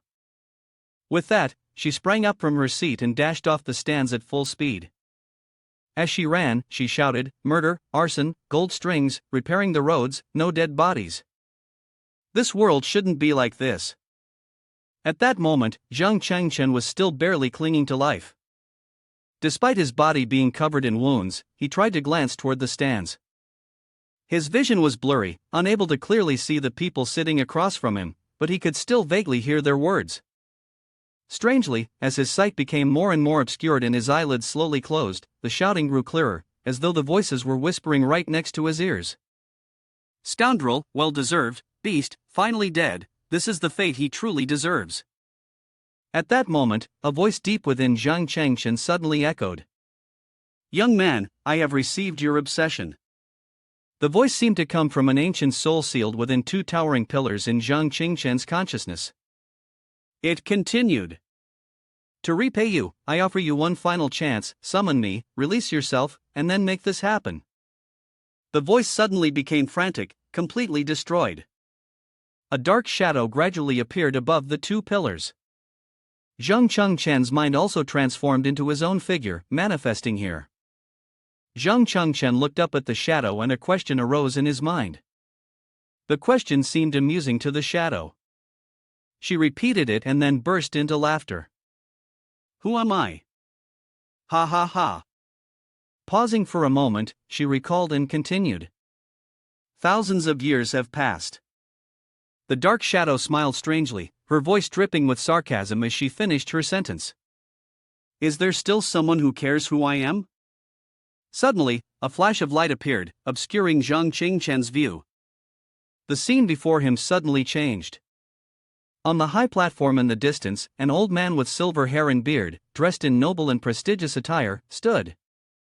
Behind him were two strange figures, one with wings and the other with horns, clearly not human. The old man held a decree and loudly proclaimed the crimes of the girl bound at the bottom of the stairs. "You have fallen in love with Deji, or you have caused chaos with the emperor, King Zhou, who ruled with cruelty, bringing the people into the flames.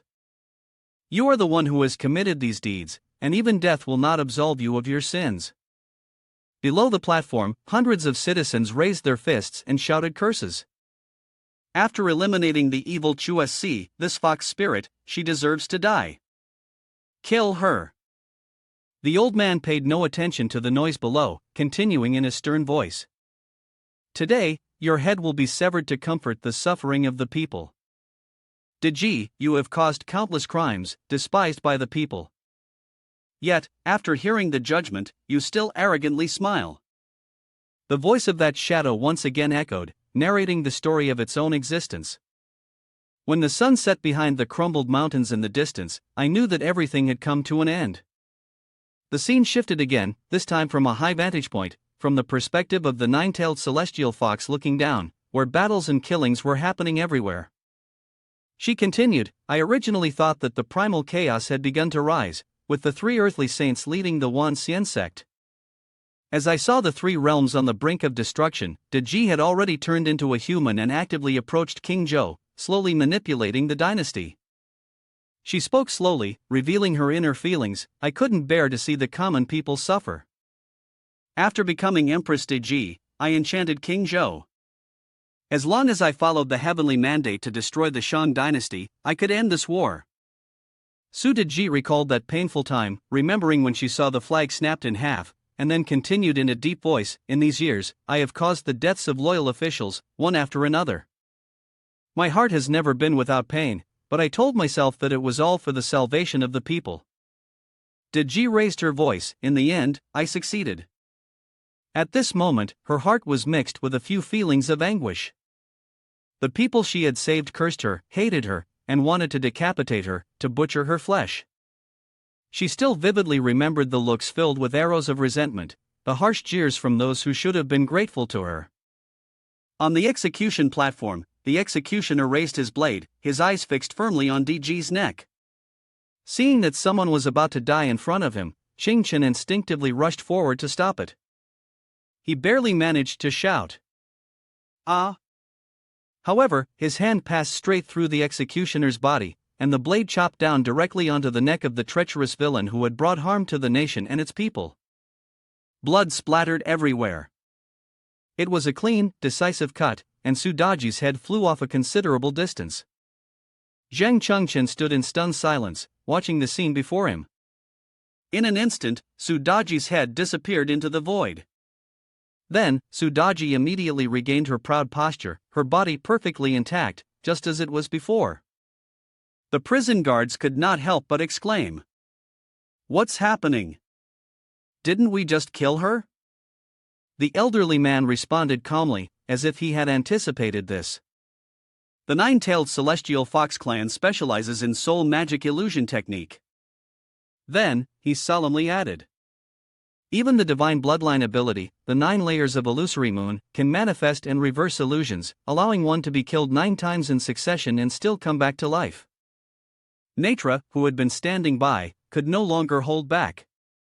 Gripping the long blade, he charged forward fiercely, saying, "If that's the case, then let's kill her 9 times.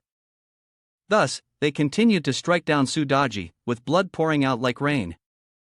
Even Zhang Chengchen dared not look directly at it.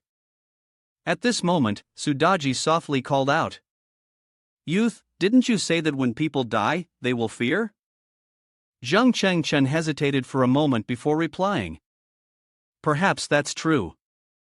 At this, Sudaji gave a bittersweet smile. "They've killed me 9 times, and each time I came back to life, but it wasn't because I was afraid." Then she suddenly darkened, her voice turning harsh as she shouted, I'm waiting for someone to come and tell me that I'm not a demon queen, that I didn't kill so many people.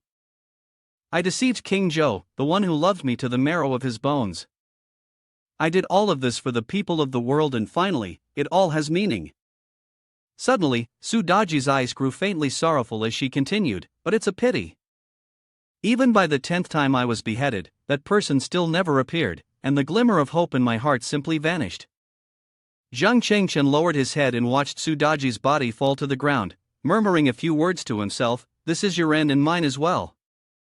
Sudaji softly asked, "Then if I grant you life, what path will you choose from now on?" Hearing this, Zhang Chengchen paused in thought. "My choice?" Then he answered with firm resolve, "My choice is Zhang Chengchen, loudly proclaiming my ideals, to rule over all the heroic spirit shrines of the world, turning the twin obsessions of grievance and divine destiny into sacrificial offerings.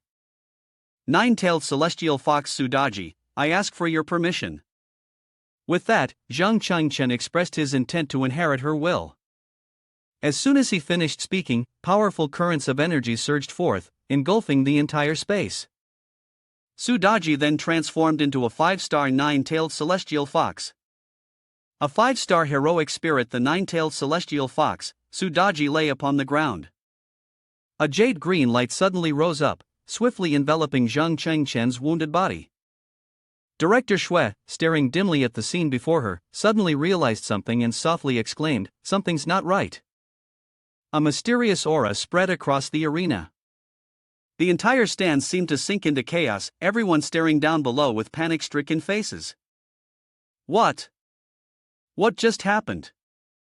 Huo Changwu exclaimed, his eyes wide in astonishment. Beneath the layer of dust, the broken form of Chengchen continued to twitch. With an iron will, he struggled and crawled to his feet. A moment later, a strange scene unfolded, a brilliant beam of light flashed, and 9 long, winding tails suddenly appeared behind Zhang Chengchen. He arrogantly glared at his opponent and spoke in a commanding tone. "So this is how it is, using the weight illusionary moon technique, consuming a millennium of energy to form a single tail." At that moment, an invisible surge of power flooded his body, and Chengchen vaguely savored the life force flowing through him. He faintly curled his lips and let out a low growl. After the life and death battle just now, his combat strength had increased by 2 levels, reaching 80. The chubby man below the stands, seeing Chengchen come back to life, cheered in joy, "It's the boss, he's not dead." Indeed, he wasn't dead. Ning, sitting next to him, also breathed a sigh of relief. His eyes sparkled slightly, and he unconsciously muttered, In contrast, Lee Tian Yen, sitting in the VIP section, had a grim expression on his face, his eyes filled with discomfort. He clenched his fists and angrily shouted, how is this possible? How can someone who was already dead come back to life? Over here, Jiang Du was equally surprised. She furrowed her brows as she observed Zhang Qingchen's revival, then softly spoke, "The breath on him has changed." I'd never seen a magical power so dark and cold before.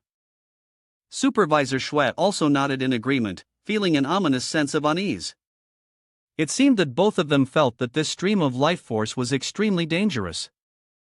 At the same time, Hua Changwu was furious, glaring at the other party before shouting loudly, "I clearly killed you with my own hands." Qingchen arrogantly sneered at him. "If I don't come back, who else can change this damn world for her?" The audience below the stage immediately reacted, throwing stones at Zhang Chengchen. "He the head, what are you doing? What's going on? Didn't you already kill that beast? Kill the rapist, eliminate the harm." The last straw had broken, and Chang Yuan's long-held grievances finally erupted. She couldn't stand to see Qingchen being humiliated like this. Determined to clear things up, she mustered all her courage, grabbed the mic, and shouted loudly, "Everyone, shut up! Zhang Chengchen had been wronged." Chang Yuan trembled, her eyes filled with despair, and every breath was choked as she thought to herself, "Zhang Qingchen, remember this, for you, I have sacrificed my entire life." With that thought, she calmed herself, gathering her spirit, and boldly held the mic up again, continuing to expose everything. Before Gao Hao approached Su Qian, he came to me wanting to conspire to frame Zhang Chengchen. I have recorded everything. Then, Chang Yuan pressed her phone to the mic, turning the volume up as high as possible. The entire stage seemed to hold its breath, waiting for the faint sound from the phone to play. "I want you to sleep with Zhang Qingchen, the tricks to seduce men. Do you still need me to teach you? As for the acting fee, a young master is willing to pay 200,000. Perhaps she knew exactly what 200,000 meant to her. All she had to do was sacrifice her insignificant body a little, in exchange for becoming a student in the cultivation department, completely changing her lowly life. The entire audience seemed frozen in shock before this horrifying truth. Taking advantage of the moment, the chubby joyfully shouted, "Did you hear that? You're all fools, you've all been deceived." Ning smiled quietly beside him, feeling satisfied. I knew Qingchen wasn't that kind of person. Below the stands, the crowd, after realizing the truth, was filled with outrage. Could it be that Zhang Chengchen has been wrongfully accused? Have we all been deceived? Gao Hao and those despicable old-school martial artists are lying to us. Supervisor Shui quietly observed the situation and then spoke. Dudu, did you hear that? His granddaughter nodded in response. After the duel is over, these people won't be able to escape. In the VIP judgment area, Lee Tian Yen, after being exposed, furrowed his brow in intense anger, unable to hold back from cursing at the crazy woman. You've ruined everything for me. Sun Tian trembled in fear, repeatedly muttering to himself. It's over, I'm no better off than Lee Tian Yen. Gao Hao, on the other hand, had lost control, his eyes bloodshot as he snarled in fury. You filthy bitch, I will definitely kill you. Ignoring the insults, Chang Yuan calmly spoke the words she had been hiding in her heart. I was always so worried, afraid to step forward and expose them, and I still am. Then, she gathered all her strength and continued. But Zhang Chengchen, I still want to be that person for you, from the beginning to the end. He had always been watching her every move, as if gaining strength from it. Chang Yuan bravely shouted. Therefore, we must win, we absolutely cannot lose to those evil people. The nine-tailed celestial fox, Sudaji, stood to one side, quietly smiling and sighing, you are luckier than I. Finally, you've waited long enough for that person. Chen nodded with satisfaction. This girl truly exceeded my expectations, I can no longer hold back. Hua Changwu immediately interrupted, his voice filled with anger, who is or isn't irrelevant to me. The life and death heavenly oath is an ancient covenant that transcends all laws. Once it begins, no one can stop it. Hua Changwu still believed that as long as he killed Qingchen here, Lee Tian Yen would keep his promise. With that, he leapt onto the chain, drew his bow, and aimed straight at him. If I can kill you once, I can kill you a second time. As soon as he finished speaking, the arrow shot through the air, speeding toward Chen. He calmly responded, "Is that so?" At that moment, a sword strike was instantly unleashed, swiftly breaking the opponent's divine arrow. Finishing the motion, Chen arrogantly said, "I can see it." Then he spoke slowly, "It seems I can now see through everything." Before he could react, Huo Changwu was struck by a powerful ambush, losing his momentum and falling freely. Director Shui watched in shock at the scene before him, his soul power awakening. This was a sign of entering the soul refining stage. How could this be? He was only at the 8th level of Qi refining stage. Without haste, Chen spread his wings wide, soaring straight toward his opponent. Huo Changwu stood there in stunned disbelief, unable to believe his own eyes. He had clearly used the technique of invisibility, yet still, he had been detected. Huo Changwu, startled, quickly dodged and repeatedly shouted, "What's going on? He can see me." A direct sword strike was extended and landed a painful blow on his face, mixing teeth with blood. Huo Changwu grimaced in pain, clutching his face and stepping back, but Chen was relentless, continuing to rush toward his opponent. In a critical situation, without hesitation, he immediately used his ultimate technique, the clone skill. At that moment, 4 identical figures of Huo Changwu appeared, quickly surrounding Zhang Chengchen from all sides. A faint smirk appeared on his lips, as he thought, "It seems my limit is 4 clones." Furious, Huo Changwu hastily aimed 4 arrows at Zhang Chengchen, shouting loudly, "If you can guess which one is my real body, the next sword will be enough to kill me. If you guess wrong, every one of my arrows can still kill you." Below the arena, Ning anxiously looked up, realizing that the chance of Chen winning was only 1 in 4. However, Zhang Chengchen remained unfazed, calmly responding by quickly descending to the ground. He paused for a moment, deep in thought, beads of sweat forming on his forehead. The chubby man clenched his fists, his eyes filled with concern as he watched Zhang Chengchen's every move, muttering under his breath, "What's there to be afraid of?" With that, the chubby man leapt up, shouting loudly, "Chen, go for it." The crowd below eagerly cheered in support. Zhang Chengchen charged forward. "Dare to harm our number 1 ace? Let's wrap him up." Zhang Chengchen was determined to win. Hearing the cheers of the crowd directed at his opponent, the anger in Huo Changwu's heart blazed uncontrollably, and the arrow in his hand trembled, failing to take shape. In contrast, Zhang Chengchen sneered with amusement, then raised his voice slightly, "You're all wrong, my chances of winning are." He then confidently continued, 100%, with a swift motion dismissing the other figures. Chen's sword tip flashed like a lightning bolt, stabbing straight into Huo Changwu's torso. It was so fast that his opponent didn't have time to react. Huo Changwu, on the brink of death, looked at Zhang Chengchen with his dying gaze. "You're not at soul refining stage, but can you sense my clone?" His eyes were filled with astonishment and confusion, his lips curling into a mocking smile. Chen tilted his head, pressing his face close to his opponent's and whispered, "I told you, I can see through everything now." As soon as he finished speaking, Zhang Chengchen immediately pulled the sword out of Huo Changwu's abdomen, a spray of bright red blood following, splattering across the sky. The man seemed to freeze, losing balance and falling freely. Before hitting the ground, he even smiled contentedly, "I can hardly remember it anymore, it's been a long time since I fought like this." Thud! The sound of him crashing to the ground echoed, and the crowd stared in curiosity. Huo Changwu had been utterly defeated, lying helplessly in the middle of the arena as he spoke. "That's right, at first, I studied martial arts and magic to establish the ancient martial arts club, wasn't it all for this moment of satisfaction?" Facing his bold classmate standing with the powerful green wings behind him, Huo Changwu had no choice but to admit. "Zhang Chengchen, indeed, you are the strongest." At this moment, he gently landed in front of the man, then disdainfully spoke, "A martial arts genius, yet you're reduced to a mere lackey for Li Tianyuan.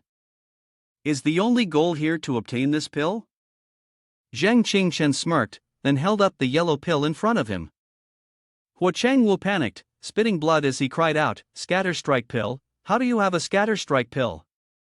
At that moment, Zhang Chengchen leisurely spun the pill in front of him and provocatively said, "Such a precious elixir, the result of a long-lost alchemy technique, with alchemists so hard to find. Isn't it a bit too much of a coincidence?" Then, standing tall, he continued, "By the way, in Tianchuan City, I am the only second-grade alchemist." The crowd in the stands immediately started to murmur upon hearing this. Zhang Dudu exclaimed in surprise, "I heard even the head of the Su family has only just reached second grade." Li Tianyuan gritted his teeth, a raging fury bubbling up inside him. No wonder Su Jun was so protective of him. That's right, what force in Tianchuan City wouldn't want to establish a friendship with a second-grade alchemist? The principal, sitting beside him, sighed cautiously, "Such a talented individual, I almost destroyed a genius from our school." Headmaster Shui smiled proudly as he looked at his prized student. "Of course, after all, he is someone I personally mentored." On the arena floor, Huo Changwu rushed toward Qingchen in a hurry, pleading, "I'll meet any condition you have." "Just tell me." Zhang Chengchen shook his head with a soft laugh, "I have no conditions." He then took out the spiritual pill and casually flicked it in front of him before continuing with mockery, "A person like you, willing to abandon all dignity for the sake of survival in the pursuit of immortality, is unworthy," he said, then tightly clenched his hand, crushing the pill into pieces. Huo Chengwu stared in bewilderment at Zhang Chengchen's actions, so shocked that he couldn't utter a word. The crowd of onlookers was no less stunned, each person stood with their mouths agape, staring at him.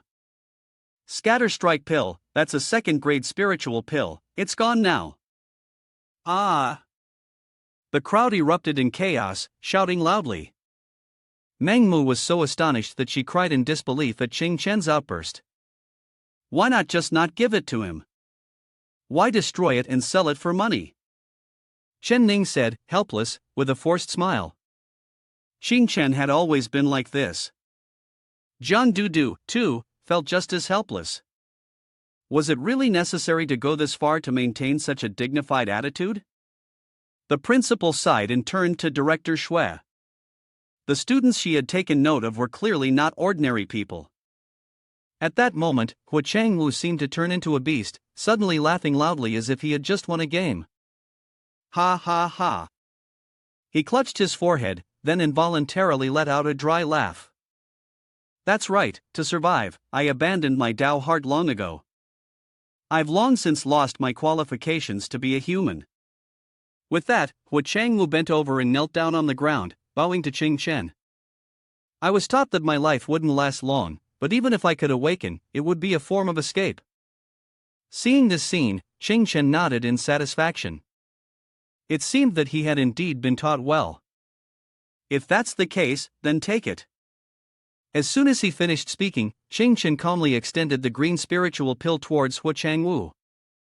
Huo Changwu gaped, his eyes wide in disbelief, as though he had just seen a strange creature. This is. Huo Changwu screamed in astonishment. Clear Spring Pill, one of the Elixir King's second-grade pills. If I had this healing holy medicine, why would I need to take the Scatter Strike pill and destroy my own cultivation? The crowd in the stands was once again abuzz. I didn't hear that wrong, did I?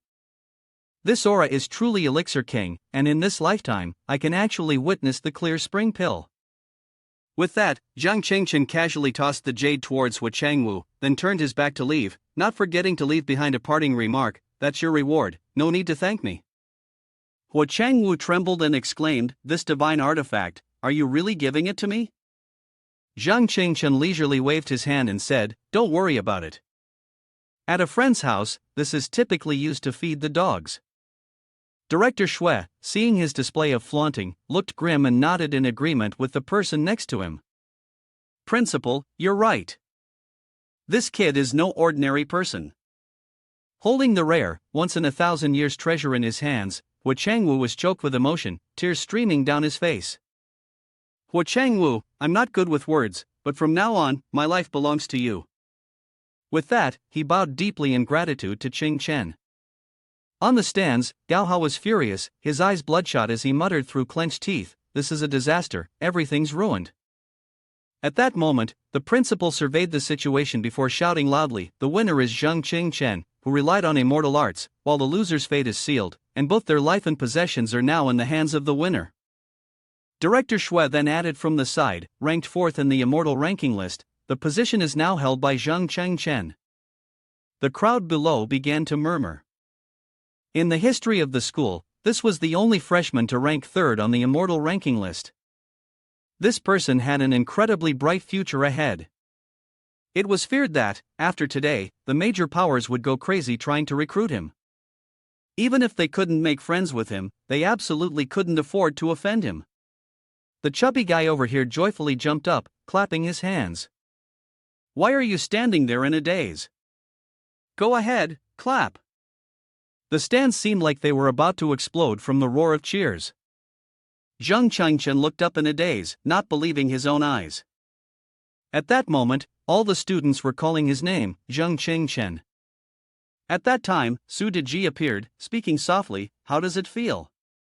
Just now, those who cursed you so terribly, in the blink of an eye, no one dares to show you disrespect anymore." Zheng Qingchen turned his head and replied, "This is the scene from school days that I wouldn't even dare to dream about, even if I were asleep." Thinking about it, he couldn't help but let out a soft sigh, but now, looking at these ridiculous faces, I only feel a sense of emptiness. Isn't this what the world is like? Taking advantage of the situation, Su Deji moved closer to Zheng Qingchen and whispered softly, "I've been disappointed with this mundane world for far too long, but you are the only one who piques my interest." Facing Su Deji's flirtatious gesture, Zheng Qingchen blushed, awkwardly stepping back a few paces, stammering, "Stop it, I already have someone I like." Suddenly, the sound of shoes scraping against the ground echoed in a steady rhythm. Out of nowhere, a figure dashed forward and quickly embraced Qingchen. It was none other than Ning. She gently leaned against him and whispered, "I'm sorry, I couldn't help you from the beginning to the end, I'm sorry." Qingchen curved his lips into a smile and patted her back comfortingly, "It's okay, it's all over now." Yuan silently stood on the observation platform, her eyes fixed on the couple embracing each other, a faint sadness creeping into her heart. She sighed sorrowfully and murmured to herself, "Is it really possible that people like them were born to be a perfect match?" Zhang Dudu stepped forward, raising her voice to comfort her, "It's really not bad." Returning to the cultivation department, proudly reporting, Dudu cheerfully praised, "On behalf of Commissioner Feng Qi, I'm exempting you from all tuition fees." Yuan was a bit stunned and timidly asked her senior, "Someone like me, can I really?" Zhang Dudu gently stepped closer, patting her shoulder in encouragement, "Talent doesn't determine the entire future of Commissioner Feng Qi." Upon hearing these words, Yuan was deeply moved. She nearly burst into tears and softly whispered, "Senior." Before she could finish, Zhang Dudu interjected, cutting her off, and shouted toward the two people who were having a dramatic moment, "Well done, you two. You're not bad at all, but you still have a long way to go if you want to compete with me for Ning." Zheng Qingchen and Ning were startled, quickly pulling away from each other and looking at the crazy woman.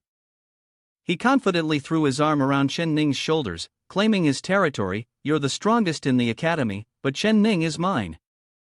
Ning, standing beside him, blushed and lightly hit Zheng Qingchen on the chest, saying, "What are you two talking about?" Watching the affectionate scene unfold, Su Deji couldn't help but chuckle quietly to herself. It seemed her rivals weren't few. Out of nowhere, Jin Yuanzi appeared and commented, "Mr. Xiao Zhang is quite popular with the female students, quite similar to how I was when I was young." Su Deji quickly realized the prominent figure before her, quickly clasped her hands together in respect, and called out loudly, "Jin Yuan ancestor." The old man, hearing this, became slightly irritated and gently reminded, "Call me Xiao Chun." Su Deji happily reminisced, "But when you were young, weren't you infatuated with goddess Niwa?" Suddenly remembering, Jin Yuanzi pointed directly at her and shouted, "I remember now, you're the grand disciple of the female Yao, that little girl who always blocked me at the entrance of the Toad Sovereign Palace sect." Su Deji, feeling embarrassed, tried to justify herself, "It was my duty to stop any perverted disturbances to the lady, please don't blame me." Jin Yuanzi, with a serious expression, dug into Su Deji's past and began complaining, "Such a sweet mouth, no wonder you were ultimately abandoned by the female Yao and became a discarded pawn. She wasn't one to back down either, and gently replied, I remember now, I have a junior disciple who was chosen by goddess Nuwa, named Sun Wukong. I heard that the Taoist temple and the medicinal ginseng of Senior Jin Yuan were destroyed by that monkey. Upon hearing this, the fire within Jin Yuanzi flared up again, and he angrily confronted her, You were also tormented by those younglings? Drawing your bow to chop off heads, not fearing anyone. Su Deji, not missing a beat, brought up the old man's embarrassing moments. You were robbed of your tower by that monkey, neither of you were willing to give way, fighting over who was superior. You were captured by Guangxina during the Great War of the Gods, and that monkey even stole your house. Realizing he couldn't counter any longer, Jin Yuanzi, exhausted, made a hand gesture to signal for a stop and said, Can we not mention Ho'er anymore? Su Deji, with a wicked smile, seized the momentum and continued digging into his past. You pursued goddess Nuwa, but you were defeated by a junior of Tathagata Buddha, and Grandmaster Hong Jun would rather give the position of the Jade Emperor to a mere Taoist child than to you. Jin Yuanzi painfully held his head, not wanting to recall the humiliation from the past. Ding Di exclaimed, We should still talk about Ho'er's matter. Meanwhile, at the observation station, Jiang Dudu sternly ordered the logistics team, Commissioner Feng Qi, arrest everyone. Gao Hao and Sun Tian trembled and fell to their knees. Sun Tian cried out in denial, It wasn't me, it was Gao Hao who forced me. The young master of the Gao family, still outspoken, gritted his teeth and shouted loudly, Chang Yuan, you're a filthy woman, I will definitely kill you. Chief Shui, outraged, without any warning, stepped forward and slapped Sun Tian across the face, admonishing, Stop your nonsense. Before Gao Hao could respond, he received another slap, instantly falling to the ground while hearing her scold, If I didn't cripple your cultivation and expel you, then I would be a useless head of department. Upon hearing cripple your cultivation, Gao Hao and Sun Tian turned pale. It was only now that they understood fear. They sobbed and begged, No, please, no, if we're expelled, our lives will be ruined. The magical powers we've cultivated with so much effort would be wasted. What right does the school have to cripple us? Noticing the presence of a third party, Chief Shui sneered and deliberately raised her tone in mockery, Daring to harm my student, Xiaoli Zi, isn't there a part of this that involves you? Li Tianyan raised his head proudly, acting noble, and responded, What Chief Shui said is true. Besides, Zheng Chengchen is my good friend. The Li family has always pursued justice. A vile act like Huo Changwu's, if it were in my hands, I would kill him with a single strike. Disappointed by Li Tianyan's performance, Headmaster Shui shook his head with a faint smile before saying, There's no wall that doesn't let the wind through in this world. It's best that you don't let me investigate you. Li Tianyan continued to play his part to the end, shamelessly saying, A straight tree doesn't fear being felled. I take my leave. Afterward, he simmered with anger inside, silently watching Zheng Chengchen and his friends through the window. The image of Zheng Chengchen, looking worn out, reaching out to support him in the past resurfaced. Li Tianyan smirked maliciously. It was precisely because of this that you deserve to be my only friend. Long after the match ended, Zheng Chengchen and Chen Ning walked side by side on their way home. Suddenly, Zheng Chengchen broke the silence, I really didn't expect Cheng Yuan to help you. Chen Ning replied softly, Cheng Yuan isn't a bad person. She's a good girl, and you should appreciate her. Zheng Chengchen chuckled loudly, Why do I hear a hint of jealousy in your voice? Chen Ning pouted, pretending to be upset, and said something nonsensical, I'm your older sister. As night fell, the apartment building still had lights flickering in a few of its units. At that moment, Zheng Chengchen sat quietly on his bed, eyes half closed, focusing all his energy on practicing his internal power. As the energy flowed through him, he silently reflected, Now I have two great heroes on my side, plus a trump card to deal with the witch tribe. The air around Zheng Chengchen seemed to still, and a powerful aura emanated from his body, signaling the awakening of his latent strength. Zheng Chengchen silently contemplated, then decided that he needed to focus and meditate, absorbing the battle experience from Huo Changwu today. At that moment, Jin Yuanzi, who was beside him, engrossed in playing a video game, suddenly shouted, I went through the spider web and got bitten by a spider again. Su Daji, feeling bored, looked out the window and softly spoke, "Senior Jin Yuan, don't you have any explanation for me?" Jin Yuanzi turned to look at her, surprised by her downcast expression, and inadvertently asked, "Explanation for what?" Su Daji stared up at the starry sky.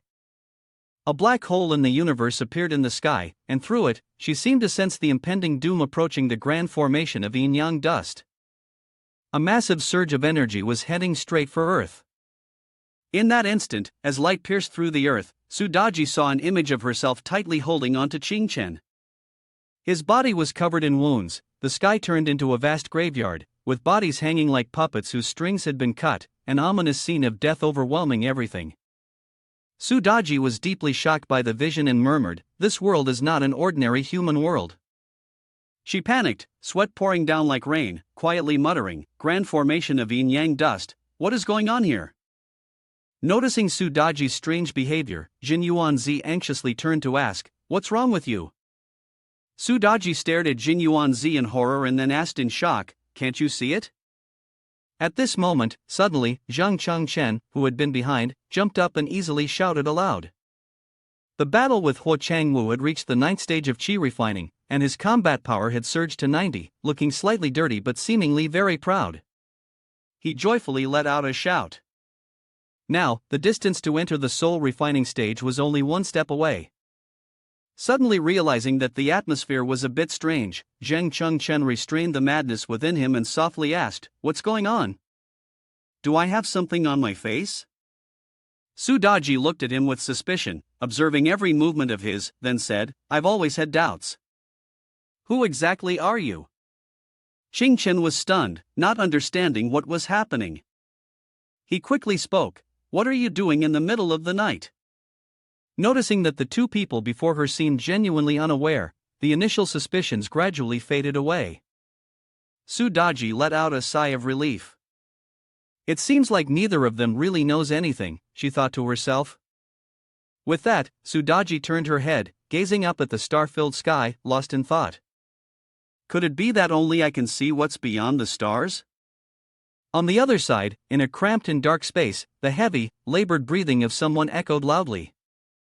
Chang Yuan ran desperately, head down, as if a dark force was chasing him. Just when he thought he had escaped, a red figure suddenly blocked his path, cutting off all his avenues of escape. Before he could gather his bearings, the figure raised a hand, summoning magic, accompanied by a sinister laugh. Farewell. At this very moment, Zhang Chen sat quietly, focused on his cultivation.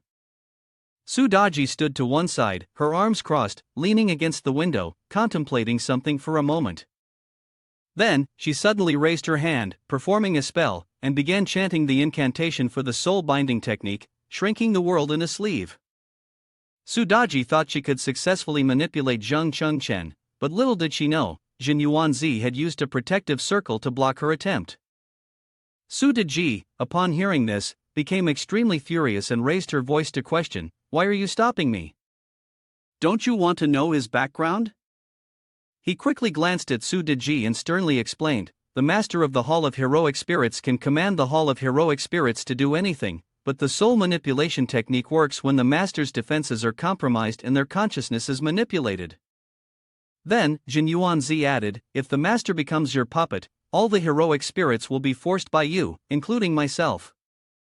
As he played the game, he pouted and added, "Do you think I'll allow such a thing to happen?" Upon hearing this, Su Daji crossed her arms, irritated, and snorted coldly in disgust. At this moment, Zhang Chen suddenly opened his eyes wide and, in panic, shouted, "Damn it!" Zhang Chen looked down at his hands and was bewildered, asking himself, "Why has all my cultivation power been exhausted in just one night?" He immediately glanced at the two most suspicious individuals, narrowed his eyes, and asked them, "Did you secretly use my magic to perform spells?" Both of them immediately shook their heads furiously. Seeing that neither of them responded, he shouted angrily, "Both of you go back to the Hall of Heroic Spirits. We haven't even figured out why I suddenly ran out of magic power," and now Ning bursts in and breathlessly announces, "This isn't good, Chen, something big has happened." Seeing dozens of cars parked below, Zhang Chen couldn't help but ask, "What's going on?" Ning then answered, "It seems that the major cultivation immortality forces from Tian Yuan City." Suddenly remembering something, Ning quickly voiced his guess.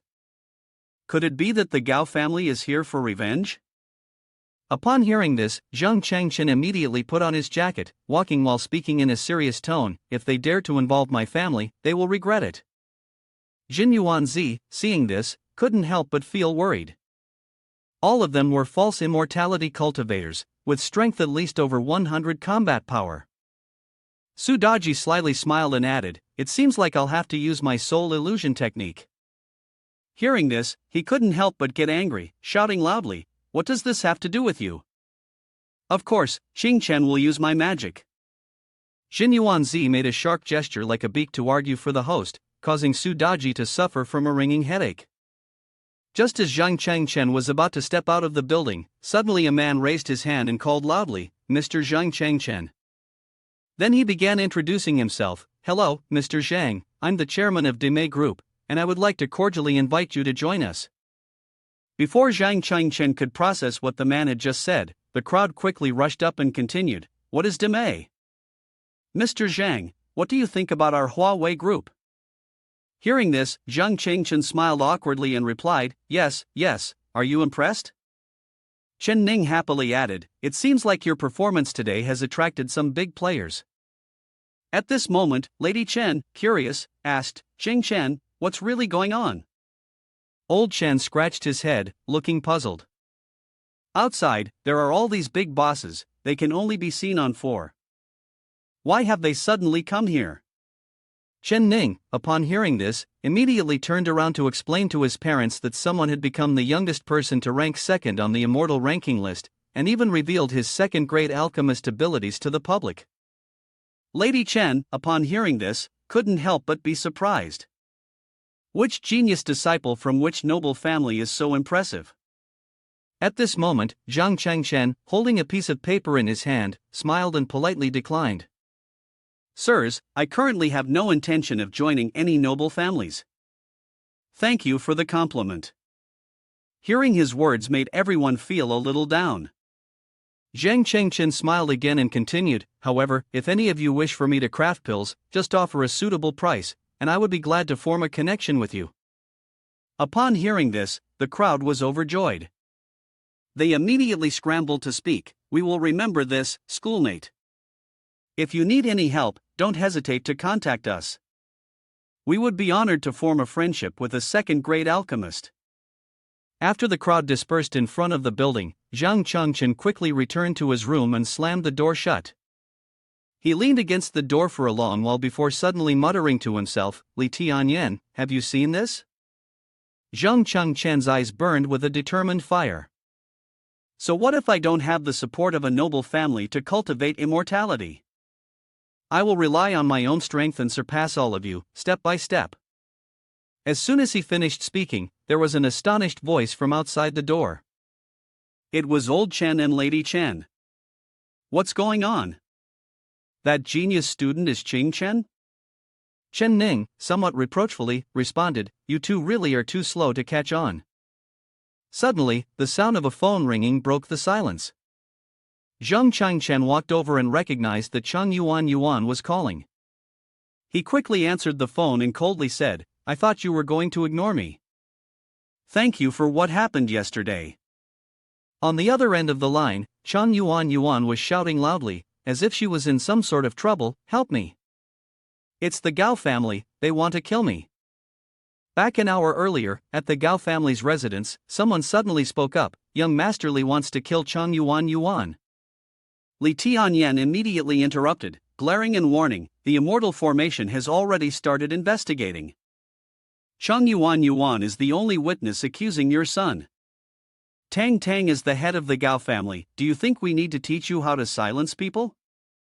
The old man hurriedly tried to explain, "At most, we just pay some money to shut her up. Besides, framing a classmate isn't a serious crime. It's not worth it." Li Tianyan sternly replied, "Gao and Xian, have you been scared by Qing Chun?" He then glared fiercely, his murderous intent rising, and continued, "Unfortunately, my favorite method of silencing someone is death. Your son Gao Hao is nothing, but this matter will drag my family into it, you understand? Hearing Li Tianyan's words, Gao Wenxian had no choice but to order his subordinates, go kill Cheng Yuan, along with that foreign language class girl. Make sure it's clean, and if any evidence is left behind, the entire Gao family will be wiped out. Two of his subordinates immediately responded in unison, understood, master.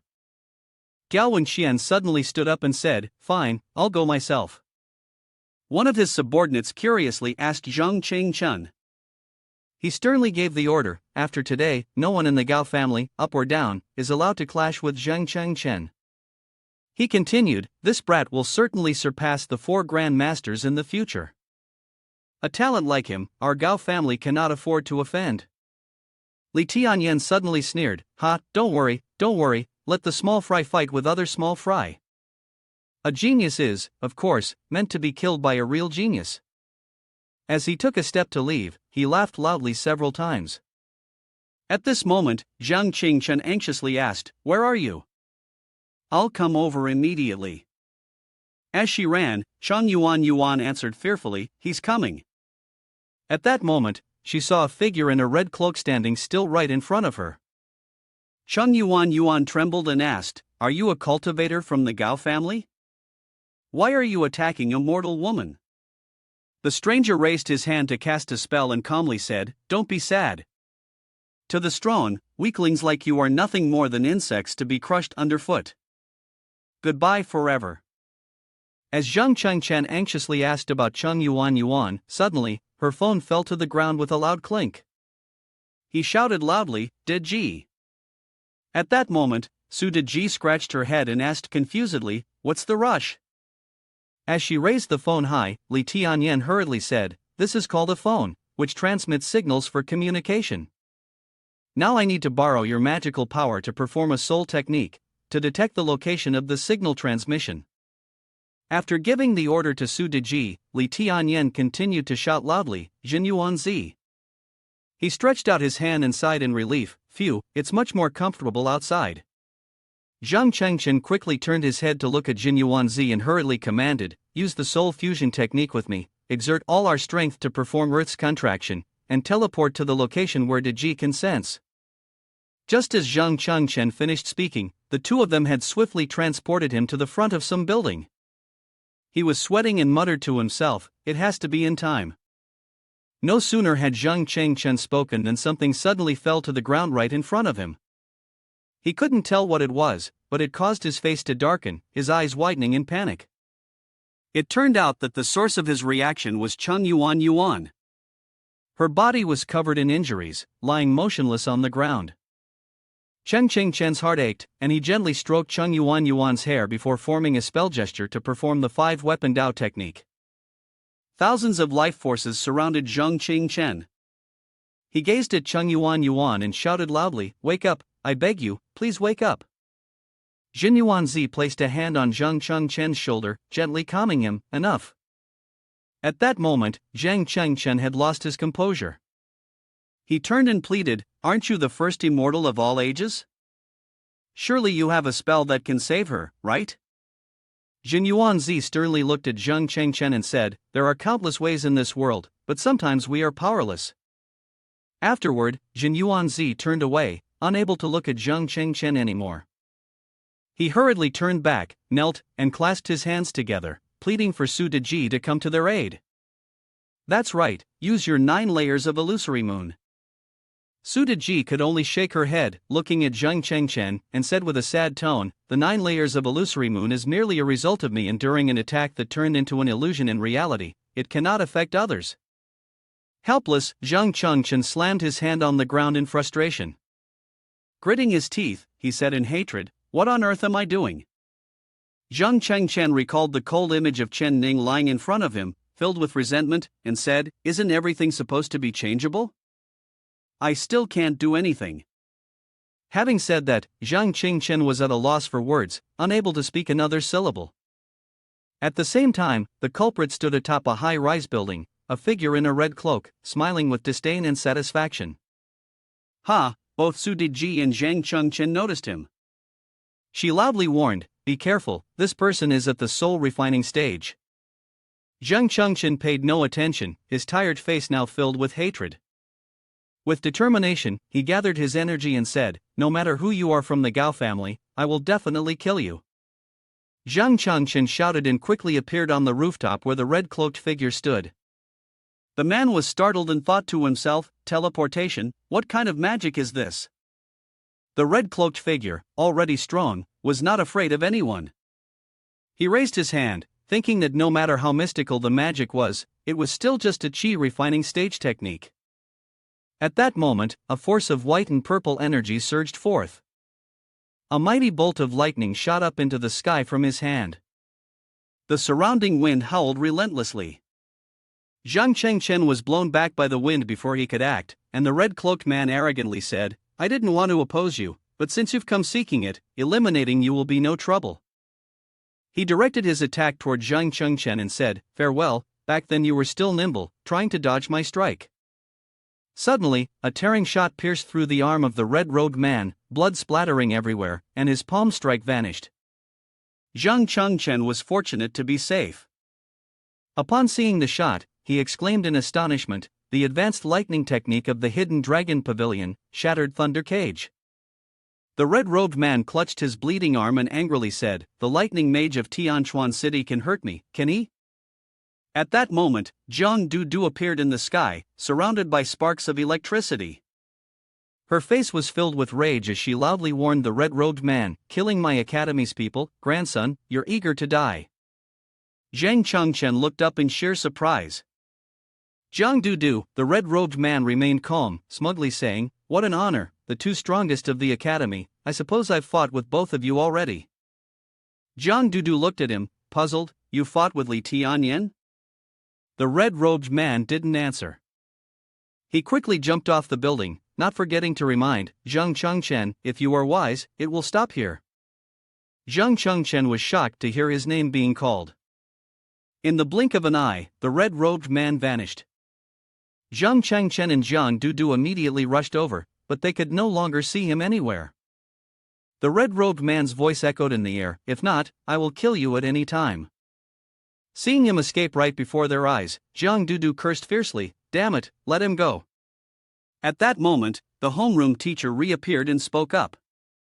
"I saw Chen Yuan's body downstairs, what's going on here?" Zhang Dudu quickly responded, "I just arrived too." She turned to look at Zhang Chengchen and added, "Fortunately, we managed to save this fool's life." Zhang Chengchen remained silent, avoiding the gaze of teacher Shui. He lowered his head, looking sorrowful, and said, "It's the Gao family's revenge, I dragged her into this." Upon hearing this, teacher Shui clenched her fists, her anger boiling as she said, "The Gao family, very well, you've really done it now." She then asked Zhang Chengchen, "Do you have any evidence?" He answered helplessly, "If the Gao family doesn't want the academy to wipe them out, they know better than to leave any evidence behind." Teacher Shui turned away, folding her arms, and firmly stated, "Don't worry, I'm going to the academy right now, I'll personally interrogate Gao Hao." Her face was flushed with veins standing out. Through gritted teeth, she said, "I will use all means to torture him if necessary to find evidence that the Gao family killed to silence her." Zhang Dudu immediately suggested, "I'll go too." Teacher Shui took out some paper and a pen but didn't respond, saying, "You're still young, there are some methods I don't want you to see." She handed the paper to Zhang Chengchen and said, "This is Chen Yuan's home address. She died because of you, you should personally take her back home." Zhang Dudu also offered, "I'll go with you." Zhang Chengchen, his eyes red, looked at the address, his face reflecting a deep sorrow. Zhang Dudu gazed at him, her heart aching. Her brows furrowed, and a wave of sympathy rose within her. Zhang Dudu then said to Director Shui, "I will represent the academy to comfort her family." Below the building, the police had blocked the entrance. Outside, many people had gathered to watch, gossiping and discussing fervently. The police had been called by Director Shui. Zhang Chengchen was holding the body of his classmate Chen Yuan. Zhang Dudu opened the door for them to get into the car. The car sped off quickly. Inside the car, Zhang Dudu asked with concern, "Are you okay?" Zhang Chengchen didn't respond, only lowering his head in silence. Seeing that he wasn't displaying his usual confident self, Jiang Dudu felt a pang of sorrow in her heart. She shared her feelings with Zhang Chengchen. Losing a good friend right in front of you is like losing yourself. Right now, you must be very scared and heartbroken, aren't you? Zhang Chengchen didn't answer her, he only muttered to himself, I will make the Gao family. No one will be left. A little while later, they arrived at Cheng Yuan's house. Jiang Dudu waited outside the gate, while Zhang Chengchen personally went up to knock on the door. Cheng Yuan's mother came to greet them and asked, You must be Zhang Chengchen, right? Zhang Chengchen replied casually, I'm a classmate of Cheng Yuan. Cheng Yuan's mother, overjoyed, clasped her hands together and said, Ah, so you're the classmate Zhang Chengchen. Zhang Chengchen, surprised, asked, You know me? Cheng Yuan's mother happily responded, Yuan has been mentioning you non-stop lately. She continued, She said that after meeting you, she was the first to truly understand the meaning of life. Upon hearing this, Zhang Chengchen's face darkened. He lowered his head, filled with deep sadness. Mother of Cheng Yuan mistakenly thought that Zhang Chengchen was worried she would scold him for dating, so she placed her hand on his shoulder and spoke reassuringly. Don't worry, a mother like me is very modern. You're at the age where you should be in love. She looked behind Zhang Chengchen, then appeared puzzled. Wait, where is Yuan? I thought you two went out on a date. Zhang Chengchen choked on his words. Cheng Yuan? She. Upon hearing the full story, Mother Cheng Yuan's eyes widened in disbelief. The smile on her face gradually disappeared, and she stood there, stunned. After collecting herself, Mother Cheng Yuan broke down in tears, covering her mouth in shock. She couldn't stand, and collapsed to her knees, clutching Zhang Chengchen's hands and crying in frustration. Zhang Chengchen stood there in silence, feeling guilty, angry, and heartbroken all at once. After the body of Cheng Yuan was handed over, Jiang Dudu waited for Zhang Chengchen to leave. She spoke up to advise him. I know you want revenge, but the Gao family is not something you can handle. Leave it to Commissioner Feng Qi. Zhang Chengchen replied indifferently. You really should learn a lot from Miss Xueran. Jiang Dudu furrowed her brows, looking confused. What do you mean? Zhang Chengchen then shared his speculation. The Gao family will immediately process Gao Hao's school withdrawal. Once Gao Hao's school record is withdrawn, he will no longer be under the management of Commissioner Feng Qi and will be handed over to Immortal Formation. Jiang Dudu was stunned and hesitated before asking again. What do you mean by that? She quickly returned to the school, truly in an effort to stop Immortal Formation from taking Gao Hao away. At that moment, Jiang Dudu's phone rang. Rang. Jiang Dudu immediately answered the call and asked, Aunt? On the other end of the line, Director Xue hurriedly described the situation. After hearing everything, Jiang Dudu couldn't hold back and crushed the phone in her hand. Angrily, she gritted her teeth and said, Aunt, it's too late. By the time we get back, Gao Hao has already been taken by the Immortal Formation. Zhang Chengchen looked out the window, silent. As expected, it was exactly as he had predicted, but he hadn't wanted his prediction to be correct.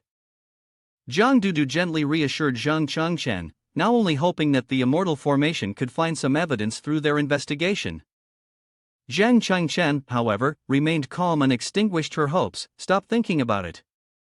As long as the Gao family throws money at it, finds someone unrelated, and has them bring a weapon to confess, the Immortal Formation, no matter how unwilling, will have no choice but to convict. Jiang Dudu still tried to think of a way to salvage the situation. Fortunately, the Immortal Formation was an organization under the Hidden Dragon Pavilion, so it wouldn't be completely powerless. Zhang Chengchen let out a long sigh before answering indifferently, Tomorrow, you'll see for yourself. He looked at Jiang Dudu and said, I've seen the sect leader of Hidden Dragon Pavilion, Dong Fengyu, on TV. You two look very much alike. Jiang Dudu jolted, stammering to deny it. What are you talking about? Tang is the sect leader of Hidden Dragon Pavilion. How could I possibly know someone like that? Zhang Chen's memory suddenly resurfaced. A man dressed in white, exuding a composed demeanor, clasped his hands and introduced himself, sect leader Dong Fengyu of the Hidden Dragon Pavilion, by the command of the Holy Imperial, will teach you the secret technique of the Dragon Fire Thunder form. Zhang Chen had been beaten countless times, and the garden around him cracked open, with earth and dust blending into the air. At that moment, Zhang Chen, frustrated, shouted, "Failed again, once more." Dong Fengyu couldn't help but laugh at Zhang Chen's disheveled appearance. "I suddenly understand why the Holy Imperial took you as an apprentice." Zhang Chen, thinking Dong Fengyu was mocking him, replied bitterly, "I know my talent is lacking, there's no need for you to beg me." Dong Fengyu spoke softly, "I have a daughter, her talent is also quite poor, just like yours. She wanted to be stronger than anyone, to work harder than anyone." Then he continued calmly, "She took after her mother, both in appearance and character." Zhang Chen, who had just stood up and was rubbing his hands, listened quietly to Dong Fengyu's story. Dong Fengyu went on, "To surpass the genius disciples of her time, she left home and set out to experience the mortal world."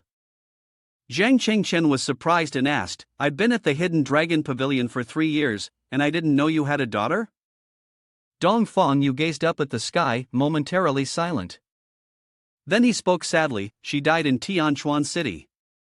In that disaster, she was the only one who survived." Dong Fengyu crossed his arms behind his back and solemnly recounted the events. "When the witch tribe attacked Tianchuan City, you were rendered unconscious by magic.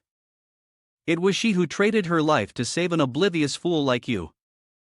Upon hearing this, Zhang Chen clenched his fists, and electric sparks crackled around him. His face was filled with burning determination. "I will not let her death be in vain." Dong Fengyu gently placed his hands on Zhang Chen's shoulders and said, "If my daughter were still alive." He smiled softly, "You two would definitely be good friends." Leaving the past behind, Zhang Chen turned to Jiang Dudu and exclaimed, "So it was you?" Jiang Dudu, confused, asked, "What do you mean, it was me?" Zhang Chen lowered his head, replying with sadness, "Nothing." His heart weighed heavily as he thought to himself, "I always drag those around me into trouble. Can I really change the fate of everyone?" The next morning, at the dormitory, the first rays of sunlight signaled the arrival of a new day. The phone rang incessantly, ringing, driving him crazy and making his ears ache. Zhang Chen quickly answered the phone. Jiang Dudu urgently recounted on the other end. He was right, this morning, someone had surrendered to the immortal formation. They admitted that they had seen Chang Yuan alone and had thought of killing her. Jiang Dudu, his voice full of anger, continued, "Gao Hao is about to be declared innocent and released. The students of the entire school don't believe in Gao Hao's innocence, and they've gathered in front of the immortal formation to protest." Zhang Chen didn't reply, only quietly putting the phone into his pocket. At that moment, there was a knock at the door. When he opened it, he saw Chen Ning, her face full of worry. Zhang Chen then asked, "Chen Ning?" Chen Ning tried to stay calm and said, "Jiang Dudu told me about what happened yesterday. Do you want to kill Gao Hao?" Upon hearing this, Zhang Chen asked to clarify, "Did she ask you to stop me?" Chen Ning knew she could no longer hide the truth, so she told him everything. She said that there were many immortals in front of the immortal formation, making it unsuitable to take action. On the way back to Gao Hao's house, there was a path that was much more suitable for taking action. She would stay there, or she could hold back the people from the Gao family. Zhang Chen closed his eyes and smiled faintly before saying, "I retract what I said yesterday." Chen Ning, still confused, asked, "What did you say?" Zhang Chen did not give a clear answer. He quickly left the room, waving goodbye to Chen Ning. He sighed, "Jiang Dudu and her aunt really are cut from the same cloth." At Tianchuan City, outside the Immortal Formation building, students were protesting. Leading the protest was Chang Yuan's mother, kneeling silently in front of Chang Yuan's body. The crowd was angrily shouting, "Immortal Formation is covering up for criminals. The Gao family must pay for the murder. Return her to us, the student of our academy." The guards stood at the door, blocking the protesters from entering the building. At that moment, a sports car sped toward the building. A man in a suit got out, his hands in his pockets, walking with an arrogant air. Bodyguards pushed the protesters aside to clear a path for their employer. Chen Yuan's mother looked at him with hatred and called out a name, Gao Wenxian. Losing her composure, she stood up, tears streaming down her face as she screamed, "How dare you show your face here? I want the Gao family to pay with their lives." Without hesitation, two bodyguards roughly shoved her aside and yelled, "Get out of the way!" Gao Wenxian showed no concern, walking past with a smug smile. He then raised his hand and casually called out a familiar name, "General Headquarters Examination, my son has caused more trouble for you." General Headquarters Examination brusquely waved his hand at Gao Wenxian, shouting directly at his face, "Damn it, Gao Wenxian, don't make me catch you." The two soldiers behind, their faces full of worry, asked, "General Headquarters Examination, do we really have to release the person? You say this has nothing to do with the Gao family." "I don't believe it, even if I die." General Headquarters Examination bitterly replied, "If you don't believe it, what can be done? We are progressives, everything must be based on evidence." General Headquarters Examination turned to Gao Wenxian and said, "In half an hour, release Gao Hao on time." Gao Wenxian, his face full of cunning, rubbed his hands together and spoke in a low voice, trying to flatter, "General Headquarters Examination is truly insightful, but there's one more thing." At this moment, General Headquarters Examination spoke up with a warning, that Gao, don't get too greedy. Gao Wenxian, with a silver tongue, replied, "It's not like that, but right now, many people misunderstand that my son is connected to the death of that girl. Like head Zhang Dudu and that little brat Zheng Chengchun." He smirked and whispered to General Headquarters Examination, "I'm worried they might get angry and lose their minds, and take revenge on my innocent son." General Headquarters Examination asked coldly, "And then?" Gao Wenxian immediately presented a map with a red-marked area, his face filled with scheming as he spoke. "This is the most suitable place to act. If they want to strike, they will definitely choose this spot. I hope you can go there and ensure my son's safety." Gao Wenxian revealed a face full of deceit, staring intently at the other person before continuing, "General Headquarters Examination, I am a law-abiding citizen, here to seek the protection of immortal formation." Then he put on that hypocritical tone and said, "Moreover, Your Excellency would not hope that national pillars like Zhang Dudu and Zheng Chengchen would commit murder over a small misunderstanding, would you?" The General Headquarters Examination was trembling with anger, clearly displeased, and took me along with him to that place. He then gestured to the soldiers and sternly stated that the purpose of their action was to ensure Gao Hao's safety. Gao Wenxian smiled with satisfaction, praising, "General Headquarters Examination is wise and righteous, I am deeply impressed." Gao Hao arrogantly walked out behind him. As soon as Gao Hao was released, the students immediately blocked his way and shouted angrily, "Beast, you committed murder." The Immortal Formation, in alliance with the Gao family, could not let him go. Gao Hao sneered contemptuously at the crowd and arrogantly said, "A bunch of nonsense. When you speak, there should be evidence. Be careful, I'll sue each one of you for defamation, and I won't stop until everyone is bankrupt."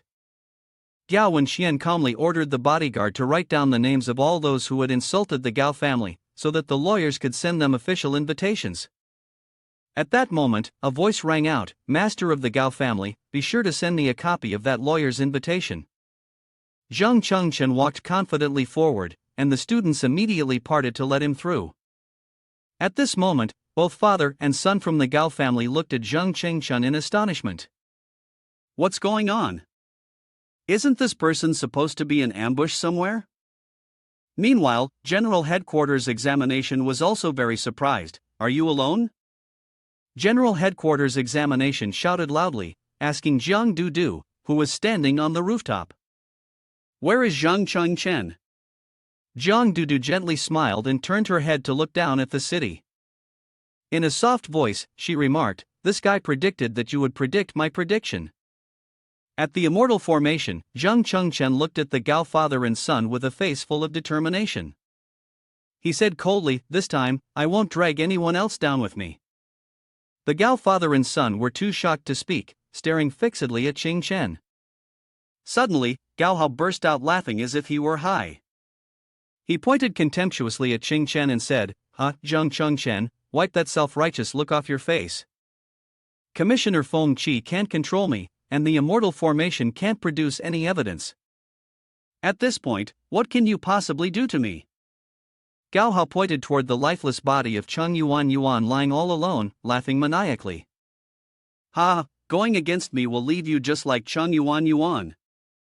Gao Wenxian, horrified, quickly slapped him hard across the face and angrily shouted, "Shut your mouth!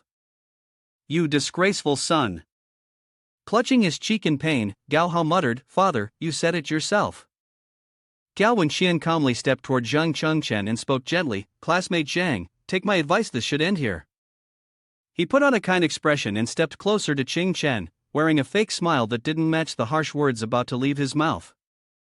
The Gao family has countless strong cultivators. I'm at the soul refining stage. Killing you would only take a blink of an eye. Then Gao Wenxian lowered his voice and lectured, "Don't think that all these prominent families are surrounding you now because you are a second-grade alchemist. However, an alchemist needs to stay alive to be of use to them, doesn't he?"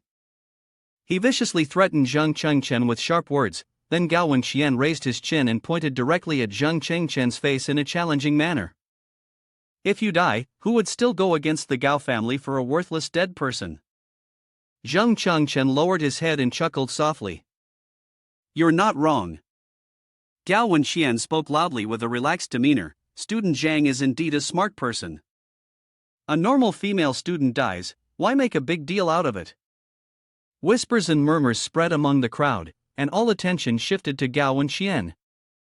With a smug expression, he made an offer without hesitation. "As long as you nod, the grudge between you and the Gao family can be wiped clean from now on.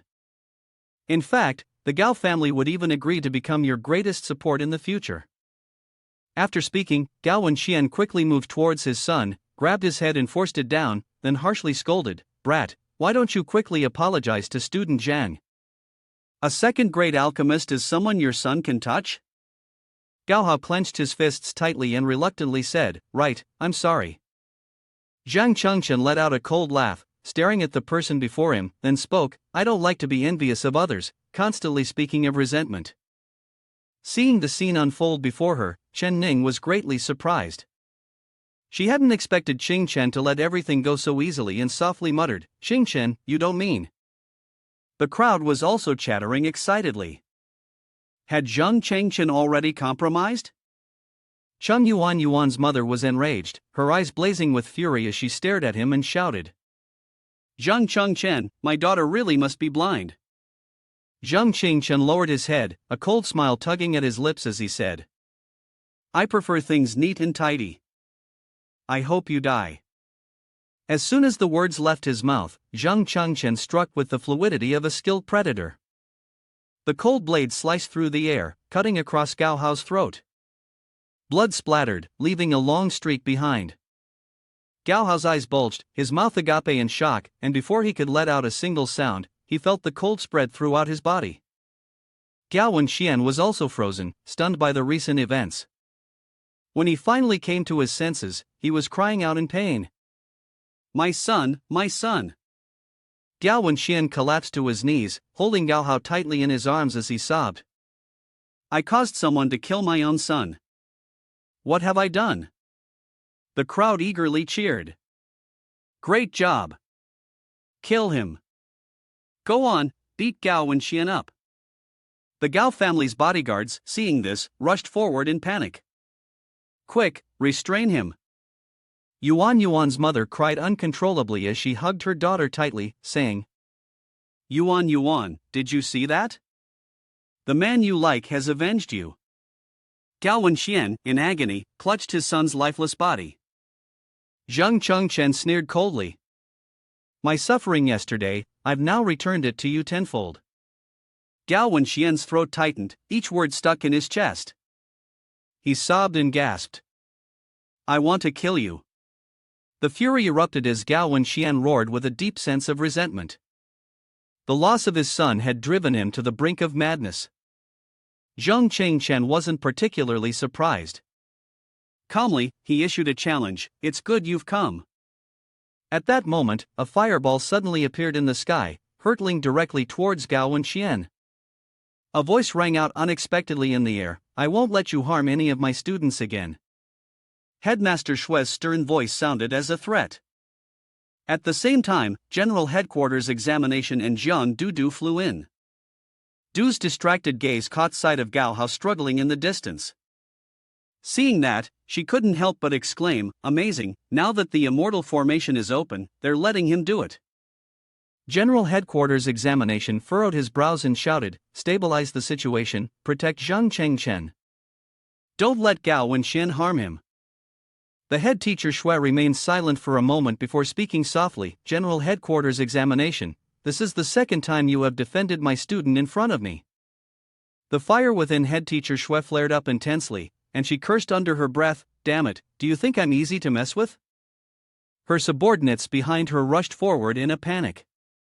It was just a small teacher, yet she dared to defy the arrest order. General Headquarters Examination recalled the image of head teacher Shui from the previous meeting, and he shuddered in fear. "Do you really think you're worthy of this?" Sweat began pouring down his face. Then, General Headquarters Examination quickly raised his hands to stop his subordinates. "If you don't want to die, don't move." He then gently advised Miss Shui, "I know you're very strong, but if you insist on becoming an enemy of the immortal formation law, even as one of the 4 great sect elders, I will not fear you." Head teacher Shui responded calmly, "It's not that I want to oppose your immortal formation, but it is the entire heaven-piercing Cultivation Institute that wants to oppose your immortal formation." The principal suddenly appeared from nowhere and shouted loudly. Zhang Chengchen, surprised, turned his head and whispered, "Principal, you haven't." Before he could finish, the principal raised his hand to interrupt. "Don't be too touched, we're adults. Aren't we supposed to take responsibility and clean up after the kids?" Returning to a moment earlier, the principal bluntly asked, "Head teacher Shui, are you really willing to go this far for Zhang Chengchen?"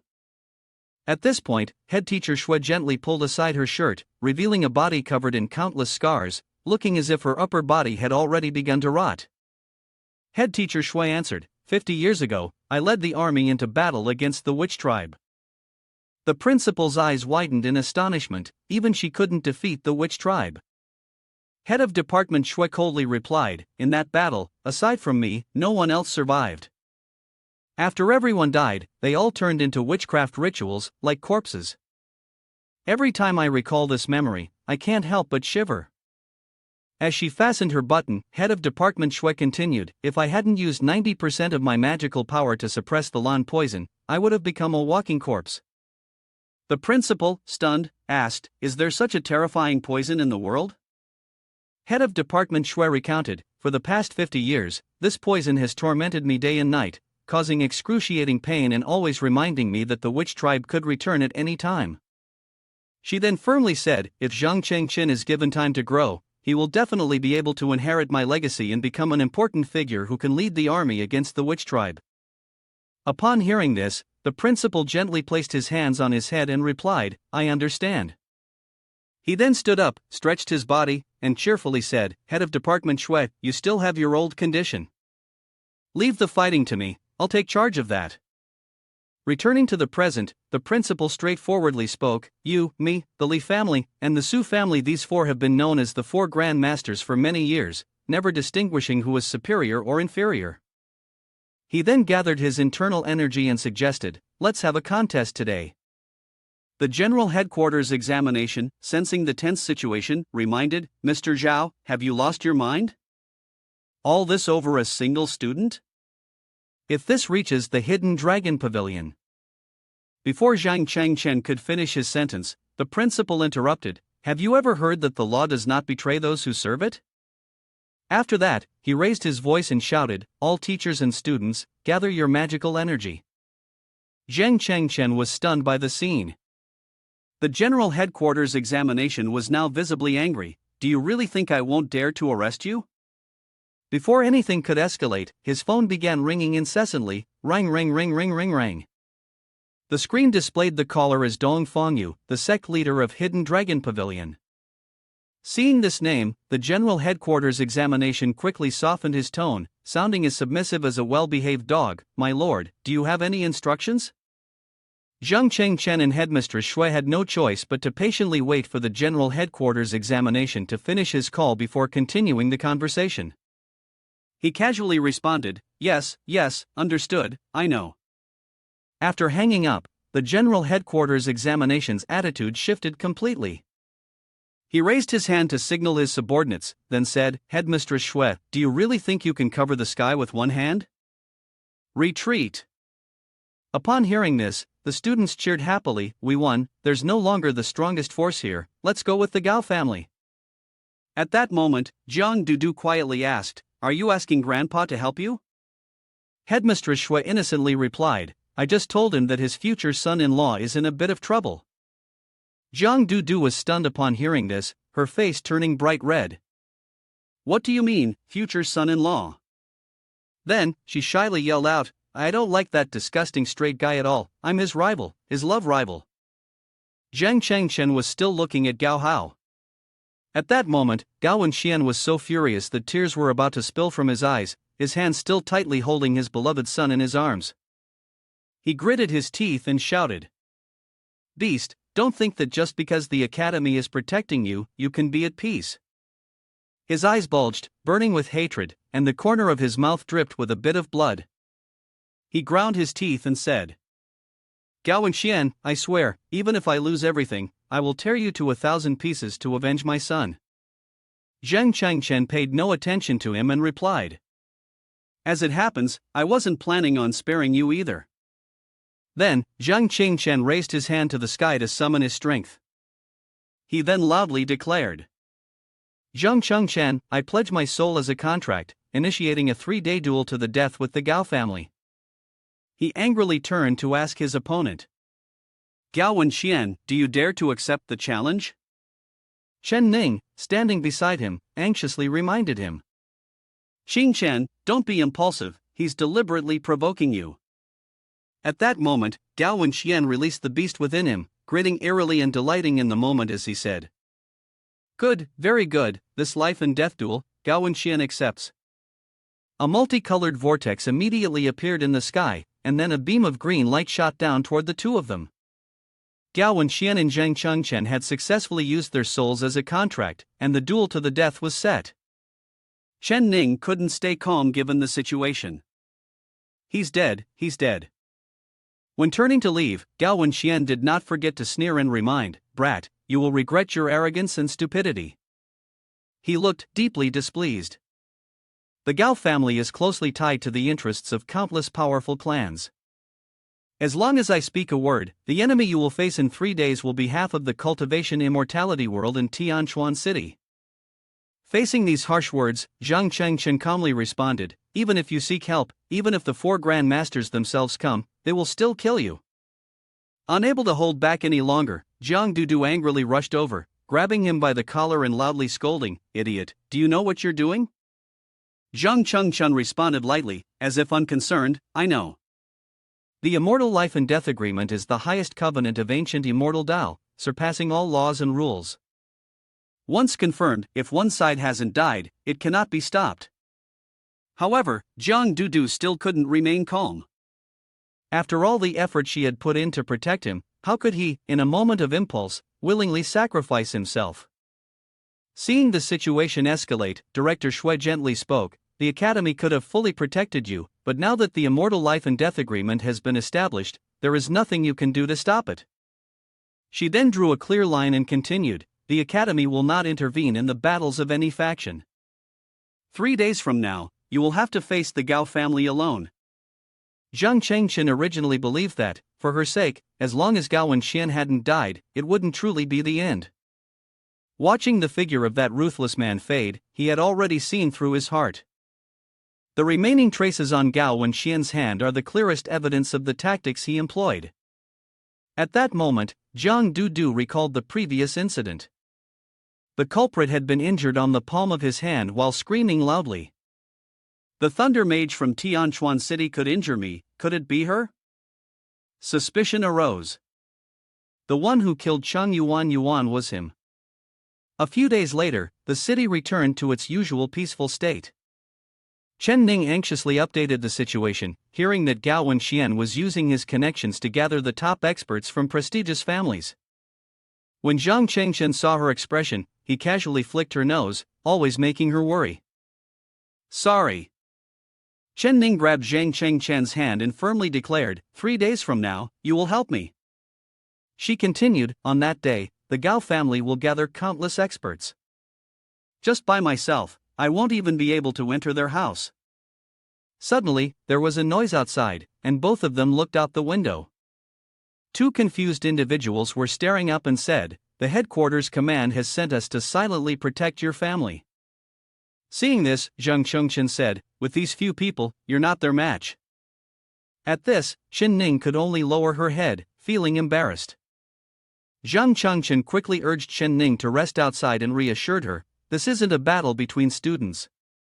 Just staying at home to take care of your parents is the greatest help you can provide." He gently closed the door and began to think. Jin Yuanzi then asked, "How do you find it, fighting Gao Wenxian?" Zhang Chengchen replied, "Very strong, but if you add the primordial true art in the Hall of Heroic Spirits, with Su Daji by his side, he would become even more arrogant." Then she said seriously, "Your girlfriend is right. If you let Gao Wenxian invite experts to the Gao family's door, you won't even have a chance to step in before they team up and kill you." Su Daji believed that the current plan should focus on isolating the Gao family. Zhang Chengchen scratched his head, confused. Most of the cultivator families in Tianchuan City followed the wind, adapting to whatever situation arose. Relying solely on his status as an alchemist, all he could do was influence a few neutral families at most. Suddenly, a knock sounded at the door, and he thought it was Ning, worried and coming to check on him. Zhang Chengchen whispered, "Xiao Ning, I told you already." To his surprise, it was Su Jun. She smiled, teasing, "What's wrong? The little grandmaster is busy fighting for life and death with the Gao family? Or did you forget that today is my birthday?" After leaving the house to discuss matters, Zhang Chengchen was surprised that she had now come to find him actively. Sitting in the car, Su Jun firmly declared, "The Su family is not the kind of family that follows the wind." Then, she turned to Zhang Chengchen with a resolute look in her eyes. "The Su family and you, working together with one heart." "I'm not joking." Zhang Chengchen didn't want to discuss this matter further and directly asked, "So, are we going to your birthday party now?" Su Jun replied, "No, we are meeting the parents first." Upon hearing this, Zhang Chengchen was filled with questions. He still didn't understand what was going on. Zhang Chengchen asked, "Huh?" At the Su family's courtyard, everyone was bustling around, each person busy preparing for the young Mrs. birthday party. Standing before this scene, Zhang Chengchen couldn't help but feel surprised. Suddenly, he noticed the appearance of a significant figure. Suan Shan, the head of the Su family and one of the 4 Grand Masters, was sitting calmly in his chair. He leisurely asked, "What's the matter?" "I didn't expect that Tang, one of the 4 Grand Masters, would be someone with a limp." Zhang Chengchen honestly replied, somewhat taken aback. Upon hearing this, Suan Shan couldn't help but chuckle. "Haha, this old man didn't expect that someone like you, a second-grade alchemist just like me, would be such a young man." Zhang Chengchen then asked with concern, "Mr. Su, it seems like your leg was injured by someone?" Suan Shan replied, "That's all in the past." Looking at the leg before him, Zhang Chengchen carefully analyzed. His leg had been injured for many years, seemingly due to a type of toxin that had invaded and damaged the meridians in his leg. Seeing the thoughtful look on Zhang Chengchen's face, Suan Shan couldn't help but praise him. "Little Grandmaster, as expected of a genius in alchemy, just one look and you can tell the cause." Then, Zhang Chengchen took the initiative to approach and asked, "May I examine your leg, Mr. Su?" Su Jun, who had been standing beside them, immediately showed a glimmer of hope. "Little Grandmaster, do you have a way to heal my father's leg?" Suan Shan hesitated before speaking.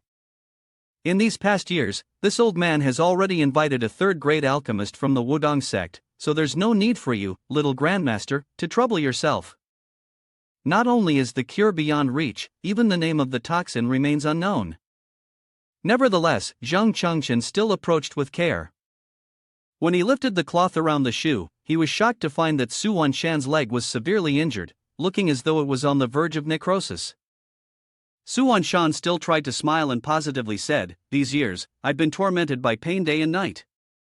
If I hadn't used my spiritual energy to control the spread of the poison, I would have been dead long ago." Zhang Chengchen looked at him with a somewhat sympathetic gaze. No wonder the Wudong sect could only heal to this extent. This poison was indeed a tough one. Su Jun, standing behind, could only sigh. As expected, even the little grandmaster couldn't find a way. However, Suan Shan still forced a smile and replied, "It's okay, this old man has long accepted it." Then, Zhang Chengchen, deep in thought, said something that made both of them feel like their minds were blown. Perhaps, in about 3 minutes, it could be cured. They were astonished and shouted in unison, "What did you say?" At that moment, Zhang Chengchen quickly clasped his hands together to perform his technique. In the blink of an eye, a greenish light enveloped the entire Su family compound. Su Jun was extremely surprised, his eyes wide as he watched the miraculous scene unfold before him. A glimmer of hope suddenly flashed in Su Wanshan's eyes as he placed all his trust in Zhang Chengchen. Just a moment later, his legs, which had been severely injured, were as good as new, as if they had never been harmed. Zhang Chengchen folded his arms proudly and said, "It's done. Try moving around a bit." Su Wanshan shakily moved the legs he hadn't used in so long, his eyes widening in disbelief. "My legs can move now." Su Jun, witnessing this, was so moved that tears welled up in his eyes. "Last year, father, oh father, your legs." In the end, Su Wanshan knelt down to thank him, deeply grateful. The divine technique of the little grandmaster was an immense grace, a kindness akin to the gift of life itself. Seeing this, Zhang Chengchen stepped forward to help him up and humbly said, "The technique I practice just happens to counter this poison. For me, it's as easy as flipping my hand." After that, Suan Shan softly asked, "What exactly is this poison? Does little grandmaster have any connection with this toxin?" Upon hearing this, Zhang Chengchen immediately hardened his expression and said, "Mr. Su, no need to say more. Please, tell me who caused this poison to affect you." At this moment, Jin Yuanzi appeared behind them and spoke up, "You can tell Zhang Chengchen is very confident in his own judgment, he won't be wrong. You think this is a poison that only the witchcraft ritual of the witch tribe could use." Suan Shan then began recounting the events. 5 years ago, I suspected that my youngest son was killed by that vile creature, Lee Tian Yen, so I went to his door to demand justice from Lee Tian Yuan. After that, my legs were injured to the point where they were almost severed. Just thinking about it makes me break out in a cold sweat. He continued, "I never expected to be defeated by his nameless poison. If not for the intervention of 2 other grandmasters, I would have died at the Li family's house." Zhang Chengchen was extremely shocked upon hearing this. He placed his hand on his forehead, his mind a whirlwind of confused thoughts. This is wrong. All my preparations for the disaster from the Heavenly Circle Cultivation Institute, all my assumptions, maybe they're all wrong, Zhang Chengchen suddenly realized in alarm. From the previous life until now, all of us have been playing right into the hands of the witch tribe. After a brief pause, in the lively and bustling banquet hall, people were whispering among themselves, "Isn't that Zhang Chengchen? The young second-grade alchemist?" Seeing him standing alone in the corner, they immediately whispered to each other. "I have to make connections," said the friend beside him, speaking up to stop him. "Don't go." The man then asked, confused. "Why?" They began discussing Zhang Chengchen. "I heard that he has formed a crucial alliance with Gao Wenxian. There are many influential families here who are allies of the Gao family. Furthermore, Gao Wenxian has the Li family backing him." They continued their conversation, unaware that Zhang Chengchen had overheard everything. One person spoke up. "This time, Zhang Chengchen is attending young Miss Su's birthday, he must be looking for an opportunity to gain support from the Su family." Although the Su family holds the alchemist in the highest regard, after Mr. Su became paralyzed, they have lost their former strength. They probably won't dare to help him. Hearing this, the other person replied, "Thanks for the heads up, my friend. I almost picked the wrong side." Jin Yuanzi, noticing this, felt uneasy. "Look at them. They all treat you like your gentle deity." Zhang Chengchen coldly responded, "Right now, I don't have the energy to worry about those people." Jin Yuanzi, as if reading his thoughts, asked, "Are you worried about the witch tribe?" Zhang Chengchen looked into the distance and calmly answered, "The Li family has been a powerful presence in Tianchuan City for hundreds of years, with a complex and tangled network of influence. If they really are the witch tribe, then our enemies are not just the people around us." Su Daji softly spoke from the side, "If that's the case, you need to focus even more on dealing with Gao and Chen." She believed the Gao family were mere henchmen of the Li family. If the Li family truly had a problem, then they would be the best breakthrough point. Upon hearing that, Zhang Chengchen immediately grasped the crux of the issue. She was right, it was he who had muddled the situation himself. Now that he had sorted through the chaos in his mind, he firmly decided that all plans would proceed as originally intended. Su Daji gently leaned in and promised, "Kid, you really do amuse me. If you manage to survive the next 3 days, I'll give you a huge surprise." Zhang Chengchen responded with interest, "Then I'll be eagerly looking forward to it." At that moment, a man in a trench coat suddenly approached and spoke, "Zhang Jr. brother, you're here too?" The crowd immediately turned their attention. "Li young master, you truly came. It's been a while." Li Tian Yen carried himself with great strength and dignity. Upon seeing him, the two stepped forward to question directly, "What is someone from the Li family doing here?" Li Tian Yen immediately forced a fake smile and said, "Why say such things? Can't I come to celebrate Miss Su's birthday?" Then he added with mocking sarcasm, "I truly didn't expect that junior brother Zhang wouldn't be at home preparing for a life and death situation but would come here instead." Suddenly, Li Tian Yen looked intrigued and continued, "Oh, I get it, you came to seek help from the Su family." Those around them began murmuring in agitation. This was the Li young master openly showing support for the Gao family. It seemed no one would dare to help Zhang Chengchen anymore. Some people were still skeptical, wondering if not only young Master Li himself was stepping forward, but also if there were a few noble families bold enough to refuse Gao and Xian's plea for help. Faced with Li Tian Yen, Zhang Chengchen fell silent for a moment without saying a word. Looking at the figure before him, he recalled events from the past. At this moment, Zhang Chengchen suddenly raised his hand and said, "Wait for me to finish with the Gao family." Then he pointed directly at Li Tian Yen and raised his voice. "Next, it's your turn." Seeing this, the crowd around them immediately began whispering, their eyes focusing on the two of them. "I must be hearing things, right? This is the Summer War Chronicle with young Master Li, isn't it? Even a second-grade alchemist couldn't possibly stand up to the Li family. Is he really that foolish?" Li Tian Yen raised an eyebrow, showing disdain. "Do you really think the Su family would dare to challenge the Li family for your sake?" he said arrogantly, lecturing. "Right now, Mr. Su is paralyzed and has lost all his power. What exactly do you think you could use to fight against my Li family?" Su Han and Fu Wenlong, who were behind him, were extremely outraged hearing Li Tian Yen speak of their patriarch in such a way. "How dare you insult the Su family? Do you want to die, T?" Ignoring the two outsiders, Li Tian Yen sternly adjusted his glasses and threatened, "If you dare to disrespect me again, your fate will end here. I'll see if that old cripple can protect you." "Old cripple?"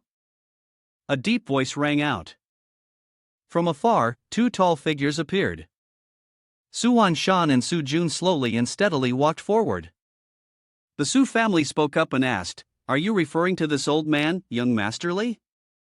Su Han and Fu Wenlong, upon seeing Suan Shan, couldn't contain their joy and exclaimed, "Patriarch, your strength has been restored." Meanwhile, Li Tian Yen could only stare in astonishment and ask, "When did you recover your legs?"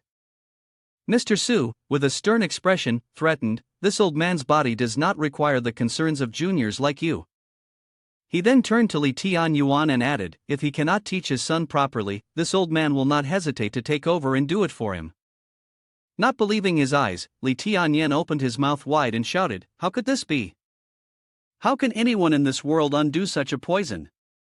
Suan Shan smiled faintly and muttered, "Heaven has shown mercy and sent a rare talent like the little grandmaster to assist the Su family."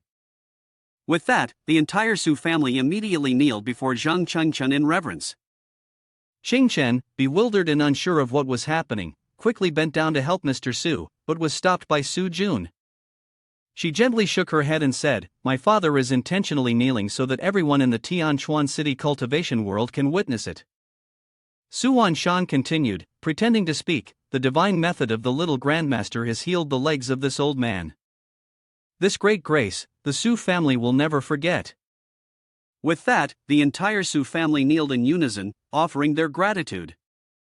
"This great grace of Zhang Chengchen, the Su family will forever remember." All eyes in the hall were now focused on them. Continuing, Suan Shan's deep, hoarse voice rang out again. "The little grandmaster has made a life or death vow with Gao Wenxian. This is the supreme covenant of the Tao of Immortals, and this old man does not dare to defy it." Afterward, Suan Shan stepped forward solemnly, placing his hand firmly on Zhang Cheng's shoulder before coldly speaking. "However, if other noble families dare to oppose the little grandmaster, the Su family will use all its power to kill them, from top to bottom, heaven and earth." Upon hearing this, the Su family members immediately responded, following the command of their patriarch. At this moment, a suffocating silence descended upon the hall, with every eye focused on Zhang Chengchen, creating an unusually tense atmosphere. Suan Shan cast a sharp glance at Li Tianyen, then stood proudly, placing his hand on the shoulder of his great benefactor, and said, "Did you hear what this old man said?" Li Tianyen growled in frustration. "Do you intend to declare war on the Li family for this person?" Mr. Su spoke sternly, his voice unwavering. "This old man speaks with one word, and it is unbreakable. If the Li family does not intervene, the Su family will not send anyone to partake in this life or death duel. Whether there will be a war or not depends entirely on you." Li Tianyen, simmering with anger, silently pondered. If he couldn't find the whereabouts of the Xian Yuan sword, now was not the time to go to war with the Su family. He then spoke coldly. "I hope Mr. Su will remember the promise he made to me." Li Tianyen then set the terms. 3 days from now, Zhang Chengchen and the Gao family will settle this with a life and death duel." Though he said this, Li Tianyen's face darkened suddenly, his expression turning sinister. Despite the Gao family being useless, killing a student was well within their capabilities. Suan Shan helplessly whispered, "I'm sorry, little grandmaster, I can only scare Li Tianyen, but I might not be able to deceive you."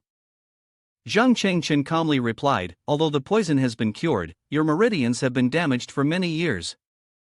It will take a long time to recover your cultivation." After saying this, Mr. Su turned his head and smiled gently at Zhang Chengchen. "The only things I can do for you are limited to this."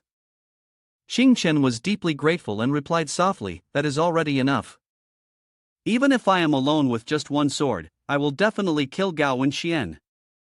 With that, he took out a piece of paper and gently asked, "I still need a little spiritual medicine. Could you please assist me, Mr. Su?" After taking the piece of paper, Suan Shan happily nodded in agreement. "Anything from the Su family, little grandmaster, you can take whatever you need." Su Jun, who was standing nearby, also spoke up, "These are mostly spiritual medicines of spiritual pill level 3. Do you want them?" Zhang Chengchen's gaze tightened slightly, his expression firm as he confidently replied, "Of course, I want to refine pills and break through to the 9th level of qi refining." The Su family members around them were astonished, exclaiming, "Is it possible?" Xing Chen lowered his head and responded calmly, "If I may say so, my alchemy rank is not second-grade alchemist, but level 4. The entire hall seemed to freeze, all eyes turning to Xing Chen. Li Tianyen, in shock, exclaimed, "What?" The crowd around was just as stunned, everyone sweating profusely upon hearing the shocking news. They silently pondered, realizing they absolutely could not oppose this person. 3 days later, in the early morning at the Gao family residence, a trembling voice came through the phone line. "Co Gao, we are truly sorry, we dare not offend the Su family, especially since the opponent is a level 4 alchemist." Gao Wenxian angrily threw the phone to the ground, cursing inwardly, "Damn it, these useless fools." He was shaking with rage as he loudly asked his subordinate, "What about the other aristocratic families? What did they say?" The subordinate, trembling, dared not speak out of turn and cautiously replied, "The other families that had agreed to help can no longer be reached." Gao Wenxian glared coldly at Li Tian Yen, silently asking, "Does this mean the Li family is also unwilling to assist me?" Li Tian Yen calmly responded, "Head of the Gao family, Tang Tang, is a Qi refining stage 1 expert. "The Gao family has 10 immortality cultivators, so why should we fear a mere Zhang Chengchun?" Gao Wenxian muttered under his breath. "A lion fights a rabbit with all its strength. This matter concerns my son's blood feud. The survival of the Gao family cannot afford any mistakes." Tired of Gao Wenxian's complaints, Li Tianyan suddenly stood up, his hand slipping into his pocket as if to retrieve something, and then he spoke. "In order to avoid direct conflict with the Su family, although the Li family cannot act personally. But," he said, continuing as he gathered his energy, "I've heard that the Tian breaksword, which was bestowed upon the Gao family, has been taken by Zhang Qingchen." However, he was unaware that all of the magical weapons crafted by the Li family left behind a mark. A strange light emanated from Li Tianyan, causing the surrounding subordinates to shrink back in fear at the magical energy it radiated. He laughed sinisterly, holding the ghost head saber in his hand, and coldly said, "If he uses the heaven-breaking sword to confront you, this ghost head saber can take his life." Gao Wenxian trembled as he received the saber from Li Tianyan. This saber was originally meant to prevent the Gao family from betraying, right? Not stopping there, Li Tianyan also brought along a bottle of purple medicine. He smirked, showing a sly grin, and added, "If used like this, it won't kill him, but drinking this ancient high-grade blood serum will." Looking at the mysterious purple bottle, Li Tianyan proudly continued, "It will distort his bloodlines, giving him an almost immortal body." After saying that, Li Tianyan sneered coldly, his eyes gleaming with smugness, thinking to himself, "Zhang Chengchen, let's see how you can escape this time." Meanwhile, in Zhang Chengchen's apartment, he stared in shock, unable to believe the truth of this situation. After days of cultivation, he had finally reached the peak of the 9th stage of Qi refining, with a combat power of 90. Zhang Chengchen jumped in joy, his spiritual power having reached the peak of Qi refining stage 9. Once his soul power awakened, he could immediately enter the soul refining stage. "Let's go, it's time to battle the Gao family," he shouted, his voice echoing throughout the apartment building. As the day of the battle approached, the chubby one worriedly walked over and asked, "Boss, do you really want to go alone?" His little companion came over and advised, "The Gao family has at least 100 fake immortality cultivators. A strategy relying on numbers could exhaust you to death." Ning also joined in, speaking gently, "In fact, relying on my identity as an alchemist, I could make pills and hire many skilled experts. If the situation worsens, we could also ask for help from Jiang Dudu or other classmates." Not distracted by those words, Zhang Chengchen remained determined to attend the duel. He turned and walked away without hesitation, waving his hand to bid farewell to his friends, then resolutely stated, "I'd made up my mind. My personal matters will not drag anyone else into it." Everyone anxiously watched Zhang Chengchen's retreating figure, silently encouraging him. Chen must survive and return. On this side, Jiang Dudu furrowed her brow, looking extremely displeased. She shouted, "Move aside, I'm going to help him." Crossing her arms, she stood in front of the large door, which was closed tightly, responding to Jiang Dudu's lack of composure. Headmistress Shuizhi gently asked the young girl, "Isn't he your enemy?" Jiang Dudu lowered her head, her whole body trembling slightly as if she was on the verge of tears, partly due to impatience. She replied, "1 against 100, he'll die." Only then did Headmistress Shui furrow her brow. She said, "This has drawn the attention of the entire cultivation community in Tianxian City. All eyes are on him. Knowing that, no amount of information would reach the stubborn child in front of me, who is determined to save him. Calmly, Headmistress Shui continued to explain, as the daughter of the Hidden Dragon Pavilion's masters, once you publicly use the thunder technique of the Hidden Dragon Pavilion, our identities will inevitably be exposed. Upon hearing this, Jiang Dudu's emotions eased slightly, though traces of frustration were still visible on her face. As expected, she lifted her head to argue, but to completely block any harmful ideas, Headmistress Shui interrupted her. Listen carefully.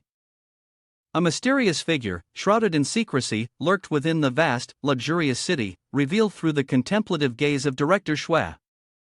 She spoke slowly. A few days ago, the Holy Imperial sent word that a powerful witchcraft practitioner, in order to seize the Xian Yuan sword, transformed into a human many years ago and infiltrated a certain city to investigate. Director Shui placed her hand on Jiang Dudu's shoulder, her head slightly lowered, speaking as if sowing a nightmare. Where do you think this witchcraft practitioner could be now? Understanding the meaning behind the elder's words, Jiang Dudu, startled, responded, and, do you suspect, as you have investigated, that the Xian Yuan sword is hidden in Tianchuan City? Staring directly into Jiang Dudu's eyes, Director Shui tightened her grip on the girl's shoulder, her gaze resolute, and instructed, the possibility is very high, so we must not allow our identities to be exposed. Director Shui continued, do you know what burden we carry? You are a sensible girl. Jiang Dudu, her face full of concern, lowered her head, as if unwilling to face the weight of this responsibility. Director Shui's face darkened, sweat forming due to the pressure, and she said, the formation protecting humanity can only be broken by the Xian Yuan sword. Moreover, only the Xian Yuan sword can slay the witch tribe. Whoever possesses the Xian Yuan sword will determine the outcome of this battle. Clenching her fists, Director Shui looked decisively at her young niece and affirmed with unwavering conviction, not just Zhang Chengchen, but even your life, I would sacrifice without hesitation for this cause. For the greater good, even if it meant sacrificing herself, Director Shui's spirit was a heavy blow to Jiang Dudu's psyche. In that moment, she was left frozen in thought, unable to utter a single word. Still concerned about the worries in Jiang Dudu's heart, Department Head Shui couldn't help but feel a twinge of reluctance as she watched the girl fall completely into a deep abyss of despair. She turned away, avoiding looking into those sparkling eyes. She said, moreover, do you really think Zhang Chengchen is still alone? At the main battlefield, Zhang Chengchen's face was tense and focused, his whole body clearly tense. Everyone was concentrated in front of the castle. Opposite Zhang Chengchen stood an entire army in blue uniforms, not allowing him to leave on his own. Leading the troops was Huo Changwu, a man with deep-set eyes, as though he had been sleep-deprived his whole life. Right beside him was Wang Dao. Huo Changwu spoke up, Zhang brother, I'm here to repay the favor. This battle will be fought together with the entire ancient martial arts club. After saying this, he smiled slightly, both to assure and to demonstrate his own skills. Wang Dao also clenched his fists and eagerly said, I know you don't think much of me, Wang Dao, but you saved the boss's life. The lives of everyone in the ancient martial arts club are also at your service. We are willing to bet on this fight with you. Receiving such strong trust and support from friends both near and far, Zhang Chengchen couldn't hide a smile. However, he still coldly responded, do as you please. Zhang Chengchen looked into the distance, where two people were standing against the wall, seemingly waiting for him. Without a moment's hesitation, Fu Wenlong and Su Han looked directly at Zhang Chengchen, their gazes speaking louder than words. Fu Wenlong flicked his cigarette ash and gestured for him to step forward. Everyone began to align on the same side. Fu Wenlong turned to ask Huo Changwu casually, the Su family can't get involved, but I am offering my personal help to an old benefactor. Is that all right? Huo Changwu merely smiled politely in response, and everyone understood what that meant. Su Han, cracking her knuckles, spoke sharply, my boyfriend is risking his life to help someone, so of course, I'm going to go too. And just like that, led by Zhang Chengchen, they kept moving forward, undeterred by any difficulties. Suddenly, a person dressed in a black uniform appeared beside them, holding a crimson banner. Leading a group of members from the Feng Qi Committee, Zhang Shan and his companions tore the banner into pieces, simultaneously raising their fists in the air to show their resolve. He enthusiastically shouted, "Today, we're not members of the Feng Qi committee, we're just his friends." In the blink of an eye, the group of black-clad individuals led by Zhang Shan merged into the crowd with Zhang Chengchen's group. However, instead of feeling happy, Zhang Chengchen frowned visibly. He spoke directly, "Didn't I tell you not to come over here?" Watching the continuous stream of people risking their lives to support Zhang Chengchen, Chen Ning's eyes sparkled, her expression bright with pride. She happily said, "Half of the first-year students from the Department of Xian came to me, saying they volunteered to help." The chubby guy standing next to her wasn't any different. He eagerly chimed in, "Don't forget there are also second and third-year students. You're an idol to the students. It's not bragging." Before Zhang Chengchen, the whole road was packed with people. Everyone was incredibly excited. They cheered and shouted loudly, "Second-year students from the Cultivation department are here, we can't let outsiders bully our people. Third-year students from the Cultivation department are here to help. Our juniors, we're here." The sea of people stretched out ahead, led by Zhang Chengchen, with an overwhelming momentum. The more people joined, the more they trusted Zhang Chengchen, and the more pressure he felt. He furrowed his brow unconsciously, his eyes full of determination. He thought to himself, "I absolutely cannot drag others into this anymore. This time, I will change everything." With the mindset of someone wanting to restore order, it didn't take long before Zhang Chengchen's group reached their destination. Before them stood a massive complex built in an ancient style. Although the sun was scorching, the entrance was tall and imposing, and the crowd had already gathered there, ready for battle. Though it seemed dangerous, the people in black suits guarding the entrance were in disarray, panicking. They asked each other, "Damn it, wasn't it said that only Zhang Chengchen was challenging us?" The students from the Cultivation department of the Heaven-Piercing Cultivation Institute, all 3 levels, are here. Their eyes were fixed on Zhang Chengchen. Head butler Gao Xing's face darkened, and he angrily shouted, "Everyone, calm down. They're just a bunch of little students."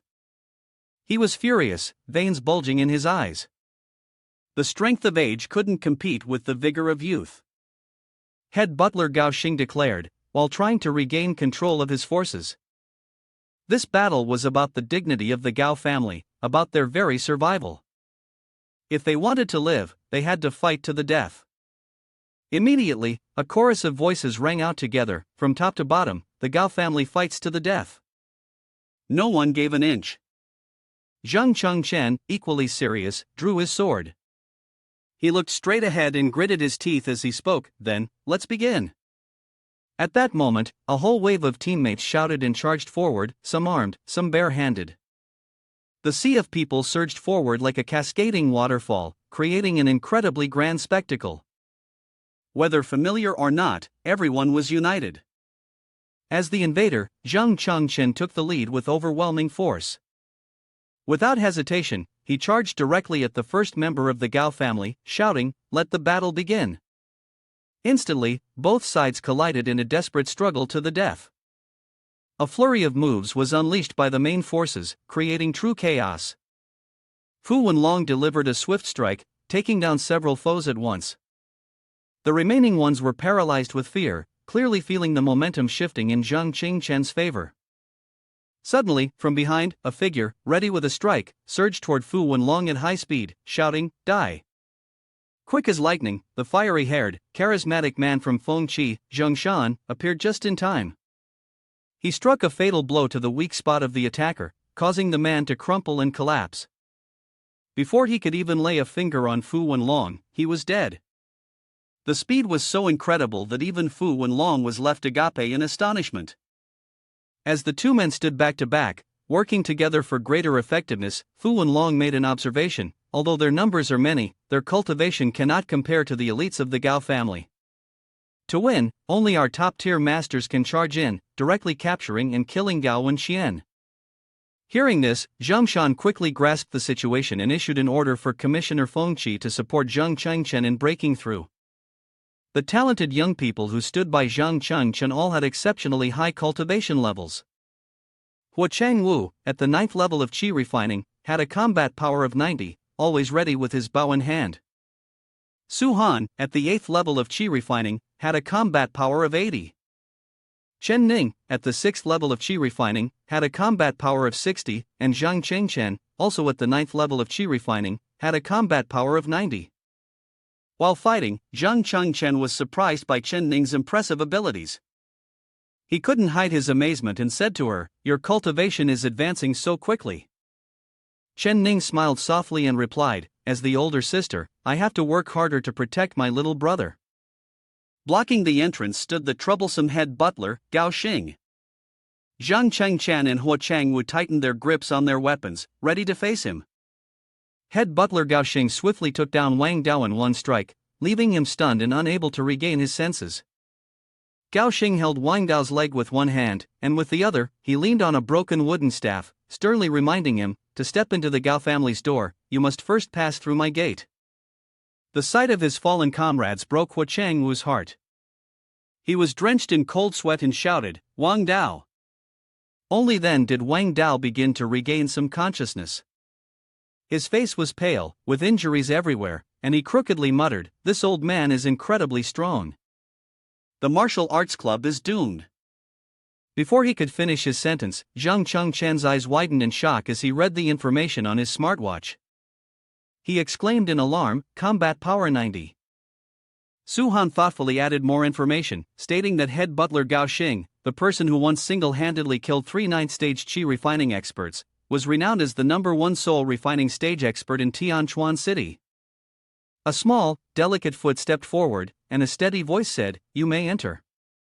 The face was full of anger, the brows tightly furrowed. Huo Changwu clenched his fists and resolutely looked ahead, saying, "This person is mine to deal with." The gate leading into the Gao family estate stood wider open than ever before, with only an old man leaning on a cane remaining. He was the toughest obstacle to overcome in order to penetrate deeper inside. Zhang Chen fully trusted Huo Changwu and walked forward without hesitation. The head butler shot a deathly glare, saying, "I advise you to call for more help." In response to Gao Xing's disdainful words, Zhang Chen smirked and taunted, "Old senior, it seems like you've won the jackpot." A group of Gao family disciples raised their guard, shouting to each other, "Don't let them through the main gate. Don't waste any more time." Huo Changwu executed his move with complete focus and the pinnacle of his cultivation. With a simple touch of his hand, he summoned the wood elemental technique, a forest magic formation, which spread through the ground, emanating a faint green aura. Immediately, a series of giant trees sprouted one after another, blocking the main gate and preventing the guards from making contact. Once finished, Huo Changwu issued the order, "Listen closely, all the bastards outside the Gao estate, none of you are to be spared." Standing right in front of the main gate, Zhang Chen did not rush to enter. He felt that something was still not quite right, still somewhat unresolved. Turning to survey their forces, Zhang Chen asked Ning, "Is it only a little over 10 people attacking inside?" She replied, "You can enter, all those inside are members of Fengqi's council and top experts." Seeming to sense something unusual, Suan became very cautious. She spoke up, "Don't rush in just yet. With such a large and grand courtyard, there should be layers of guards and protections. But all of them are playing out in front of us." Suan continued, "The yard is completely empty, not a single person. This is definitely a trap." One of them, hearing this, hesitated and broke out in cold sweat, saying, "We won't go in. The students outside are risking their lives to buy time for us." Another agreed with his view, saying, "Yes, even though this may be a very dangerous place, we still have to charge in." Ning voiced concerns about the formation. "Unfortunately, none of us are at the soul refining stage. If we could sense with our souls, we could easily dismantle any trap." Not allowing this to delay them even for a minute, Zhang Chen stepped forward and said, "There may not be a soul refining stage expert, but we have the #1 soul mage of 10,000 ages." He immediately cast his spell, summoning his soul companion, Deji. Instantly, a number of green-tailed foxes appeared behind Zhang Chen, turning the area around him a shade of green. The 9-tailed celestial fox, Sudaji, appeared at Zhang Chen's side at his summons. Using this magic, Zhang Chen began to scan the area. The entire mansion transformed into a deep shade of black, with every detail revealed as clearly as daylight, a sight that was truly astonishing. Suan stood there, mouth agape, while Ning was also left speechless. She marveled at this technique, which she had never seen before. With his eyes still closed, his right hand gripping the sword firmly, Chen confidently said, "Everyone, follow me, stay 10 meters behind." The nine-tailed celestial fox was of great assistance to him, reporting every bit of information while maintaining steady breaths, sensing the surroundings, which would awaken his soul's 3 spirits and 7 souls. Entering the soul refining stage with such help was immensely beneficial. Ahead, a man with a knife flew toward him. At this moment, Chen, still with his eyes shut, followed the guidance of Sudaji. Ning, frightened, shouted loudly, "Be careful!" In less than the blink of an eye, the sharp short knife in the attacker's hand suddenly broke at the tip, causing him to panic. Less than a second later, Chen executed a swift strike to his face. Without even needing to open his eyes, the man's throat was slashed right before him. In a daze, he desperately tried to resist the inevitable, stammering, "This can't be," but before he could finish his sentence, he was sent flying, dead before he could even gasp. Chen continued walking, giving instructions to everyone to maintain their distance as they pressed forward. Suan stared in shock, her eyes wide in disbelief as she witnessed the event unfold so quickly and decisively. She murmured to herself, 8th stage of Qi refining, the top assassin of the Gao family, killed with a single swift strike. The moment Chen stepped into the grand hall of the Gao family, he immediately felt an imminent danger, dangerously close. Despite this, he still held the sword firmly and advanced without hesitation. In an instant, 2 powerful forces of fire and water rushed toward him, launching an attack. Chen remained calm, executing the Tai Chi Yin-Yang sword with precision, successfully avoiding both lightning-fast attacks that were nearly invisible, while simultaneously striking his opponent. As Chen landed in the hall, the blood from the 2 fallen enemies poured out like a stream in mid-air, to the astonishment of everyone present. He had barely steadied himself when another man suddenly appeared behind him, both hands exerting force on his sharp sword, his face full of smugness. Suan panicked and shouted, "It's over, I can't keep up." However, just as the tip of the enemy's sword was mere inches from Chen's head, it suddenly froze. The sensation of time standing still was created by Chen's lightning-fast reflexes. He lightly dodged to the right, narrowly avoiding a fatal blow. The enemy's sword stabbed into empty air. The assassin was so shocked that his mouth hung open and his eyes widened, turning back to look at Chen, unable to utter a word. In an instant, Chen closed the distance and pressed the assassin, who couldn't react in time. With a clean, swift strike, he cleaved the man in half. The cut was so neat that the opponent hadn't even processed it before he screamed, "Are you in the soul refining stage?" A moment later, the assassin fell to the ground, blood pouring out, dying with his eyes still open, never getting a chance to hear Chen's reply. Chen muttered as he raised his finger, "Soul companion, banish." Confidently advancing deeper into the hall under the astonished gazes of his teammates, Chen declared, "The Gao family's assassins have all been killed." Suan half-jokingly, half-seriously said, "Is this person even human?" Chen paid no attention, as he was discussing techniques with Sudaji beside him, under the influence of her soul power. The speed of these individuals seemed to slow down tenfold, comparable to the power of soul refining stage.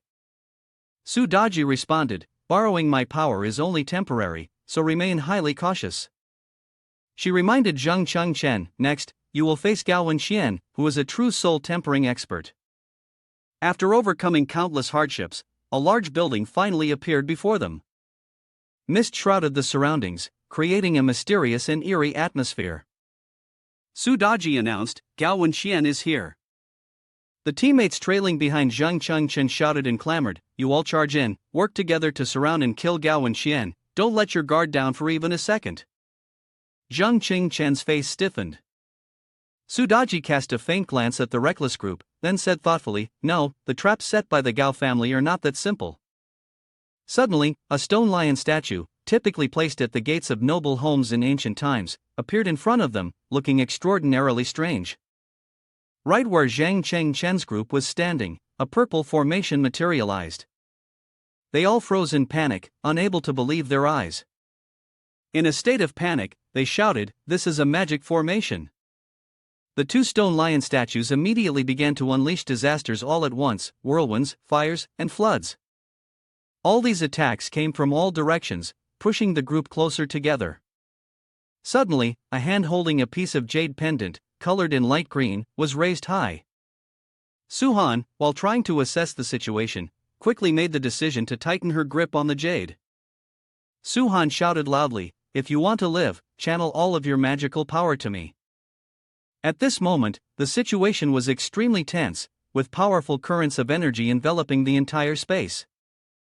Suan and her teammates coordinated their abilities to defend. She thought to herself that it was fortunate she had the protective magical artifact the young lady had given her, otherwise, it would have been impossible to hold off the attack. The white-haired person also expressed concern, saying, "The power of the magic formation is too strong, our magical energy won't last much longer." Their teammates are already exhausted, continuing like this will deplete them and lead to their deaths. Zhang Qing was also feeling uneasy and suddenly had an idea. This kind of situation could only be dealt with by using shrinking the world in a sleeve. Before he could finish speaking, Jin Yuanzi quickly interjected, "No." Zhang Qingchen asked in confusion, "Why?" Su Daji, who was standing beside them, explained, "The number of times you can use the soul chi combination is limited. You've just borrowed my strength to strike the door. Using it again now would already be pushing the limit."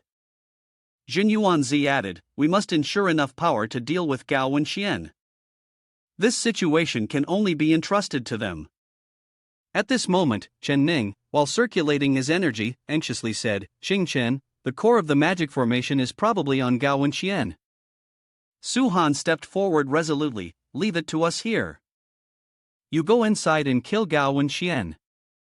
Seeing the two of them like this, Zhang Chengchen hesitated for a moment, but Suan, lacking patience, raised his voice and said, "There's no more time to hesitate. If you stay here and keep draining your energy, you won't have a chance to win." Ning, standing beside him, added, "Everyone's life depends on you now." However, Zhang Chengchen took out a pile of energy-boosting pills and lightly flicked them. "What I want to say is that I'm an alchemist." He then tossed each of them a jade pill, one that could quickly restore all the chi refining stage energy. There were a total of 100 pills, and with these, they could break the magic formation. Everyone was speechless. Up until now, they had been acting like they were sacrificing for their comrades, unsure of what to do. Noticing everyone's expressions, Zhang Chengchen swallowed one of the pills and cheerfully said, "Don't act like we're saying goodbye forever. We're not afraid of him." Suan and the others suddenly froze in place. 2 jade pills worth 5 million yuan each, costing 5 billion, and they had to endure this guy's antics as he frittered away their resources. After replenishing his energy, Zhang Chengchen picked up his weapon and whispered with determination, "Next, I'm going to kill Gao Wenxian." With that, he stepped forward toward the enemy. The place was filled with fog and indistinct shadows, which made Zhang Chengchen question. Was the Gao family usually in such a gloomy place? Seeing his confusion, Su Daji, irritated by his ignorance, sharply scolded him, "Reunite with your family? This is Gao Wenxian's illusionary soul technique." At this moment, Gao Wenxian was trying to use his skill in manipulating the mystic soul art, a technique that concealed and infiltrated. Suddenly, a surge of dark purple energy rushed towards Zhang Chengchen, and then a cold hand appeared, gripping his leg tightly. Zhang Chengchen swung his sword, intending to swiftly eliminate this insignificant threat. Out of nowhere, Cheng Yuan hugged him with a hateful expression on her face. "Zhang Chengchen, you killed me. Even if I turn into a ghost, I will kill you for Gao Wenxian." Zhang Chengchen was stunned as he recognized the soul of Cheng Yuan. Before he could process it, the illusion stabbed him in the chest. Cheng Yuan smirked maliciously, continuously muttering under her breath, "Revenge, revenge." Jin Yuanzi, shocked, loudly asked, "Why don't you dodge?" However, Zhang Chengchen could only stand there in a daze, his eyes full of guilt as he looked at her and said, "Your death is entirely my fault, so your hatred is justified." A trickle of blood leaked from the corner of his mouth. Yuan, seizing the opportunity, suggested, if you agree, come down with me. Unexpectedly, Zhang Changchen, usually so intelligent, now seemed a little shaken. I can't hold on any longer, Su Daji then slapped him across the face, followed by a barrage of scolding words that rang in his ears. Fool, have you been deceived by this fake? Zhang Chengchen, confused, asked, fake? Su Daji, exhausted, held her head in her hands and began to explain to the oblivious protagonist. Gao Wenxian's soul illusion ability was not just about manipulating spirits, but also creating multiple illusions through these mirrors. Afterward, she struck a pose like a top model and confidently continued, don't forget that I am the ancestor of soul illusion. Zhang Chengchen, standing below, could only look up in admiration. Seeing their performance as nothing more than a farce, Gao Wenxian sneered viciously, thinking to herself, die in endless guilt. At that moment, Yuan cried out and rushed forward, saying, let's die together. Zhang Chengchen casually swatted her weapon away and coldly replied, die in your own head. Yuan was sent flying several meters away. Zhang Chengchen coldly added, what a waste of my expression. Witnessing the scene in front of her, Gao Wenxian couldn't help but be surprised, what's going on? He was clearly drowning in sorrow. He then continued to execute his moves, muttering a few curses, damn it, trap boy. At this point, legs began to appear in the illusionary realm. Facing familiar people, Zhang Chengchen finally realized, so that's how it is, using soul resonance to create the strongest opponent in my head in Gao Wenxian? Su Daji, worried, reminded him, be careful, although the illusionary realm can harm your body, it can be very damaging and even deadly on a soul level. She then pointed out, using the Han Chong technique, I can immediately break this illusion. Zhang Chengchen gently held his chest and said, Gao Wenxian hasn't shown up yet, I can't use my trump card just yet. After that, he said with great enthusiasm, I can feel the primordial true art stirring within my body, and the recent tempering has greatly boosted my soul power. Facing the fiercely charging Li Tian Yen, Zhang Chengchen calmly said, if I can rely on my own strength to break this illusionary realm, perhaps I can step directly into the soul refining stage. Zhang Chengchen easily dodged the attack and recognized the familiar move. Li Young Master is using the Gao family's palm technique. Then, the heroic spirit quickly subdued the opponent and sneered, illusionary realm, too fake. At the same time, Zhang Dudu and Su Jun Fake also rushed forward with intense energy, a sword strike descending straight to the ground. Zhang Chengchen faced off against two illusory figures, even leisurely mocking them. Su Jun's fire technique and Zhang Dudu's thunder technique were no weak abilities, but fighting against such trivial opponents was too boring. Zhang Chengchen raised his voice and shouted, Gao Wenxian, your illusionary soul technique hasn't even touched the threshold, come out here. As soon as he finished speaking, the illusion where he stood began to shatter into tiny fragments.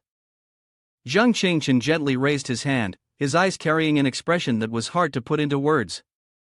From behind him, a hand gently touched his back. Zhang Chengchen was startled and turned around. It was Chen Ning. She asked him with concern, Chen, are you okay? Under the gloomy sky, as if a storm was about to break, his response to her was cold. Why are you out here? Chen Ning awkwardly replied, why did you go outside? We've already used up a lot of energy, and you said you wanted to go in to find Gao Wenxian. Why are you here alone at the door, waving your arms around like that? Zhang Chengchen bluntly responded, so what you're saying is that I haven't even stepped inside at all? Suddenly, Chen Ning's face darkened. This was really the end. It seemed like she had secretly hidden a small knife with her. Her expression became fierce.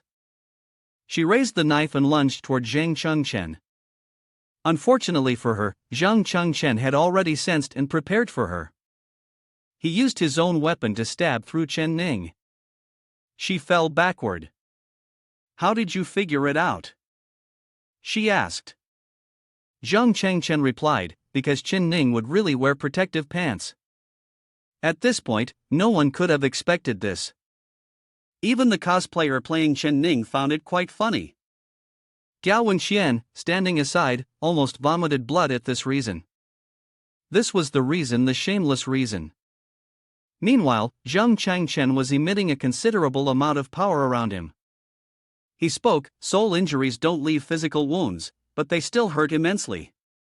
She refining stage trying to use soul refining stage's soul techniques, it really takes a lot of effort. At this point, Jin Yuanzi and nine-tailed celestial fox Sudaji appeared, questioning him. Chen Ning wore protective pants, how did you know? Pervert, lustful control? Zhang Chengchen quickly defended himself, let me explain. Amidst the commotion, a voice suddenly cut through the scene, interrupting him. Are you really that proud of yourself?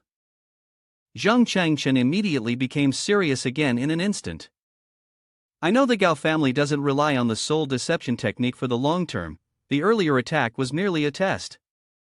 As soon as he finished speaking, he adopted a defensive stance, his sword drawn, ready for battle.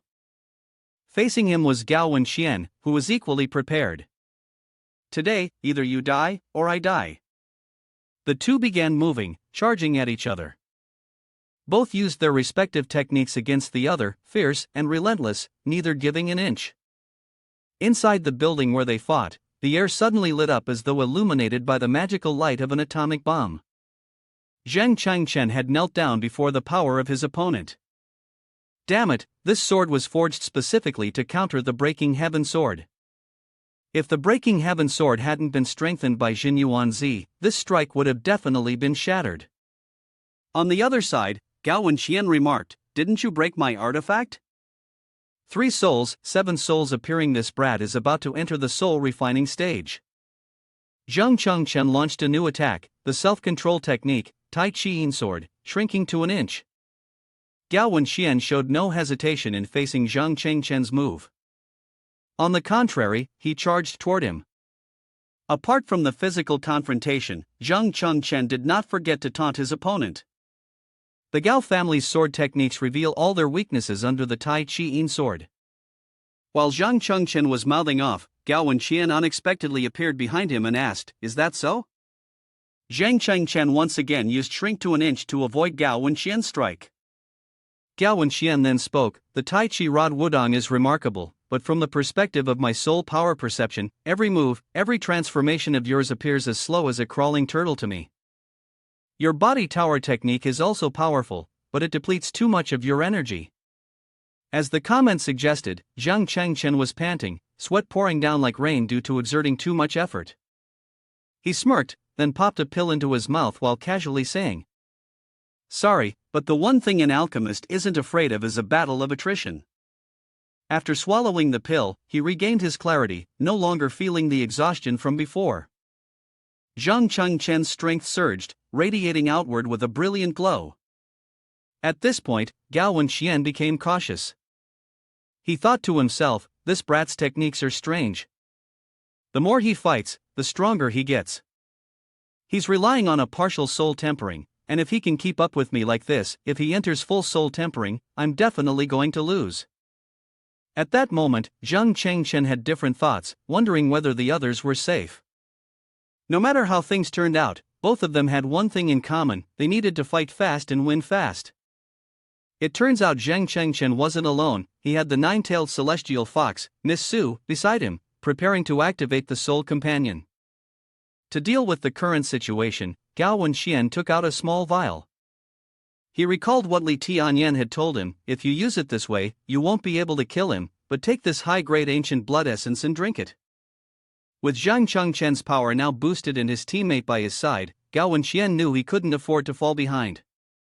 He immediately drank the contents of the vial. Once he finished, Gao Wenxian's body underwent an abrupt transformation. What is this power? Gao Wenxian's eyes widened as he clutched his chest, screaming in agony. Gao Wenxian realized he had been tricked. Lee Tian Yen, you've set me up. On Zheng Chengchen's side, Jin Yuanzi spoke up, this breath that causes such deep hatred to the core, could it be the blood curse? Gao Wenxian's body is still slowly changing, so it turns out this is the case. This blood will merge into his veins, boosting his strength tenfold, but it will also gradually invade his mind, corroding his body. Zheng Chengchen continued, you've been deceived by Lee Tian Yen. This is not a power that a human can control.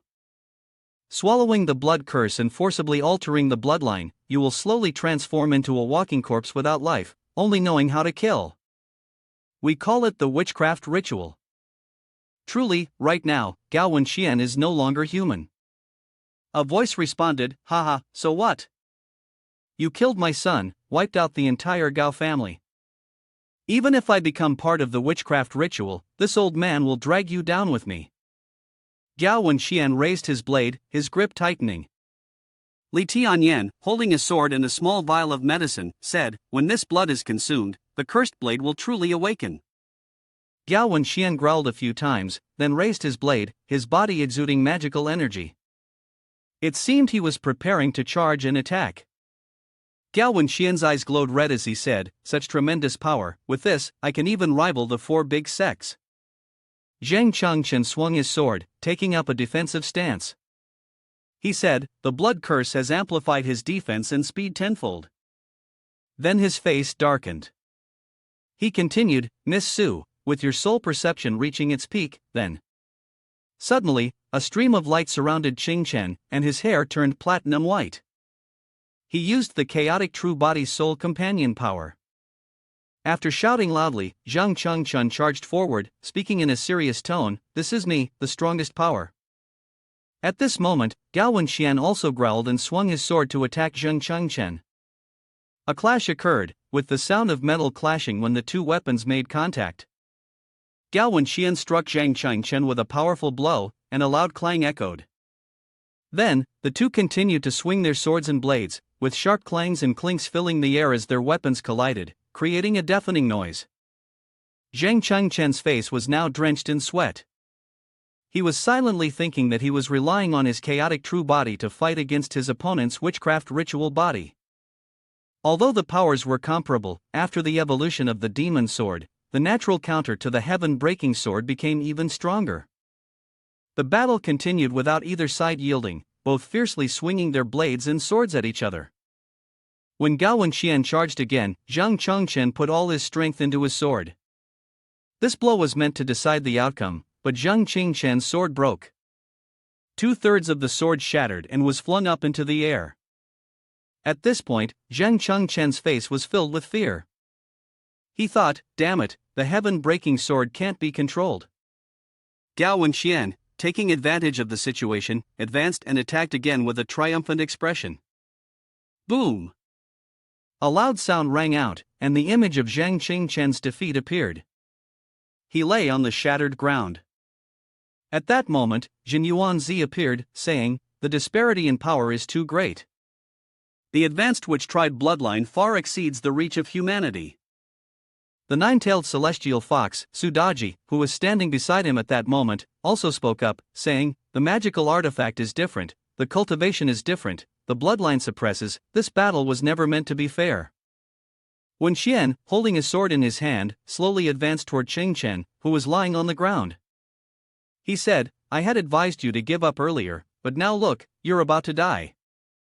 Are you satisfied with the result? Zhang Qingchen responded, your expression doesn't look like that of someone who's won. When Xian continued, my son is dead, the Gao family is no more. Suddenly, he shouted in anger, I am witchcraft ritual, and you are about to die, all for a mere ordinary person, a woman who has nothing to do with you. At this point, Gao Wenxian could no longer contain his emotions. He collapsed to the ground, crying as he said, I regret it. I regret indulging my son, regret relying on the Li family, regret opposing you. Now everything is irreversible. Seeing this, Zhang Qingchen spoke up, but I don't regret it.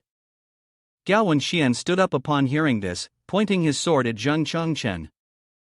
In fury, he shouted, say that again. Zhang Chengchen, struggling to rise, said, I said I don't regret it.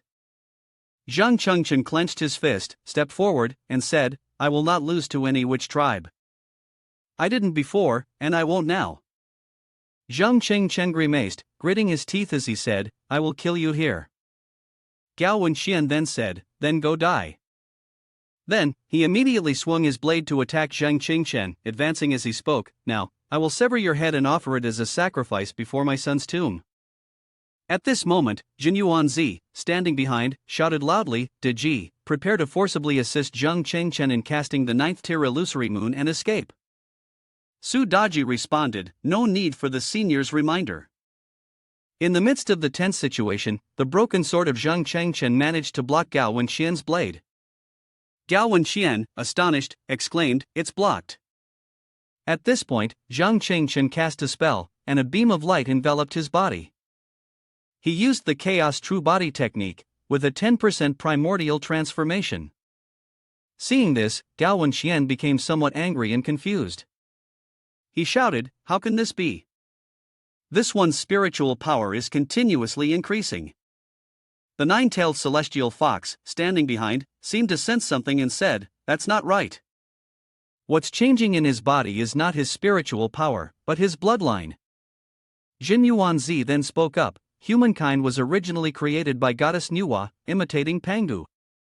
The primordial true art, pioneered by the Hongjun Dao ancestor, is meant to gradually evolve the human bloodline, ultimately transforming it into the purest chaos, the closest state to Pangu."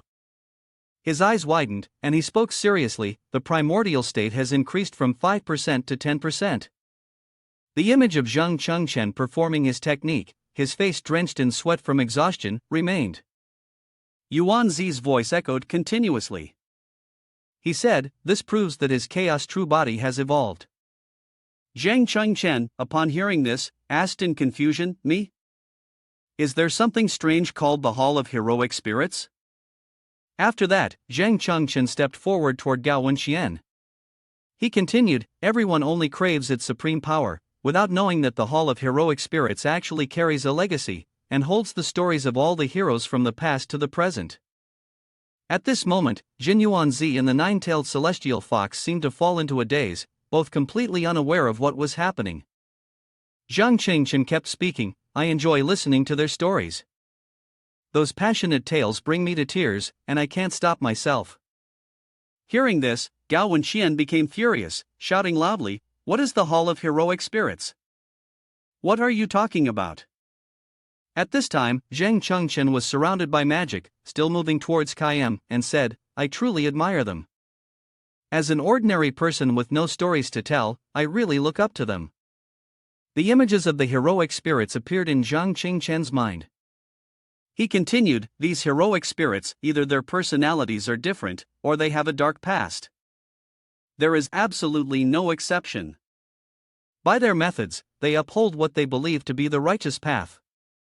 Zheng Chengchen looked at his hand, speaking in a serious tone, "Truly, let Cheng Yuan's death be buried deep in my heart.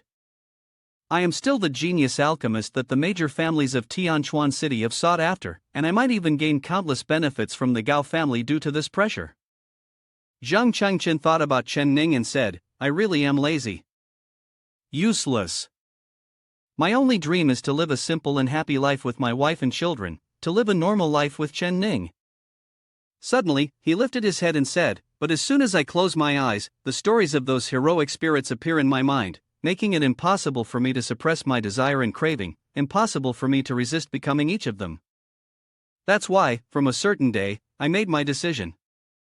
Upon hearing this, Jin Yuanzi shouted loudly, "Zheng Chengchen."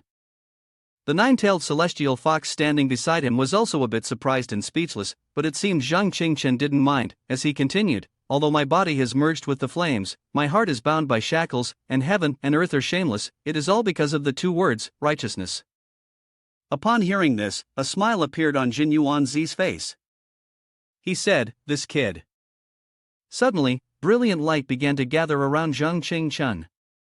Jin Yuanzi then continued, "He has broken through to the soul refining stage." At this point, Gao Wenxian could no longer hold back his anger. He shouted loudly, "Enough nonsense, go to the underworld." He then charged towards him. Zheng Chengchen immediately raised his hand, casting a spell to summon heroic spirits. Zheng Chengchen's strike was so powerful that it forced Gao Wenxian to be pushed back a considerable distance. Angrily struck, Gao Wenxian shouted in confusion, "What kind of force is this?" At this moment, Zheng Chengchen stood with his fist clenched, eyes closed, and the glow of his spell enveloped his body. He stood before two pillars, the left one shining a brilliant golden yellow, while the right one glowed a blood-red color. Zhang Chengchen's face was filled with shock, as though he had realized something truly startling. Then, a scene appeared, showing a man and a woman building a house. A voice echoed in the air. Shu Wang is coming. It turned out that the spiritual master and his wife, upon hearing the sound, immediately turned to look at Shu Wang with a gloomy face, exuding an imposing presence as he spoke. I have been the qi refining master, the greatest in the world, for a long time. This king wishes to invite both of you to forge the most powerful divine sword of the current age on my behalf. The soldiers surrounded the spiritual master and his wife, and Shu Wang continued, Spiritual master, are you really refusing? The spiritual master hesitantly spoke in response, Of course, I cannot refuse the king's request. Shu Wang waved his hand and turned to leave, not forgetting to add, I will give you 3 months. If you succeed in forging the sword, I will appoint you as a lord. Upon hearing this, the spiritual master said to his wife, To create the most powerful sword of the current age, we must use the Wushan 6 Harmonies golden shadow iron and refine it for 3 years. His wife responded, But Shu Wang has only given us 3 months. If we exceed that time, he will be enraged and will kill you. She continued, Shu Wang is of the witch tribe bloodline, reckless and ignorant of qi refining. He just wants a divine sword forged hastily to deal with the situation. The spiritual master, deep in thought, said, Although I am being threatened, having agreed to forge the best sword in the world, I cannot go back on my word. Even if I must die, I cannot tarnish the reputation of the greatest qi refining master in the world. The truth was that for 3 years, we, husband and wife, searched for the best materials in the world. Together, we ventured to high mountains to find the right resources, and with our skilled and dexterous hands, we finally forged a pair of yin-yang divine swords. But Shu Wang, having waited for 3 years, was already extremely angry. Under the sunset glow, he set out in search of materials. Before leaving, he told his wife and son, If I present the sword, I will surely be killed. She carefully hid the sword. If Shu Wang came looking, she could use the sword to barter for her and her son's lives. His wife burst into sobs and said, I understand, and even their son wept for his father. The spiritual master had now arrived to see Shu Wang. At that moment, Shu Wang was enraged and said, Do you know that defying an imperial order is punishable by death? With a grimace of discomfort, he replied, However, considering the merit of offering the sword, do you have any last words before your bones turn to ash? Holding the treasured object in his hand, the spiritual master said, This finest sword under heaven is still missing one final step. I wish to borrow the qi refining furnace in the imperial palace for a moment. Standing before the qi refining furnace, people gathered around to see what the spiritual master would do. The flames blazed crimson, lighting up the area. The spiritual master watched and pondered for a moment, then rushed toward the furnace. He charged into the fire, shouting loudly to his wife and child, Do not seek revenge, live well. To everyone's astonishment, Shu Wang was also taken aback. He was so shocked that he shouted, rushing forward to retrieve the sword with his own body. Sweat covered Shu Wang's face, and fear was etched into his expression as he said, This is what a true qi refining master is. Looking at the sword that had now been fully forged, a voice rang out. Kill him, I regret everything. At this moment, the wife of the spiritual master was crying uncontrollably, her face full of hatred. She asked her son, My son, do you want to avenge your father? The young man immediately responded, Yes. The son of the grandmaster tried to hold back his tears. He said, But Shu Wang carries the bloodline of the witch tribe. Breaking the immortality of the witch tribe is not an easy task. Spirit Steel looked at her husband's relics and said, Knowing your father, why not offer your body to the sword? It was then that she explained to her son. She continued, It is said that the ancient demon tribes forged a sword from countless human bodies, merging from yin to yang, forging the witch slayer sword capable of killing the ancestor shaman. Later, before his death, Hong Yun transmitted it to the human race. Emperor Xian Yuan used this sword to kill the infamous one, and thus it was named the Xian Yuan sword. Spirit Steel, with a pale face, said, "My sacrifice, though not comparable to 1,000 or 10,000 humans, can merge into the sword and kill Chu Wang without any problem." Suddenly, Spirit Steel rushed forward. The son of the Grandmaster could only cry out, "Mother! Mother!" In the end, only her silhouette remained in the flames as she sacrificed her body to forge the divine sword. At the forge in the spiritual master's home, a strange light emitted, blindingly bright.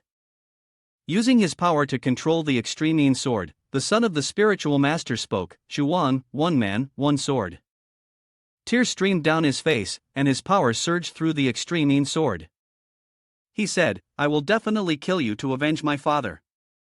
Due to family circumstances and a sudden event, the 16-year-old teenager relied on the evil sword and ventured into the palace alone to carry out an assassination. No one could stop him. The image of a kid massacring soldiers appeared.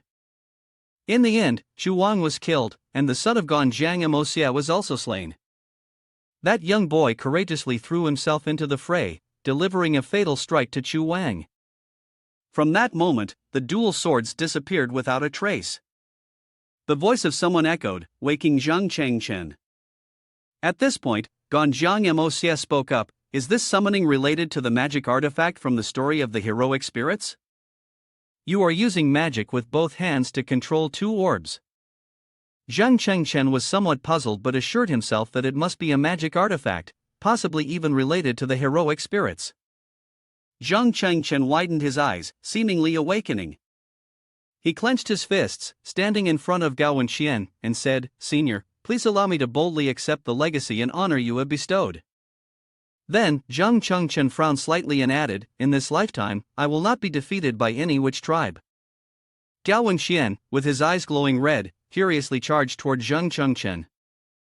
At this moment, Zhang Chengchen shouted, "With more tactics, even absolute strength in front of the witch tribe will lead to death." Adjusting his stance, he pivoted on his foot.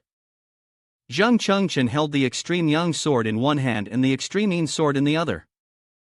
Thanks to using dual swords, Zhang Chengchen managed to block Gao Wenxian's attack. He gritted his teeth and shouted, "Tai Chi Yang sword." As a result, Zhang Chengchen was able to push Gao Wenxian back. He continued shouting, "Ji Xiang." Gao Wenxian, being pushed back, was filled with confusion and said, "How is this possible?" In the end, all that could be seen was Zhang Chengchen charging forward with dual swords, surrounded by powerful magic. He attacked, forcing Gao Wenxian into the wall with incredible strength. The wall behind him also bore the impact and gradually began to crack. Zhang Chengchen, holding his sword, charged forward and yelled, "Shrink to an inch." Gao Wenxian blocked one of Zhang Chengchen's strikes with his demon-headed sword, but it seemed that his blade could not withstand the force, slowly cracking under pressure. Zhang Chengchen immediately added more strength, coordinating with his weapon, making it increasingly difficult for Gao Wenxian to defend himself. It seemed as though he was losing strength, gritting his teeth in extreme effort. Zhang Chengchen continued to circulate his inner energy, amplifying his power. Gao Wenxian was completely forced back. Jin Yuanzi exclaimed excitedly. "Dan Jiang Emosia, one yin, one yang, combined with the supreme yin yang force, the swordsmanship is as powerful as it should be." Dan Jiang Emosia is also specially crafted to kill witchcraft practitioners. The demon-headed sword of Gao Wenxian had completely shattered into numerous pieces. He too was affected by the immense power unleashed by Zhang Chengchen. His teeth ground in fury, but he could do nothing. Zhang Chengchen raised his sword, preparing to deliver the final strike, and said slowly, "It's over, I will kill you." Gao Wenxian screamed in defiance. Zhang Chengchen's gaze toward him was filled with resentment. Suddenly, Gao Wenxian sprang up and crazily counterattacked. At the same time, Zhang Chengchen also unleashed his final move. The demon-headed sword in Gao Wenxian's hand completely fell away in midair. At this moment, outside the Gao family estate, Suan noticed something and said, "The magic formation has disappeared." Chen Ning also speculated with doubt. "Does this mean the battle is decided?" Suan gazed inside, wondering who will be the one to win. On this side, Hua Changwu was panting heavily after a tiring battle. Phew, phew, he sighed, this old man is truly strong. The people around couldn't help but whisper, monster, you're not even human. Head butler Gao Xing had been thoroughly beaten by Hua Changwu, lying sprawled on the ground, unable to rise. Fu Wenlong, witnessing this scene, couldn't help but exclaim, this guy is too terrifying. Almost half of the people who came here were dealt with by him. Zhang Shan also agreed, saying, when Hua Changwu was injured, he was only slightly weaker than Zhang Chengchen, let alone now, in his strongest form. Hua Changwu, his body covered in mud, his face drenched in sweat, glanced toward the Gao family house and silently prayed. The rest of Zhang Qingchen's team relied on him now. Head butler Gao Xing, blood-soaked and battered, still struggled to lift his head and sit up weakly, saying, Master, it won't be so easy to defeat us. At the entrance of the Gao residence, a foot of someone stepped out, their body covered in wounds, clothes torn and tattered. Ning widened his eyes, gasped, and shouted upon recognizing the figure before him, Qingchen, it's him. The person slowly staggered, unable to stand any longer. It was Gao Wenxian. Weakly, he uttered defiant words, impossible, the witch tribe is immortal. As soon as he finished speaking, he exhaled a final breath and collapsed to the ground. Behind Zhang Chengchen, a figure slowly emerged. He was holding the extreme Yang sword, with a halo of relics swirling around him. There was not a single scar on his body. He spoke leisurely, all things have their limits, and in this world, there is no such thing as an immortal body. Returning to his original form and retracting his swordsmanship, he continued, and I have inherited the countless spirits and wisdom of heroes from all eras, enough to shatter all the laws of the world. At this moment, on Zhang Chengchen's hand was the seal of the witch tribe and the heroic spirit. When people saw Zhang Chengchen, they were utterly astonished. After a moment, they finally regained their composure and began to cheer, Gao Wenxian is dead, we have won. Ning, so overwhelmed with excitement that she rushed forward to embrace Zhang Chengchen, this is amazing, really amazing, I thought you. Zhang Chengchen smiled affectionately and replied, I promised you I would survive and come back. Under the teasing gazes of those around them, Ning shyly pushed Zhang Chengchen away and quickly explained, don't misunderstand, it's just the concern of an older sister for her younger brother. He also scratched his head awkwardly and said, that's right, she only sees me as her little brother. Over here, Zhang Shan and Fu Wenlong were equally delighted, did you hear that? Gao Wenxian is dead, the little grandmaster has won, he won. A few others, upon seeing Zhang Chengchen step out, were completely flustered. The Gao family. Lost? Hua Changwu also ran over and gave him a hearty slap on the chest, joyfully saying, I knew you could win. Thank you. Zhang Chengchen looked down at the head butler and set a condition with him, I want you to make a promise. With a threatening tone, he continued, the lives of the others in the Gao family depend on your words. Gao Xing trembled all over, struggling to push himself up with his hands. The clan head is dead. Then, overcome with emotion, tears streaming down his face, he shouted, from this moment on, the Gao family no longer exists in this world. He gave an order to the remaining people, from now on, no one is ever to oppose Zhang Chengchen again. As those words ended, the crowd erupted in cheers. Zhang Chengchen, Zhang Chengchen. They lifted him high into the air, praising him. Zhang Chengchen, Zhang Chengchen.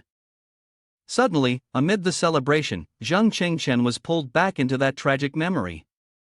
In a great fire, Zhang Shan and Hua Changwu had been brutally beaten by someone.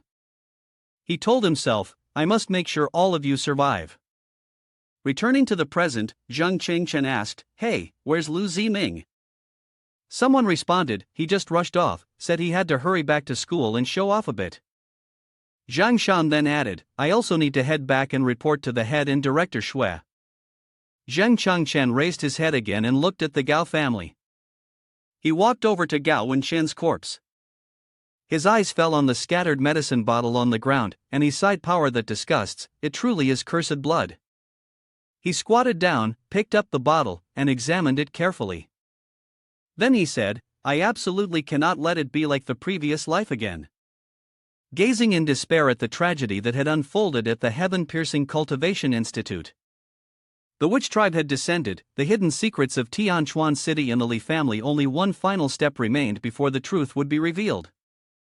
On the other side, Jiang Dudu also received a message. She quickly opened it and joyfully exclaimed, "A message from Zhang Shan. Life and death immortal decision is over, Zhang Chengchen has won." Head of Department Shui crossed her arms and complimented, surprised that this person could truly destroy a whole family on his own.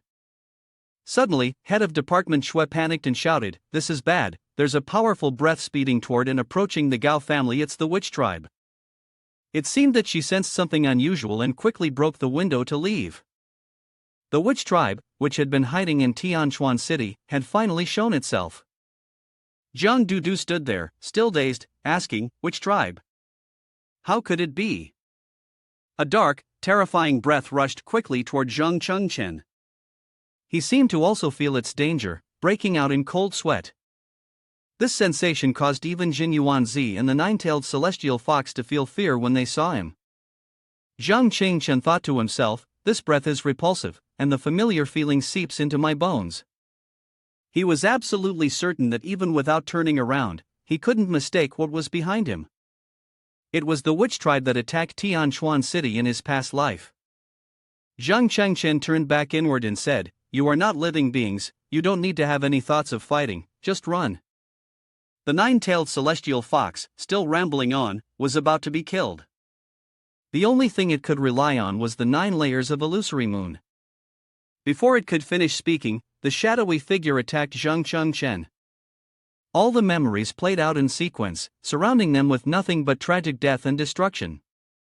In his past life, Jiang Dudu had also been caught by him, then ruthlessly crushed to death. In the previous life, Zhang Chengchen was also beside Ning. Tears streamed down his face, and he was filled with immense rage, shouting, "Kill you!" Zhang Chengchen gathered all his anger and stood up. "I must kill you here." Hatred awakened in Zhang Chengchen's subconscious. Suddenly, the sky turned blue again, bringing him back to reality. The information, just like in the previous life, revealed that this witch tribe was the Dejiang bloodline. Zhang Chengchen was being choked by the black-clad man, gasping for breath.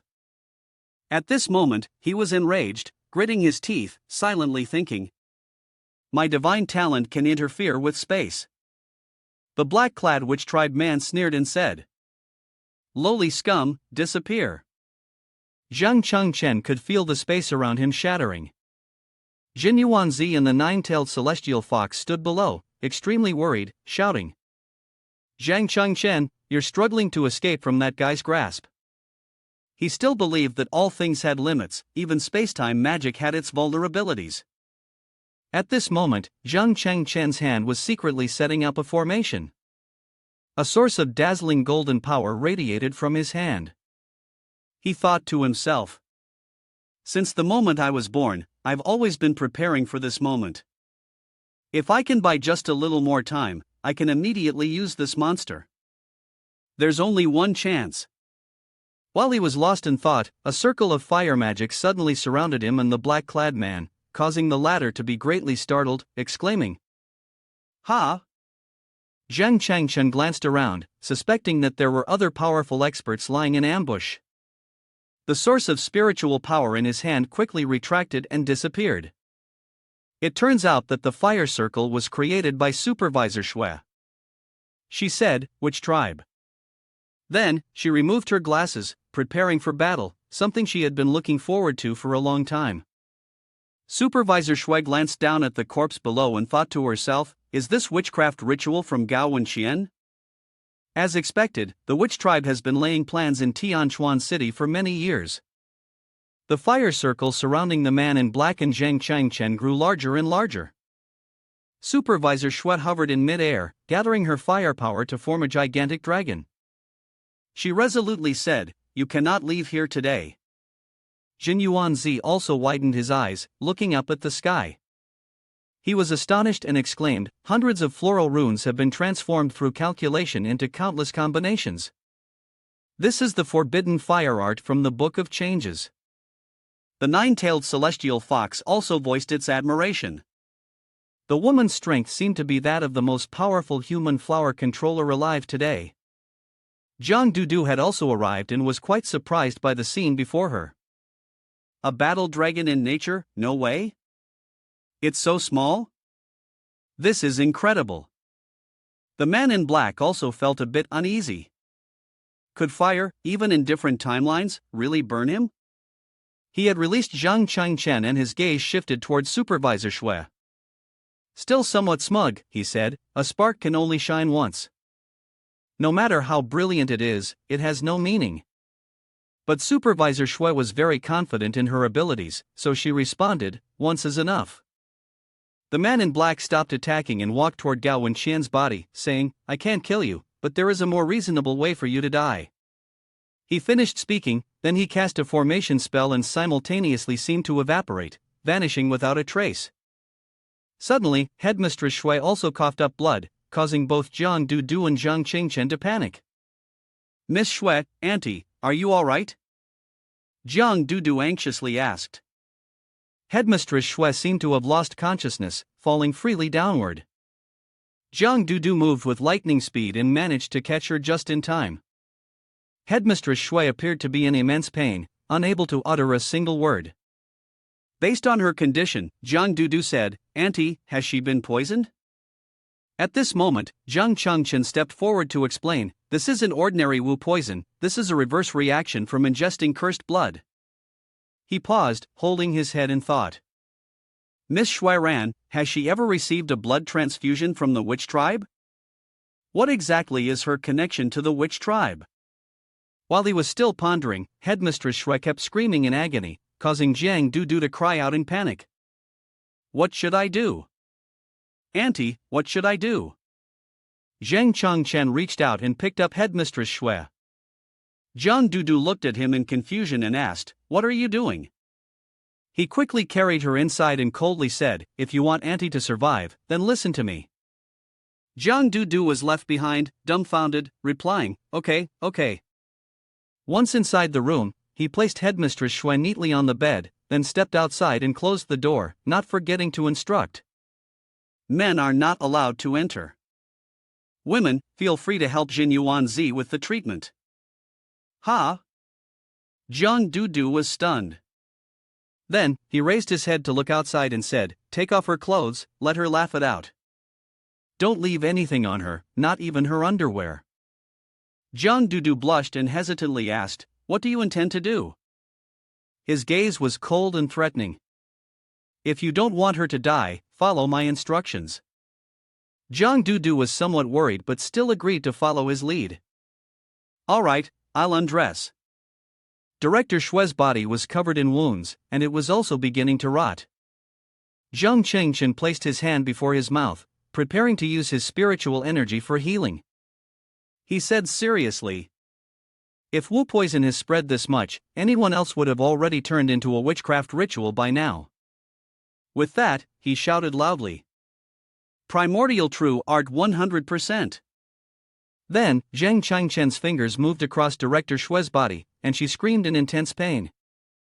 Zhang Dudu, standing beside them, blushed and shouted, Zhang Chengchen, where are you putting your fingers? How can you touch that place? Jin Yuanzi, eavesdropping outside, could not stop himself. Zhang Dudu, face flushed, ran out, shouting repeatedly, I can't watch anymore, can I leave now? Before he could react, Jin Yuanzi was knocked out by the door, dazed and bleeding from his head and mouth for the crime of eavesdropping behind the door. Inside a very beautiful villa, Director Shui sat with her eyes tightly shut, her breaths coming in labored gasps. After a while, once she stabilized, she asked in a weak voice, Did you suppress the Wu poison? Was it you who did this? Zhang Changchen, covered in dirt, held her shoulder and answered, It's not suppression, it's absorption. Not stopping there, Zhang Changchen looked at her seriously and continued, The Wu poison in your body is the most severe I've ever seen. The origin blood has deeply penetrated your internal organs. The only reason you're still alive is purely your willpower holding on. After finishing his words, he explained clearly to Supervisor Shui, the magic I practice encompasses all the laws of the world and can naturally absorb Wu poison. However, the cursed blood you consumed is too potent. With my current magical power, the amount I can absorb is like a drop in the ocean. Upon hearing this, Supervisor Shui resigned herself to fate, hugging the blanket and standing up. It's fine. Having your help to suppress the Wu poison is already a miracle. These words left Jiang Dudu bewildered, like a child who didn't understand anything. Auntie, what is he talking about? Why does your body have Wu poison? In response to this question, Supervisor Shui answered while getting dressed. Years ago, to kill the witch tribe, I voluntarily absorbed the power of cursed blood. But because of this, I gradually became consumed by Wu poison. Zhang Chengchen, standing to the side, covered his eyes, his face as red as a tomato. Miss Xueran, could you please be a little more considerate of my adolescent soul? Her teasing made Supervisor Shui step closer and smile with amusement. Why didn't you feel embarrassed when you were taking off my clothes? Men are indeed two-faced, no matter what age they are. At this teasing, Zhang Chengchen blushed and retorted, wasn't it an urgent situation just now? Setting aside the playful tone from earlier, Supervisor Shui looked at him seriously and asked, "How much time do I have left?" At this question, he pondered for a moment. A few minutes later, Zhang Chengchen spoke up to answer her question. "If you make another move, the Wu poison in your body will immediately explode, turning into a witchcraft ritual, and you'll lose your sanity. And it doesn't stop there," he continued, "if you no longer use magical power, and instead help suppress the Wu poison day and night with your entire magical power, along with your primordial true art, treating you once a month, it might take about 3 more years." Hearing this, Jiang Dudu became even more serious. At this point, Zhang Qingchen's gaze became much more somber. "Or, in 3 years, your cultivation will surpass hers." These words made Jiang Dudu collapse directly, her eyes brimming with tears. Impossible, Aunt Xiao? Looking at her niece's pitiful appearance, Director Shui felt heartbroken and always hid her true feelings from her. "I'm sorry." As he observed Director Shui comforting Jiang Dudu, he suddenly had an epiphany.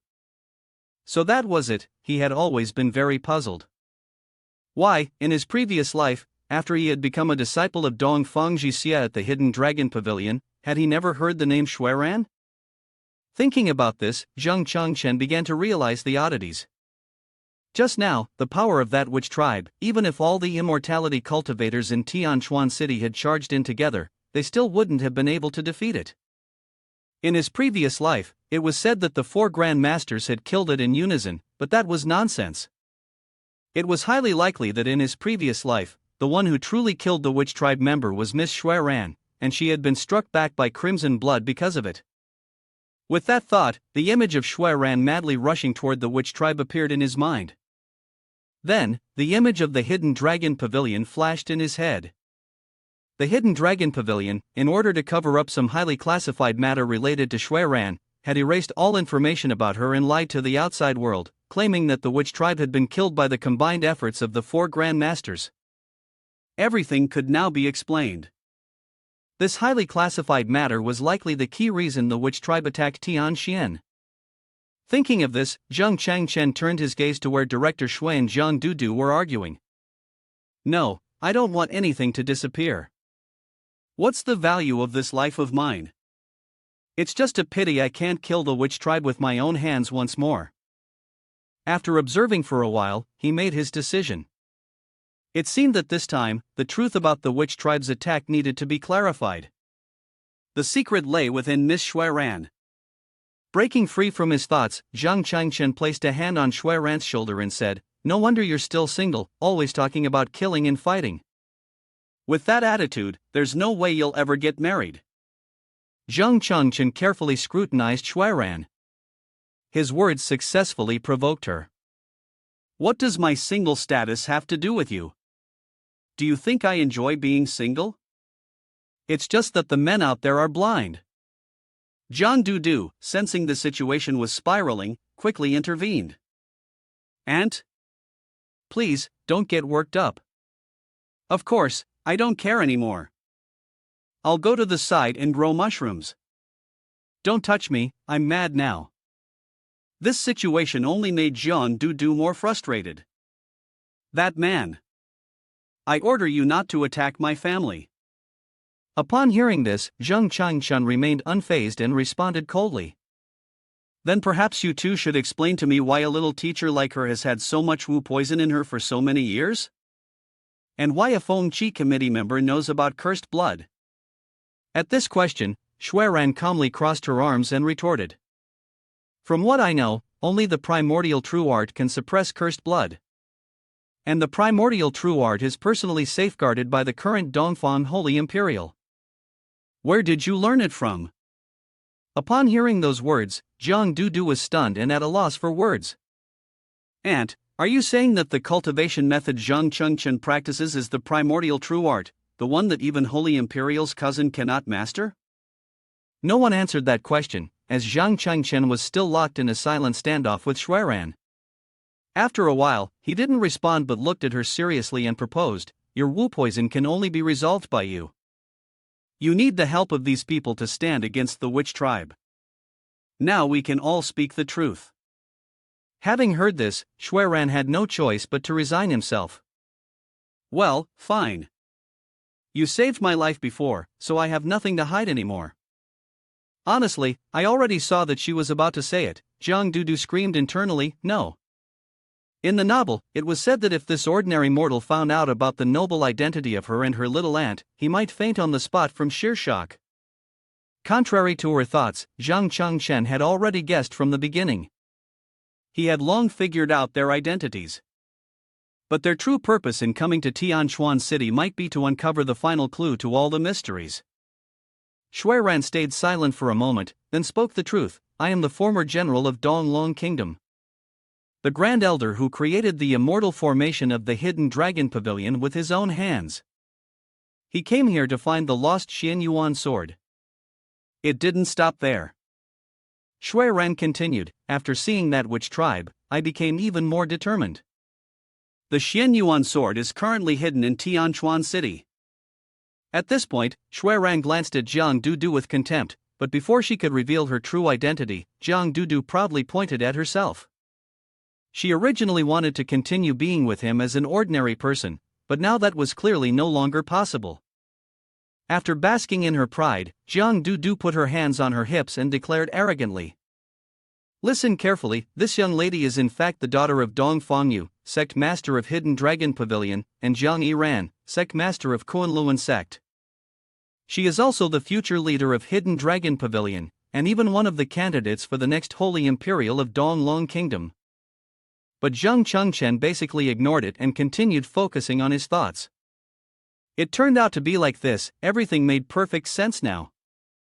As he thought about it, he realized that the entire witch tribe from his past life was not just a typical attack. They had been lying in ambush in Tianquan City for many years, serving as slaves in the great families of Tianquan City, all to trace the whereabouts of the Xian Yuan sword. Then, a vision of a massive monster appeared in his mind. In half a month, the witch tribe would attack the heaven-piercing Cultivation Institute, likely because they had confirmed that the Xian Yuan sword was somewhere within the academy. That was why they were so resolute and reckless in their actions. It wasn't the day the witch tribe attacked, but rather the moment they found the trace of the Xian Yuan sword that they would launch their assault. However, his silence led Zhang Du to misunderstand. She thought he was paralyzed by fear. "Adjust your emotions a little, I still prefer your usual arrogant, fearless look." After thinking for a moment, Zhang Chengchen suddenly had an epiphany. But even now, neither Xueran nor the witch tribe had realized this. "The amount of information I hold has surpassed that of all of them." This movement of his startled her. She awkwardly shouted, refusing, "You don't need to kneel before me, there's no need to kneel at my feet." He paid no attention to her and continued searching for a solution. Now, the only way to succeed was to seize it before the witch tribe discovered the Xian Yuan sword, in order to prevent this tragedy from happening. Forming an alliance with Xueran was the best course of action for now. Thinking of this, he took out a jade and said loudly, "Aren't you curious where the secret techniques on me came from?" He pointed at the gem and said excitedly, "Here, everything starts from here." Witnessing this scene, Jiang Du stood frozen in place. At the same time, Jin Yuanzi and Su Daji were also deep in thought after hearing his words. Xian Yuan's sword, the sword of Hong Yun Jr.'s sister. That's right, in your era, the demon race controlled the heavens, and the witch tribe caused chaos across the land. The great emperors, in order to defend against the demon race, sent countless people back to their ancestral lands, and 1 billion humans had to pay with their blood to forge the sword of the Wu god. Not stopping there, she added more information. Hong Yun, immortal Taoist, compassionate and caring for the people, couldn't bear to see humanity face extinction. She went to Heaven's Court to seize the incomplete Wu demon sword. But unexpectedly, she was killed on the way by 20 ancestor shamans. Hearing this, Jin Yuanzi took over the narrative. Thus, Hong Yun fought until her last breath, carrying the Wu demon sword to my Wuzhuang temple. She asked me to transfer her primordial spirit and crimson dream chi into the Wu demon sword, making it the killing chi blood sword, the most powerful sword in the world, and to reincarnate with her across lifetimes, protecting humanity. At this point, the image of a sword appeared in his mind. Upon hearing this, Su Daji became even more silent. Then, during the era of the 3 emperors, the witch tribe, led by the mighty, returned. The mysterious Lady of the 9 Heavens, reincarnated from Hong Yun, immortal Taoist, gave the blood-red sword to Emperor Xian Yuan, helping to send CV back to their ancestors, rising in the war. With this, an image of a man holding the sword, full of majesty, appeared. Humankind did not know the true name of the blood-red sword, so they called it the Xian Yuan sword. These words caused Jin Yuanzi to frown in confusion. Strange, if that's the case, where should the sword be now? Clearly, I had once confirmed that there was no trace of the blood-red sword's breath on her. Hearing him, Su Daji tilted her head in puzzlement. She? Jin Yuan Sr., who are you referring to? At that moment, in a church, a man dressed in a black robe stood in front of a statue of the goddess, muttering something. Great ancient god, the space of ancestor shaman Di Jiang, please grant your blessings to the descendants to expel the humans, and let the witch tribe return to this sacred land. As soon as the man finished speaking, the person on the stone table screamed as if they had never screamed before. Observing this reaction, the man beside him looked worried and said, Supreme Deity, my son. He knows your worries, the other man reassured him. If humans want to obtain the power of the witch tribe without being devoured by the Wu poison and turning into witchcraft rituals, they must serve the witch tribe as masters, constantly changing the cursed blood. Finishing his words, he pointed at the man who was screaming, and you betrayed me, merging the great families on your own without permission, even giving my secret blood to the lowly outsiders, insulting the bloodline of my Dejiang ancient god. The other man, ignoring the accusation, screamed desperately, Supreme Deity, I can't take it anymore. Please grant me your blood to cure me. I don't want to turn into a witchcraft ritual. Hearing this, the man on the other side yelled, You beast, what do you actually want to do? Do you remember how your mother died? Mentioning this, the man's eyes welled up with tears. Mother, my mother. At this point, he remembered the scene of Zhang Chengchen, bruised and pitiful, kneeling on the ground, while he turned his back and left without mercy. From now on, I will not know you, and I will no longer be bullied by those bad people. Returning to the mansion, Lee Tian Yen, bruised and battered, seriously requested his father. Father, I have thought it through. He looked at the large figure in front of him and stated his purpose. I want power to protect my friends. As soon as he finished speaking, Li Yuan Tian smirked wickedly, walked over for tea, and then led him to a gloomy church. Li Tianyen, terrified, lay on a bed, his body filled with wires. Meanwhile, Li Yuan Tian stood beside him, offering hollow comfort. Son, endure a little longer. Once we obtain cursed blood, we will become an immortal god race. At that moment, a woman screamed at him. Li Tian Yuan, have you gone mad? Tian Yen is our child, how can you turn him into a monster? After scolding, the woman reached out to untangle the wires. Tian Yen, don't be afraid, your mother is here. I will take you to find the immortal formation, exposing everything about the Li family and the witch tribe. As soon as she finished speaking, someone stabbed her. Li Tian Yuan stood behind, grinning savagely. This is the price of betraying Wu God. Witnessing this scene, Lee Tian Yen, still young, was terrified and speechless. His tears and snot poured out, and he groaned meaningless words. Mother. Back to reality, Lee Tian Yan's eyes burned with hatred as he gritted his teeth and said, Zhang Qing Chen, it's all because of you. If it weren't for you, why would my mother have left? How could I have ended up like this? Thinking of this, he shouted out loud, affirming, I won't betray, I don't want to die stupidly like my mother. Not stopping there, he proposed a series of solutions. I'll assimilate the great families and give cursed blood to Gao and Xian, all for the greater cause of the witch tribe. Seizing the opportunity, Li Tian Yuan shouted loudly, commanding, Tian Yen, if there's any torment in your heart, speak it now. This is your last chance. It was at this moment that Li Tian Yen vented all the anger he had been holding inside. As for Zhang Changchun, he had repeatedly demonstrated mysterious powers comparable to the Dejiang bloodline. If he were allowed to escape, he would surely obstruct the witch tribe's plan to seize the Xian Yuan sword. Li Tian Yuan, still not calmed, reproached him. Even so, hiding the cursed blood has gone too far. Hearing this, Li Tian Yen quickly retorted, I know I was wrong. I will never repeat it. My trust in the Dejiang Supreme God is as firm as heaven and earth itself. The person in black, who had been silent all along, finally spoke. Your foolishness has attracted a terrifying existence. These words made Li Tian Yuan, standing nearby, question life itself. Who could make you fear like this? The other person then mentioned a familiar name. The listener, startled, stared at him, clearly not understanding. He explained, Flame Master, the strongest human being a century ago, once killed our witch tribe people. Fortunately, now she is like a candle in the wind, unable to take action anymore. After he finished speaking, Li Tian Yen propped himself up. If that is the case, we must quickly find the Xian Yuan sword.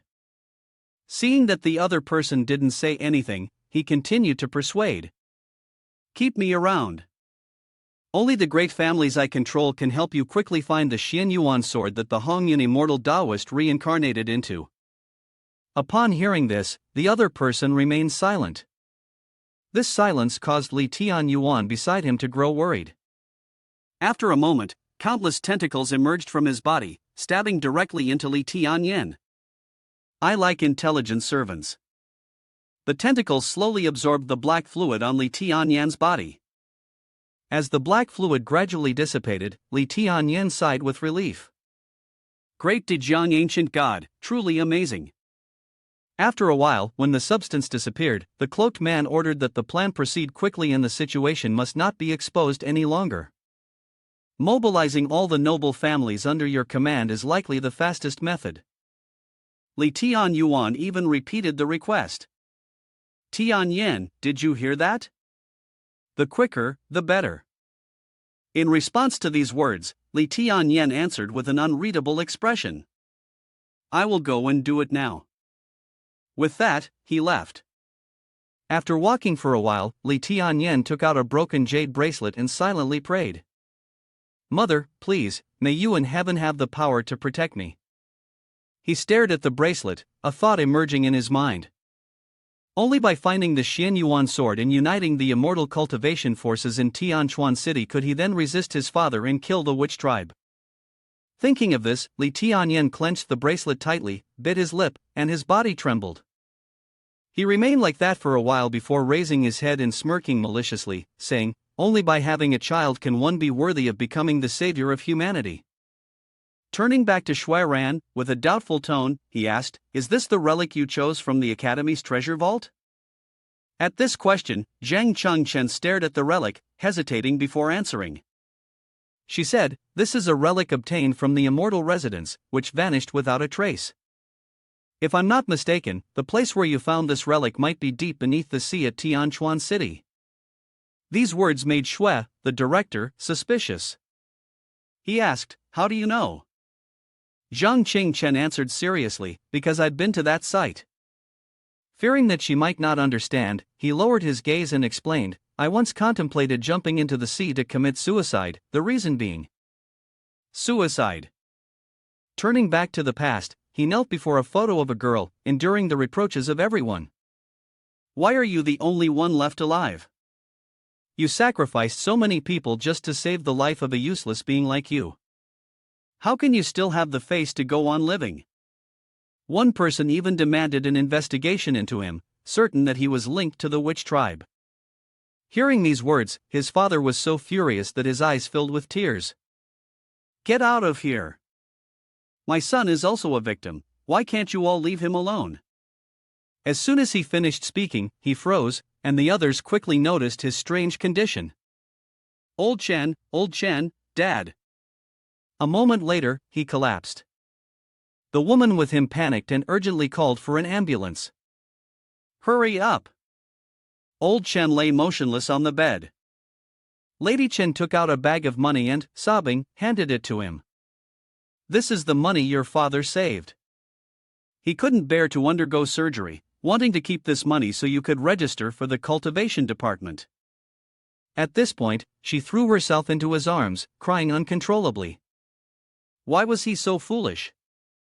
The more Zhang Changchen listened, the more guilty he felt. It's all my fault, it's all my fault. Zhang Changchen stood on a rock near the sea, silently speaking up. It's all my fault, I couldn't protect Chen Ning, and I ended up causing his death. At this moment, he couldn't hold back his tears. Why was I the only one to survive? What right do I, a useless person like myself, have to continue living? After saying this, he directly jumped down. Just like that, Zhang Changchen threw himself into the vast sea, and his body sank deeper into the water. At this moment, a voice urged him. Chen, wake up, wake up. The voice didn't stop, but grew more urgent. A great disaster is about to strike. Grand 510, Heavenly Realm 49, we still have one last chance to live. Heroic Spirits Hall, my crimson dream chi, it's for that person. Finally, he opened his eyes, pondering. The voice was so familiar, who was calling him? Then, his attention was drawn to the path of the palace. The doors of the palace opened wide, revealing a dazzling golden light. From inside a building, something emerged. Seeing it, Zhang Changchen's eyes widened in shock, and he made every effort to move towards it. Inside the hall of the palace, standing between 5 columns, the same light and voice appeared again. Hall of Heroic Spirits, the summoner's recognition is beginning. At the same time, a large man appeared.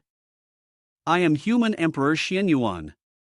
Your obsession, I have already accepted it all. Not stopping there, the other person suggested, I will grant you the position of Human Emperor. If you agree to join forces with me, next time there will be no more witch tribe, they will all be expelled from this land. Hearing this, he didn't hesitate to agree, willing to die for it. Zhang Changchen thought to himself, and then, full of shame and hatred, he joined Dong Feng. He sat in meditation amidst the flames and thought, in order to defeat the witch tribe, I am determined to abandon worldly matters and enter seclusion to cultivate, becoming a tool solely for killing, slaughtering the witch tribe. Dong Feng quickly approached him, panicked, and said, 100 witch tribe members have broken through the northwest, the allied army cultivating immortality has been wiped out, all have turned into witchcraft rituals. But on Zhang Changchen's face, there was not the slightest worry. He slowly responded, I know. I'll go kill them quickly. It won't affect my continued cultivation in seclusion. She watched his figure and said, since you joined my sect, you've done only 2 things: entering seclusion to kill the witch tribe, then going back into seclusion. It's been like this. She asked seriously, you really have no interest in politics, in the position of Holy Imperial in the next term? He still turned his face away, then slowly asked in return, Master, how long do you think it will take for Wu Sun to completely destroy human civilization? Dong Feng Jixia hesitated and answered, 3 years, no, it might not even take 3 years. Hearing that, Zhang Changchen immediately turned around and seriously said, I don't have time to waste on mundane matters. I must put all my effort into catching up with you, catching up with those 20 witch tribe clan leaders to gain the ancestor shaman's power. He painfully reminisced about the past and continued with lingering regret, I am a failure, and to have a chance to atone for my incompetence when the witch tribe destroyed me in my previous life is already the greatest luxury. He stood directly in front of her and said firmly, I am just an ordinary person, someone who could easily be replaced. I have no unparalleled talent, no ability to sway people's hearts, and the only thing I can do is try my best to catch up with the witch tribe. In this life, I cannot live in such helplessness anymore. Still maintaining that expression, standing before Director Shui, he bluntly said, the reason for my suicide is ridiculous, it was just because Gaohao bullied me.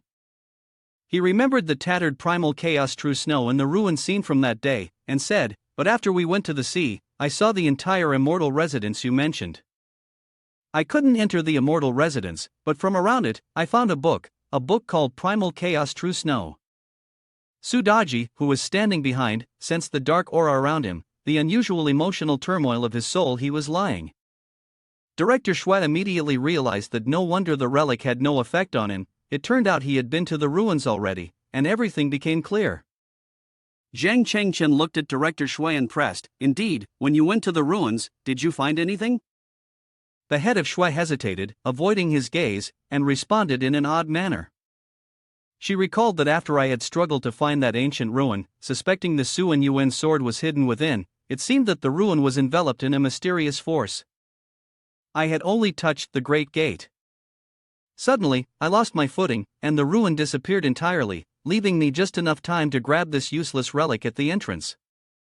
She crossed her arms and looked at him, continuing, that immortal residence is likely built by the human emperor of some era.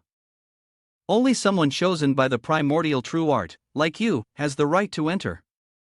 Upon hearing this, Zhang Chengchen immediately displayed a look of disdain, arrogantly saying, it must be because I'm so handsome. But deep down, you must be secretly pleased. It seems she knows nothing about the secret within the immortal residence. The head of Shui furrowed her brows, seriously discussing, if we both already know the origins, then. Before she could finish, Zhang Chengchen cut in, saying, Gao Wenxian himself admitted that the cursed blood came from Lee Tian Yen. Zhang Dudu suddenly walked toward the door. Seeing this, he asked in confusion, what are you doing? A wisp of gray smoke spread out, and she frowned as she replied, it's dawn. It's time for the Lee family to be annihilated. Hearing this, his mind was blown. Zhang Chengchen shot forward to stop her, but knowing full well that no one could stop Magaman, he responded with a look of cool defiance. This man, he was quite brave.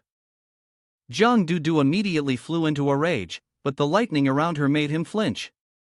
She glared at him, as if she wanted to devour him alive, and said, dare to stop me? It was as if you had used Doraemon's time machine to travel back to the past. You remembered a man once saying, we have a daughter who died protecting you in the great disaster at the heaven-piercing Cultivation Institute. Thinking back to that moment, you frowned and loudly declared, affirming that she was no match for the witch tribe, and it was unthinkable to even consider fighting him. Your words struck like a thunderbolt to Zhang Dudu's pride. She turned slightly and said, I'm talking about you. Suddenly, violent bolts of lightning began to appear thick and fast. Zhang Dudu shouted loudly, there's a limit to how much I'll tolerate your contempt. Everyone around was stunned by the scene in front of them and realized the woman was serious now. Jin Yuanzi, in a panic, shouted, be careful. Zhang Dudu launched her move, sending streaks of lightning towards Zhang Chengchen, but fortunately, he was able to counter in time. Tattoos began to appear on his hands, absorbing her attack. Gone was the angry face. Zhang Dudu returned to her original state and realized that this was cursed blood within her body. Even the department head was startled, recognizing that she had completely controlled the side effects of her witchcraft transformation. Zhang Chengchen stood there stunned like a duck, staring at his hands, then answered blankly, yes, my witchcraft treatment method really does use the primordial true art to absorb it into my own body. He walked closer to Zhang Dudu, looked directly into her eyes, and seriously explained, this level of witchcraft transformation, I believe Lee Tian Yen could also do it. Let alone Lee Tian Yuan and the witch tribe from earlier. Headmaster Shui also seriously agreed, Xing Chen is right, the strength of the witch tribe is deep and difficult to handle. Zhang Chengchen abruptly turned around and said, you have Wu poison in you, you can't make a move anymore. We only have one chance to win. In the tall building, Zhang Chengchen's voice rang out loudly, we must seize the Xian Yuan sword first. Sudaji hovered behind him, arrogantly teasing, young Master Zhang really has it hard, always getting spun around by those two girls from the hidden dragon pavilion like that. Jin Yuanzi, who was beside him, gloomily added, and now you've only been cultivating immortality for half a month, rushing into battle with the witch tribe like this, I fear that suddenly Zhang Chengchen might spit out a mouthful of blood, the pain seems to be getting stronger and stronger. The two of them were stunned and said loudly, the origin blood is backfiring. Zhang Chengchen waved his hand and responded, don't worry, this level of pain. Suddenly, the figures of everyone appeared, the blurry shadow behind him, and then slowly faded away. Zhang Chengchen gritted his teeth, enduring the excruciating pain. Dark smoke began to seep into his hand. Jin Yuanzi, dumbfounded, realized that, aside from Shuiran, he had also absorbed wu poison from Suan Shan and Gao Wenxian. Sudaji was also panicking, shouting loudly, this is insane. If this continues, you'll turn into that witchcraft ritual too. Zhang Chengchen's body gradually turned a deep purple, resembling a monster. Sudaji stared in shock and continued, this is the only way to save Suan Shan and Shuiran, and absorbing the power of the cursed blood is the quickest way for me to level up my strength. Zhang Chengchen gritted his teeth and screamed loudly. A Zhang Chengchen. Looking at the scene in front of him, he was speechless. A massive Earth Ancestor shaman stood before him.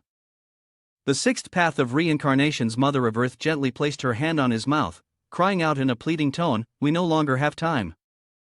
The endless tribulation is approaching. Accept the bloodline of the witch tribe, this is the last chance for survival. Zhang Chengchen stood dazed, pondering the Earth Ancestor shaman and the sixth path of Reincarnation's Mother of Earth. He hugged his head, screaming in pain. This memory again, he thought. In my past life, I was devoured by the blood of the Wu ancestor and died. He recalled the battle back then. The reason for his death in the previous life was clear, it was the combined forces of Emperor Shen Yuan, Eastern Emperor Tai, the Tathagata Buddha, and the final true form of Pangu. His eyes widened, and he mumbled in panic, what is this endless tribulation? He screamed alone on the bed, surrounded by thick gray smoke. Why did he have two conflicting memories of his past life? The pain seemed to engulf his mind. It felt like he had lost many crucial memories. Sudaji watched him, silently thinking, so he can sense something unusual too? Blood began to spill from his mouth. How can I? The explosion shook the earth. Zhang Chengchen screamed, could he really be swallowed by this? The scene before him left Jin Yuanzi and Sudaji horrified. The watch on Zhang Chengchen's wrist lit up, and his battle power now stood at 400. Sudaji's eyes widened in shock, exclaiming, the Thunder Essence blood is truly terrifying. After absorbing it, your cultivation has reached the fourth stage of soul tempering. The sudden wave of pain gradually faded, and he slowly returned to normal.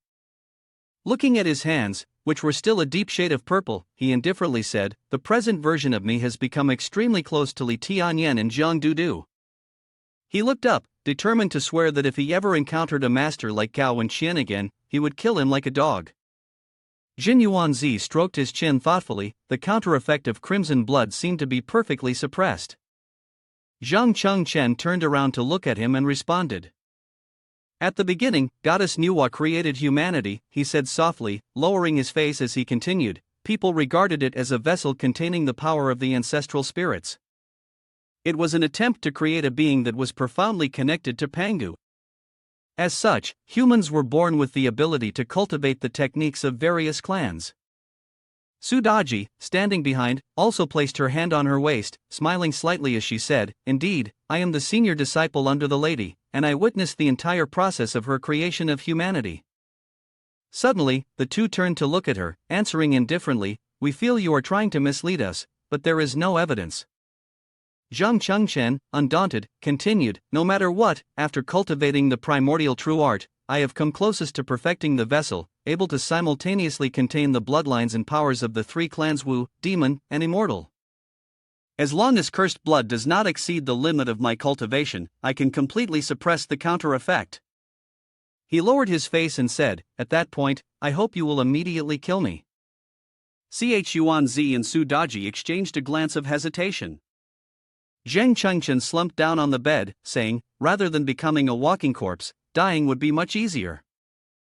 Jin Yuanzi frowned and said, "Is it really necessary to go this far just to deal with the witch tribe?" Refusing to give up, Zhang Chengchen replied sternly.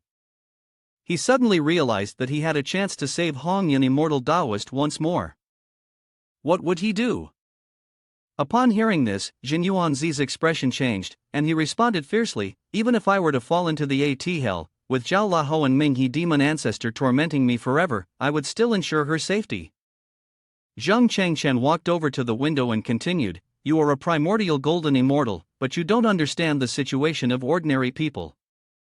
Of course, he didn't understand. For most people, just continuing to live was already a struggle.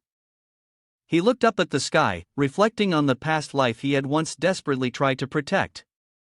It had been driven away by the so-called human dignity, with the cursed blood being loathed and pushed aside, eventually losing to the witch tribe. Looking at the tall building, he realized that in the end, he could only admit that those so-called refined ordinary people, who only wanted to rebel against a superior race, had only one option: to seize their power. The scene shifted to Cheng Yuan's house, where two people were present, one sitting and one lying, though it was unclear what had happened. Cheng Yuan lay there motionless, when suddenly her eyes emitted a green light, and she abruptly sat up, staring the girl next to her half to death. Zhang Chengchen accelerated like an arrow and headed straight for Cheng Yuan's house. He muttered to himself, "I owe Cheng Yuan, Chao Yuan is dead, and I hope that in the afterlife, she can find some peace." He quickly landed on the ground. Cheng Yuan's mother, in a panic, shouted, "Zhang Chengchen, hurry, Yuan's coffin can't be closed anymore." Cheng Yuan's body began to hover in the air. The people around her stared, bewildered, wondering, what is going on? Zhang Chengchen cautiously asked Sudaji, "Did you do this?" She arrogantly smiled and replied, "I told you earlier." Sudaji looked at him and smiled, "If you can kill Gao and Xian, I will give you a surprise." Zhang Chengchen glanced at her and asked, "What exactly is happening?"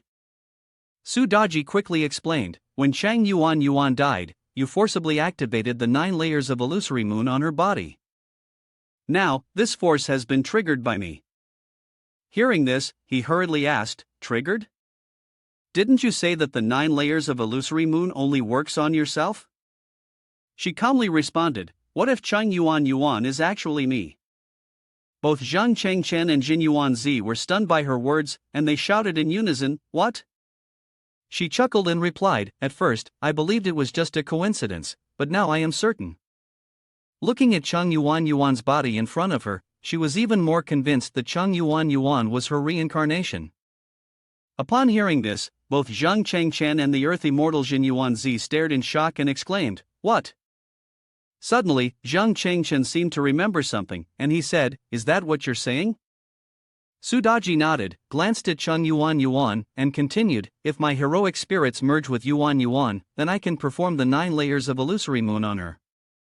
However, Sudaji hesitated for a moment before explaining, "But this also means that I can never be separated from Cheng Yuan. If not, the illusory soul technique will be undone, and she will die again." The earth immortal ancestor Jin Yuanzi looked at Sudaji with concern and said, "Heroic spirits leaving the host and parasitizing another person is something that has never happened before." Sudaji closed her eyes and calmly replied, "You don't need to worry." She then turned to Zhang Chengchen and said, "Essentially, I am still a life form created by the Hall of Heroic Spirits. Even though I possess her body, I am still under your control." Zhang Chengchen's eyes brightened, and a thought flashed through his mind. Hearing this, it sounded as if Deji was borrowing Cheng Yuan's body to use. The materialization of heroic spirits that I couldn't achieve before was due to insufficient cultivation. Ancestor Jin Yuanzi also voiced his speculation. In theory, the demonic entity created by the fusion of Deji and the host would still be equivalent to the heroic spirits of the host, resonating with the host's cultivation and life force. As such, it would still be bound by the Hall of Heroic Spirits. Upon hearing this, Zheng Chengchen furrowed his brows and looked at Chen Yuan's body, deep in thought. Su Daji then asked Zheng Chengchen, "It's your turn to choose now. Do you really trust Chen Yuan? Zheng Chengchen lowered his head and smiled. Sorry, there are times when I don't even trust myself, let alone trust others. Hearing this, Su Daji grew worried, hesitated, and said, So who would have guessed? Zheng Chengchen suddenly pointed his finger, gathered his strength, and shouted, I choose the Hall of Heroic Spirits, Heroic Spirits. This action of Zheng Chengchen truly startled Su Daji, leaving her in disbelief. Zheng Chengchen turned to Su Daji and instructed, Now, it's up to you. At this moment, Su Daji was still in shock and curiously asked, Why can't you trust me and her? Zheng Chengchen smiled lightly and replied, It has nothing to do with trust. Chen Yuan died for me, so of course, I should repay her tenfold.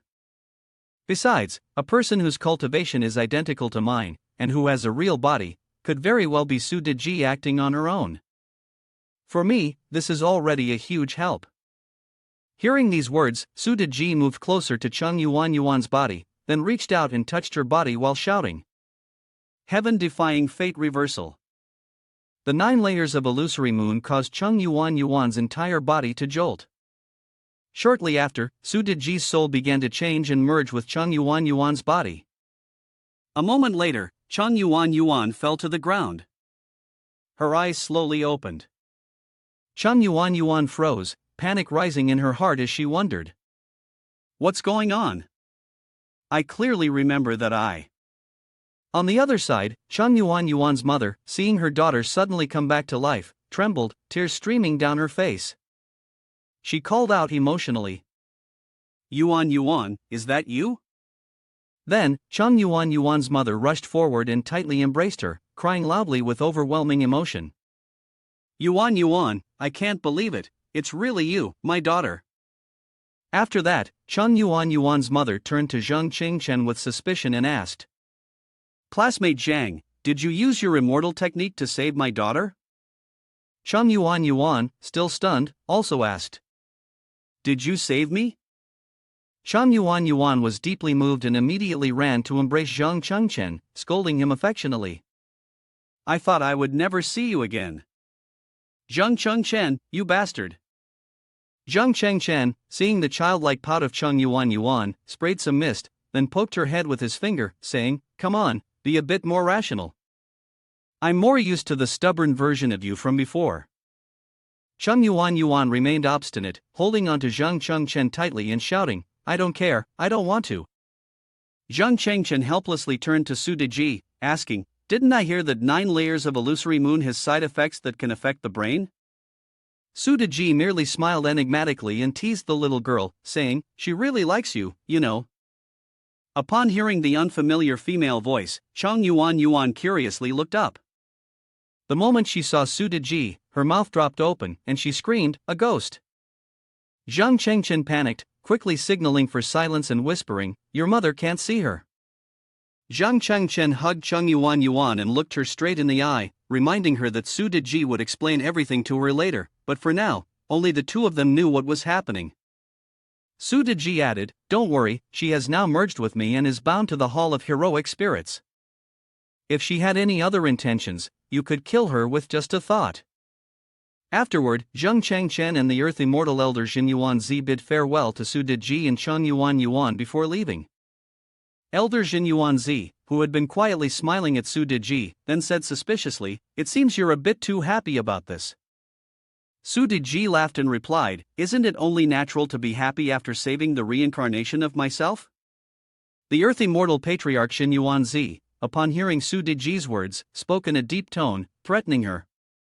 If you dare deceive Zheng Chengchen, this old man will not hesitate to kill you. Su Daji calmly responded.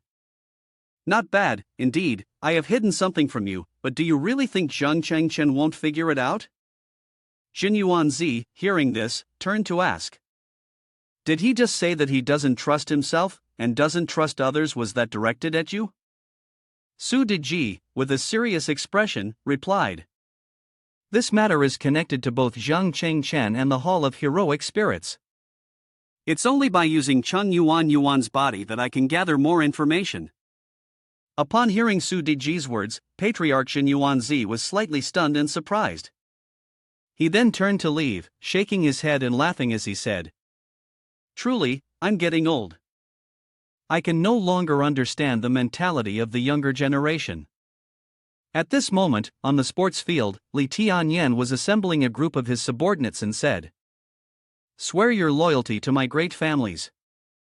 The last hope of mankind lies in your hands."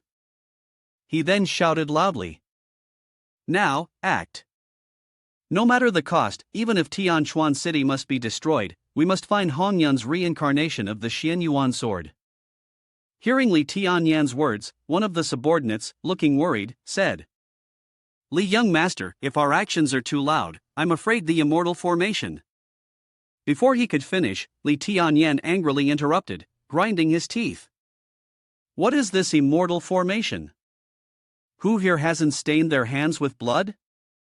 He then raised his hand and shouted, "Whoever obtains the Xian Yuan sword will make me the next Holy Imperial, and you all will become the eternal heroes of the Donglong Kingdom."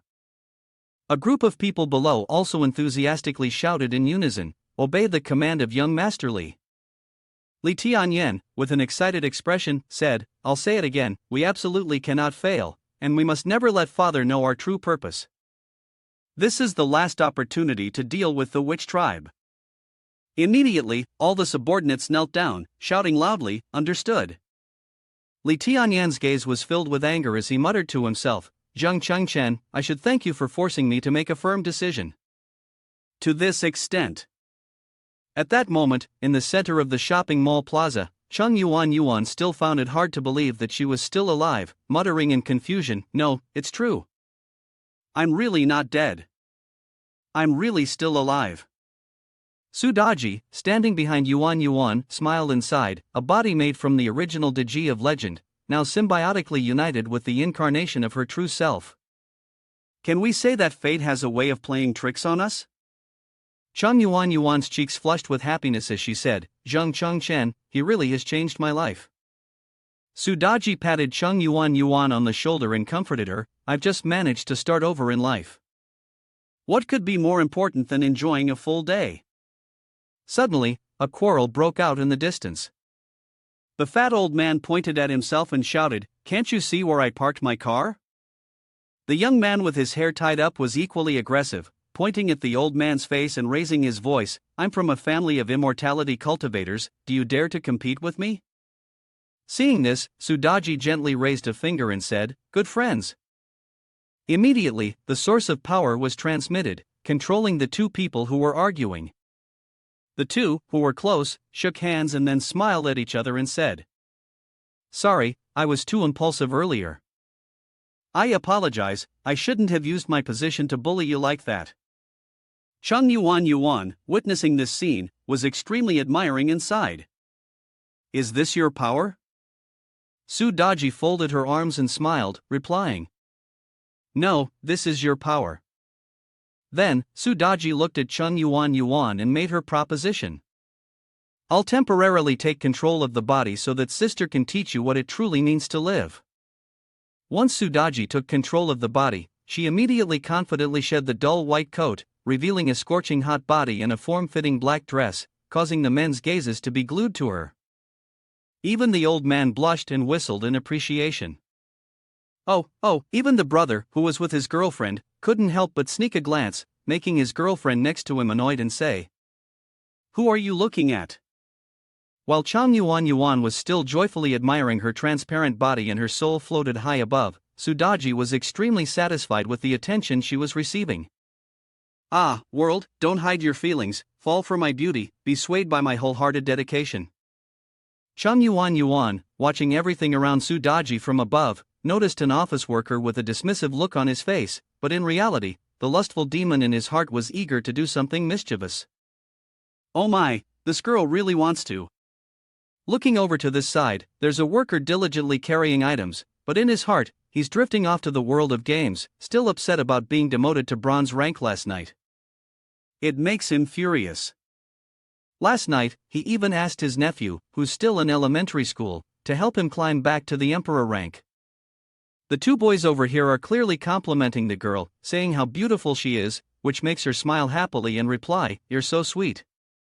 But in reality, in the boy's heart, he's cursing her silently, "Hurry up and leave, fake woman." Yen made an O-shaped mouth, then asked, "Sudaji, can you clearly perceive the emotions and attachments of others? Is this also one of your powers?" Sudaji calmly explained, "It's not really a power. After practicing the illusory soul technique to its extreme, one becomes extremely sensitive to all emotional, sentimental, and attachment fluctuations. This is not exactly a good thing. When your heart is full of so many negative things, constantly being disturbed by soul fluctuations, it becomes nauseating. Over time, you begin to hate it, to the point where you wish for constant praise. That desire for praise was a good thing for her. Chen Yuan suddenly asked, "Then, as for the host, is his existence considered good or ugly to you?" Sudaji didn't respond, just smiled cryptically, and reminded, "It's better for you to verify it yourself." Chen Yuan looked around, and suddenly noticed that two people walking together seemed perfectly normal, but in reality, the old pervert was just idly trying to harass. Ha. Little sister, waiting for someone? Let me touch you for a bit. The weak girl couldn't do anything but silently scream in her heart, "Help, don't touch me." Seeing the injustice, they immediately took action. Chen Yuan glared and shouted, "Break his arm." Instantly, the arm of the lecherous man shattered into pieces, causing him to feel a pain so intense that he curled up, clutching his arm and screaming, "Ah, my arm hurts, my arm." Sudaji, feeling unsatisfied, raised her hand and called out, "Confess, truly repent." Immediately, the old lecher fell to his knees, then used his remaining hand to clutch the girl's arm, crying out, "Why did I do such a thing? I'm sorry, truly sorry." Seeing that the injustice had been addressed, Chen Yuan and Sudaji excitedly said, "The existence of a devoted servant in this world is why Sudaji is so happy, and it's also thanks to the presence of someone like me that everything is so wonderful." Suddenly, Sudaji noticed a luxury handbag and shoe store, everything gleaming and sparkling. Sudaji was amazed and said, "Is this the representation of top luxury products?" Indeed, only the most noble, beautiful things are worthy of winning the favor of a devoted servant. Seeing Sudaji dash into the boutique, Chen Yuan was stunned, yelling, "Wait, sister, this stuff is really expensive." But Sudaji didn't hear, as she immediately ran into the store, spreading her arms out like a wealthy woman and shouting, "Wrap it all up." Even as Chen Yuan continued to shout from behind, "I told you it's really expensive." At this moment, a staff member in the store smiled and politely stepped forward, announcing, "Sorry, we're out of stock." Deji looked around at the shelves stacked high with bags and asked in surprise, "Didn't they have so many displayed above? Why are there no more left? Or are they afraid I can't afford them?" The sales assistant still smiled politely and replied, "Sorry, our bags are all limited editions." "It's not a matter of just having the money to buy them." Chen Yuan, who was beside her, leaned in and whispered to Su Deji, explaining, "Top luxury stores have many unspoken rules. To buy their bags, you need to rely on their distribution ratio and earn the right to purchase." Su Deji looked confused and said, "Distribution ratio? I don't understand."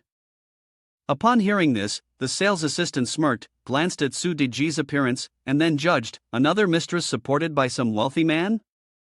You don't even understand this rule?" Su Deji arrogantly looked back at the sales assistant, her fingers playing with a strand of her hair as she asked, "Don't you want to flatter me?" The sales assistant still maintained her fake smile, showing her teeth, and firmly said, "Sorry, there's really nothing I can do to help you with this." Unhappy, Su Deji raised her hand, pointing directly at the sales assistant, and commanded in the most respectful tone, "You will help me pack everything." The sales assistant, immediately controlled, knelt down and knocked her head on the ground, respectfully calling out, "Understood, esteemed guest. This servant will immediately pack everything for you."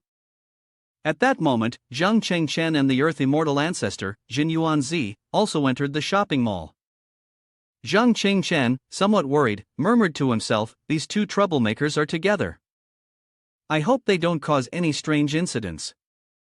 Hearing this, the old Jin Yuanzi closed his eyes, stroked his beard, and pondered. Don't worry, De Ji has already gone through the great tribulation of Fengshan and has become much more cautious now. Suddenly, Zhang Changchen saw something, his eyes narrowed like two black beans, and the corners of his mouth twitched, stammering in shock. Are you sure? It turned out that at this moment, Su Deji had already used her own power to subdue a group of men, turning them into her personal beasts of burden. Su Deji walked proudly on the red carpet, dressed in designer clothes, pointing left and right while loudly commanding, "Wrap this up, do the same for that one, these people around me are truly under a spell." Some carried her bags, while others kneeled, shouting loudly, "Understood, great lady queen." As Su Deji was honored with this respect, she smiled with squinted eyes, contentedly saying, "Very well, win my favor, use your support and admiration for me." Suddenly, one of Su Deji's careless followers pushed a female staff member down. Everyone immediately screamed in panic, "Oh no, someone fell down." But Su Deji remained calm, smiling and raising her hand, saying, "Use the wind's force." Then a net of flowers was woven to catch and support the female staff member's body. Su Deji raised her hand again, laughing and shouting, "Turn into waves." Immediately, the flower net transformed into a wave of flowers, gently lowering the female staff member to the ground safely. Su Deji walked with great arrogance, waving her hand as she ordered, "Kneel." The rescued female staff member was incredibly grateful, kneeling and loudly proclaiming, "Thank you for saving my life, Your Highness, thank you for saving my life, Your Highness." Zhang Chengchen stared at this scene, his eyes wide in astonishment, asking, "Is it really as simple as that? Can such powers actually exist on this person?" The earthy mortal patriarch Yuanzi curled his lips and explained, "It's not just a supernatural ability, this is the true power of Deji. After mastering the illusionary spirit technique to its limit, even a single glance can become the most terrifying illusionary art." At this moment, Cheng Yuan spotted Zhang Chengchen's silhouette. She waved her hand and called out loudly, "Qing Chen, over here! Over here!" Seeing Cheng Yuan so excited, Su Daji laughed and asked, "Do you like him?"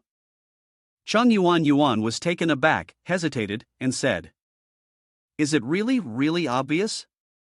Su Daji smiled and said, "Liking someone is the most beautiful emotion in the world, there's no need to feel embarrassed."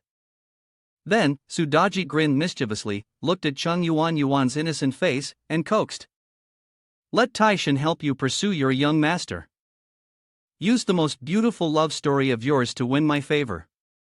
Cheng Yuan was still fumbling, not knowing what to do, and nervously replied, "Ha?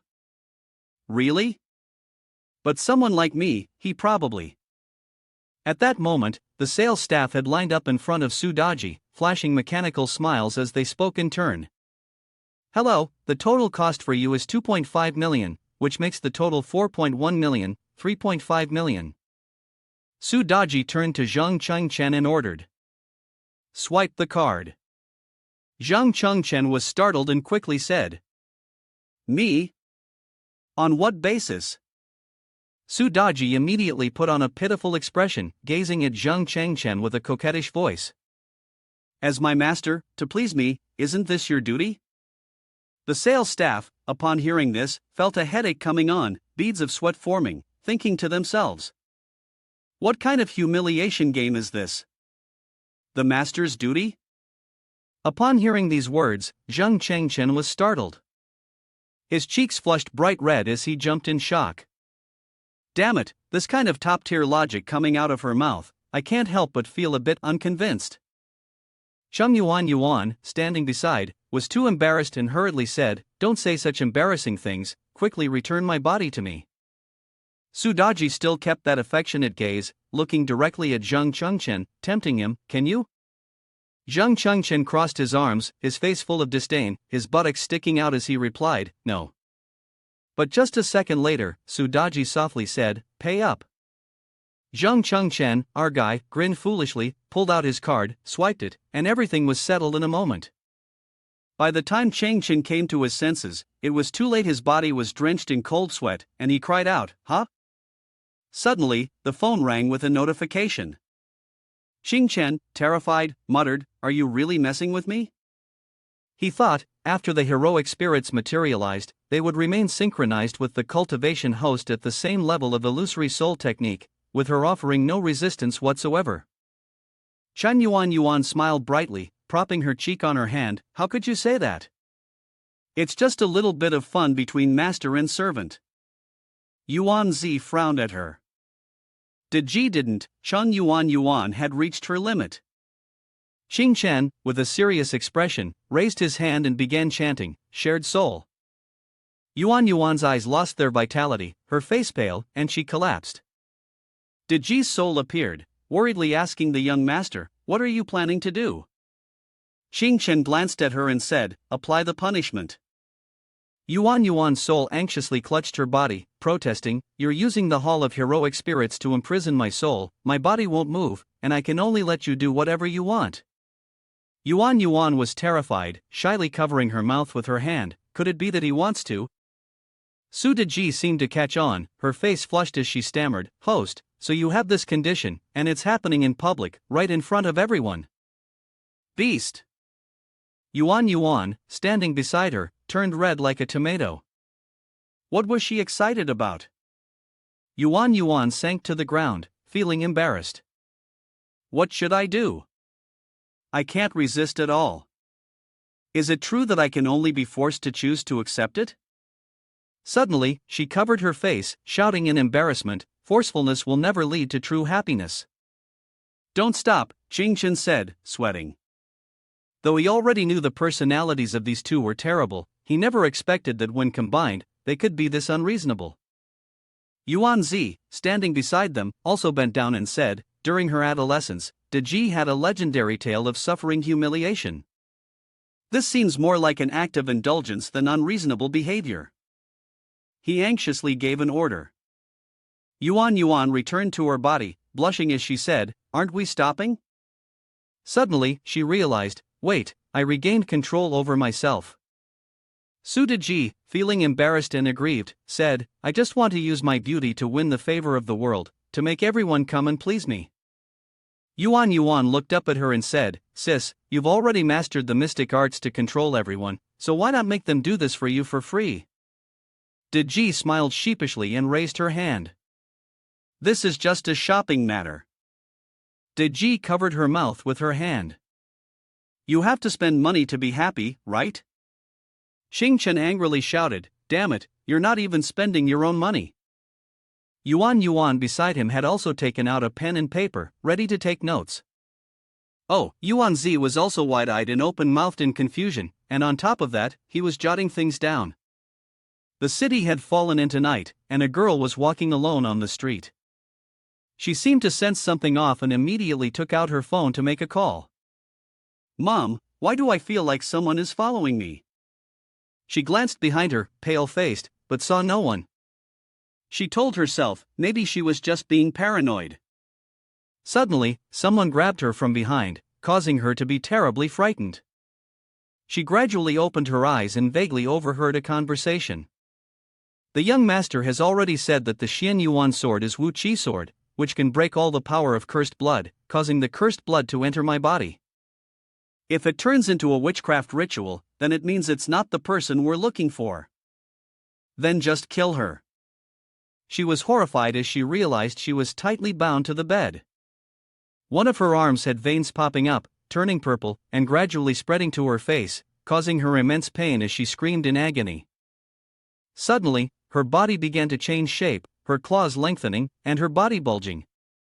On the other side, Yuanzi was talking to Chen. "It seems like 9 layers of illusory moon was revived perfectly. Next, we can rest easy." He continued, "I thought you'd be really angry." He was startled and looked at his watch. "I almost forgot, I had promised to go shopping with Ning. It's already late, it's ruined, we're late, Ning is going to be so mad." Yuanzi took a bag out of his coat, his face carrying some unspoken meaning. "This is the most expensive bag from the place we just went to, I took it conveniently." "Take it, and use it to make up for Ning." Chen smiled, understanding. "Big brother, you really are knowledgeable." Yuanzi teased, "Who's your big brother?" "I'm far from being your big brother. I don't even know you." After finishing her shopping, Yuan was heading back with Deji. Did she intentionally let Zhang Chengchen pay? Deji calmly responded, "Only gifts from someone you like can win my favor." Yuan smiled brightly and said with delight, "He really is so gentle." Suddenly, she noticed a large black orb floating in the air, and the entire sky turned gloomy. In an instant, she felt herself wounded all over. Deji flew upward to investigate, holding the person close to her. Then she noticed Yuan turning her head, and they both spoke at the same time. Yuan collapsed in fear, her legs no longer able to support her. "What on earth is going on?" Deji leaned down and said, "This is an illusion. Don't be deceived." Even if the illusionary realm seems real, it's still just the illusionary realm.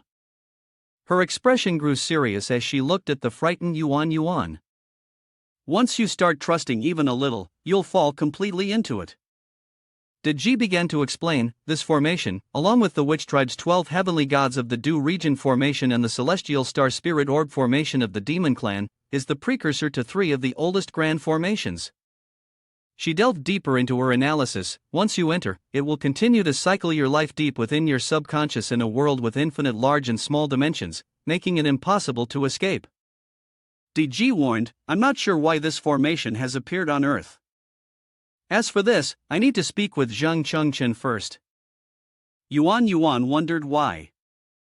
She spoke with a hint of worry. "Didn't you say that I have now become the one who holds his heroic spirits? Doesn't that mean there should be no disobedience whatsoever?" Deji Gmngh replied, "This is not something he has the right to probe into. The investigation into this formation can be discussed later." Yuan asked, "What do you want to do?" The patriarch of the T family, Lai En, glanced at Gongsun and said, "Patriarch Gongsun, is it possible that she could be the one?" She responded, "Follow what the young master said, any girl around 18 years old from the heaven-piercing Cultivation Institute, full of vitality, could be the contract for the Xian Yuan sword." Then, he casually waved his large blade to the side and said nonchalantly, "Well then, let's capture her and see." Yuan anxiously inquired, "You are the patriarchs of the Gongsun and H families in Tianchuan City. I've interviewed both of you before." She continued, "Why are powerful figures like you seeking me out?" The T family patriarch replied, "I'm merely a subordinate of a great figure, not worthy of being considered someone important." The Gongsun family responded, "Just borrow your life for a moment. If you go along with us, you will suffer less." Deji, standing aside, reminded, "The murderous intent from both of them is strong, their strength is far above Gao and Xian's. Hand over control of your body to me." Yuan insisted, "I don't want to." Deji was momentarily stunned. She recalled the words from before, which made her despise such people. Bullying the weak and fearing the strong, but Yuan's eyes were full of resolve and determination. "I want to strive to become someone he won't hate." She sighed. Looking at the girl's expression, it seemed there was no other choice but to take action. She began to ready herself in a battle stance. "You too, excuse me, did you just mention the contract of the Xian Yuan sword? What a coincidence. The man I like seems quite interested in that." Yuan radiated light from head to toe, smiling with confidence. "You said it yourselves. Or do you want this handmaid to make the first move?" The head of the T Lian family could no longer bear it and charged forward with his blade. "Such an arrogant youngster." Yuan calmly pointed her finger and commanded him to kneel. Instantly, he lost his balance, crushed under an immense pressure that cracked the tiles beneath him. Yuan continued giving commands with a serious face. "Up." Was he frightened now? Before he had time to react, his body was floating in midair. She commanded again, "Down." He crashed violently to the ground. She sneered. Not a bad performance. His body was lifted once more, and his face filled with terror. "One more time, and maybe you'll win my favor." Suddenly, a beam of light shot toward her, silken ribbons wrapping tightly around her. Yuan was suspended midair above the lava, bound tightly. The woman above had cast the spell. Little girl, you're an outsider to the young master, yet the strongest student of the heaven-piercing Cultivation Institute. Her face was murderous. Unfortunately, it ends here. Yuan smiled confidently, exerting pressure on the woman, forcing herself into submission, allowing whatever might happen to happen. Though the woman was old, her temper was strange, and now she was slightly afraid. Just what was this girl saying? She laughed loudly, revealing to her, the one who was struck by the illusory soul technique is me. She was horrified when she realized that she herself was the one who had truly been blinded. Both of them were terrified, stunned. The illusory soul technique was so complex, there were no seals or incantations. When was the calculation process of the technique completed? Did Ji, standing beside her, threatened, it's just the illusory soul technique, is there still a need for calculations? Yuan's eyes lit up, and she said in a low voice, then please, both of you, tell me everything you know. The two of them had been knocked unconscious, foaming at the mouth. Did Ji had to praise her, well done. Yuan took out her phone and said, that bastardly Xiaming. He's gone mad, we must immediately inform Chun. The TV screen displayed a notice, in recent days, many young girls have gone missing in Tianquan City. The Immortal Formation is currently investigating with all their might, please everyone be cautious. Chen stood beside her and asked, why suddenly want to take me out for a walk? Ning shyly said, I'm really worried about you. After the battle with the Gao family, it seems like you've become a completely different person. She anxiously said, these past few days, you've been hiding in your room practicing, skipping school, and often talking on the phone in a very mysterious way with some girl. He quickly said, sorry for making you worry, it's just that I'm. He fell silent, lost in thought. The attack from the witch tribe is getting closer. Right now, I'm at the 4th level of the Cultivation soul refining stage, which is comparable to the experts of Tianquan City, but still far from matching the witch tribe. Ning slightly shyly turned her face away and said, is that girl your girlfriend? He suddenly broke into a sweat, quickly turned around, and raised his hand to explain, it's something important, and besides, you know her too. She was quite surprised, I know her? Who is she? He hesitated, trying to recall, Yuan. I don't know how to explain it to make her understand. Yuan came back from the dead, and she's even become a heroic spirit under my command. Ning blushed and said, that's right. I felt like something was different about you today. He immediately slapped his hands together in excitement and said, you broke through to the 9th stage of chi refining.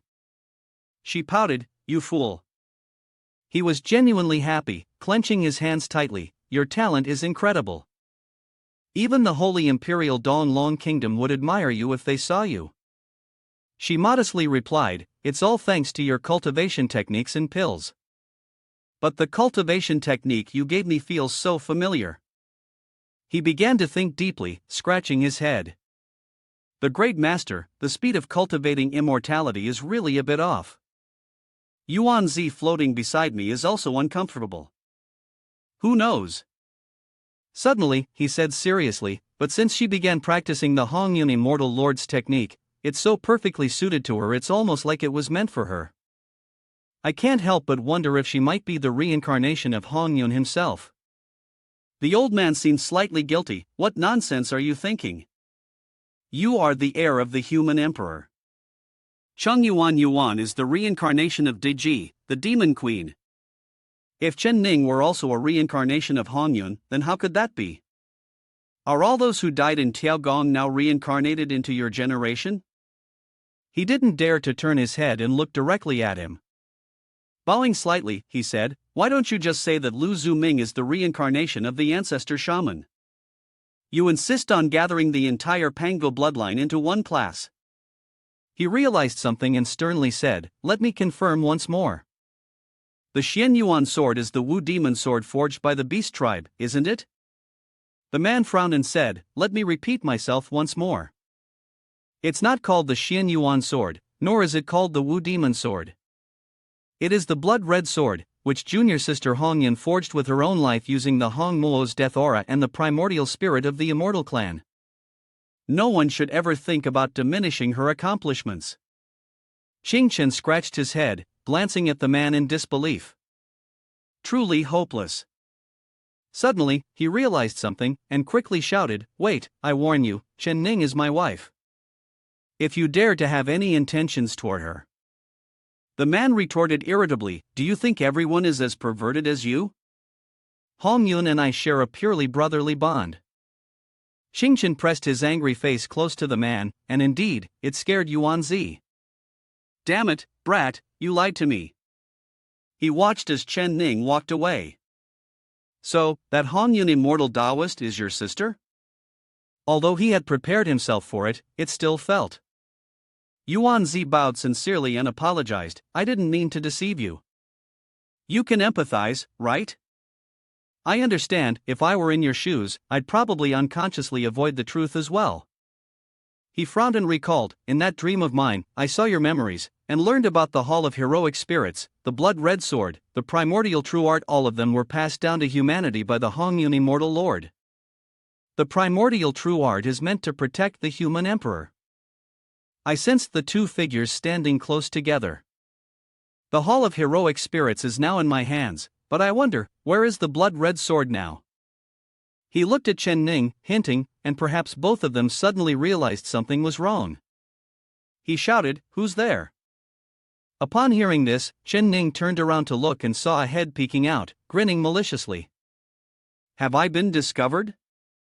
The man spoke. "And you there, come out." One by one, the figures appeared. It seemed they had encountered a rival. "In recent days, I've captured countless girls. You are the only ones who felt my breath." Chen Ning anxiously looked at them. "Is it you who's behind the recent disappearances of the girls in Tianquan City?" Mr. Zhao, with a sinister look, replied, "Mr. Lu as well, let me capture him for testing, and as for Nam." The man answered, "Nam will be handed to me. I'll kill him directly, no mercy." Immediately, he activated the magic within his body, while reminding Chen Ning cautiously, "Both of these people are soul-tempering." Chen Ning also unleashed her power and confidently said, "Leave this to me. As someone in my position, I can't just let you protect me all the time." Mr. Zhao realized that students from the Cultivation Department of Tianxian City had reached the level of such masters. Mr. Lu laughed wildly, brandishing his staff as he charged forward. "What's there to be afraid of? These two little brats haven't even grown their feathers yet." Qing Chen muttered, "His magic power is 5 times that of Gao Wenxian." However, he finished with a remark as the smoke cleared and he found himself stepping on his opponent. "Still too weak." Dust and smoke exploded, obscuring everyone's view. He glanced around and suddenly realized, shouting, "Chen Ning, watch out." Mr. Zhao tried to launch a surprise attack but was easily dodged by her. He turned around in shock, only to see her performing the body technique law on the flowing clouds, a green light enveloping his body. Mr. Zhao gaped, unable to say a word. She arrogantly turned around and stuck out her tongue, barely managing to win. However, she approached Qing Chen. How would she handle them? Would she leave it to the immortal formation? He then replied, "Before that, I'm more curious about something else." Looking at the man lying flat on the ground, he explained, "The technique just now was the signature spell of the Lu family. I'm the head of the Lu family in Tianxian." Lu Da? She seemed enlightened, understanding now. Are you saying he's the president of the Lu Corporation? Qing Chen said seriously, "How could someone of his level be a suspect in a kidnapping case? What is your real objective?" Mr. Lu was furious, "Damn it, he's here too." He bit down hard on something containing black liquid. "Young master, this old man will do whatever it takes for your great cause." They were all astonished when they saw this. Cursed blood? The man transformed and howled, his appearance looking grotesque. Zheng Chengchen asked in surprise. What exactly is going on? Why would the origin blood appear here? Jin Yuanzi also voiced his concern. The fifth level of Soul Tempering's martial transformation is much stronger than Gao and Xian. The deformed monster immediately leaped up, holding a long sword, ready to strike towards Qingchen. He sensed danger approaching and quickly cast a shrinking spell. Qingchen conjured a long sword surrounded by a powerful aura and softly said, "The Client Killer Sword, Demon Slayer." Without hesitation, he leaped up and thrust the sword deeply into the creature's chest, causing blood to splatter everywhere. It immediately began spitting black blood around its mouth, trembling as it spoke. "Impossible. Bloodline of the witch tribe." The weakened monster fell from the height and hit the ground, still unwilling to accept defeat. It struggled to say, "It is immortal." With those words, it crashed to the ground, causing the earth to sink and rocks to fly, creating a loud noise. Zhang Chengchen slowly landed next to the monster's body. He spoke in a deep voice. "From what I know, if cursed blood appears in Tianquan City, it can only be controlled by the one and only Great Master." Qingchen asked doubtfully, "The young master you're referring to is Lee Tian Yen, right?" The monster gritted its teeth, refusing to answer his question. Qingchen didn't give up and continued to press. "What about the recent cases of missing young girls? Did Lee Tian Yen order you to do something to them? Where are those girls? What exactly does Lee Tian Yen want?" The monster growled, its voice harsh. "The sinner. Humans are preventing the young master from saving humanity." It spat a large mouthful of blood, leaving behind its final words with its last breath. "All sinners." Qingchen looked at the monster lying motionless in the pool of blood, then quietly asked, "Did the cursed blood turn against him and take his life?" Mr. Zhao, seeing his comrade die tragically, turned pale and tried to break free from the encirclement. Qingchen reminded him, "Don't waste your effort." He warned, "This technique is an ancient divine art, you have no chance of biting through the cursed blood." Mr. Zhao trembled with anger as he heard Qingchen's words. "I don't know what kind of excuse Li Tianyan used to deceive you, but you've seen it yourself, the cursed blood doesn't grant immortality to humans." Qingchen slowly walked towards him, his voice cold as he spoke. "Drinking it down is equivalent to suicide." Qingchen reached out his hand and softly advised, "If you were threatened by Li Tianyan, tell me their goal. In exchange, I'll ensure your safety." Mr. Zhao did not respond to him but only flashed a sinister smile, his face becoming terrifying. Qingchen noticed that something was wrong and immediately shouted for everyone to step back. He wanted to self-detonate his dantian. At that moment, Mr. Zhao's eyes were bloodshot, and he went berserk, shouting loudly, "Do not underestimate our determination." As soon as the words left his mouth, his entire body immediately exploded. A flash of light appeared, illuminating the entire sky. Qingchen quickly cast a spell to prevent the destructive force from getting close to Chen Ning. Chen Ning looked at Mr. Zhao, who was burned black and deformed, and felt a bit frightened, softly saying, "How could this happen?" Zhang Chengchen, too, was perplexed and wondered, what could make a group of noble family heads like the Gao brothers be so fearless of death? Suddenly, a phone rang. Chang Yuan was calling. Qingchen immediately answered the phone and asked, "What's wrong?" A frantic voice came through. "Listen to me, that madman Li Tianyan is on the same side as the witch tribe."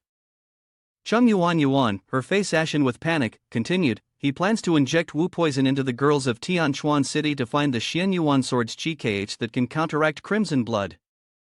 Chen Ning walked over to Mr. Zhao's corpse and saw a small, round object emitting purple light. She curiously asked, "Is this what the person just bit?" Zhang Changchen anxiously yelled, "Don't go near it." Just as he spoke, the strange object suddenly trembled violently, and in an instant, it shattered into pieces of glass. A purple liquid shot out, heading straight for Chen Ning. She looked at her hand in panic and screamed loudly. Qingchen quickly reassured her, "Don't panic, I will use the chaotic force to absorb the poison for you." With that, he immediately cast a spell that wrapped around her, aiming to suck the poison out. Chen Ning's face at that moment had turned ashen, with not a drop of blood left in her face. A brilliant beam of light suddenly appeared above her head. Xing Chen's eyes widened in astonishment, and he shouted, "What is that?" A sword with 7 rainbow-colored blades emerged from her body, along with a goddess, whose entire being radiated a bright, divine glow. The girl slowly opened her golden eyes, full of power, as she grasped the rainbow-colored sword, drawing spiritual energy from all directions. Ning was gently lowered to the ground, supported by a wave of purple energy. Xing Chen, witnessing the scene, was stunned and exclaimed, "What's going on?" The cursed blood was instantly shattered. Jin Yuanzi was equally surprised. Xing Chen approached Ning, helped her sit up, and silently listened as Yuanzi's deep voice continued, "The power of the blood-red sword." At the same time, in a large villa, a bodyguard, trembling, held up the shattered pieces of a jade tablet and said, "Young master, the life jade tablets of Mr. Liu and Mr. Zhao are broken." Lee Tian Yen calmly responded, "The jade tablets are shattered, and then death follows." It seems they have been defeated. The people below began to murmur, in Tianquan City, who could defeat them when the two of them teamed up? Could it be the immortal formation intervening? Lee Tian Yen reassured them, "Don't worry, I believe that everyone here, for the greater good of humanity, even if defeated, will never reveal anything." His gaze turned sharp as he spoke in a clipped tone, "No, we haven't failed." Their cursed blood had encountered the Xian Yuan sword. Suddenly, a strange purple light emanated from the orb behind him, and within it appeared the image of Ning. Li Tianyan exclaimed in surprise, "So it's her." The crowd below began to cheer in excitement, "We've found her, finally, we've found her. Young master, now we must take action, the salvation of humanity is right in front of us." Li Tianyan sternly shouted, "Everyone, do not act without orders, block all information, including that of my father." His eyes were filled with calculation, and Tianyan spoke in a resolute tone, "This is a one-time opportunity, we must be cautious, we cannot let the witch tribe learn anything." The next morning at school, Xueran, her face dark with worry, furrowed her brows and looked ahead, remaining silent. She gazed at Chang Yuan, sitting in the center of the lecture hall, and thought, Chang Yuan is clearly dead. What exactly did Zheng Chengchen do? She shifted her gaze toward Ning sitting in the corner and thought, Ning is the host of the Xian Yuan sword, and the Li family has completely lost control and gone mad.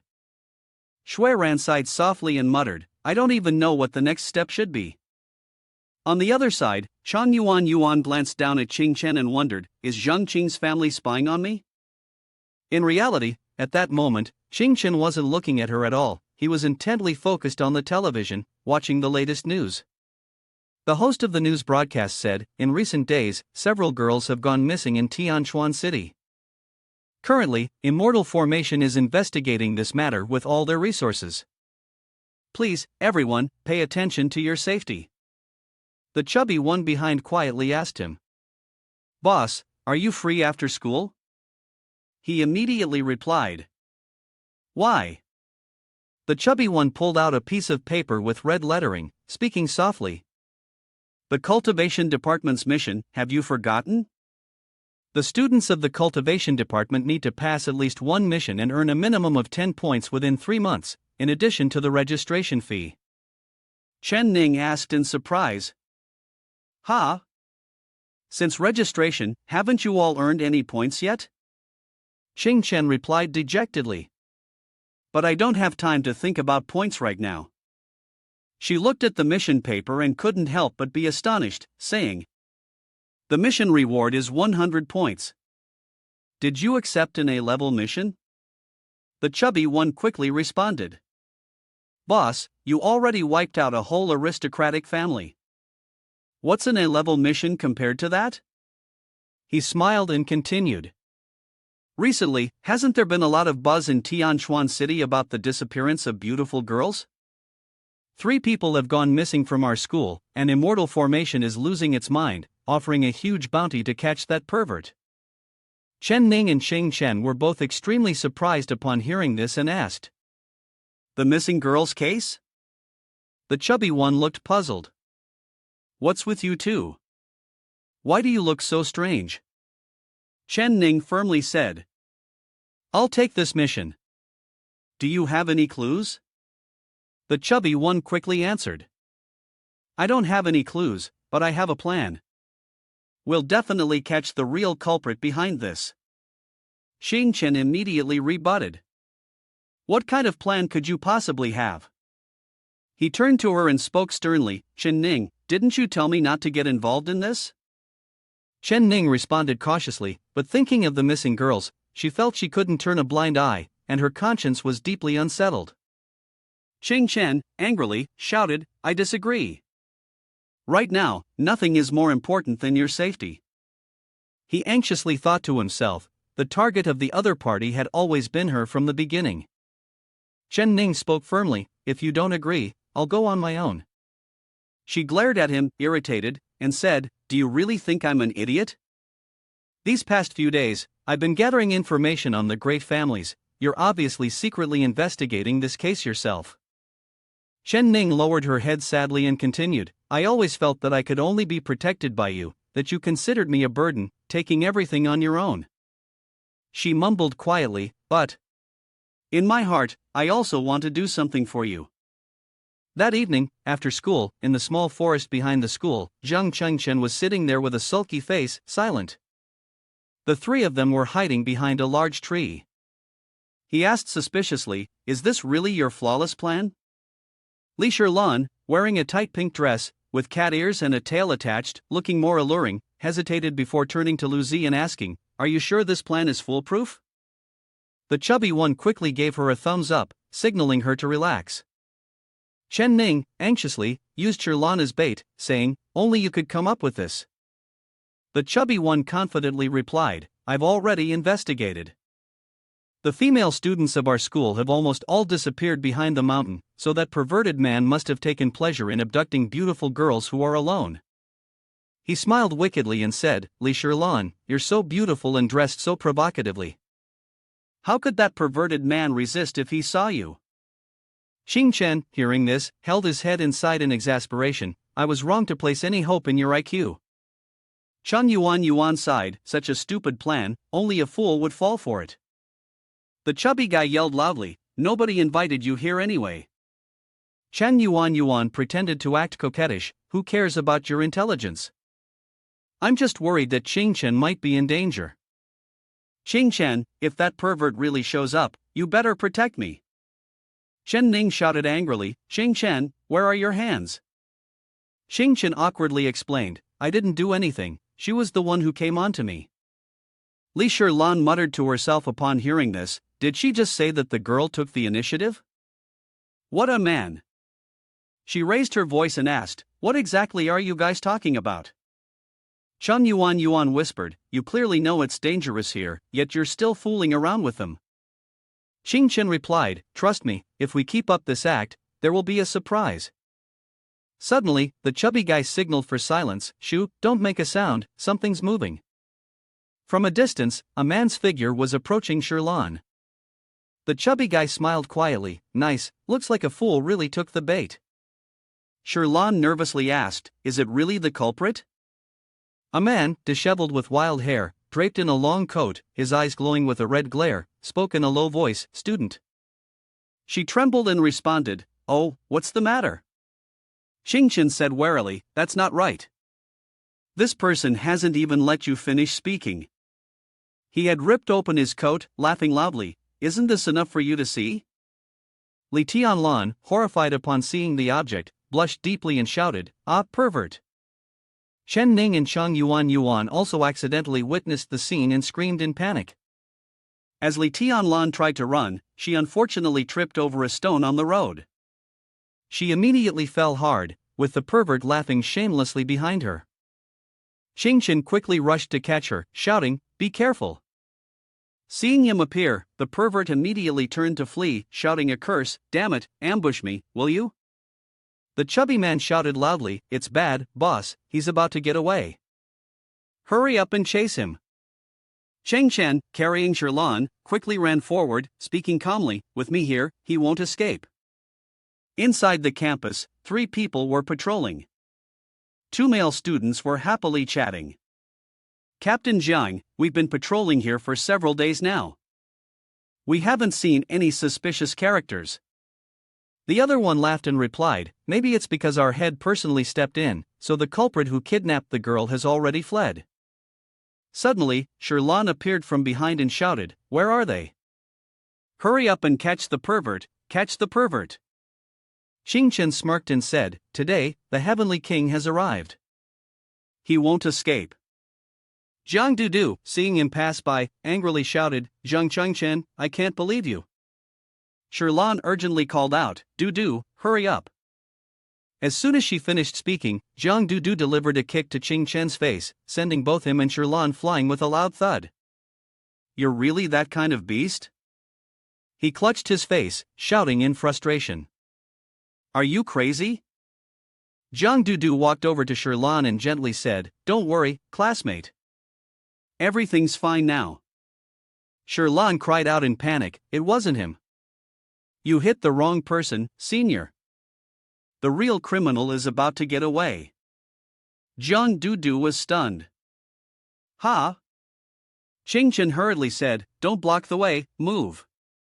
Suddenly, Chen Yuan appeared out of nowhere in mid-air, dragging the unconscious pervert behind her and said, we've already caught him over here. She dropped him hard onto the ground with a loud thump. Chen Yuan happily thought to herself, Chen, aren't I amazing? Zhang Dudu hesitated and said, sorry, I didn't expect this. Chen turned her face away, pouting, clearly upset. There were many things she hadn't expected. He gave a sly smile, thinking to himself, now that all the actors had arrived.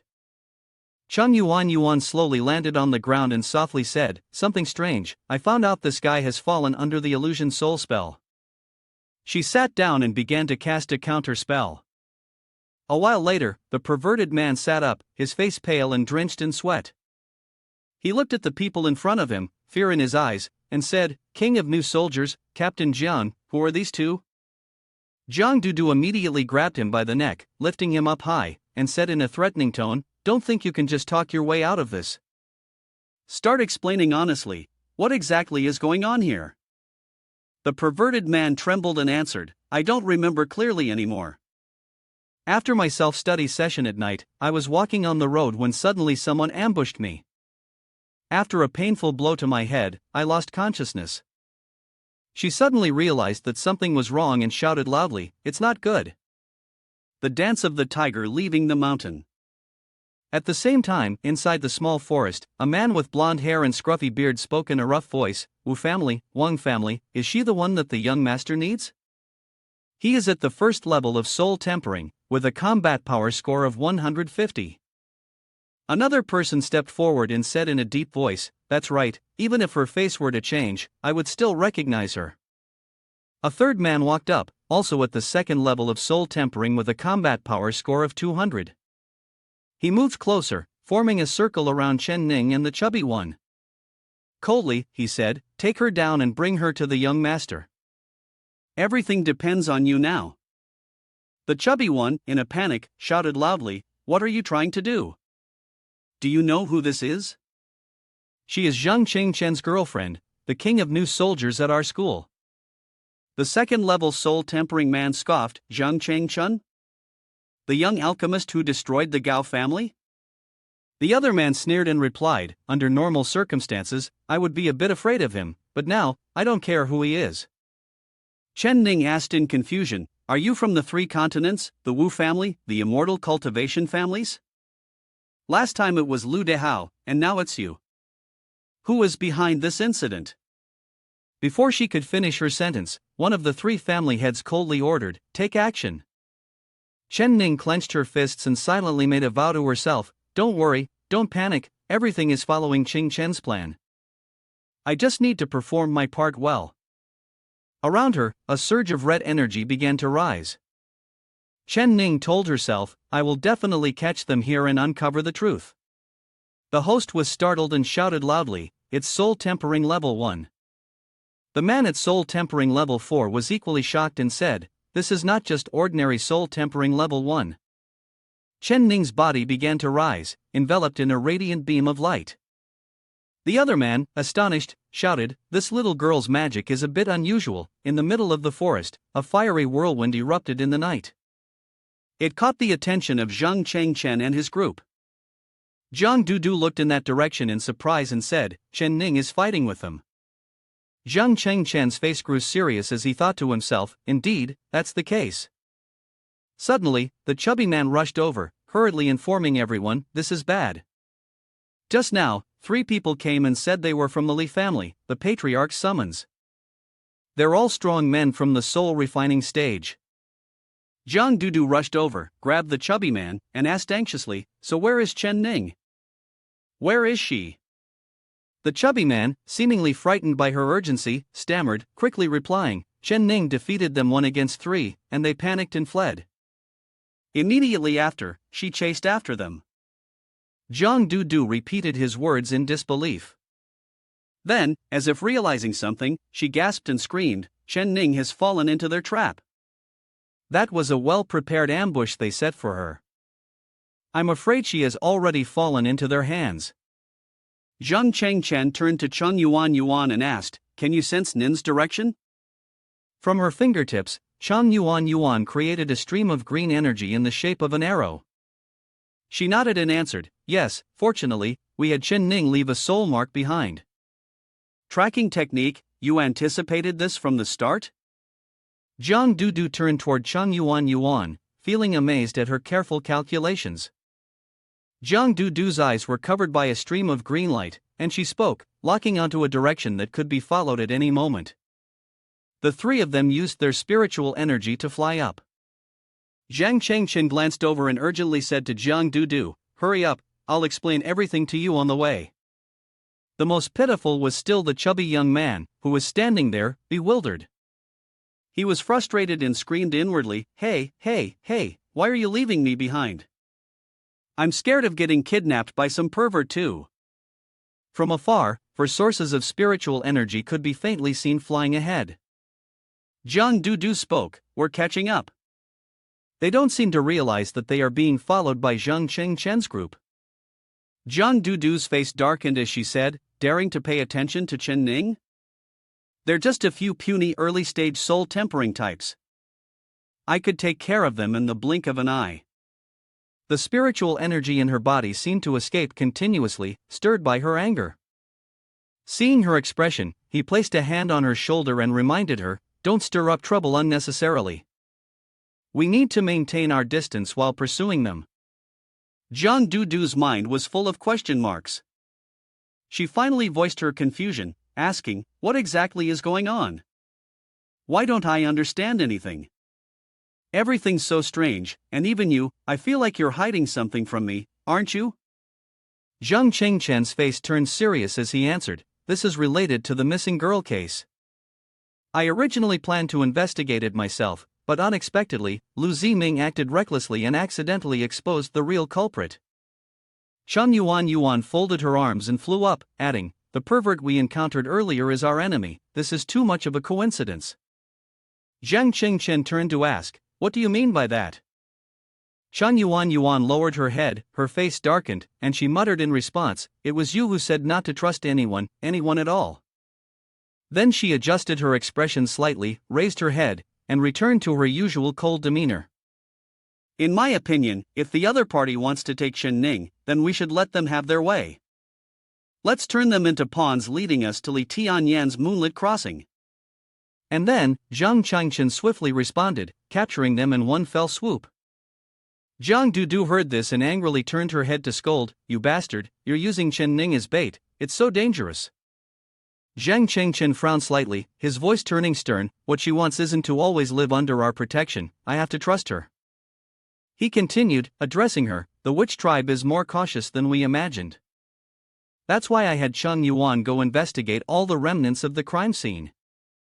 The result was exactly as I anticipated. The traces of magic left by the criminals come from various cultivation families from Tianchuan City.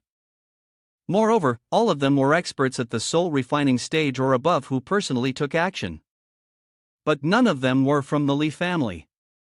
It's likely that if the Xian Yuan sword hadn't revealed itself, neither he nor the Li family would have personally shown up. Furthermore, those Li family people wouldn't have sent anyone to take action themselves. It must be Li Tian Yen secretly pulling the strings. Zhang Qingchen's gaze grew pensive. Once this matter is exposed, it's highly likely that the Li family will wash their hands clean of it and continue to serve the witch tribe. Zhang Dudu said indignantly, "What a bunch of despicable scoundrels." Although he agreed with her comments about those people, if you think about it from the opposite perspective, their cowardice might actually be a good thing for them. Zhang Chengchen calmly shared his thoughts with Zhang Dudu. In my opinion, conversely, we can take advantage of this. Without the help of the witch tribe and the Li family, the great families under Li Tian Yen are basically not afraid of anything. "We're here," Shan Yuan said. Ahead of them was what looked like an abandoned factory, with no sign of any people or lights from electric lamps. As they got closer, Shan Yuan's pupils lit up with a greenish spiritual energy. She reminded the two of them, "Be careful, my illusionary soul technique senses countless powerful breaths in the factory." Apart from the head of the family and the great families, it's likely that Li Tian Yen is also here. Zhang Chengchen responded, "I was about to say the same." Senior Jiang, has Chang Yuan finished preparing? "The real battle starts now," Zhang Chengchen said. Amidst the silence that enveloped the factory, a series of curses suddenly echoed. Damn it, are the students of the heaven-piercing Cultivation Institute really this strong this time? A gray-haired man, clutching his wound, sneered and said, "No matter how strong she is, now that she's here, even if she grows wings, it's hard for her to escape." The long-haired man quickly moved forward, his voice growing louder. "Everyone, we've completed the young master's task. That Chen Ning girl is here." A sudden burst of powerful spiritual energy appeared from the outside. Chen Ning, swift as lightning, appeared along with the wind. In front of her stood a dozen people, and the long-haired one among them arrogantly stepped forward and said, "You can't escape." Behind Li Tian Yen, with a smiling face, he slowly walked out and spoke, "The three patriarchs, you've done well. This millennium achievement is all thanks to the first step you took." Li Tian Yen put his hands in his pockets and said smugly, "Wait until I become the holy imperial destroyer of the witch tribe, and the eternal heroes of humanity will be renowned in the annals of history." Chen Ning was horrified, as if seeing something incredibly terrifying before her eyes. "That's right, in front of you are the pitiful people who have been taken as experiments by these inhumane monsters. They move like mindless beings, screaming in madness." Witnessing this scene made Chen Ning's heart sink. She stammered, "Is this real?" The man with the fake hair and a grotesque face said, "Don't rush, your turn will come soon." Chen Ning approached a person with long, golden hair, their body like a corpse drained of water. She touched the person's hand, her voice trembling as she spoke, "Senior Aishi, how did you end up like this?" A she, with a contorted face, whispered, trying to scream a warning to her, "Run, Chen Ning, they're all crazy." Chen Ning, tears welling up in her eyes, tried to reassure her, "It's all right, I'm here to save you, everything will be fine."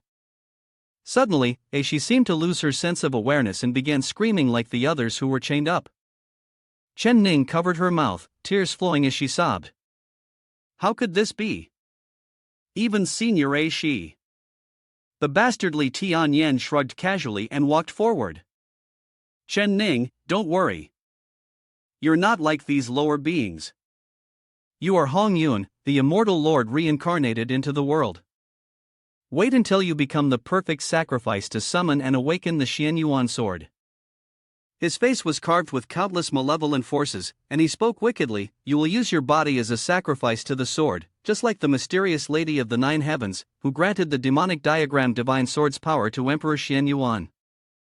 You will become the goddess praised as heavenly solitude." Chen Ning lowered her head and retorted, "I don't understand what you're saying, and I'm not interested in becoming any kind of sacrificial offering." Suddenly, Chen Ning raised her head, her eyes blazing with anger as she looked at Li Tian Yen. "I must stop a group of lunatics like you." He sneered derisively, "Stop me? Just you?" Chen Ning replied, "Not just me, but..." A loud explosion suddenly rang from behind, causing him to turn in surprise. Before Li Tian Yen could say anything, the three members of Zhang Qingchen's group appeared in front of him with a cool demeanor, continuing Chen Ning's words, "We will together stop scoundrels like you." Yuan, irritated by his disregard, reminded him, hey, don't forget about me. Can't you see there's still one more person here? Lee Tian Yen angrily turned and questioned the clan leaders, have you three betrayed me? They immediately waved their hands to explain, no, we didn't. We didn't know we were being watched. Seeing the victims of Lee Tian Yen, whose life force had been drained and whose bodies had turned into dry husks, Zhang Dudu couldn't hold back and shouted, these beasts have lost all humanity. Her fury surged as she confronted the evil figure before her, Lee Tian Yen, in the name of the superhuman Hong. The head of the Feng Qi Council, will ensure you face justice. At this moment, Zhang Qingchen spoke softly from beside, could you leave Lee Tian Yen to me? A powerful force of green energy enveloped his entire body. Zhang Chengchen fixed his gaze on the enemy and said, he was my only childhood friend. This bond must be severed by my own hands. Upon hearing this, Zhang Dudu immediately stepped back to get a clearer view of the battle. I understand, she said coldly. Then, in a frigid tone, she added, leave the others to me. Chen Ning also stood ready for action. Chen, you focus on dealing with Lee Tian Yen. At that moment, Yuan began gathering green energy, casting an illusion spell, and sealing the illusion formation. An invisible barrier immediately covered the entire space. From now on, no one could leave. Lee Tian Yan's face darkened, his body trembling with rage. He gritted his teeth and said to Zhang Chengchen, every time, it's always you. His fists clenched tightly, ready to strike. Lee Tian Yen grabbed his glasses and continued with biting words, if it weren't for you, I would have never stepped onto the path of cultivation. I would have never learned the secrets of the Lee family. Saying that, he furiously crushed the glasses in his hand into pieces. If it weren't for you, Lee Tian Yan's bloodshot eyes burned with killing intent, his heart seething with anger, I would still have a perfect family, and my mother wouldn't have had to die. At that moment, Zhang Dudu's phone suddenly sounded an alert, warning of the detection of a powerful force nearby, soul tempering level 9, with a combat strength of 900. She anxiously reminded Zhang Chengchen, be careful, that Lee Tian Yen also hides his true power just like I do. Then Zhang Dudu pointed out that he was at the 9th level of soul tempering. At this moment, Lee Tian Yen began to unleash his true power. A pinkish-purple aura surrounded his body. Lee Tian Yen glared fiercely at Zhang Chengchen. Jin Yuanzi suddenly appeared and softly advised, use the soul connection. He's just at the 9th level of soul tempering, use my power. However, Zhang Chengchen coldly responded, I already told you, this time I want to sever ties with him. The two stared at each other, the tension palpable. Lee Tian Yen shouted, even now, you still want to confront me? Prevent me from destroying the witch tribe, seeking revenge for my father? Upon hearing this, Zhang Chengchen frowned in confusion, revenge? What does it have to do with you and the witch tribe? Lee Tian Yen angrily yelled, what would someone as ignorant as you know? It's not just revenge. I, the young master, am becoming the savior of this world. In front of his classmates, he remained firm, claiming that only by finding the Xian Yuan sword could he kill his father, defeat the witch tribe, and save the future of the Donglong kingdom. Zhang Chengchen coldly questioned, is this how you plan to save the Donglong kingdom? By then, Lee Tian Yen had lost his composure. He opened his mouth and shouted, so what if it is? Do you people really want to stop the future of humanity for the sake of a few girls who have nothing to do with you? Seeing the state of his former friend, Zhang Chengchen's eyes showed clear disappointment. He summoned his weapon and spoke, truly unable to listen any longer. Killing your own kind while claiming you're saving humanity. He parted his lips and continued, our humanity. After that, Zhang Chengchen quickly charged towards the opponent, holding his sword in hand, showing no intention of helping such a creature like him. On this side, Lee Tian Yan's eyes blazed with murderous intent as he loudly commanded, die. Their weapons clashed, sparking powerful flashes, and dust filled the air, obscuring the entire space. Despite the fact that Lee Tian Yan's subordinates were caught in the chaos of the battle, destined to perish in the conflict, Jiang Dudu and Chang Yuan immediately activated their defensive skills to protect Chen Ning from the overwhelming force. Chen Ning's eyes widened in astonishment. Is this just a small skirmish, yet it's this terrifying? Jiang Dudu replied with a serious tone, both of them are monsters. Looking at the fierce atmosphere of the battle before her, she thought that the strength of the two of them must be close to the nascent soul transformation stage. Relentless strikes were exchanged, but neither side would back down. At this moment, the ferocious leaders of the group shouted to each other, "Don't let these three girls escape. Anyone who dares charge in will never live to leave this place." Jiang Dudu immediately instructed Chen Ning, "Stand behind me. I'll protect you." Chang Yuan also stepped in to assist. Chen Ning wondered whether she should test who was more important to Zhang Chengchen. Hearing this, she confidently responded, "Although I'm not as strong as you all are." Then, she reassured herself that she could handle these few leaders. At that point, the subordinates, furious and eager to attack the three seemingly weak women, found themselves struggling against them. Chen Ning boldly executed her technique, Red Still Immortal technique, Flower Farewell technique. The strange flow of energy caused the group of clan leaders, who were charging forward at breakneck speed, to suddenly freeze in their tracks. Then, the energy lightly brushed against their faces, leaving behind faint cuts. In the blink of an eye, the entire group was jolted by a shock that left them nothing but dried-up husks. Jiang Dudu smugly sneered, "So this is all that your so-called famous clan leaders of Tianchuan City amount to?" At this moment, the remaining individuals stubbornly gathered together. Everyone deployed defensive spells and pulled their magic artifacts. The magical power of these two little girls wasn't enough to take on 100 opponents. Jiang Dudu and Chen Ning immediately stiffened and shouted, "Don't even think about escaping." At that point, a series of attacks were unleashed, and the space was filled with an incredibly tense atmosphere. Offense and defense alternated in such a way that it seemed as though they were on the verge of easily suppressing their opponents. A few arrogant underlings remarked, "I told you, we've been calling the shots in Tianchuan City for years. How could we not handle these little girls?" Other clan leaders proudly chimed in, "We have over 50 at the soul refining stage. We could crush them with one strike. Just wait until their magic power is exhausted, then we'll decapitate them for a sacrifice." But to their surprise, they fell into a trap. Chen Ning anxiously asked, "Senior Jiang, what should we do next?"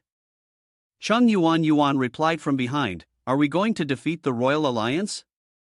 Then, her gaze intensified, and a strange, greenish force surged around her.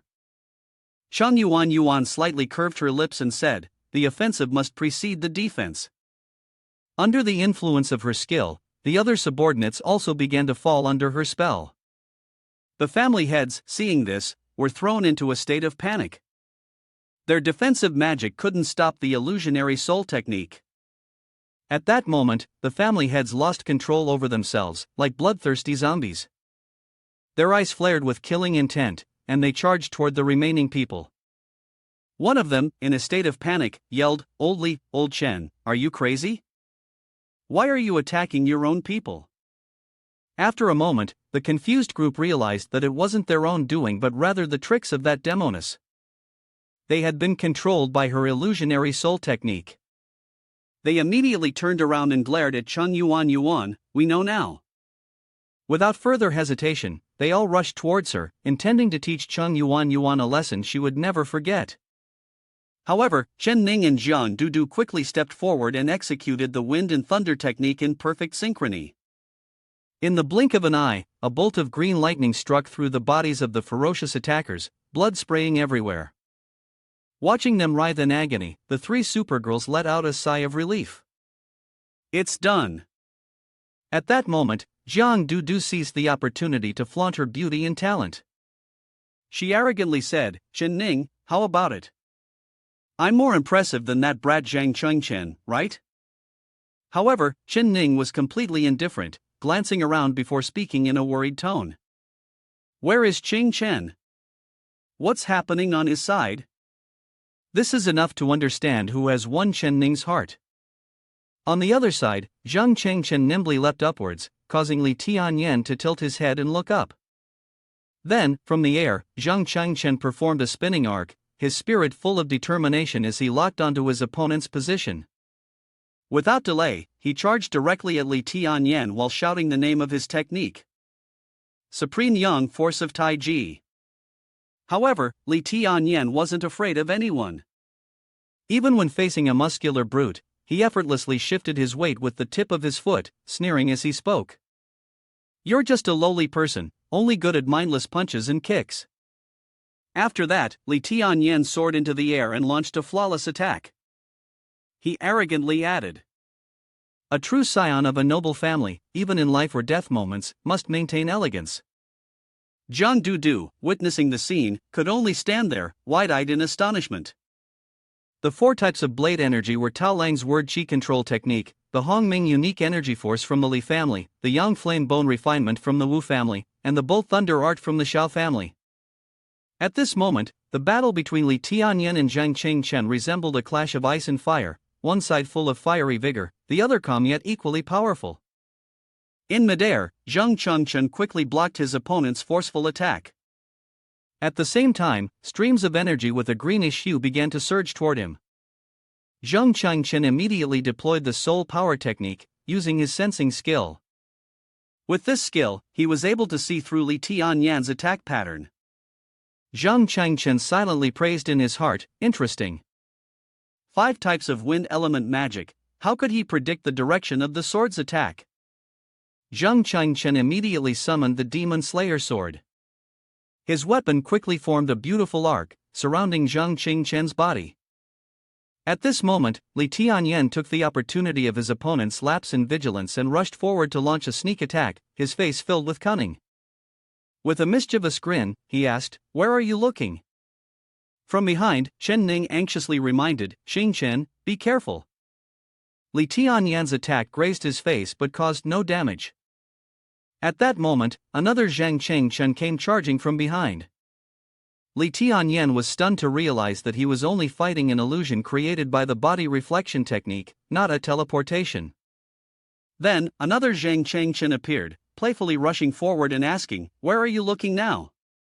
Li Tianyan gasped in astonishment, "Is it possible to cast the teleportation spell twice consecutively?" Seizing this opportunity, Zhang Chengchen unleashed a powerful strike, successfully sending the opponent flying several meters away. Sudaji and Chen Yuan, witnessing this, couldn't help but widen their eyes in delight. Without the aid of the soul companion, the two had executed the shrinking technique twice in a row. Sudaji suddenly had a question arise in her mind: what's going on here? This was the cloud-headed staff of Sun Wukong, a magical weapon that not only extended the range of the shrinking technique but also couldn't be used twice in quick succession. Jin Yuanzi smiled in satisfaction and gently replied, "After all, it is the true deity who personally provided the guidance." Upon hearing this, Sudaji couldn't believe her ears and muttered, "I've been holding back for so long." Sudaji continued, "Senior Jin Yuan, can you at least make your bragging sound a little more reasonable? Is this even trustworthy?" At this moment, Chen Yuan spoke up and said, "I have also heard Deji's sister mention before that shrinking into a talisman is an ancient divine ability." Then, she continued seriously, "But divine abilities are not the same as magic, they are methods of creation, manipulating the power of the 3,000 great Tao laws, which living beings can easily control." At that moment, Li Tianyan's body suddenly emitted a mysterious green aura. Su Deji was quite surprised to recognize it as my spirit severing seal technique. Chen Yuan looked puzzled. "What is that?"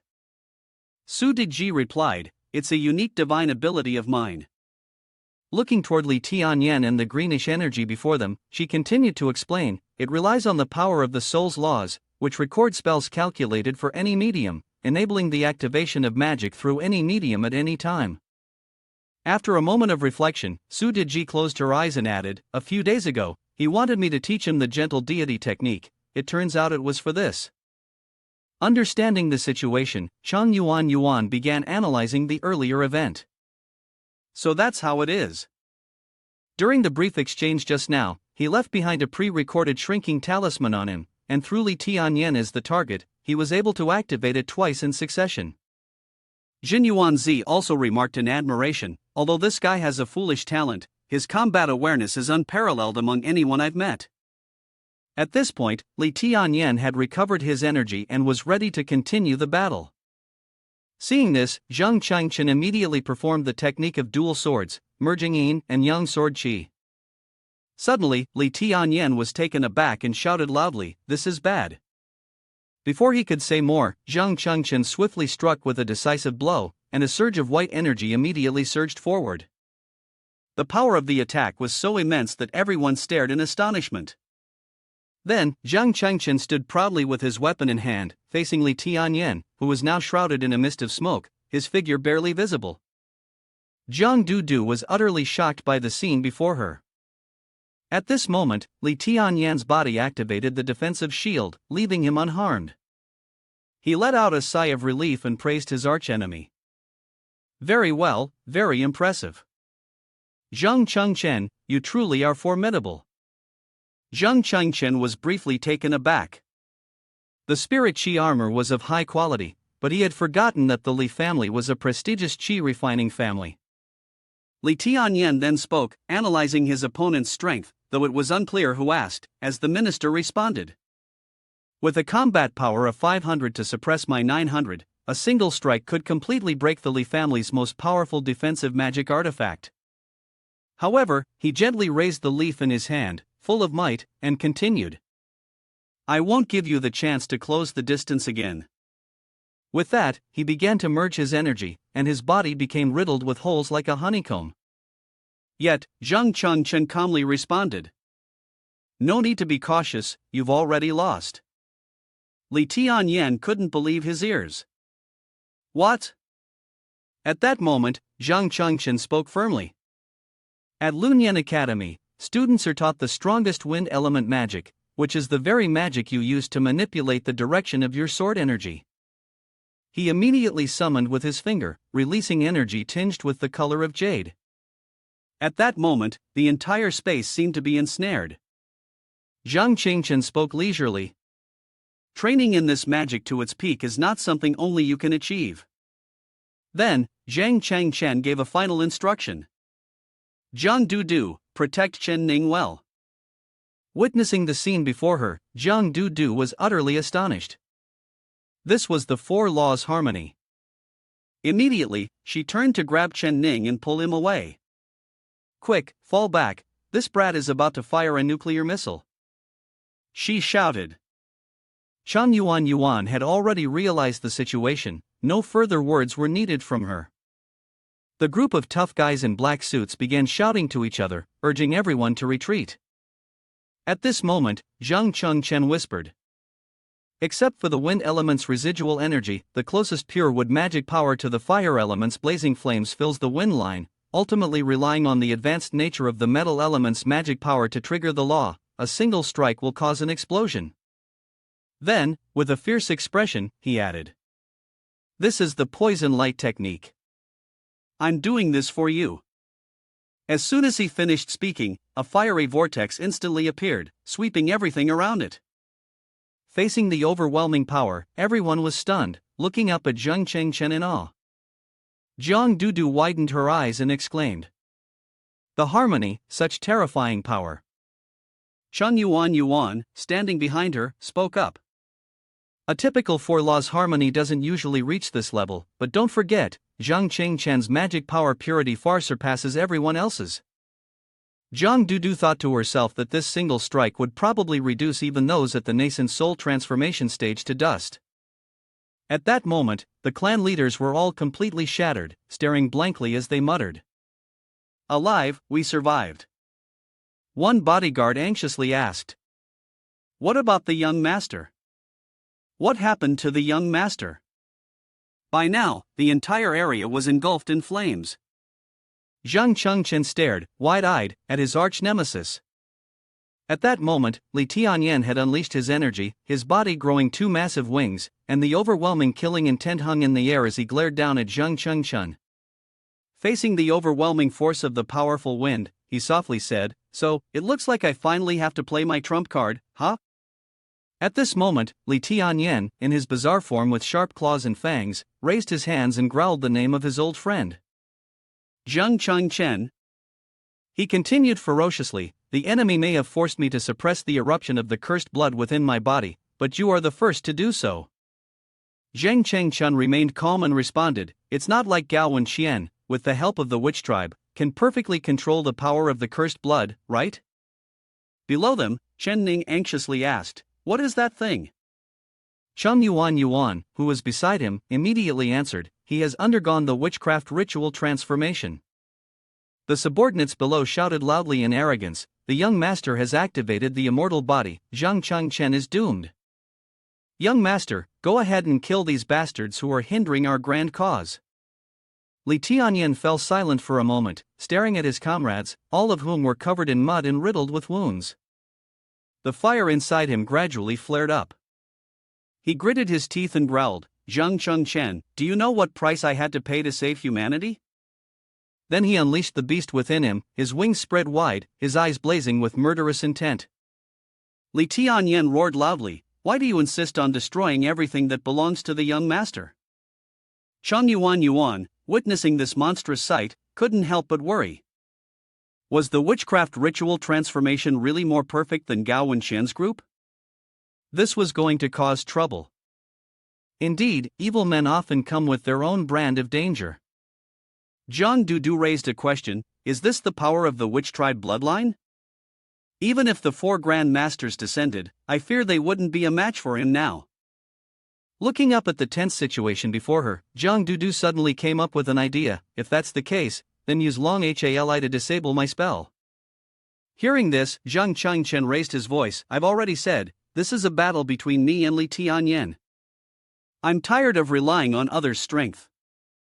Zhang Chengchen suddenly remembered the news broadcast from his previous life, where the news anchor solemnly spoke, followed by an important piece of news, Li Tianyan, the young master of the Li family, in his attempt to seize power, made a desperate move against his father, Li Tianyuan, and was eventually killed by the Li family themselves. The matter is still under investigation. As the students followed the broadcast, they were utterly shocked, unable to contain their surprise, whispering among themselves. Li the head, dead? How could that be? That kind-hearted student, how could he be so ruthless, with such a hidden agenda? Zhang Chengchen was speechless in astonishment. Tianyan, how could he? Suddenly, a massive thunderbolt struck the school, creating a deafening sound that shook the heavens. Dark gray clouds gathered overhead, and everyone was in a panic. What's that sound? What is happening? Zhang Chengchen trembled as he looked toward the city and saw a monstrous, dark beast advancing with a terrifying force. The students frantically urged one another, everyone, run! The witch tribe is here! Then, flames spread from a distance, and in an instant, the entire space was engulfed. Thinking back to those events, Zhang Chengchen silently reflected, so this is how it all connects. In his previous life, Li Tianyan had betrayed them, and the witch tribe came, leading to the death of Li Tianyuan. Returning to the present, Zhang Chengchen was in a state of disarray. The witch tribe, due to their plan being exposed, was forced to personally appear at the school to find Chen Ning. He maintained a serious expression and continued to analyze, this also means that it is not inevitable for the witch tribe to attack, but that stopping them here could give Li Tianyan a chance to seize the initiative. After thinking for a moment, Zhang Chengchen lowered his voice and said, stop it. Your plan has been doomed to fail from the very beginning. Then, he took the initiative to suggest forming an alliance with them to eliminate the witch tribe, a plan that also had the support of the immortal formation. It was his only chance of survival. Li Tianyan, surprised, asked, chance? By this point, his face had completely darkened, with 2 sharp horns growing from his head. Ho Zhang Li Tianyan shouted loudly, I have endured hardships and bowed before the witch tribe for more than 10 years, only to finally gain control of their power, surpassing everyone else. Even the contract of the Xin Yuan sword, I found it myself. I thought that next, as long as I could take down my father, force the witch tribe to appear, and unite the masters of Tianshan to surround their lair, I would become the hero of Tianchuan City. Then, Li Tian Yen, full of energy, shouted, "After killing all of you and destroying all evidence, everything will proceed according to my plan. This is my opportunity, the chance of this young master." Seeing his childish demeanor, Zhang Chengchen, while gathering his energy, sighed in disappointment and said, "You've completely turned into a madman." He then proceeded to summon 2 daggers. Words were useless at this point. Since everyone was a cultivator of immortality, if they were on different paths, the only way to determine right from wrong was through the life and death immortal decision. At this moment, a coxcomb hairstyle gently said, "Vice General of the Department of Apology, please look over there." Xiaing, Vice Director of the Immortal Formation, soul tempering at the 9th rank, immediately looked in the direction where the powerful force was coming from. Sweat beaded on his forehead, and his eyes widened in shock at the sight before him. Could it be? The chilling breath he had never encountered before. Immediately, the people from the Immortal Formation rushed to the scene. They shouted loudly to each other, "The highest state of the one-punch technique, the fastest speed, come with me to the scene." Noticing the unusual movement, Zhang Chengchen and Li Tianyan stopped fighting and simultaneously turned to assess the situation. At this moment, Xiaing and his colleagues were focusing their eyes on Li Tianyan. He was astonished and exclaimed, "Immortal formation, just a glance," and Xiaing was able to confirm that this monster is from the witch tribe. Seeing the arrival of immortal formation, Ning let out a sigh of relief. "It's the Vice General of the Department of Apology. I've heard that Xia headquarters is the #1 strong man in soul tempering chi of Tianxian, just one step away from the 4 Grand Masters of nascent soul transformation. We might have a chance to win now." Glancing towards the familiar students, Xiaing quietly said, "Is it you?" Quickly step back, this is not a level that students can handle.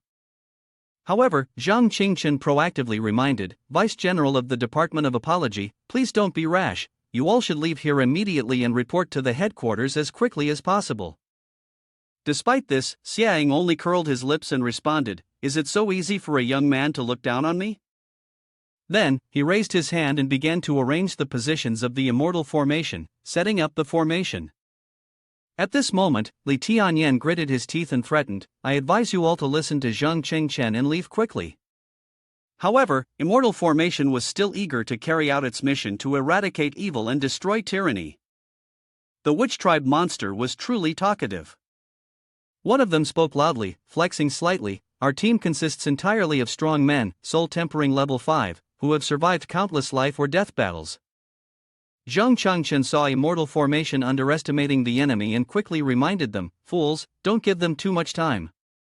Tianyan, enraged, snapped his fingers. Like the effect of Thanos, the heads of several elite members immediately exploded, blood splattering from the sides. In an instant, Li Tianyan easily took down a few of them. He called out in shock, "Third Elder, Fifth Elder." However, Zhang Chengchen blocked his way with a cold expression. Then Zhang Chengchen sternly reminded him, telling his subordinates to flee immediately. "Can't you understand? Never seen a team so stubborn, like thinking a blade of grass on the roadside is a flower." Witnessing his brothers' heads explode in an instant, Immortal Formation shouted loudly, "Third Elder, Fifth Elder, you guys."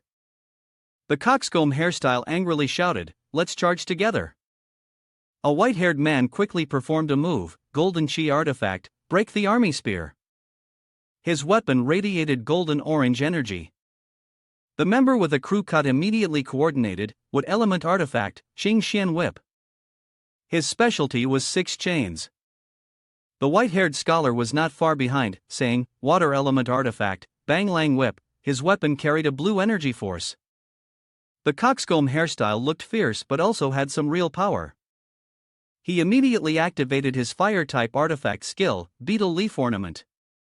Finally, the silver-haired member raised his spear and loudly called out, Earth Element Artifact, Tuanai Banner. At the same time, 5 energy sources representing metal, wood, water, fire, and earth all rushed toward Li Tian Yen. At that moment, he became furious and tensed his body, the dark energy quickly spreading out from him. Li Tian Yen shouted in anger, Damn it, stop causing trouble. Below, Ning was extremely surprised upon witnessing this scene, unable to stop himself from exclaiming. The Black Thunderbolt, Cheng Yuan, also widened his eyes in amazement. Inside this thunder was the mixed innate power of the witch tribe, pushing the power of the cursed blood to its extreme. Lee Tian Yen's talent was truly formidable. At the same time, Lee Tian Yen's strike quickly headed towards the coxcomb hairstyle. Before he could even react, he was pummeled. The other members of the immortal formation were also in a similar situation. In the blink of an eye, Lee Tian Yen had already gained control over the entire elite group. Witnessing his comrades sacrifice themselves, Xiaoying was shaken to the core. Zhang Chengchen calmly stopped him and said, "After the thunder technique merges with the witch tribe's spatial power, use all your magical energy to shift and redirect the Dao body." However, driven by the fury of losing his brothers, Xiaoying shoved Zhang Chengchen aside and yelled, "Get out of the way, don't stop me." At that moment, a man with orange hair rushed forward aggressively. "Kill him, we must kill the monster. If not, all our brothers who died will be in vain." Lee Tian Yen sneered faintly, thinking to himself that if he was charging headfirst into his own demise, so be it. Then, he began to gather his energy for another dark strike. At the same time, Xiaoying, burning with rage, stepped forward to engage in battle. His body was muscular and powerful, with a layer of honeycomb-like armor similar to Lee Tian Yen's. Xiaoying shouted, "This is a high-grade spiritual armor, a peerless magical treasure with the same defensive level as the ancestral protective armor of the Li family." He then attempted to use the fake note demonic blood thunder. Before he could finish his sentence, a strike pierced through his high-grade armor. Fortunately, Zhang Chengchen quickly kicked Xiaoying's beak aside, causing him to spit out a mouthful of saliva. Zhang Chengchen let out a sigh of relief. He had caught up. Thanks to his kick, Xiaoying was now in a state of disarray, his teeth and lips all mixed up. Afterward, Zhang Chengchen landed lightly, looking incredibly cool. "Why can't you accept it?" "How could I? I've lost, and not even a single strike from him." Cheng Yuan spoke up from the side. "Xing Chen has already stopped you before. In front of the witch tribe, cultivators are nothing but frauds." Then, she gently reminded him, hoping the weight on his left shoulder would help him remember this. At that moment, Xiaoying finally realized the problem. He screamed in agony, my hand is gone." Hearing his piercing scream, Jiang Dudu coldly said, "Stop screaming, remember, you owe this brat a life." At the same time, Zhang Qingchen exhaled a long sigh. He still had one big hurdle to overcome. Lee Tian Yen glared fiercely, "What's wrong? Do you think you can stop the invincible crimson blood force with your mere mortal body?" Zhang Qingchen replied coldly, "Do you know? Are you so ignorant? Truly pathetic." Hearing his mockery, Lee Tian Yen began to gather dark energy. Enraged, he shouted loudly, still daring to utter such arrogant words. Then, Lee Tian Yen roared as he charged straight at his sworn enemy. The obstacles were cleared, now they could continue. His strike carried an incredibly powerful force. Jiang Dudu nervously warned, "Zhang Chengchen, be careful." Xiaoying, despite his left arm being gone, still managed to interject, with just the power within his body, he could even match the full strength of the four Grand Masters. At the same time, Zhang Chengchen activated his trump card, and his highlighted hair instantly turned white. Every movement of Zhang Chengchen emitted a warm, golden energy that easily blocked his opponent's attack. Witnessing this, he could only gape in astonishment, his nose and sweat mixed together, dripping everywhere, looking incredibly messy. Beside him, Cheng Yuan smiled in satisfaction. "Has it finally appeared?" The human race's inherited power. At this moment, Zhang Chengchen, stepping confidently, spoke. "You gave up the dignity of humanity, desperately seeking the witch tribe's power, just because everyone in this world thinks that the human bloodline is inferior, forever unable to compare with the immortal race, the witch tribe, and those high-level races." Then, he continued, his expression growing serious. "Little do you know, the human race, which gave birth to me, has always been known as the soul of all living beings, dating back to the era of primal chaos. And the inherited powers of the human emperors from various eras were even compared to the ancestor shamans, not a bit weaker even after Pangu's refinement. Li Tian Yen regarded these words as nothing more than the wind blowing past his ears. He sneered arrogantly, thinking nothing of what Zhang Chengchen had just said. The 3 emperors and 5 sovereigns have long ascended to the heavens.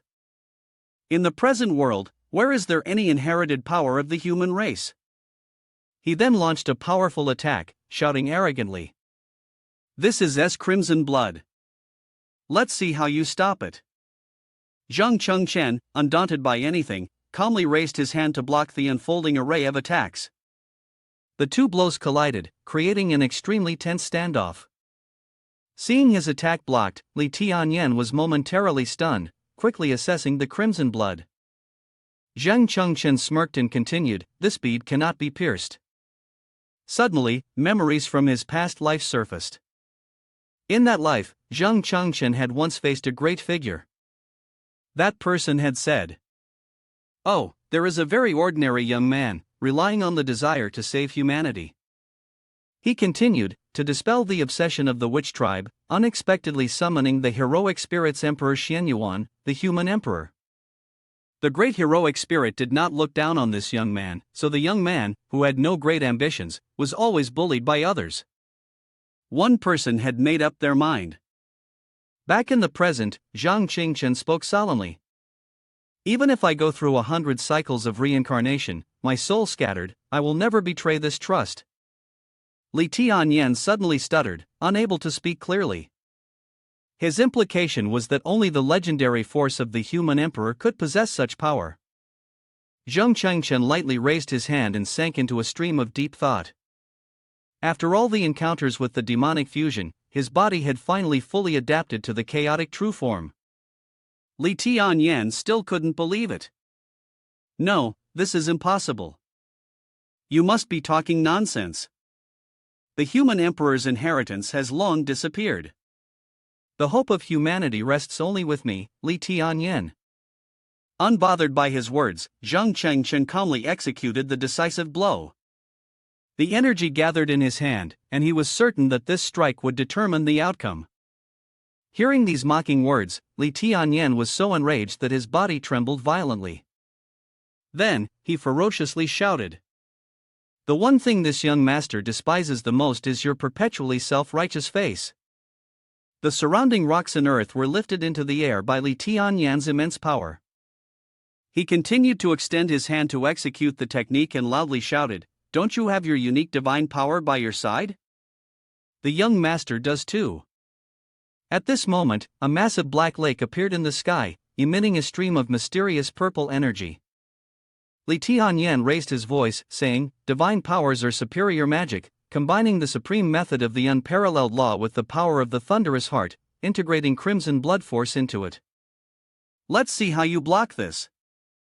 Seeing the tense situation, Chen Ning anxiously ran forward. Qing Chen and Jiang Dudu immediately stopped her, saying, "Don't interfere, this isn't a level you can get involved with." Chen Ning spoke out in protest, but seeing her face drained of color, Jiang Dudu comforted her, saying, "Look at the technique in Zhang Qing Chen's hands." At the same time, Zhang Chengchen, full of determination, shouted, "Soul technique, Jin Yuanzi." Following his words, a green array immediately appeared. It was the He Luo True Essence Pavilion. Zhang Chengchen closed his eyes and activated the technique, Supreme Yang Force of Taiji, Kantiing Sword, Taiji in Scripture, Demon Slayer Sword, with the forces of metal, wood, water, fire, and earth surrounding him. At this moment, Li Tian Yen roared fiercely, "Finish it!" Zhang Chengchen, unafraid of anyone, immediately completed the remaining part. The harmony of yin and yang, dual swords united. As soon as he finished speaking, a thunderous explosion rang out, followed by powerful sparks of electricity. Zhang Chengchen loudly unleashed his inner strength. Ha ha! The energy quickly condensed into a towering pillar, and the surrounding earth and rocks began to rise violently. In the blink of an eye, Li Tian Yen was surrounded. Before he could even gather himself, he was struck by Zhang Qingchen's relentless attack, only able to gape and howl like a wild animal. After a moment, his body fell freely to the ground, wounds scattered all over, blood splattering everywhere like rain, before crashing down with a deafening thud. Once the deed was done, Zhang Chengchen let out a long, heavy sigh. Witnessing the scene before her, Jiang Dudu's eyes widened in astonishment. Is this the kind of terrifying power? Chen Ning also felt a sense of relief. Xing Chen, you've won. Chang Yuan crossed his arms proudly, simultaneously combining the powers of Jin Yuanzi and Zhang Sanfeng. Even Hong Yun, the Grand Elder, couldn't perfectly control soul power. Yet this brat used it so effortlessly, leaving the gang members behind him utterly bewildered. Young master has lost, it's over. We're completely finished. Lee Tian Yen now lay sprawled on the ground, his body returned to its original form, but covered in blood. He opened his eyes to assess the situation. Zhang Qingchen casually placed 2 daggers right in front of his body and spoke. You've lost. Life and death immortal decision, the loser dies. Lee Tian Yen, still stubborn, replied. I've lost, but that doesn't mean I was wrong. Zhang Chengchen sighed in resignation. The standard of right and wrong is too important now. We can't even judge it properly. At this point, Lee Tian Yen, frustrated, shouted. If it weren't for you, young master would have become part of the witch tribe by now. Jiang Dudu then stepped forward, mocking. You've lost. Stop making excuses. Lee Tian Yen couldn't accept the truth. He slammed his fist into the ground and muttered.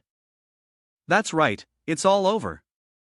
With tears welling up in his eyes, Lee Tian Yen helplessly continued, but it was clear that only one step remained, just one last step. He then bowed down in frustration. The young master couldn't accept it. Seeing this, Zhang Chengchen responded, no, it's not over yet. Hearing this, both Lee Tian Yen and Jiang Dudu were taken aback. Then Zhang Chengchen continued, I told you, from the moment you started the plan, it was destined to fail. Zhang Chengchen bluntly pointed out that Lee Tian Yen had always considered him a fool. Lee Tian Yen widened his eyes, looking puzzled, as if he didn't understand what was meant. At that moment, a series of figures suddenly darted towards them, landing firmly on the ground. Lee Tian Yuan put his hands in his pockets and said sternly, Tian Yen, I am very disappointed in you. A bastard like your mother betrayed the witch tribe's ancient high-level gods. Jiang Dudu was shocked to recognize Lee Tian Yuan, and all the elites of the Li family had arrived as well. Chang Yuan also added, with a combat power of 1500, Lee Tian Yuan is a strong man at the nascent soul transformation stage. Chen Ning anxiously stepped forward. Is this the true power of the number 1 family in Tianxian? They have more than 10 soul tempering masters at the 9th rank alone. At this point, Lee Tian Yen, stunned, asked, Father, how could you? How could you be here? Zhang Chengchen, who had already anticipated this, asked his foolish friend in disbelief if he still didn't understand. Then, Zhang Chengchen quietly said, Li Tian Yuan had already seen through your plan, and he didn't expose it, he was simply using you to find the Xian Yuan sword's contract. Li Tian Yen trembled as he looked at his hands, unable to accept the truth. So, from the moment I started, I was just a fool, huh? At that moment, Li Tian Yuan casually stepped forward and asked, So, you figured out my plan to use Tian Yen? Why are you still daring to fight him? Zhang Chengchen smiled faintly and replied, What if I was actually planning to lead you here and capture you all at once? As he spoke, he took out a mysterious green medicinal vial. Li Tian Yuan, unfazed by such trivial tricks, darkened his face, sneering with a vicious glare, Do you think you can intimidate me with this? Chang Yuan shouted anxiously, Be careful. However, the vial in Zhang Qingchen's hand shattered into countless tiny pieces in the blink of an eye. With a stern voice, he asked, Is this the mental attack unique to the nascent soul transformation stage, awakened by the primordial spirit? At that moment, Li Tian Yuan's fury exploded, and his sinister laugh, along with his illusionary form, overwhelmed everyone. Li Tian Yen was immensely proud of his power. Chang Yuan, his face pale, said, After the nascent soul transformation awakens the primordial spirit, one gains the ability to comprehend the laws of heaven and earth. The body will then reshape into a semi-immortal form, and from then on, the appearance will no longer be fake. Zhang Chengchen gritted his teeth and replied, I understand now. While there's only one step left between soul tempering stage 9 and nascent soul transformation, there's an insurmountable gap. If a nascent soul transformation cultivator with crimson blood disregards their life, they could easily slaughter hundreds of soul tempering stage 9 alone. Behind Chen and Yuan, Lee Tian Yen, along with Jiang Du and Chen Ning, were in great distress and agony. Damn it, my soul is completely suppressed. I can't even use my magic power. Li Tianyuan stopped and ordered, "The children halted here." He spread his arms wide. The blood of the Xian Yuan sword, the predetermined state of humanity, had already been set. It would return to the witch tribe, ancient martial great deity, the only path of survival for him. Chen Ning was silent, then hesitantly asked, "If I go with you, can you spare them?" Li Tianyuan sneered wickedly, "With the ancient command of the witch tribe chieftain, I will safely escort you to the witch tribe." The primal chaos killing intent, summoned and awakened personally by the chieftain, the life or death of these other insignificant fools means nothing. Chen Ning was frightened upon hearing this, but there was no other choice. She said, "Xing Chen, we can only rely on treatment now." But Zhang Changchen stepped forward and declared clearly that Chen Ning would not go with him to the witch tribe.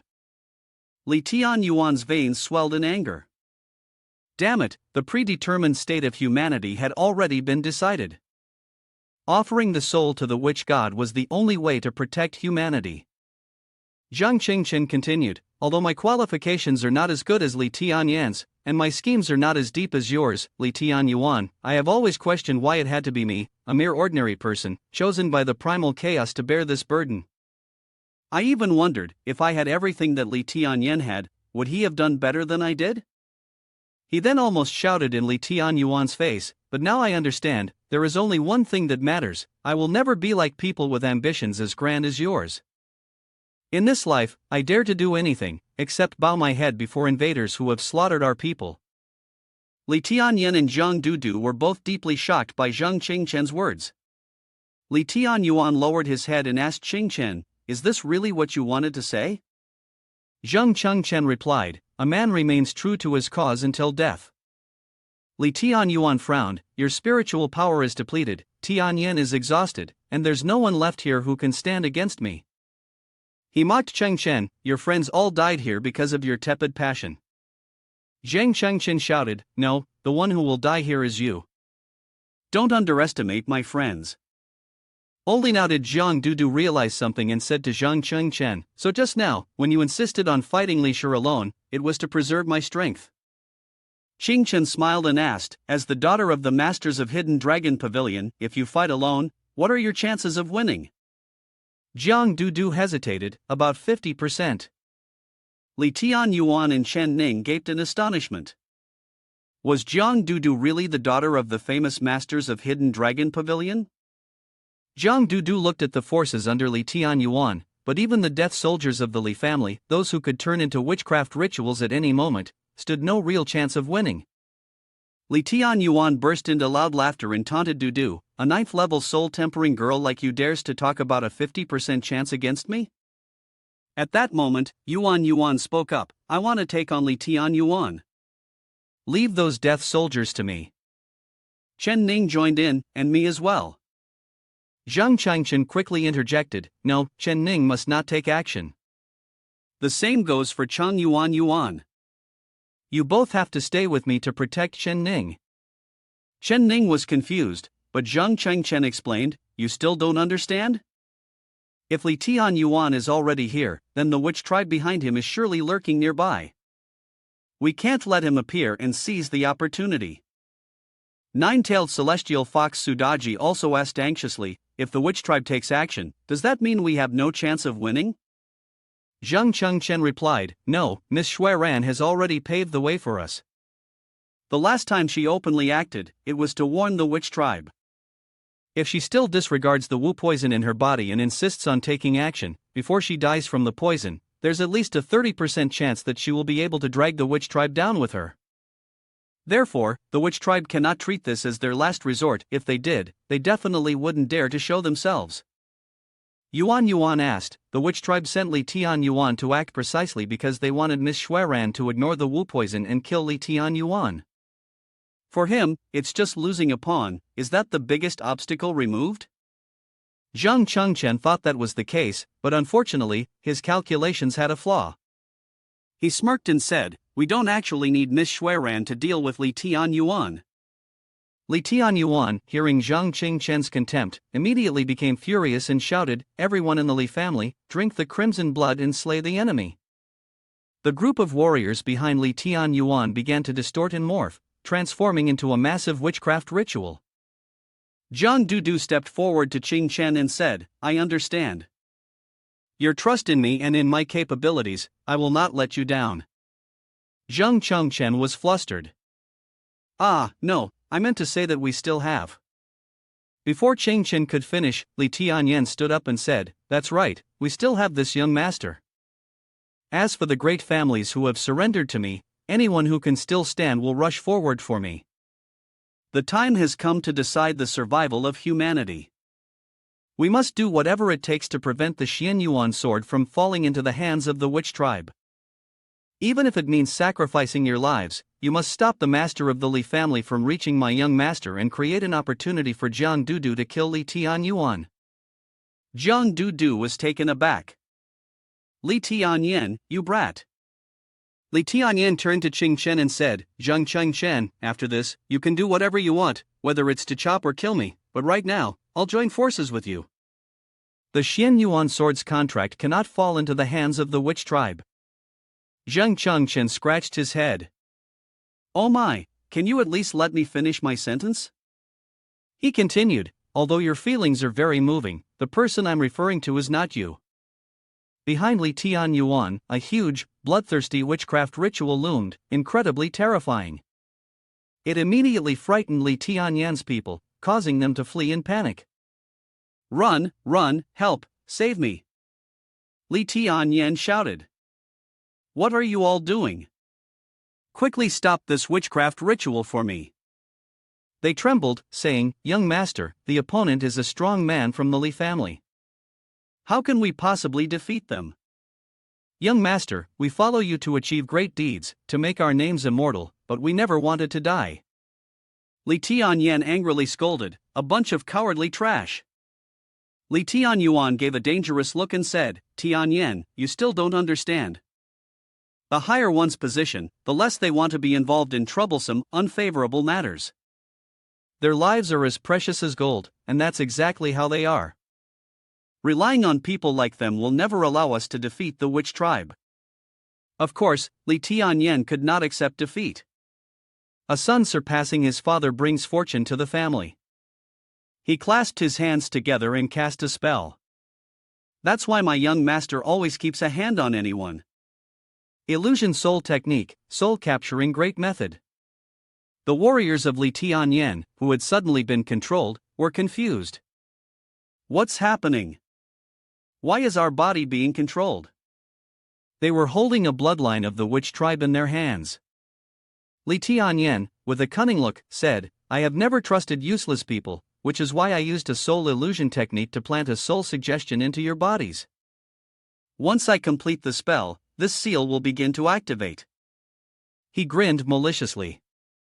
"The content of the soul suggestion is that those who drink the bloodline of the witch tribe I give will perish along with the Li family." The warriors who had been forced to drink the bloodline of the witch tribe gradually transformed into the witchcraft ritual. They held a deep grudge against Li Tianyen. "Li Tianyen, you are truly cruel. Even after we die, we won't forgive you, even if we become ghosts." Li Tianyen helplessly lowered his head and gave a faint smile. "You are just like us. You have long been prepared. After you die, you will descend into hell."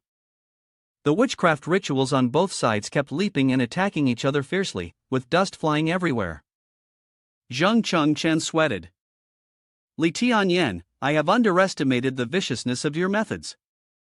Li Tianyen still smiled confidently. A group of useless people, even if they had undergone witchcraft ritualization, how long could they possibly stop the elites of the Li family? Li Tianyen shouted toward Du. "Jiang Dudu, why are you still standing there? Hurry up, before all of them are killed by Li Tianyuan. This is our last chance." Jiang Du, with her head lowered, slowly read, on the roof, there is thunder, the gentleman knows the benefits and dangers. When the sun rises, the details are clear, one does not sing of old songs. Li Tianyuan was surprised. This is in the Book of Changes. Zhang Chengchen looked at Jiang Du, then said, it is said that the Hidden Dragon Pavilion was founded by the immortal Zhou, the strongest figure who supported the human emperor era's establishment. Zhou compiled a book of changes for humanity, within which are concealed 9 forbidden arts, each of which possesses the power to destroy the heavens and obliterate the earth. The ancestor of Earth Immortal, Jin Yuanzi, asked, what exactly is Jiang Du hiding, making you think she could defeat the superpower Li Tianyuan? Zhang Chengchen explained, Master Zhou was an unparalleled genius in ancient human times. Back then, during the Qin dynasty, he sought out Hongyun Immortal Lord, who had reincarnated, to become his teacher. He learned the primordial true art, making him the only one after the 3 emperors and 5 sovereigns to awaken his chaotic true body. He did so to protect the human race's destiny, establishing the Hidden Dragon Pavilion as a legacy. Jin Yuanzi rubbed his chin in doubt and said, a disciple of Hongyun's junior sister, then she's considered my pupil as well. Zhang Chengchen continued, due to the strict conditions for practicing the primordial true art, the human emperor, son of heaven, could not cultivate it. Zhou, however, made a great vow for the world. From the 9 gates and 9 domains, he comprehended the 9 great divine laws embedded in the primordial true art, creating forbidden techniques and compiling them into the Book of Changes, passing it down to the descendants of the Hidden Dragon Pavilion. Jin Yuanzi, upon hearing this, teased Chen. How do you perform the 9 great divine laws? Are they just the 9 ping-pong balls behind your true body of chaos? Zhang Chengchen, irritated, cursed at him, you're the ping-pong ball. All your girlfriends are ping-pong balls, and Jiang Du is one of the heirs to the 9 great forbidden techniques. Jiang Du, still haughtily advancing, continuously recited from the Book of Changes, her posture resembling that of a thunderbolt. Thunder struck down from the sky in a deafening roar. A thunder dragon appeared from the heavens, rushing into Jiang Du's body, causing her to scream in agonizing pain. The 9-tailed celestial fox was astonished, as the thunder law drew from the power of the heavens and earth, causing the lightning chi technique to enter her body. This wasn't just magic, it was a divine power. Even Jin Yuanzi was frightened. What is the name of this forbidden technique? Zhang Chengchen, fully trusting Du, knew that only those with immense courage could dare to play with their own bodies like this. Only those who could endure the searing pain that burned the soul could perform it. Jiang Du's hair had turned a fiery golden orange, crackling with lightning. The 3 lower strikes, if not ritually converted to witchcraft, would quickly result in death. Dragon-marked thunder body. Li Tianyuan could no longer laugh, though he still spoke arrogantly. This old man Tang is a master of nascent soul transformation. No matter how strong your magic is, you cannot defeat him. Before he could finish his words, a punch flew directly at Li Tianyuan's face, sending him flying several meters away. Li Tianyuan scraped his hand on the ground to break after the punch, but before he could react further, Jiang Du, in a trance-like state, grabbed his head again, coldly asking, have I told you to stand up? Jiang Du pressed Li Tianyuan's head down, delivering a blow that forced him deep into the ground. Everyone there, except for Zhang Chengchen, was utterly stunned, unable to believe their own eyes. Ning stammered, Du has been hiding such a terrifying trump card all along? Yuan's eyes widened, is this really the ancient immortal sect with a renowned name, on par with the Hidden Dragon Pavilion, Kunlun, and Mount Shu? Is this the true master who controls the entire Donglong kingdom? Li Tianyen, who usually teased Jiang Du, was even more shocked. I always thought I was one step ahead of Jiang Du. Zhang Chengchen seized the moment to mock, didn't you just want to have a life and death duel with Jiang Du earlier? Go ahead, go. Li Tianyuan, having taken 2 punches, slowly got up from the pile of rubble. He roared loudly, his clothes tearing apart as his body began to grow larger.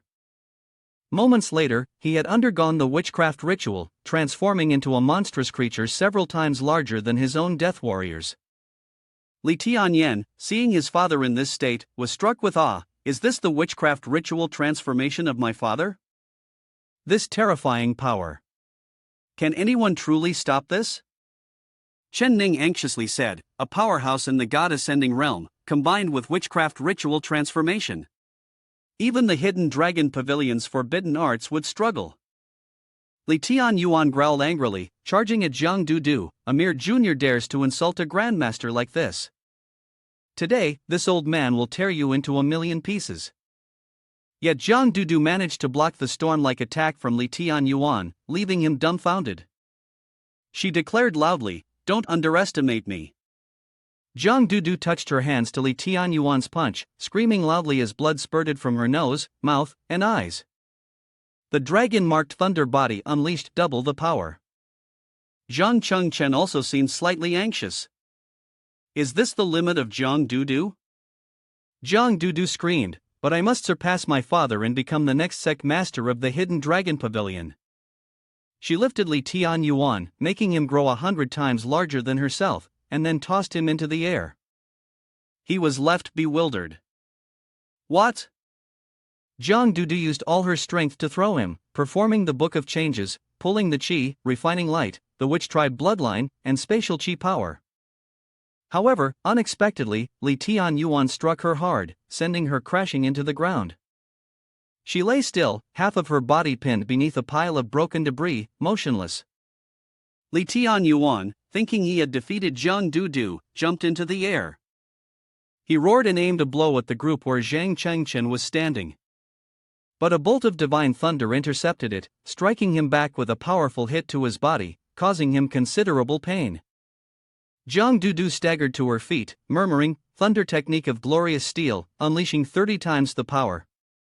Zhang Chengchen, standing below, reminded her, "You were too careless. The witch tribe's body is naturally capable of extremely rapid regeneration, and Vu Thursday H perfectly inherited this ability."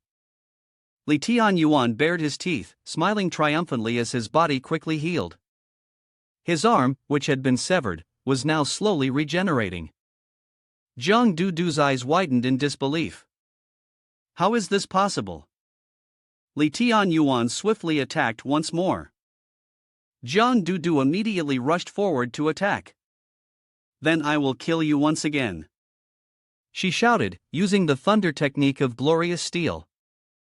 Zhang Dudu slashed horizontally at his body, causing it to split into two distinct parts. One half of his body was vanishing into the sky, while the other fell freely to the ground, leaving only two legs behind. Zhang Dudu, drenched in sweat, looked at the result, but somehow, the remaining half of his body stood up. It even moved agilely towards Zhang Dudu. In no time, his body had fully recovered. Zhang Dudu, bewildered, said, "Is the witch tribe truly immortal?"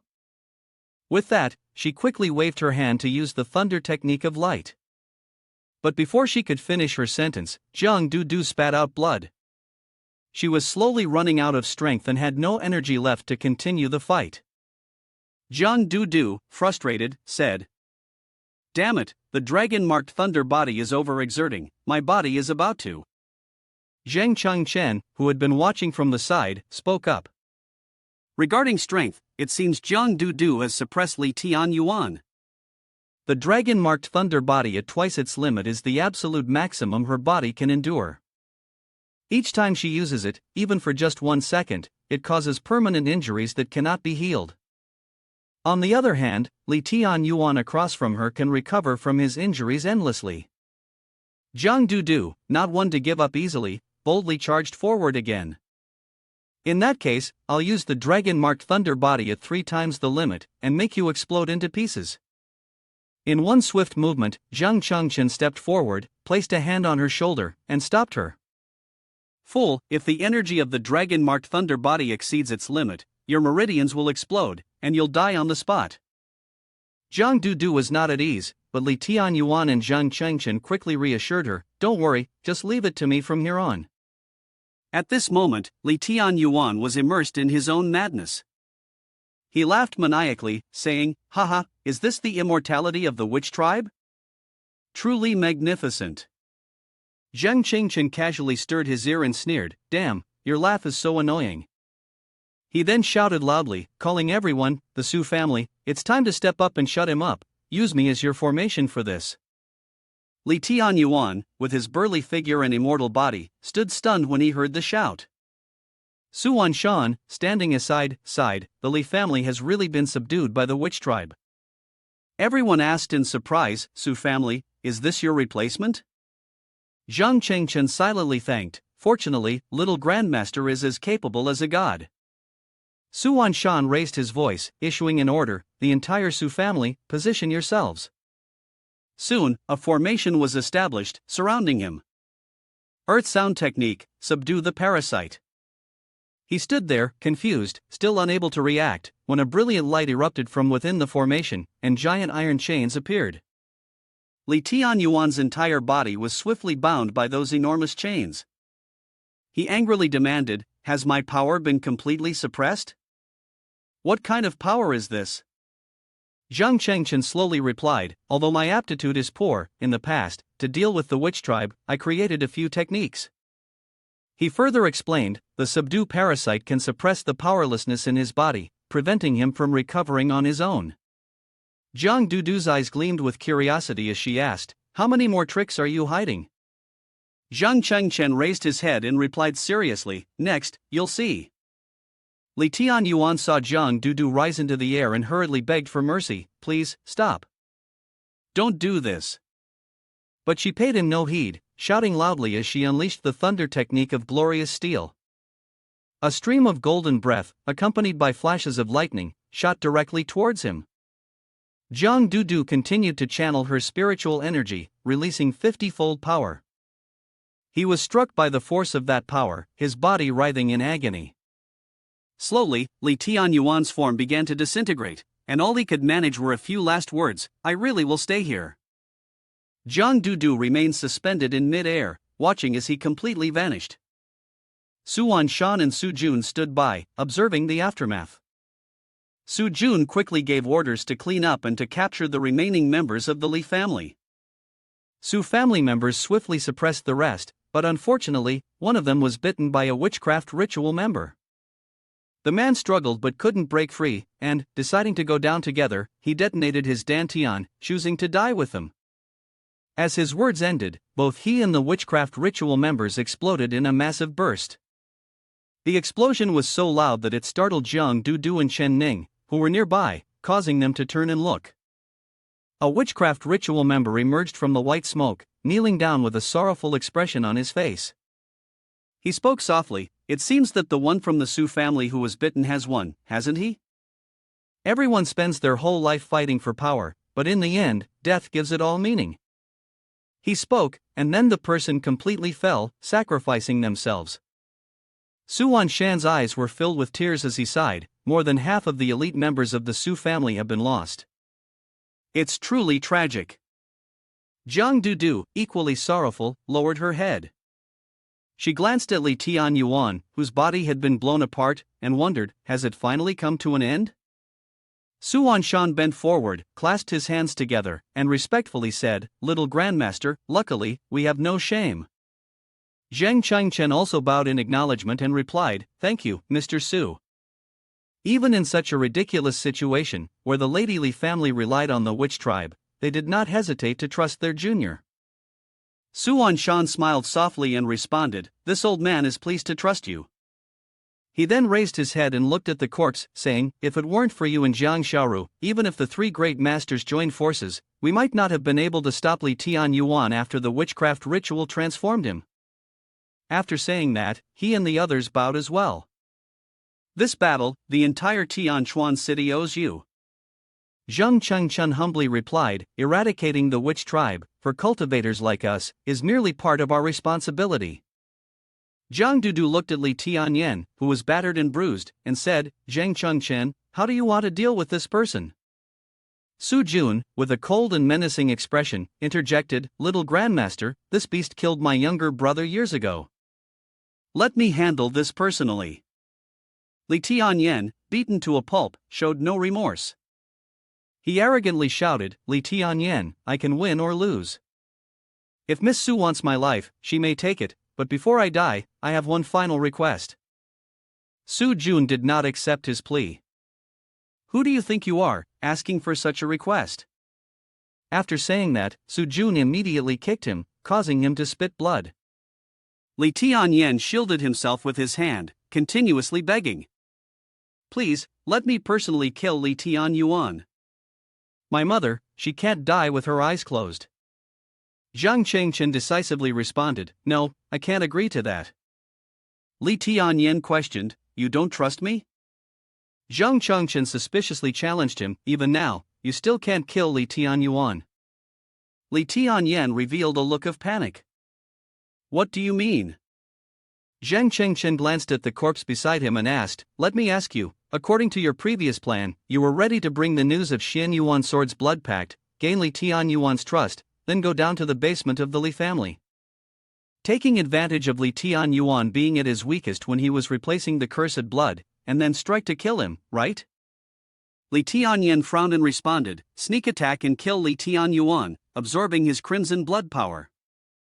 I could then step into the nascent soul transformation realm. He fantasized about his plan. By then, I would have enough power to escape the pursuit of the witch tribe. I'd bring Ning to the Holy Imperial place to beg for blessings. With the Holy Imperial's help, I'd obtain the true Xian Yuan sword and become the savior.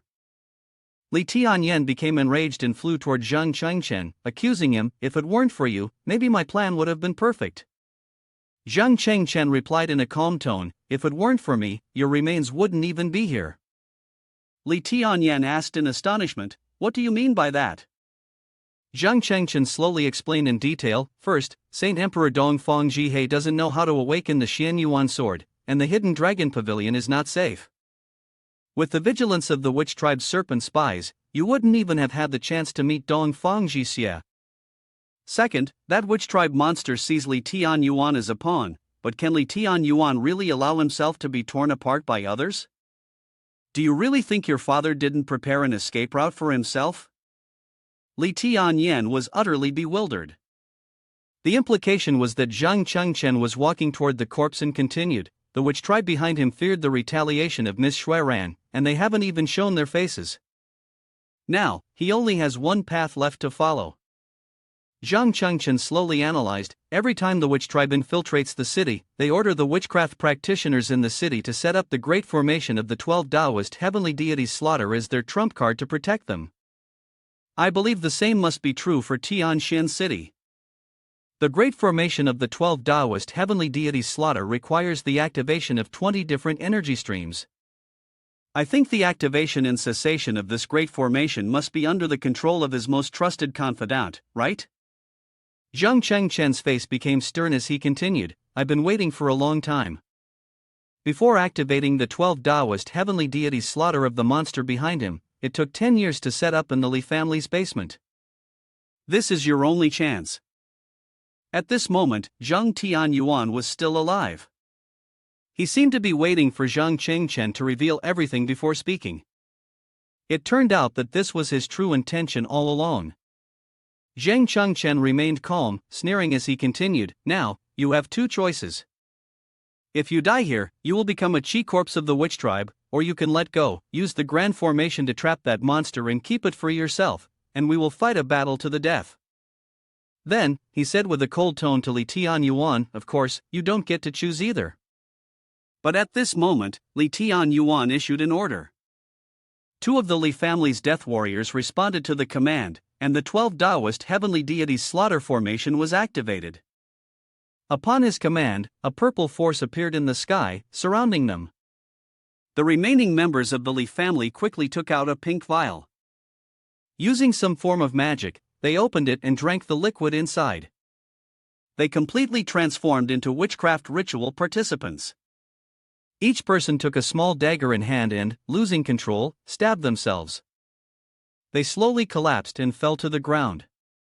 The 12 cultivators quickly initiated some kind of formation. Strange phenomena began to appear in the sky. Everything around them grew dark, and thunder rumbled. The people in the city saw the scene before them and couldn't help but panic. Look up at the sky. The frantic shouts echoed. Look up at the sky. The sky thundered, and dark clouds enveloped everything. The entire space felt like the end of the world. The frightened citizens screamed, "This is just like the day of the apocalypse. Run, hurry, run!" But these people could not run outside, as they immediately encountered a barrier. Someone had deployed the 12 Taoist heavenly deities' slaughter, creating a massive barrier surrounding the city. Suddenly, a blinding light shot down towards Li Tianyuan. The glowing chains binding him were quickly shattered. He is madly breaking the chains to stand up, and then his body completely breaks free before the eyes of Zheng Chengchen and his group. His form not only restored but was enhanced, with his muscles swelling up powerfully. Jiang Dudu, confused, said, "Li Tianyuan's strength is continuously increasing. The witch tribe is hiding such power." Suan Shan, witnessing this scene, couldn't help but exclaim, "Li Tianyuan now, no matter how the three grandmasters unite, they can't stop him. He has grown stronger." Li Tianyuan had now become enormous, even larger than before. Li Tianyen, seeing his father like this, was filled with fear. This kind of monster is impossible to defeat. Zheng Chengchen lowered his head and calmly said, "No, from this moment on, the witch tribe has lost its strongest trump card for obtaining the Xianyuan sword." He smirked and said, "I bet that the monster hiding behind them has already hurried off in a panic, hasn't it? That fool Li Tianyuan, how dare he activate the formation I reserved as the final trump card?" Zheng Chengchen continued to speak calmly. The great formation of the 12 Taoist heavenly deities' slaughter could at least triple the strength of the witch tribe. But now Li Tianyuan had used it. Does he think he can easily abandon the help of such a great formation now? The man in black replied angrily, "Damn it, Zheng Chengchen, you're really something. The plan is brilliant. If I don't make a move now, I'll be wasting the greatest opportunity." Zheng Chengchen calmly continued, "But if you act now, even if Miss Xueran has to sacrifice her life, she will not just stand by and do nothing." The man in black arrogantly asserted, "If it weren't for the existence of Xueran, I'd say with the 12-fold heavenly deity slaughter grand formation, I'd only have a 50% chance of victory at best. I'm gambling that Xueran won't have time to kill me, since she would have already died from the side effects of the Wu poison. If I lose this bet, the witch tribe will completely lose the Xianyuan sword." Zheng Chengchen, standing before Li Tianyuan, suddenly seemed so small, yet he continued to argue without fear, overpowering the bitter loneliness of all those years the man had endured. Perhaps he never had the courage to make a move himself and gamble against Li Tianyuan, did he?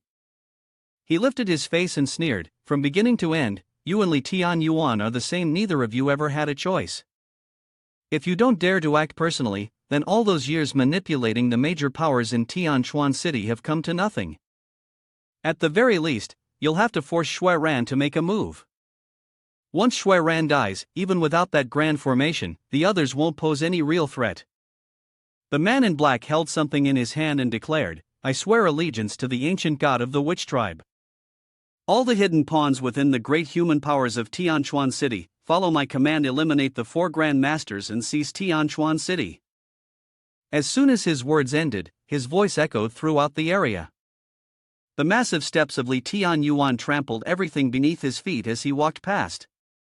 Li Tianyuan glanced down at the small group of people and smugly said, "Zheng Chengchen, don't tell me you want to see me activate that great formation? Now that the great formation is activated, let's see how you plan to break it." Zheng Chengchen remained standing confidently, his arms tightly clenched as he analyzed every detail. The great formation of the 12 Taoist heavenly deities' slaughter was one of the 3 major formations, unstoppable and unsolvable. This was likely just a crude copy of it. The only way to undo this great formation was to kill the person who had activated it. Zheng Chengchen confidently made a V-shaped gesture with his fingers on his face and continued, "If this formation were to be used on the body of that witch tribe monster, I would truly find it difficult." These words caused Li Tianyuan to be taken aback, and he angrily retorted, "What you're saying is that under this great formation, you could still kill me?" He shouted in fury, "I already gave you all a choice. If you had just handed over Chen Ning, you could have continued your lives in Tianchuan City until the day humanity perishes." As soon as he finished speaking, he immediately attacked the innocent civilians. but now, all of you must die. Zhang Chengchen stood there, scanning his surroundings, thinking to himself, no movement from the corpses? As expected. Just as he had predicted, this great formation had been activated by Li Tian Yuan, weaker than the one activated by the witch tribe themselves. It only possessed the most basic level of power and the ability to distort space. Compared to the formation used by the witch tribe to transform into the Vu during the border war, this was on an entirely different level, not even mentioning the other abilities. While thinking, Zhang Chengchen took something from his person. After the delay and the help from the previous medicinal elixir, the chaotic energy in his body, which had been depleted, had been restored. Additionally, after a period of accumulation, following the recent battle, the seven-rooted soul pillar had been completely filled. The more the soul pillar was consumed, the higher the summoning rate would be. The probability of simultaneously summoning the seven-rooted soul pillar was high, but the summoning direction was different from that of a regular summoning, requiring at least the time of an incense stick. At this moment, Shan stepped forward to shield Zhang Chengchen. He placed his hand before his mouth and shouted loudly, "The treasure of the Su family, refining the dragon's peak." Something resembling a beautiful house appeared above Li Tian Yuan's head. Large chains once again appeared, binding him tightly. Li Tian Yuan angrily cursed, "A foolish treasure like this, it simply cannot be." The nine-tailed celestial fox inside Cheng Yuan's body also began to use spiritual power. Her eyes turned green. A source of green energy quickly formed into the illusionary soul technique, the celestial fox soul absorption. The small building above Li Tian Yuan's head suddenly pressed down on him. The nine-tailed celestial fox shouted, "Jiang Du, now is the time, while I can still hinder his actions." But before she could finish, Jiang Du, unafraid of death, charged directly at him. "Bastard, don't be too arrogant." Jiang Du shouted once more, using the thunder technique, unleashing 100 times of lightning energy. The blinding golden energy surged directly toward him. But in just a moment, Li Tian Yuan shattered the chains and broke free. Zhang Chengchen, drenched in cold sweat, was stunned. At this level of skill, after escaping, he immediately launched a frenzied attack on Jiang Du. Li Tian Yuan stomped down hard, but fortunately, Jiang Du nimbly dodged the blow. Everyone stood off to the side, speechless as they watched him advance. At this level, as everyone stood in a daze, Zhang Chengchen made a decision. "Head of the Su family, we must retreat to deal with him. I need time to prepare a ritual." Shan hesitated. "This man will probably not give us the chance to retreat." Li Tian Yuan smirked triumphantly. "Want to run? It's too late now." Li Tian Yuan enjoyed watching the small prey fleeing beneath him. In the urgent moment, Zhang Chengchen spoke. "Ladies and gentlemen, I ask you to endure a bit of hardship. Next, please do not resist my magic." With that, he raised his hand towards everyone and shouted. Shared existence of the soul Jin Yuanzi, shrinking the world in a sleeve. Zhang Chengchen assumed a stance to channel his internal power, and with Jin Yuandao's technique, he shrank everything within a single inch. Li Tian Yuan clapped his hands, and a blinding flash of light appeared. It was uncertain if Zhang Chengchen's group had escaped, but fortunately, everyone had vanished in time. Li Tian Yuan quickly realized their intention and said, "Run? Now, the entire Tianquan city is locked down by me. Let's see where you can run to." The scene shifted to the Su family's courtyard, where Zhang Chengchen had used teleportation to transport everyone to safety. Shan asked in astonishment, "Bringing a living person into the 2D space, is there such a divine technique in this world?" Jiang Du frowned and said, "This is the divine power that Earth Immortal's ancestor Jin Yuanzi used to open the immortal realm and create the world. How could it be in the hands of an ordinary person like you?" Jin Yuanzi looked at Jiang Du with satisfaction and praised, "This girl is truly knowledgeable." At this moment, a pink beam of light flashed across the sky. Li Tian Yuan floated in the air, causing the innocent citizens to panic and scream, "That's the witch tribe, we're doomed." When the witch tribe attacks a city, none of the buildings remain with any survivors. Li Tianyuan threatened Zheng Chengchen, if Chen Ning doesn't appear within 1 incense time, I will bury the entire Tianchuan city along with all of you. Mr. Chen held Lady Chen in his arms, his face filled with panic, and asked, Is that monster from the witch tribe looking for Qing Chen and Chen Ning? Lady Chen, worried, asked, Will the two of them be alright? Du furrowed her brows in astonishment and said, A force of this level can't possibly be resisted. Chen Ning stood behind them, her face contemplative. She stepped forward and called for Cheng Chen. With a determined expression, Chen Ning said, The plan now can only be decided by me. Zhang Chengchen turned to look at her, then quickly turned back and responded, You stay here, don't go anywhere. Cheng Chen turned back, gripping Chen Ning's shoulder, and continued, You are the most important person to me, and also the contract holder of the Xian Yuan sword. The blood sword hidden in your body is humanity's last hope. Chen Ning silently stared into his eyes. Xing Chen thought to himself, There's still one final step left, I can change the fate of her past life. Shan stepped forward and said, No, we must summon the principal and the 2 masters from the headquarters. The 3 grandmasters working together, we still have a slight chance. Xing Chen immediately replied, I'm afraid they won't be able to make it here. Du asked in confusion, What do you mean? Li Tian Yen, standing behind her, gripped the wound on his hand tightly and said, You idiot, don't you get it? The witch tribe has never trusted humans. To seize the Xian Yuan sword, that monster has been planning for 30 years. Do you think his hopes are placed solely on me? Xing Chen looked at him and then replied, That's right. Ever since I learned that the Li family surrendered to the witch tribe, I've been certain that, aside from the Li family, even among the 4 Grand Masters, and within the major forces, there must be hidden pawns of that monster.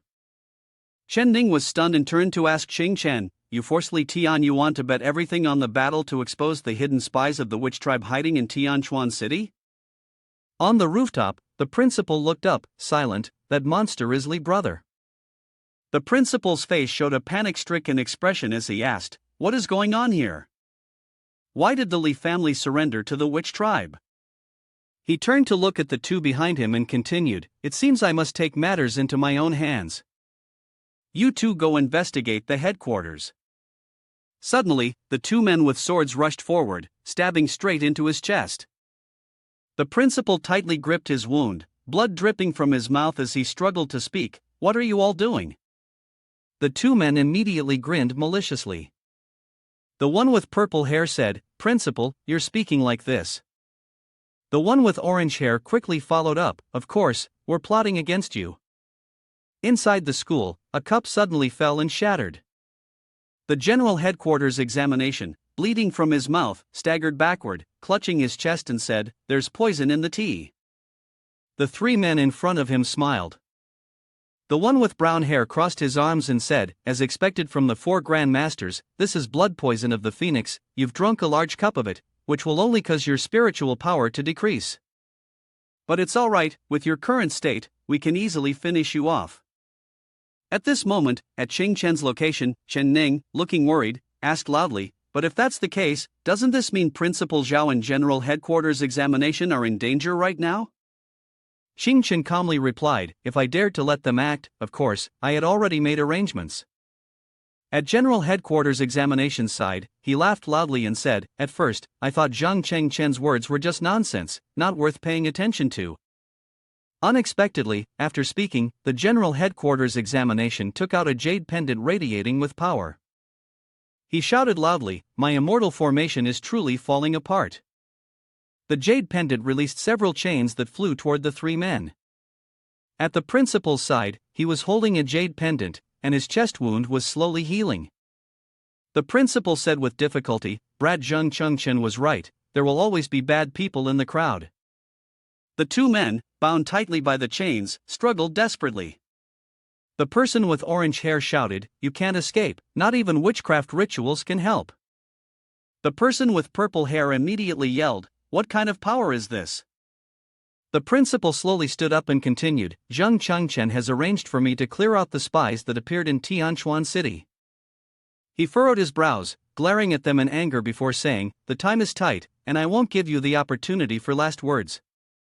Turning back, Xing Chen and Chang Yuan rushed over, and Shang Chen urgently said, "It's the soul split seal technique." Xing Chen looked at her and replied, "I left a soul fragment with the carved with binding insect seal on General Headquarters examination in Principal Zhou."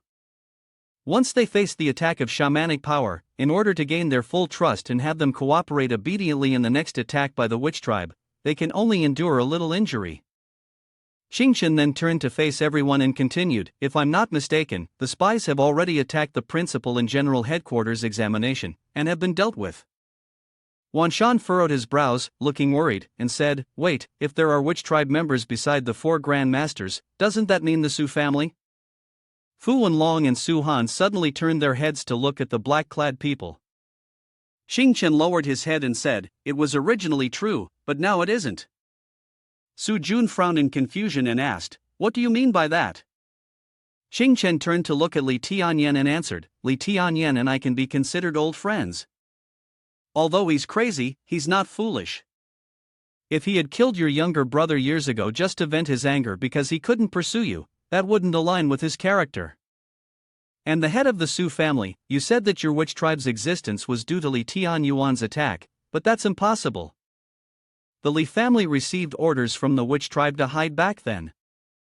If they were so careless as to reveal the existence of Crimson Blood, wouldn't they have just killed him to silence him? That would be incredibly stupid." Su Jun exclaimed in shock, "Are you saying that?"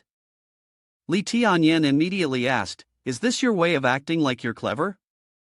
Xing Chen looked at him and replied, "I'm simply exposing the truth." Li Tianyen smiled and said, "That's right. The Li family does indeed have a witch tribe spy, and what's more, it's either the younger brother of the woman who will become the next family head in the future. That little brother of hers will slowly poison Su Wan Shan's body. One day, Su Wan Shan will die, and his only son will naturally inherit the position of family head. The Su family will fall completely under the control of the witch tribe." Xing Chen continued, "Perhaps Li Tianyen doesn't want to see the witch tribe simultaneously control 2 great families, yet he cannot openly stop them.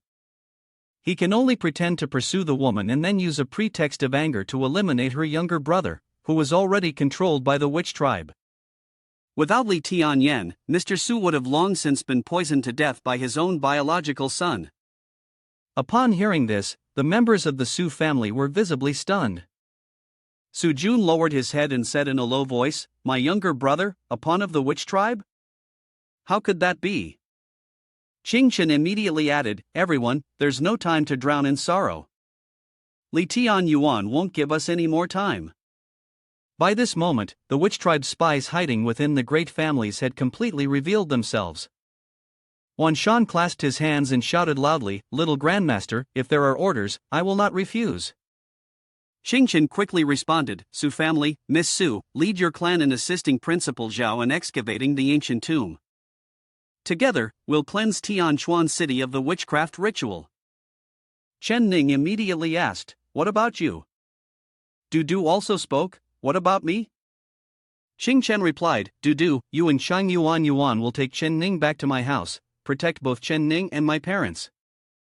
I've left behind a defensive formation in the house. Even if the witch tribe shows up in person, you two should be able to hold them off for a while." Du, confused, asked, "But Li Tian Yuan, aren't you planning to deal with him alone?" Xing Chen lowered his head and smiled as he spoke, "According to the witch tribe's plan, right now, Principal Zhao and the General Headquarters examination are going to be assassinated. The witch tribe's spies are causing chaos on the streets, the Su family is already in chaos, and the entire Tianchuan city won't be able to stop the massive formation that Li Tian Yuan has set up." Du, with a serious expression, said, "In the end, I won't be able to avoid making a move myself. After dealing with Li Tian Yuan, I will die for Wu Poison's sake. And that witch tribe monster will act without hesitation. It will kill me and take Ning." Xing Chen looked away and replied, "But in the end, he had revealed a small flaw. I've been preparing in secret to deal with the witch tribe until now. Dealing with Li Tian Yuan will be as easy as eliminating a dog." Su Jun then said, "Tianchuan City is in chaos. All we can do now is trust in the little Grandmaster's arrangement." Du furrowed her brows and said, "I hope you're not just bragging." I order you, in this battle, you must survive. Ning, with tears welling up in her eyes, continued, no matter what happens, you must always remember that I will forever wait for you at home. After speaking, she walked over and hugged Chen. A moment later, Chen turned his back to Lee Tian Yen and said, "You're already gone, I know you care about your dignity." He smiled and glanced at Lee Tian Yen, then continued, not wanting others to see his face twisted in a deathly grimace. Lee Tian Yen angrily shouted, "Why do you always assume that I died without closing my eyes?" After speaking, Lee Tian Yen leaned against the wall. He panted heavily and continued, "That day, you absorbed the crimson blood of Gao Wenxian, transforming it into your own power." I saw it. Chen furrowed his brows and asked, "What are you talking about?" Lee Tian Yen responded, "I truly couldn't understand. I fought to gain the witch tribe's power, to become the savior of humanity, disregarding all my dignity, and the murderer who killed my mother that night had already bowed down and became a pawn. Yet this power is something you can easily control." Chen looked at him and asked, "Do you want me to praise you for enduring humiliation and suffering? Or should I give you a reward?" Lee Tian Yen angrily shouted, "What does it matter? From the beginning, I've been like a joke, not ending your life. I can't accept this." After speaking, he unleashed the power from the palm of his hand and charged forward. Chen quickly summoned a sword. He raised his hand forward, and the sword flew up, piercing through Lee Tian Yan's body, causing blood to splatter. The black and white bear was immediately sliced in half and flew through the air. Chen stared at the bear in astonishment and said, "Do you remember the past?" A boy with orange hair, holding a stack of money, smiled and said, "The little money the young master received today, I'll spare you." After saying this, the orange-haired boy and the one in the green shirt turned and walked away. The fat boy slapped Lee Tian Yan's cheek and laughed, asking, "If you don't have money again tomorrow, do you know what the consequences will be?" Wounded, Chen sat on the ground, wiping away his tears. He then took the black and white bear and smiled, saying, "Thank you, you're my first friend. This is the birthday gift my sister gave me. I'm giving the black and white bear to you. It's the toy I like the most." Lee Tian Yen, holding the bear in confusion, asked, "Are we friends?" After saying this, he fell silent, deep in thought. Lee Tian Yen turned around and said, "Your stuff, the young master doesn't lack, give it back to its original owner." With that, he tossed the bear aside. Chen stared blankly at the bear being thrown away, returning to reality. The bear symbolized the separation between the two of them. Lee Tian Yen pressed a seal, and the blood returned to his body. He said, "I am the perfect contract, crimson blood, purer than those useless things by 10 times, enough to help you break through to the 9th level of qi refining." Chen lowered his head and responded, draining the crimson blood, dying like a withered corpse. With his personality, would he rise from the coffin in such an ugly way? Lee Tian Yen angrily shouted, "What image do you think I have in your eyes?" He then sat down against the wall and continued, "Absorb my crimson blood, take this power." Lee Tian Yan's face turned pale, and with difficulty, he said, "Don't let me end up like my mother, hating the witch tribe for a lifetime, unable to do anything until death." He cried as he spoke, "This is my final wish." Chen raised his hand toward the floating streaks of blood and replied, "I agree with you, Li Tian Yuan will not survive today." After saying this, he absorbed all the blood that was floating in the air. Li Tian Yen gradually lost consciousness and, struggling, said, "Is this what it feels like when one is about to die? Tell me, what exactly happened to you all these years? This should be the last time we talk about the past." Chen responded, "There's nothing much, just that at some point I suddenly became aware that whether or not there is a reincarnation doesn't really matter." Li Tian Yen collapsed to the ground, remembering when Chen was a child and had said he understood the path he wanted to take. At some moment, when a thought suddenly awakened, Chen now said, "That is the most important thing about reincarnation." With that, he absorbed all the crimson blood, advancing to the 9th level of soul tempering, with a combat power score of 900. Chen approached, stroked Li Tianyan's forehead, and said, "Don't worry, I'll take care of the aftermath for you neatly." Chen walked away, and fire marks appeared under his feet. The fire trail stretched across the grassland. A yellow object appeared on Xing Chen's chest. He closed his eyes and read, "I and you are both reincarnated beings, if not, then." Xing Chen then shouted loudly, "Then once again, let me borrow your strength." The ground around him began to glow, and drawings emerged. He shouted loudly, "Hall of Heroic Spirits, summon!" Huge, colorful wooden stakes appeared. In front of Xing Chen, the light from the vast universe shone. The saint is the supreme holder of the heavenly Tao, the embodiment of the laws of heaven and earth, existing to maintain the order of the three realms.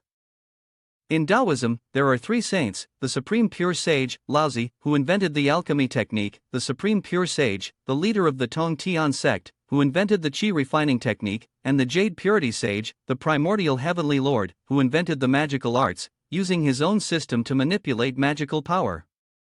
Since the beginning of the three realms, beings no longer rely solely on innate talent and instincts to wield magical powers.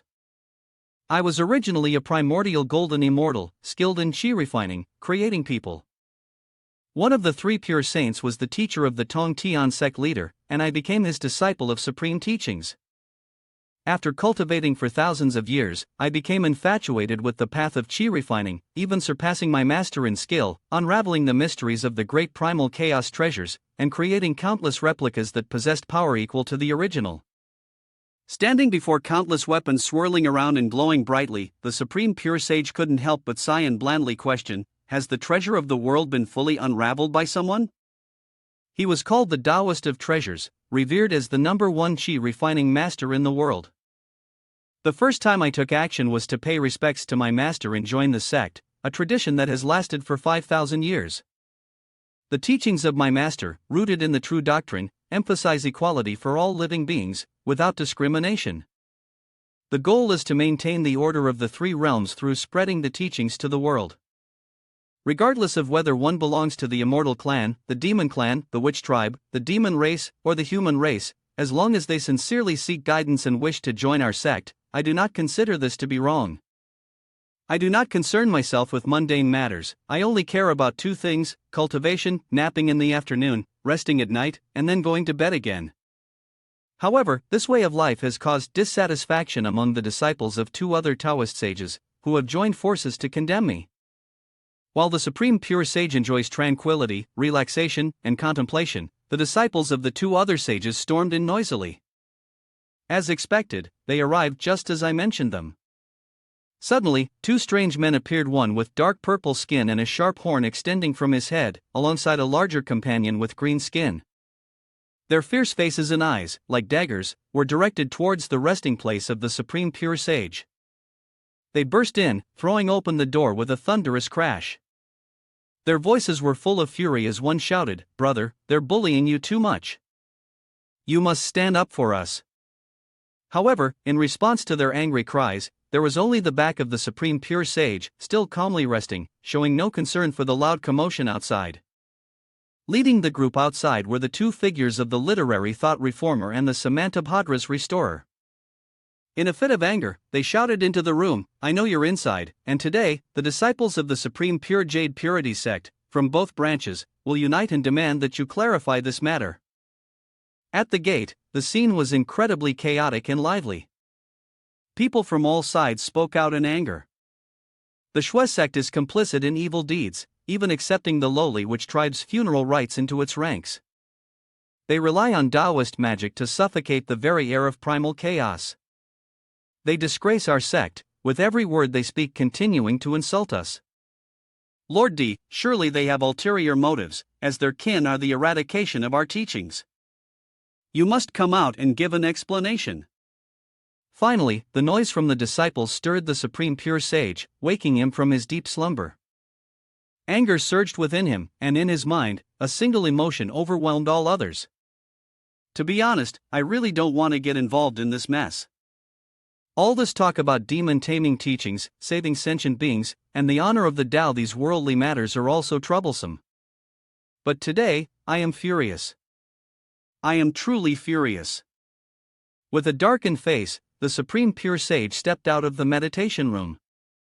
He pulled something from his robe, his eyes flashing with killing intent as he growled. Is this what has disturbed my sleep? That day, I used my own strength to defeat all the young generations of Taoists who had allied against me. After that battle, I became the strongest among the young generation of primal chaos. But because of this, I also sowed the seeds of disaster, leading to the destruction of the Taoist sect. 10,000 years later, humanity had dominated the lands, and the immortals and humans formed an alliance. During the Great War of the Commercial Dynasty, the Fengshan, and the struggles between King Zhou and Wu Yang, many disciples of the eradicated sect aided Emperor King Zhou. The Supreme Pure Jade Purity sect was tasked with washing away the shame of their defeat by me, silently aiding Wu Yang in her rebellion. War always brings death, and even immortals are not exempt from it. The concept of war gradually transformed into a blood-soaked massacre. What was initially a battle for human sovereignty eventually turned into an open slaughter between the path of the three pure ones. In the end, the three Taoist saints could not remain idle and took matters into their own hands. 2 holy figures and 12 Buddhist saints, led by the Buddha's ancestor Bodhi, lent their assistance. My master, relying on the power of the Supreme Saint, fought to hold back 4 of the saints. Naturally, he was defeated miserably, severing the teachings and destroying the cycle. Countless juniors, senior brothers, and junior sisters were killed or captured, leaving only me to fight until the very end. In the midst of the desolation, where the Buddha's ancestor was seated, the Supreme Elderly Lord suddenly spoke, "This brat is the enemy of the eradicated teachings, with remarkable talent. Today, I must personally kill him. It's truly hard to bear." The Buddha's ancestor calmly responded, "Buddha, I am compassionate. If he wishes to join the Buddhist path, I will offer him a chance to live." Hearing these words, he opened his eyes and gave a faint, bitter smile. Originally, I couldn't win, and surrendering would have been the wisest choice, but my courage was small. That day, facing 4 saints, it was the first time I made an impulsive decision. I couldn't bring myself to be a traitor, nor betray my master, who had sacrificed everything for me. I wanted to protect my master's dignity, I wanted to challenge the saints. In the midst of the battle in the Xianwei realm, the Supreme Pure Sage shouted, "I want to challenge this cloud, the representative existence of the heavenly great law." From the severely injured and unconscious young man's body lying on the ground, a drop of bright red liquid suddenly fell onto the hand of the Buddha's guide.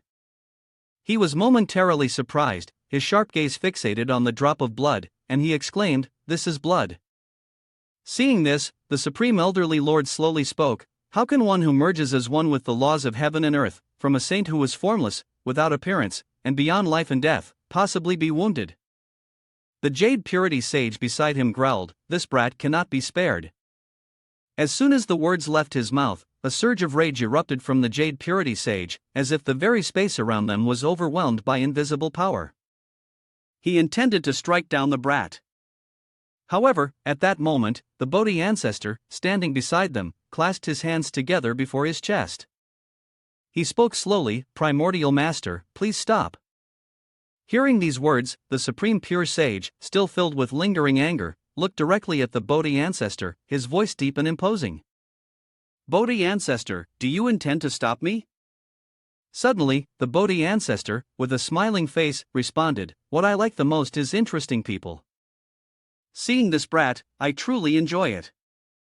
It's like when I once enjoyed learning the Tao from Brother Jin Yuanzi." After saying this, the Bodhi ancestor continued, his voice still calm but carrying an underlying profundity. "A plethora of treasures for a master to possess, perhaps you understand. Though I am a saint of the Buddhist sect, I have cultivated both Buddhist and Taoist paths to sainthood, which is why the distinction between the Buddhist and Taoist teachings is so blurred." Upon hearing his words, the Supreme Pure Sage continued to stare at the Bodhi ancestor, unable to hide his wariness, but mixed with a hint of curiosity. "What are you trying to say?" Bodhi ancestor paused for a moment, then replied, his eyes tightly shut as if he were sinking into a distant memory. "When your master became a saint, he sought to fulfill his grand wish, to save all sentient beings, including birds and beasts, humans and immortals alike. Now, the pure teachings have only one disciple left you. Can you bear to let your master's wish remain unfulfilled like this?" He continued, saying it all. But before he could finish, Bodhi ancestor smiled, folded his hands in front of his chest, and said, "If you do not betray your master's teachings, I can still spare your life, but I need to make a wager with you." As soon as Bodhi ancestor's words ended, Supreme Pure Sage suddenly felt his body sway, and unexpectedly collapsed. In his confusion, he blurted out, "What?" Bodhi ancestor raised his hands in excitement and stretched them wide. "Your master wanted to save all sentient beings, to spread his teachings across the world, relying on that to maintain order in the three realms, regardless of whether it was he or his disciple who spread those teachings, and without concern for whether it was the Tao or the Buddha. Today, I have sealed your memories, causing you to be reincarnated in the four directions earth altar. Born as the prince of the Kapilavastu kingdom, trained in the pure Buddhist teachings, and all you need to do is observe the state of sentient beings through your identity as a king's guard." He then pointed to the distance and continued, "As for whether you choose to ignore the suffering of sentient beings or follow in your master's footsteps, spreading his teachings across the world and saving all beings, that choice is yours. 100 years from now, I will return your memories to you. By then, if you still choose to rebuild the pure teachings, then I will have lost, and I will let you go." Hearing this, he asked again, "Are you saying that the decision to truly return my memories is entirely up to me?" Bodhi ancestor stood up, hands clasped, and explained gently, "If, in the course of your life dedicated to saving all beings, you come to understand your true purpose and choose to remain in the Buddhist path, then you can, by virtue of your status as the head of the Buddhist school, inherit the wishes of your master, personally comprehend all that is Western, and bring it back to the great Tang of the Eastern land, to rescue the suffering beings of the East." Jade Purity Sage, seemingly unable to fathom the implication behind Bodhi ancestor's words, furrowed his brow and exclaimed, "Bodhi, what are you trying to do? The East considers itself the place where the Taoist teachings are passed on. Are you suggesting that your Buddhism has ulterior motives?" Bodhi ancestor laughed heartily and replied, "I, a humble monk, only wish to prove that under heaven and earth, all beings are equal, and there is no distinction between Buddhism and Taoism." He then turned to look at Jade Purity Sage and the Supreme Elderly Lord. "I believe your disciples think the same." Suddenly, a disciple rushed forward, hands clasped respectfully as he reported, "True being of eternal light, I wish to dedicate myself to saving all beings, changing my name to Ancient Buddha of Eternal Light, abandoning my views as a member of the sect, and with Debao brother, reincarnate in the Western lands to establish a new Buddhist school." One by one, the other disciples respectfully reported, beginning with Taoist sage Manjushri, great being of Samantabhadra, who vowed to dedicate themselves to saving all beings, changing their names to Avalokiteshvara Bodhisattva, Manjushri Bodhisattva, Samantabhadra Bodhisattva, abandoning their views as members of the sect, and with Debao brother, reincarnate in the Western lands to establish a new Buddhist school. Seeing his disciples one by one wanting to abandon their sect, betraying him, Jade Purity Sage, deeply pained, sighed as he covered his face, well done, what a clever move to eradicate from the roots. I've managed to teach a group of disciples to be so virtuous." Looking at the scene before him, Bodhi ancestor pointed to the fate of Jade Purity Sage, primordial heavenly lord, and said, "Look at the immortals who died because of this battle. Do you still not understand? Because of your limited vision, the order of the three realms has completely collapsed." The Supreme Elderly Lord beside him saw this and respectfully bowed, speaking, "The saint only cares about the operation of the order of heaven and earth. As for the suffering of living beings, the pain and misery of the world, in our eyes, are nothing more than ants or clouds floating by." He then opened his palm, where the Supreme Pure Sage was hidden. He said, "Shaozi, go. Wait until you see the world in the future with your own eyes. After proving everything, make your decision. If it truly is as Tong Tian brother and Bodhi Jr. disciple say, if I too believe that maintaining the order of the three realms requires the help and salvation of the saint, then regardless of whether you choose the Buddhist or Taoist path, your master will support you." Hearing his master's words, the Supreme Pure Sage clasped his hands together, bowed his head earnestly, and said, "Disciple understands." At the threshold, the Supreme Elderly Lord used his spiritual power to send Debao Lord into reincarnation, and future generations would praise and celebrate the transformation of the story of Laozi's Hm Chuan into Buddha. "In this lifetime, I have lived wandering in the streets, hungry and unable to fill my stomach, experiencing enough of the world's pain." At that moment, a man walked up. Upon seeing the figure, he stammered and pleaded. "Ah, help me, I'm so hungry, I want to eat rice." The boy's trembling arm reached out in response to the plea, and the man patted his head. At this moment, he suddenly woke up to a great realization, finally understanding that he was not arrogant. I do not care about the order of the three realms, nor do I care about the balance of the heavenly Tao. I simply cannot endure anymore. Receiving food, he devoured it ravenously. Witnessing this, the other person advised him. Eat slowly, I wish to save these common folk. These people felt happiness even after having just one bite of rice. Returning to reality, he continued to sink into deep thought. In this life, from beginning to end, he had practiced to save the common folk of the world, spending 100 years to become the strongest of the Buddhist sects of his generation. 100 years later, as promised, Bodhi Grandmaster would return his memories and the Taoist cultivation. I fused the memories of 2 lifetimes and the Buddhist powers into one, achieving the cultivation of a saint, drawing closer to the infinite.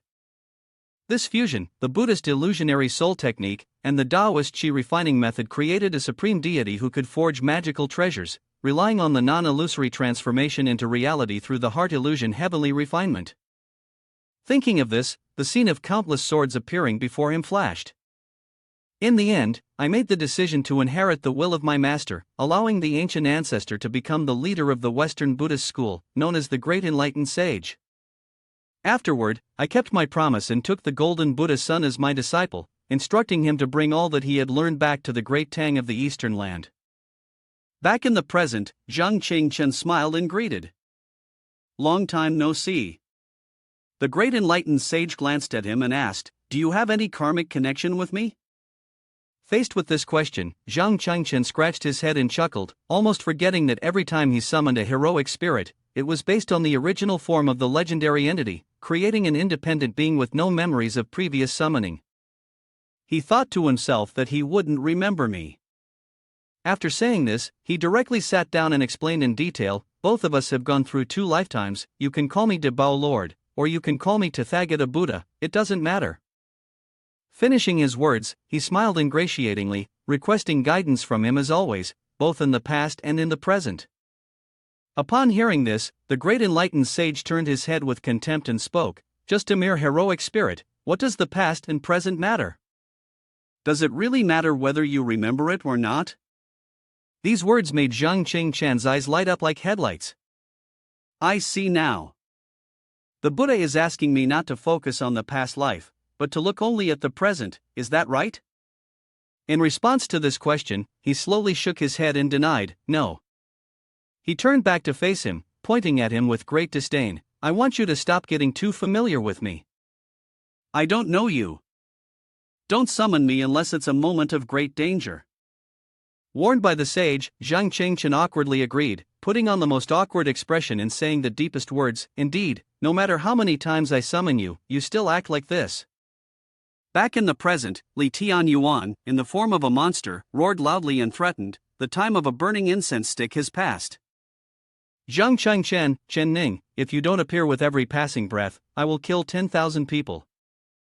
Afraid that no one would believe him, he declared, "Li Tian Yuan, I say what I can do." Standing below, the people who heard these words couldn't help but feel doubtful about life itself. Is Li Tian Yuan the head of the Li family? Even the 4 Grand Masters have surrendered to the witch tribe, and Tianchuan City is doomed. But who is this Zhang Qingchen he mentioned? The more they talked, the more they lost faith and hope in life. Is the witch tribe really Li Tian Yuan's doing? We're doomed, those are the 4 Grand Masters. How could Zhang Qingchen dare to show himself? It wasn't just them, Mr. Chen and Lady Chen were also beginning to feel a sense of fear. Ning Chen, will anything happen to him? At this question, Chen Ning clutched her chest, her voice firm, still trusting Chen. Though she outwardly comforted everyone, in a corner where no one could see, she tightly gripped the hem of her dress, an action that was noticed by Jiang Dudu. Jiang Dudu no longer cared about that, crossing her arms, a strange sense of unease stirred within her. "Zhang Chen, what are you doing? Why haven't you made a move yet?"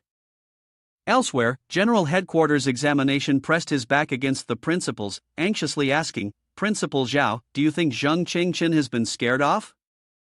Not stopping there, General Headquarters Examination continued to persuade, if he doesn't act now, Li Tianyuan will really start slaughtering recklessly. At this point, the principal remained optimistic, choosing only to trust that brat.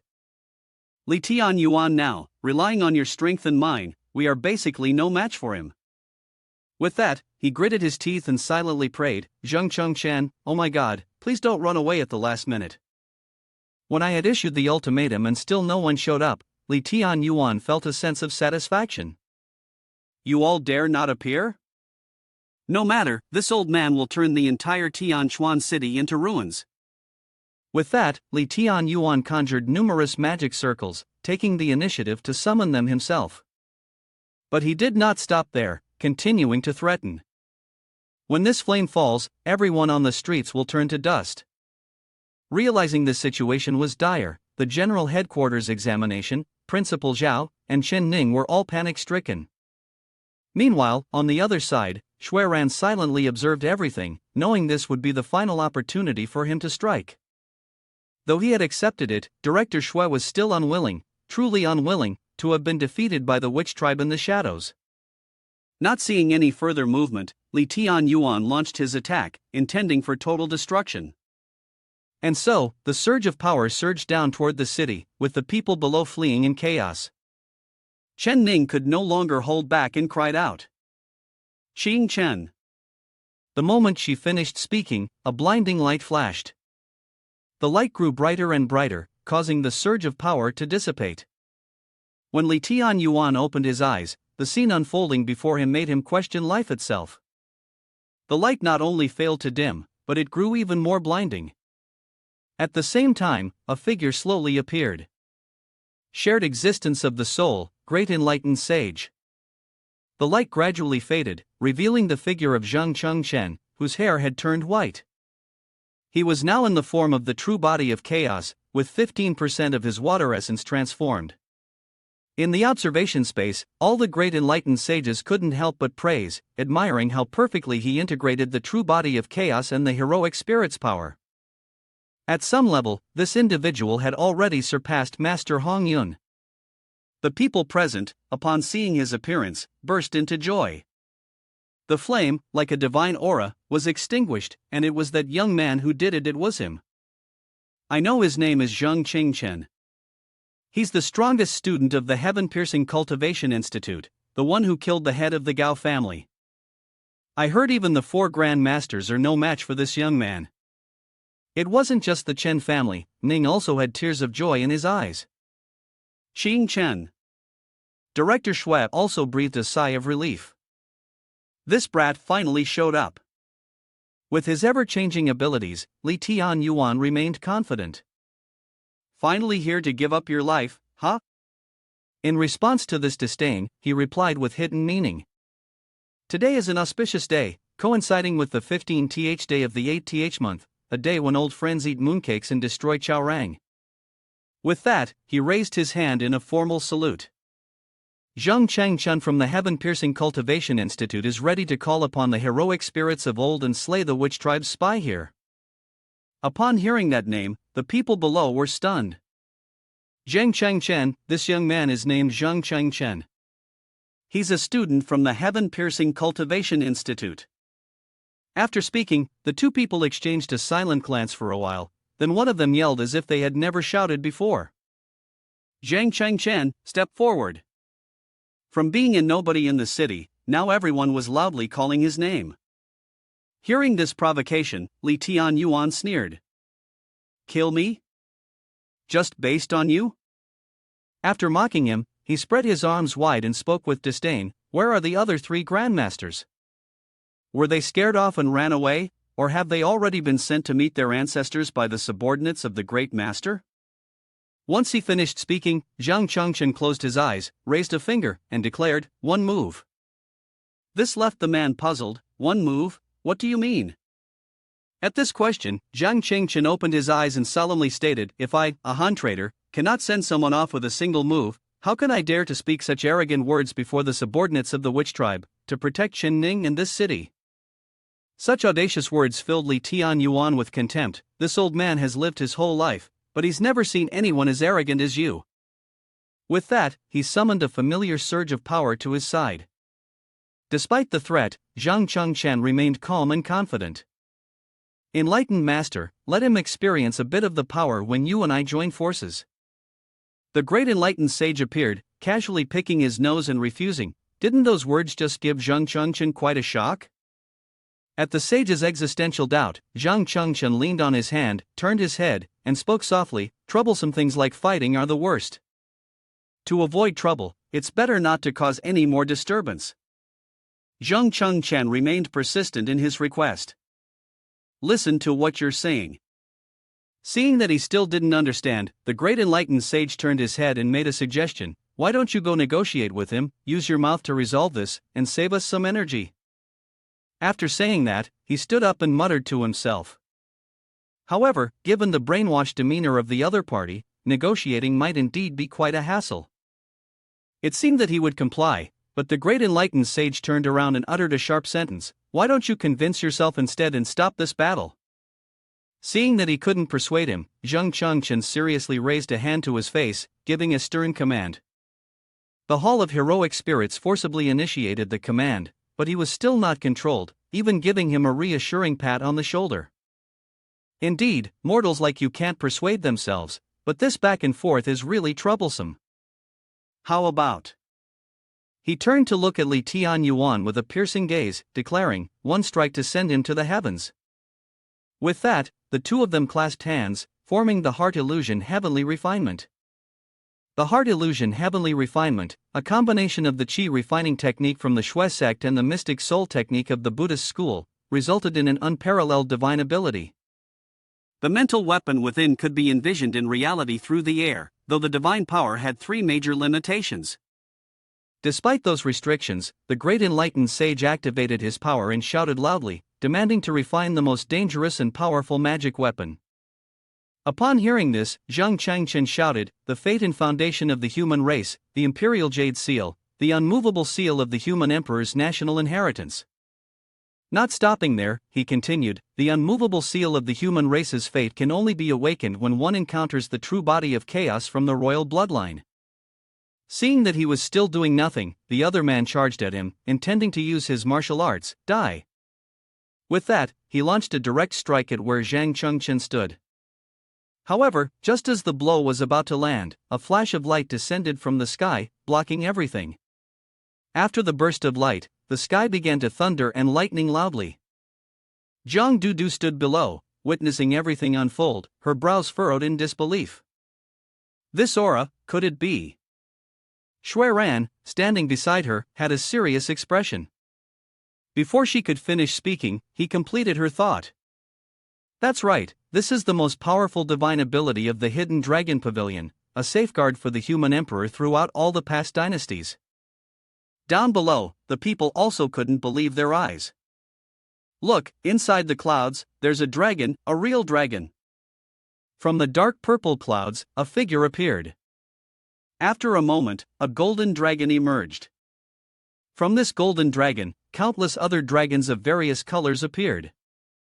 Zhang Chengchen also began rushing toward him. Without any movement, the 9 dragons descended, looking up at the 9 dragons soaring above. Zhang Dudu began to question life itself, realizing that the immobile seal was none other than the thunder deity's dragon, which had once bestowed upon her the dragon-marked thunder body. At this point, Director Shui also dropped his astonished expression and returned to his usual demeanor, clearly pretending, with the same heavenly laws and principles as the original texts. Not only was it hard for her to believe, but Li Tianyuan couldn't either. No matter how much more divine power he had, in front of the mighty bloodline of the witch tribe, everything was just an illusion. After speaking, his entire body was enveloped by a wave of mad purple energy. Charging upwards, he loudly declared, my shamanic fire can tear apart space and burn everything in this world. Li Tianyuan opened his mouth wide, madly charging toward him. He unleashed all his power to face the battle. Not backing down, the other person drew an enormous sword, eyes wide, and declared, Look here, this is the true power of humanity. Two blows collided fiercely, resulting in a huge explosion. In the sky, a massive energy sphere appeared. The power from this strike caused the people below to stagger, scattering in all directions. As for the headquarters of the mortal realm, it was protected by a barrier created by Principal Zhao. On the side of his family, Jiang Dudu also created a barrier to shield them. Ning, sheltered within the barrier, anxiously glanced at Chen. However, upon hearing that call, he returned the glance despite being enveloped by a swirl of black smoke. Supervisor Shui, standing below, watched him surrounded by the black smoke, unable to hide his doubts. Even though his bloodline had stabilized, the vast distance between the soul refining stage and nascent soul transformation still made it difficult to use magic artifacts as a substitute.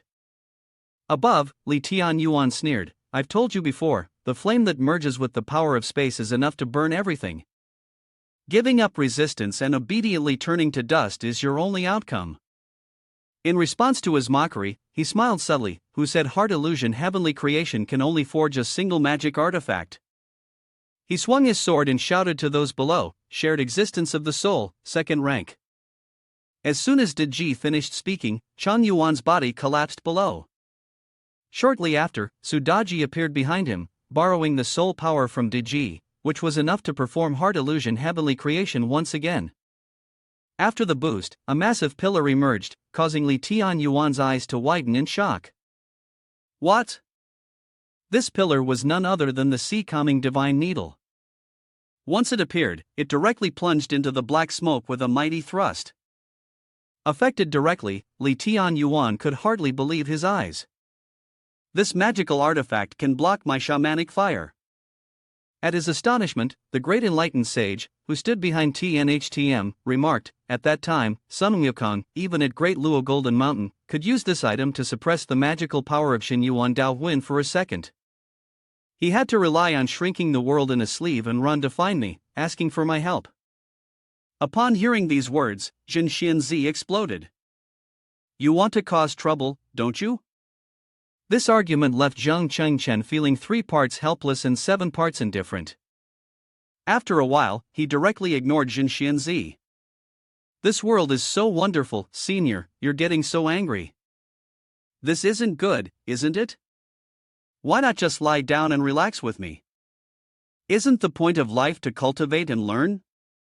Shouldn't we be studying the way of mental clarity?" Watching this scene, Jin Yuanzi fell silent. As they argued, the staff effortlessly pushed a massive white energy sphere toward the city, and it struck the ground in the heart of the city, causing the earth to break into countless pieces. This scene made Li Tianyuan question life itself. "I am a 4 Grand Master, I have perfect crimson blood. How can this be?" Seeing that he was about to strike again, his face grew serious and he turned, shouting for help. "Supreme Schemer, lend a hand. How laughable, you want me?" In the end, Jin Yuanzi put aside the argument, puffed his cheeks, and acquiesced. He raised his hand, and the others followed suit, shouting together. Not stopping there, he raised his hand in front of him, summoning an enormous magical circle that shrank down to a speck. Shrinking the world in a sleeve. Then, the magic circle pierced straight through Li Tianyuan's body. In front of Zhang Chengchen, a yin-yang and 5 elements Bagua circle appeared. After the man was split in half, Zhang Chengchen raised the sword in his hand high. Despite being split in 2, Li Tianyuan still couldn't believe his eyes. How could he lose to someone who had only been training for less than a month? That strike not only cleaved Li Tianyuan in 2 but also split the mountain and the forest behind him into 2 halves. Before he vanished completely, Li Tianyuan screamed as if he had never screamed before. On the other side of the church, a group of people in black cloaks were sitting in a circle, channeling energy into it. But after a while, the church began to explode into tiny pieces. After fully defeating Li Tianyuan, the sky, which had been a dark purple, gradually cleared, revealing a blue sky, white clouds, and golden sunlight. Looking at this sky, Ning, Lady Chen, and Mr. Chen were overjoyed, as if celebrating. "Dad, Mom, it seems like Chung Chen." On the other side, Director Shui still couldn't believe his eyes. He won, he actually won. Su Jun was so moved that tears fell from his eyes. We survived. The people around also began to question the meaning of life. Is this real? The witch tribe has been defeated by us. Suan Shan covered his face, his eyes filled with terror. This old man is not dreaming. A moment later, Suan Shan raised his hands to both sides and shouted with great joy. Li Tian Yuan is dead, all the witch tribe spies in Tianchuan City have been placed on the altar. The general headquarters examination now joyfully turned to speak to Principal Zhao, who was deep in thought behind him. The advanced immortal formation, the entire immortality cultivation of Tianchuan City, we have witnessed history with our own eyes. Upon saying this, he turned to the people and loudly declared, under the leadership of Zheng Chengchen, humanity has won against the witch tribe for the first time. Immediately following this affirmation, the people below began to cheer enthusiastically, Zheng Chengchen, hero Zheng Chengchen. Paying no attention to the cheers, Zheng Chengchen slowly descended to the ground. He walked toward Li Tian Yuan, who was fainting, speaking as he went, Li Tian Yuan, go to hell and regret it. Before he could reach his destination, the face of Chief Shui grew serious. This is not good, this breath. Before Zhang Chengchen could reach Li Tian Yuan, the space began to shatter. Then, from the air, a man in a black cloak appeared, glaring at him with eyes like bullets. We meet again, Zheng Chengchen. In the sky above the city, a figure was soaring as if it had never flown before. This figure was none other than Xueran, now so angry that veins were twitching on his forehead, determined to catch up. When Li Tian Yuan saw the man in the black cloak approaching, he recoiled in fear. Shaman God, I knew it, you won't abandon me. As he finished speaking, a purple shield surrounded Li Tian Yuan's body. Witnessing this scene, Zhang Chengchen panicked and shouted urgently, Fool, hurry and run, that technique is. But it was already too late, and Li Tian Yuan's entire body was enveloped by a surge of power. Right after that, inside the sphere, a light began to radiate. Observing the entire process unfold, Zhang Chengchen's eyes widened in terror. Swallowing the Li Tian Yuan's palm and the remaining heavenly deity slaughter formation inside his body? As the shield slowly faded away, he cautiously moved toward the cloaked figure, determined not to give him a chance to absorb this power. Before Zhang Chengchen could get close, the figure spoke first. Zhang Chengchen, I admit that you're different from the other ants. Even I have completely fallen into your trap. With those words, he raised two fingers to manipulate the power. After this motion, a large flame appeared, sweeping across the area and blocking Zhang Chengchen's view. Soon after, a familiar voice rang out. This time, the owner of the voice was none other than Director Shui. Her hair had now turned bright red, and her tone was serious. You can't escape now. Seeing her appear, the cloaked figure showed no surprise. The strongest fire mage of humankind, it seems you are quite confident, thinking you can kill me. Upon hearing this, she was not afraid at all. At least, before being swallowed by the void, I can ensure that you'll die with me. She was not planning to give up on the cloaked figure and made no further attempt to persuade him with words. Fool. This phrase made Director Shui angry. What do you mean by that? The cloaked figure did not hesitate to speak the truth. Killing me won't end everything. Not stopping there, he began to explain. 100 years ago, a certain great person, the leader of one of the two tribes, personally led countless consorts and gradually infiltrated the human settlements. Hold on a moment, the man in the cloak continued. Regarding the Xin Yuan sword contract, I already reported it to that lord long ago. Each and every word left Zhang Chengchen and Director Shui dumbfounded. Seeing their reactions, he raised his arms to both sides and declared, once I die, countless stronger witch tribe forces will follow and launch continuous assaults. Directly seizing Chen Ning. Hearing those words, Director Shui still stubbornly refused to believe it, countering with her last breath, speaking boastfully, you think I'd be scared? The 7 kingdoms are protected by the National Defense Formation, established by the kings of previous dynasties with their very lives. Even the witch tribe can't dream of setting foot on human territory. In contrast, Zhang Chengchen seemed far more perceptive. No, what he said could be true. If the leader of the witch tribe was hiding in Donglong Kingdom and giving orders to all witch tribe spies. It didn't stop there. His expression darkened as he uttered a name, chieftain of the Dejang tribe. If he defies fate. Hearing that, the man in the cloak was visibly startled. Such a small fry actually knew the sacred name of the chief of the 12 clans. Without answering his question, Zhang Chengchen sank into a stream of thoughts, processing information rapidly. The witch tribe of the Dejiang clan possessed extremely powerful spatial techniques. Relying on the spatial powers of that chieftain, it was indeed possible to bypass the Great Formation, even smuggling in a small number of pure-blood witch tribe practitioners. These words caused Director Shui to doubt everything she knew, and she couldn't help but murmur, then.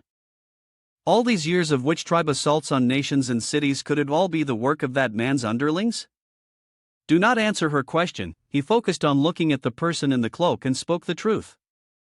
I fear their true goal has always been to search for and seize the Xian Yuan sword, completely defeating the Great Dharma formation for protecting the nation, leaving the witch tribe without any hesitation to launch an all-out attack. Upon hearing this, Director Shui clenched his fist and spoke the solution. Then we must send him off here, so that Zhang Chengchen can immediately take Chen Ning to the capital to find the Holy Imperial. Once they have the protection of the main immortal's residence, before she could say anything further, the person had already doused her with cold water, boasting that it was her. Not stopping there, he stabbed her heart with another blow. If you truly trust the main immortal's residence, then why have you still not reported any news of the Xian Yuan sword deed, or sought the help of the 6 major sects under Dongfang Jixie? Asked this way, she was speechless and unable to refute. I observed her reaction as he continued his psychological game, for she knew well that every great deity within the main immortal's residence could potentially be a witch tribe member. Under the 100-year layout of the great being of reversed fate, we are everywhere, we have become omnipotent. Just when it seemed like everything had come to a halt, the person kept rambling. We can be anyone, the closest person beside you. This explanation enlightened Zhang Chengchen. So that was it. In his previous life, he and his female master were betrayed by their own countries during battle, because those countries had already been controlled by the witch tribe. Thinking of this, he clenched his fist tightly, his body trembling. In this life, fighting against the witch tribe would likely be 100 times harder than he had imagined. While he was trembling, Director Shui remained silent, unable to rebut. Stop threatening us here. She still doesn't believe that person wouldn't hesitate to strike another blow. She also knew clearly that the human race's awakening of the Wu Demon Sword technique had long been lost, and even with the Xian Yuan Sword's agreement, you still could not obtain the Wu Demon Sword. After a brief pause, the person added, and right now, the only one who knows how to control this sword is none other than the Supreme Wu Huang Zhigao. At this point, the person lowered his head. Even if Dongfang Jixia appeared here, so what? The human race cannot awaken the Wu Demon Sword. We have countless opportunities to seize Chen Ning at any time. When he finished speaking, the man retorted, based on what he had said, so, we can only endure this, obediently hand over Chen Ning, and let you leave. He affirmed, exactly, hand over the Xian Yuan sword, and I will immediately leave Tianchuan City. I thought you would agree, seeing the severe damage to the city. There will be no witch tribe attacking here with the Wu Demon Sword, and you will be able to survive. All the people of Tianchuan City will survive. At least, before the witch tribe launches an all-out attack, you can still experience some final moments of peace.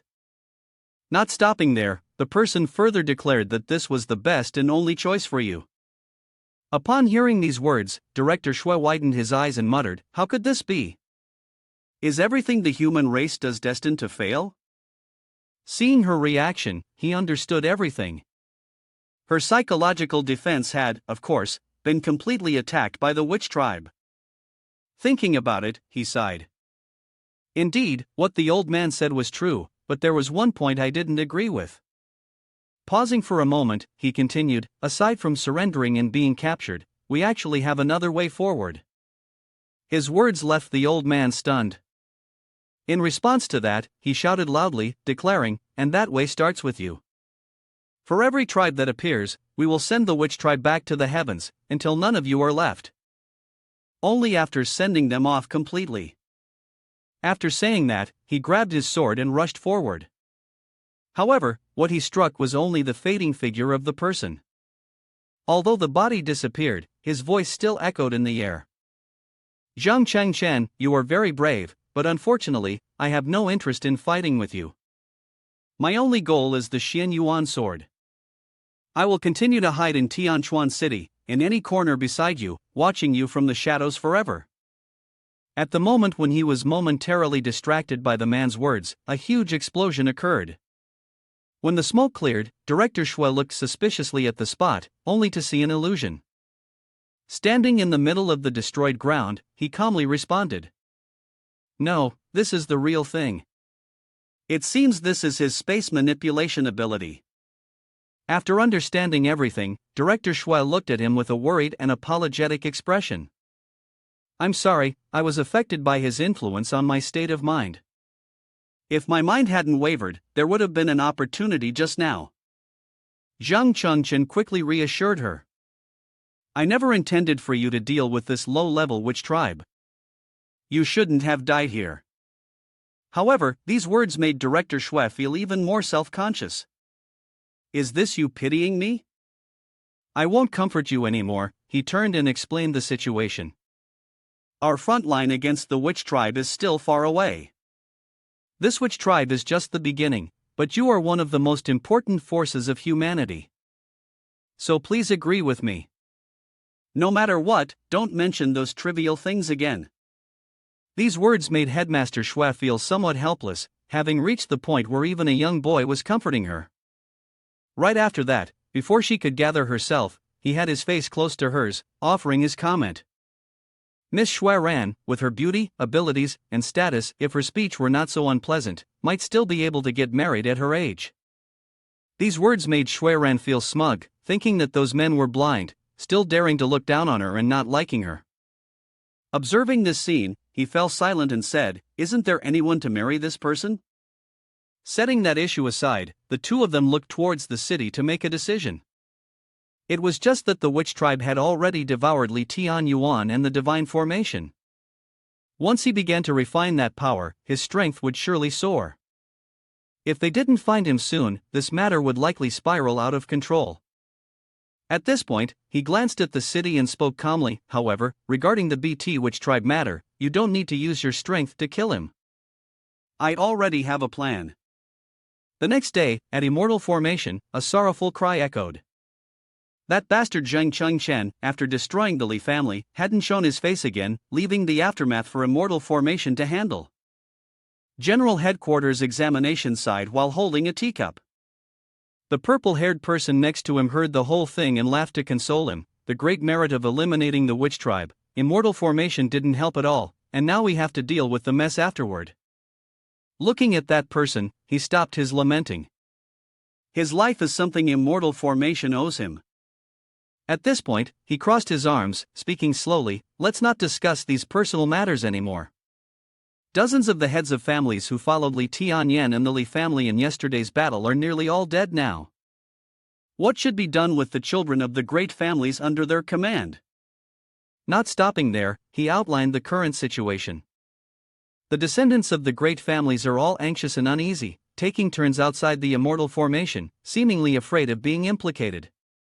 The General Headquarters examination set the cup of water down on the table and calmly stated, how should they be handled? Only Zhang Chengchen can decide. Upon hearing this, the other person suddenly had an epiphany, almost forgetting that there were eyes and ears of these families within the Immortal Formation.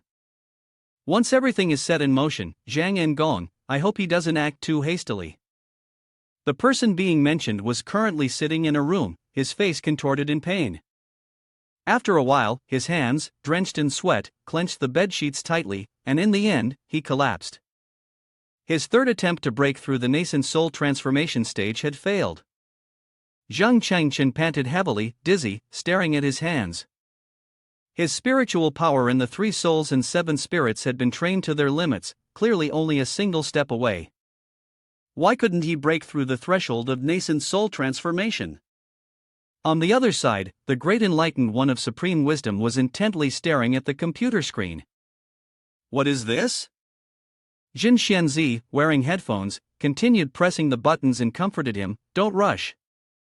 The nascent soul transformation stage is the most crucial step into the Tao.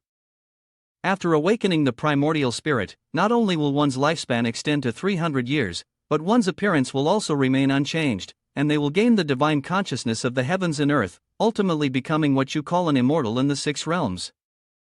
Not stopping there, he struck again. The nature of humanity is not on par with that of primordial beings. Even the greatest figures in your history, if they wish to break through the nascent soul transformation stage, will require time. You've only been cultivating for less than a month. Upon hearing this, he angrily slammed the window frame. It's too late now. The witch tribe has manifested, and the final showdown with him is already at their heels. The great enlightened one approached him and comforted him. Listen to me, don't think about anything. Boil some water, brew some tea, and get a good rest. Fearing he might not listen, he urged him enthusiastically. The primordial spirit and mental awareness are things that require comprehension. The more anxious you are, the more unstable your mind will become. Cultivation won't just stagnate, it'll regress. In stark contrast to the calm atmosphere, on the other side, Z, in a frenzy, was clutching a computer and shouting, "Damn it, I'm out of points. Chen, come here and top up." The next day, at Chen's house, two cars, one white and one red, made a sharp turn. The general headquarters examination stepped out of the car, stunned as he looked at the person who had just arrived. "Is it you, Chen Yuan?" As he watched her step out of the car, the general headquarters examination pondered. This life cannot have a reversal in the art of life and death. Could it be that Chen Yuan faked her death for a valid reason in line with the student faction, a reason to annihilate the Gao family? If so, then Zhang Changchen must have some grand scheme. Meanwhile, Chen Yuan had also noticed him. "Why is the general headquarters examination here?" He didn't respond, instead extending his hands toward the door. "Young lady Chen Yuan, please." His gesture made her evaluate him a bit more. "Uncle, you're so tacky and disgusting." Not only Sudaji, but the eyes of this immortal are constantly staring at us, trembling, and the emotions are very strange. There's definitely no good intention behind it. Hearing this, Chen Yuan responded. I respect the elderly, so I invite General Headquarters examination in first, yet he still stubbornly sticks to his words. I'm someone who loves young people, so I'll invite Chung young lady in first. This strange attitude caught her attention. There was no need for sycophantic behavior or hidden motives. With this thought, Chung Yuan crossed her arms, her eyes cold as she looked at General Headquarters examination. Are you joking with me? If you're not going in, then don't go. At this point, General Headquarters examination could only rub his head and laugh awkwardly. The thing is, I'm not close with Zhang Chengchen, and we even had some conflicts before, so could I trouble Chung young lady to help me pass on a message? As soon as he finished speaking, she raised her finger in the air. This action made General Headquarters examination tilt his head in confusion. What is it? However, as someone who understands the value of success, Chung Yuan smiled brightly and set the price. The fee to pass on a message is 10,000 per word, with a period or punctuation mark counting as half a word. Payment up front. Seeing his stiff reaction, Chung Yuan stabbed him directly. General Headquarters examination, not that you don't have the money, right? A moment later, Chung Yuan barged into his house, grabbed a can of soda, and casually sat on the bed drinking as though it were her own home. I was just out shopping, so consider me part of the family. This remark made Zhang Chengchen, who had been playing video games, pause. How is it your house? Why do you think I'm your father? At that moment, Sudaji appeared, gazing at him with a meaningful look. So it turns out the host had this intention? Upon hearing this, Chung Yuan blushed, her eyes unfocused as she looked at him and called out. Dad. Jin Yuanzi and the Great Enlightened One, who were standing beside, were taken aback. Amit Ba Buddha. How disrespectful. Don't listen, don't look, don't this is something I should be hearing? Contrary to his initial flustered appearance, he now smiled quite contentedly. Truly, I am impressed by her. Zhang Changchen smiled affectionately, patting Cheng Yuan's head. Next time, don't do that. When such a request is made, you should respond immediately. Understood. Dad, standing outside, observing everything, General Headquarters examination is 3 parts helpless and 7 parts like a woman. A moment later, he raised his hand to his mouth and coughed softly, breaking the atmosphere. Surely, there are 2 of you here, but there's also one more person. Zhang Chengchen turned to look at him, unable to help but feel confused. Why would you say that? Understanding his confusion, she explained. This uncle, so cheesy, picked up off the street. Without giving him a chance to ask anything further, the General Headquarters examination took the initiative to apologize. Zhang brother, in our previous 2 encounters, I truly intended to capture you, which was indeed rude, but it was also my duty, there was no other way. Not stopping there, he continued to persuade. After all, you are the hero who defeated the master of the nascent soul transformation stage. How can you be so narrow-minded? Facing this question, Zhang Chengchen retorted. Am I narrow-minded? Can't you tell how I feel about you coming here today? Do you want me to help you clean up the mess and bear the consequences for you? If I don't chase you out with a stick, I would have already shown great mercy. Hearing these words, the General Headquarters examination forced a smile and continued to explain. I fear that Brother Zhang has misunderstood. How can this be considered bearing the consequences? This is the immense power granted to you by the immortal formation, a token of respect for the hero who saved Tianquan City. Finally unable to take it any longer, he turned the conversation into a verbal game, declaring, Well, now that I have received that respect, General Headquarters examination can leave. This left him stunned. But General Headquarters examination did not leave, remaining where he was. The main issue was that there was one point which was truly difficult to address. The fact that Lee Tian Yen was a spy for the witch tribe was no longer up for debate. However, the noble families loyal to him had been accused of betraying humanity. All the people involved had been executed. Yet, Zhang Qingchen still showed no sign of caring. So, let's just go by the law. General Headquarters examination was once again left speechless. Ah, hearing that tone, Zhang Chengchen calmly spoke. I'll answer for you, but you wouldn't dare. With those words, he turned around and spoke directly. You wouldn't dare to demand the lives of hundreds of people, wouldn't dare to annihilate more than half of the noble families cultivating immortality, which represent the economy and power base of Tianquan City. Let's take one more step back, even if the immortal formation endures in silence. The aristocratic families could not just sit still and wait for death. Once a rebellion breaks out, the one who made this decision will bear the consequences. At this point, Zhang Chengchen leaned in close to the General Headquarters examination, softly revealing the true purpose that I am the scapegoat he had been seeking.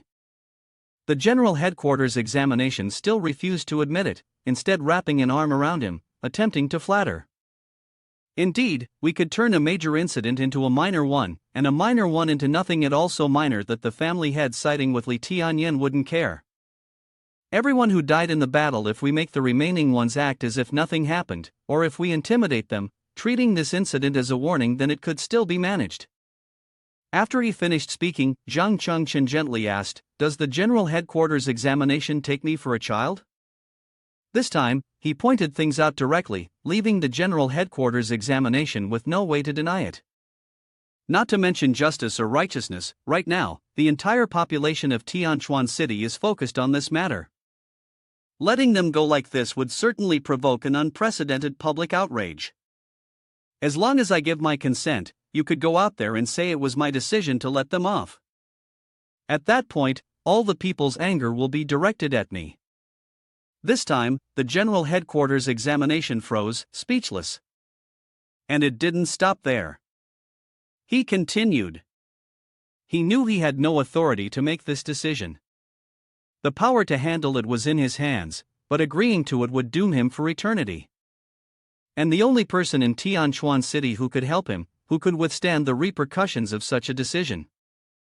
Only those who have defeated the witch tribe, the Lee family, are the heroes who have saved this entire Tianquan City.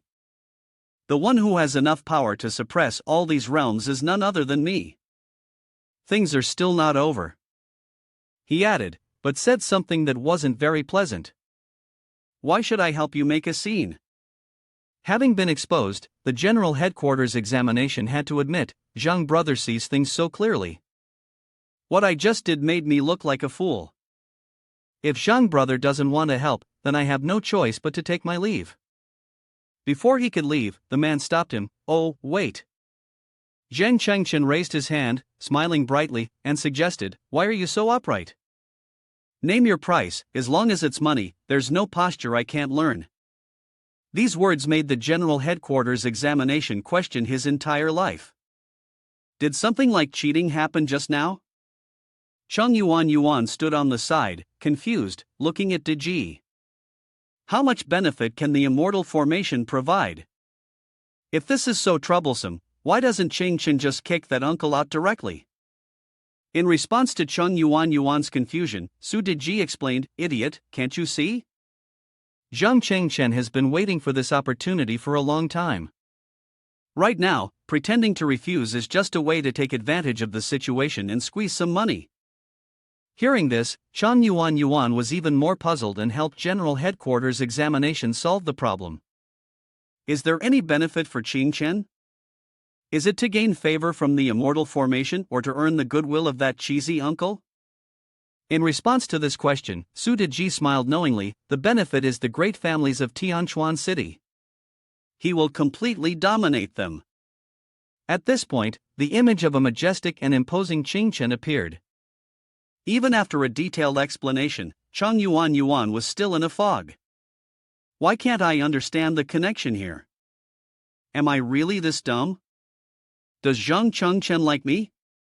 Su Daji laughed and patted her head. Idiot, how can you be this foolish? There's a group of people gathering below his house right now. They're pacing back and forth, worried about their future. Isn't the General Headquarters examination going to assign us to Zhang Chengchen for handling? At least the immortal formation should be concerned about the stability of Tianquan City. But Zhang Chengchen killed Gao Wangqian and wiped out the Li family without hesitation. Finally, a man, unable to wait any longer, grimaced. No, we have to do something. We absolutely can't just sit around and wait for death. Above, the General Headquarters examination compromised. I give up, Zhang brother. Tell me what you want me to do. Seeing the opportunity to take initiative, he couldn't turn it down. Since the General Headquarters examination has shown such sincerity, I will speak plainly. With that, he turned to Cheng Yuan and pouted.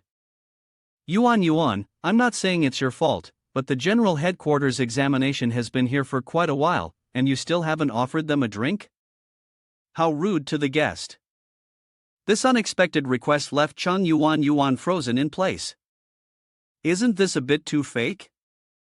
But she didn't stop there and continued. Besides, this is your house, so if anyone is being rude to a guest, it should be you. In the end, she reluctantly went to get the water. Witnessing this action, Zhang Chengchen smiled with satisfaction. Didn't I already tell you? I treat you like my own family. General Headquarters examination awkwardly accepted the bottle of water and continued to make suggestions. Thank you. As long as this can be resolved peacefully without affecting the harmony of Tianquan City, I will agree to any condition. Upon hearing this, he replied earnestly. My request is actually not much. General Headquarters examination smiled with squinted eyes, drinking water as he responded. I trust this completely. You risked your life to fight, to save Tianquan City. Everyone knows your character, you're probably not the kind of person driven by greed. Then he folded his arms and confidently voiced his request. I want all the Cultivation Immortality clans of Tianquan City to follow my command. Upon hearing this, General Headquarters Examination spat out the water he was drinking in shock. Brat, what do you mean by that? Seeing that General Headquarters Examination had no intention of agreeing, he sternly presented numerous reasons. The witch tribe is about to attack Tianchuan City. For this battle, I must make all the major forces obey my command. Afraid that he would continue to refuse, Zhang Chengchen calmly explained. Right now, if we stay fragmented like this, sabotaging each other with schemes, once the witch tribe arrives, none of us will survive. After Zhang Chengchen finished speaking, he paused for a moment, extending his hand to show goodwill. If you want to save the countless lives of Tianchuan City from the hands of the Hawich tribe, then all it takes is one action. Stand by my side. After that conversation, General Headquarters Examination walked down to the courtyard of the building, silent and expressionless. The members of the noble families, upon seeing his appearance, quickly rushed over to greet him. Zhang Chengchen still wants us family heads to submit to him? At this, the man lowered his head, his voice sinking as he spoke to him. We will. Everyone present simultaneously raised their hands in salute, bowed their heads, and shouted in agreement. Seeing them bow like that, General Headquarters Examination remained silent. As of that moment, there were 7 days left before the witch tribe launched their attack. The following evening, at the academy, Zhang Chengchen stood inside a certain room, solemnly explaining the current situation. Li Tianyuan was dead, and the witch tribe was also preparing to target Chen Ning, bearer of the Xianyuan sword contract. He swept his gaze across everyone in the room before continuing. I have a plan. I hope all of you will cooperate. His demeanor made Zhang Du cross her arms, visibly dissatisfied. What's with all the secrecy? Her attitude made Cheng Yuan a bit uneasy. She turned her head to him for help. Zhang Chengchen didn't answer Zhang Dudu's question but looked toward Cheng Yuan and nodded reassuringly. It's fine. Everyone here is someone we deeply trust. As soon as he finished speaking, Cheng Yuan pressed her lips together and raised her hand to activate her power. Just like that, a spatial gate emerged from thin air. Seeing the gate, everyone present was too shocked to speak. Principal Zhao, stunned at first, quickly fell into a state of existential doubt. How could such a secret passage exist in the academy, and as the principal, how could he have known nothing about it? Not only the principal but Suan Shan also stared in astonishment. The illusory soul technique was so exquisite. Among the 4 Grand Masters, my divine consciousness is the highest, yet even I couldn't probe anything. Watching their astonished and stunned reactions, Zhang Chengchen, standing at the entrance, explained. Miss Shui, in order to guard against the witch tribe, left behind a secret path to conceal herself. She has cut off all external searches. Time is tight, so please, proceed. Then the group slowly entered the gate, which left General Headquarters Examination gaping in disbelief. Damn it! Behind the gate was a room equipped with the most advanced technology. Looking at this equipment, General Headquarters Examination couldn't help but exclaim. These are the most cutting-edge cultivation techniques for immortality from the Hidden Dragon Pavilion. Inside, Chen Ning and Headmaster Shui were already waiting. She stood there, arms crossed, with a not-so-pleasant tone, welcoming everyone to the strategy meeting room of mine and Zhang Qingchen's. Seeing that she had welcomed everyone, he got straight to the point, not beating around the bush. We invited all of you here because, truly, we hope. Before he could finish, Suan Shan interrupted. There's no need to say anything more. Suan Shan raised her hand in salute, looked at him seriously, and shouted as if she had never shouted before. What the Su family owes you has come time to be repaid. Even Principal Zhao pointed to himself and shouted in agreement. Protecting Tianchuan City is our responsibility. We cannot allow a junior like you to risk your life alone. General Headquarters Examination, who had been silent all along, also pointed to himself and said loudly. This old man is willing to fight to the death alongside you. Before these determined words, Zhang Chengchen raised his hand and coughed awkwardly. I hope that those of you sitting here will run away with me tonight. This statement made everyone present in the room unable to believe their own ears. What? General Headquarters Examination asked in disbelief, confirming the information from his position. Do you mean you want us to act like homeless dogs, leaving behind all the residents of Tianchuan City and just running away? When Jiang Dudu heard this idea, she pursed her lips in dissatisfaction. Finally, she couldn't hold back anymore and stepped forward, grabbing his collar, angrily asking, Zhang Chengchen, I really misjudged you. Sensing the situation was escalating, Cheng Yuan activated her powers to intervene, saying, let go. Witnessing the attack coming towards her, Jiang Dudu looked at Cheng Yuan with a critical gaze and said, Why are you doing this? Nascent soul transformation stage, this is you. Before she could finish her sentence, Cheng Yuan interrupted. Sister, I've always respected you, but now, please remain silent and let him speak. After a moment of silence, he made a request. Yuan, please try again. Upon receiving the request, Cheng Yuan raised her hand to control numerous strange threads, muttering nonsense, an incantation for her supernatural power and external body duplication technique.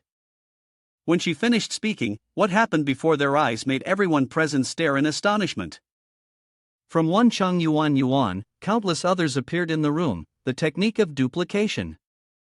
The more he looked, Principal Zhao began to doubt the meaning of life. This was an ancient external body technique, not the ordinary duplication technique.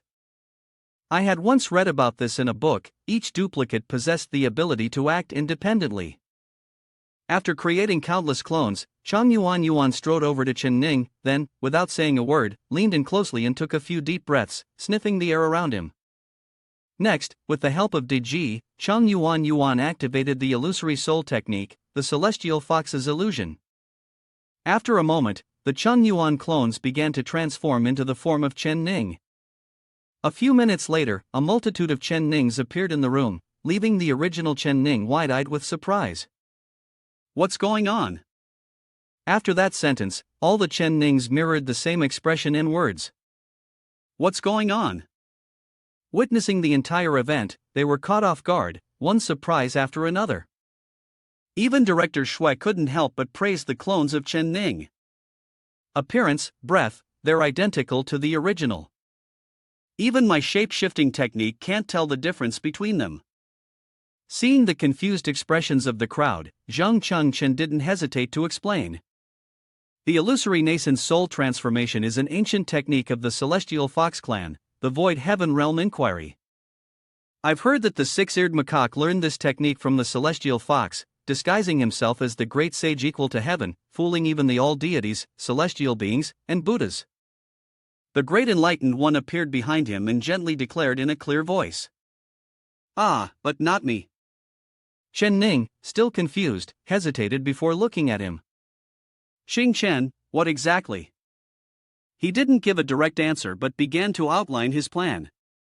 Tonight, each of you will take a fake Ning and pretend to flee from Tianchuan City. The plan left everyone stunned. Before anyone could react, Zhang Chengchen continued with his instructions. You all have 6 hours to prepare. Tonight, the Ning you are in charge of will be waiting at the city gate to respond. Not stopping there, he reminded them again. Then, you should do it this way. After hearing his plan's instructions, everyone present was left dumbfounded, their eyes wide with surprise. Only Shui Ran was the first to speak. Perhaps this will truly be effective. Once the orders were given, the group left the secret space, and Suan Shan stood silently in the hallway, not saying a word. After a while, he broke the silence, voicing his doubts. Are you really going to let Xiao face the witch tribe alone? In response to this question, Principal Zhao hesitated, but Zhang Chengchen spoke up. Before he could finish, Suan Shan had already walked off, not even looking back. Anyway, if it were me, I'd run off like a dog and let that brat risk his life for us. Meanwhile, at Zhang Chengchen's home, he sat cross-legged on the bed, meditating. After a while, he opened his eyes wide and shouted, "It's time!" On a quiet, moonlit night, Tianchuan City was quieter than ever, with not a single light in sight. Zhang Chengchen stood outside the city gates with Ning, exchanging glances. After a moment, he took out his phone and spoke into it. Are you all ready?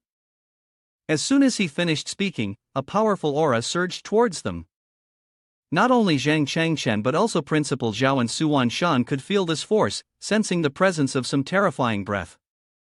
The lock is tight on us near Chief Shui and the General Headquarters examination, as we all sensed the movement. Zhang Dudu on the other side also frowned, his face full of doubt. On the other side, Zhang Changchen yelled loudly into the phone to the others, set off immediately. As soon as the command was given from the 6 corners of the city entrance, 6 figures darted like arrows into the forest. He shouted loudly through the phone, using all his strength. After speaking, Zhang Changchen wrapped his power around Chen Ning's body with one hand, his legs never stopping, running as though he had never flown before. Returning to the day before, he stood in front of an enormous screen, slowly analyzing the situation for everyone.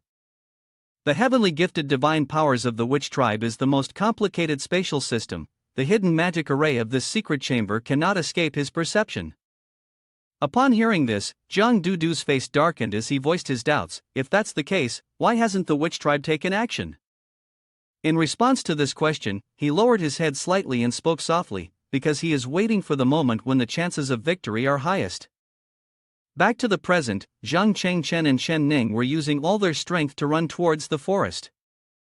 Back to yesterday, Zhang Changchen pointed toward the column in the center of the briefing room, Heaven's Endless Transformations. Perhaps you have heard of the latest sand table battle strategy board of the Hidden Dragon Pavilion, which combines the most powerful calculation abilities and the highest authoritative knowledge base in cultivating immortality. The General Headquarters examination came over, observing it before asking, summarize the information, the enemy's data, and input it into my plan. Can you deduce the final winning chances? Zhang Changchen glanced at him, gently dispelling that idea. For some reason, the intelligence capabilities of the witch tribe, I know them better than anyone here. Finishing his words, he stepped up to the large screen, read the text on it, and continued, after days of constant calculations, the highest chance of victory when I face the witch tribe. Zhang Changchen paused for a moment before turning to ask General Headquarters examination, do you want to know how much? Back to the present, General Headquarters examination hurriedly fled, accidentally stepping on the roof of an unlucky car. Using the car as a springboard, the two of them shot through the air towards the forest. The car owner, after the two had disappeared, poked his head out of the window, looking in their direction with a suspicious expression. Just now, I think I saw General Headquarters examination. Back to the previous day, after some calculation, the system had provided the result, a 65% chance of winning. Seeing that number, the people present were elated. 65%, plus me, we can probably add another 10%. Before anyone could celebrate for too long, he shattered the mood. Unfortunately, this calculation is wrong. These words left the people behind him stunned and speechless. Why? Zhang Changchen turned his head, his eyes thoughtful, his mind recalling a horrifying scene. By coincidence, I learned information about the witch tribe that no one in Donglong Kingdom knows. The 12 Heavenly Gods Killing Formation, a powerful formation activated by the witch tribe, is about to turn Tianchuan City into a witchcraft hell. Back to the present, Suan Shan looked behind him with concern, his mind replaying what he had said. However, in reality, even if the formation was destroyed, there was still a way to make use of it. The system screen had now changed to the word refining. Zhang Changchen turned back to speak to everyone. The 12 Heavenly Gods Killing Great Formation can be quickly breached with the divine technique of transmutation, breaking through its level. Chang Yuan stood behind, listening to what he said before offering her own opinion. Over the past few days, that monster had likely been fully concentrating on refining this part of its power. Every time it refined a strand of divine killing power, its combat power would increase by over 1,000. In response to that opinion, he gently refuted. The witch tribe hesitates to act because they fear Miss Shui Ran will fight to the death, pushing herself to the extreme against them. After saying that, he turned around, facing everyone, and pointed out. But Miss Shui Ran only has one chance. What if the witch tribe manages to defeat Miss Shui Ran's one strike and remains immortal? Chief Shui, who had been listening, could already imagine the worst-case scenario in his mind. This time, I might die due to Wu Poison's backlash, and the witch tribe will desperately massacre the entire Tianquan city to capture Chen Ning. Upon hearing this, he turned back and began rapidly typing on the keyboard below. The combat power of the witch tribe has likely reached at least 5,000 by now, so the actual probability of my victory needs a bit more calculation. The precise number is now 30%. Zheng Chengchen looked at the number and made another comment. He has one more day to refine nascent soul transformation killing power. In another corner, Chief Shui was running with all his strength alongside Chen Ningjia, heading toward the forest. His voice echoed in her mind. Our chances of winning have decreased by 1 level. Ignoring that number, Zhang Chengchen frowned and made a firm statement. Today, we must determine the outcome with the witch tribe. After waiting for him to finish speaking, Principal Zhao finally spoke up to refute. But these are just your predictions. The witch tribe may not necessarily want to grow stronger, but Jiang Du is different. She believes in you unconditionally. I believe in Zhang Chengchen. Jiang Du placed her hands on her hips and reluctantly accepted, although I don't like your brat much, this is a matter of right and wrong. I have to admit, you're slightly more trustworthy.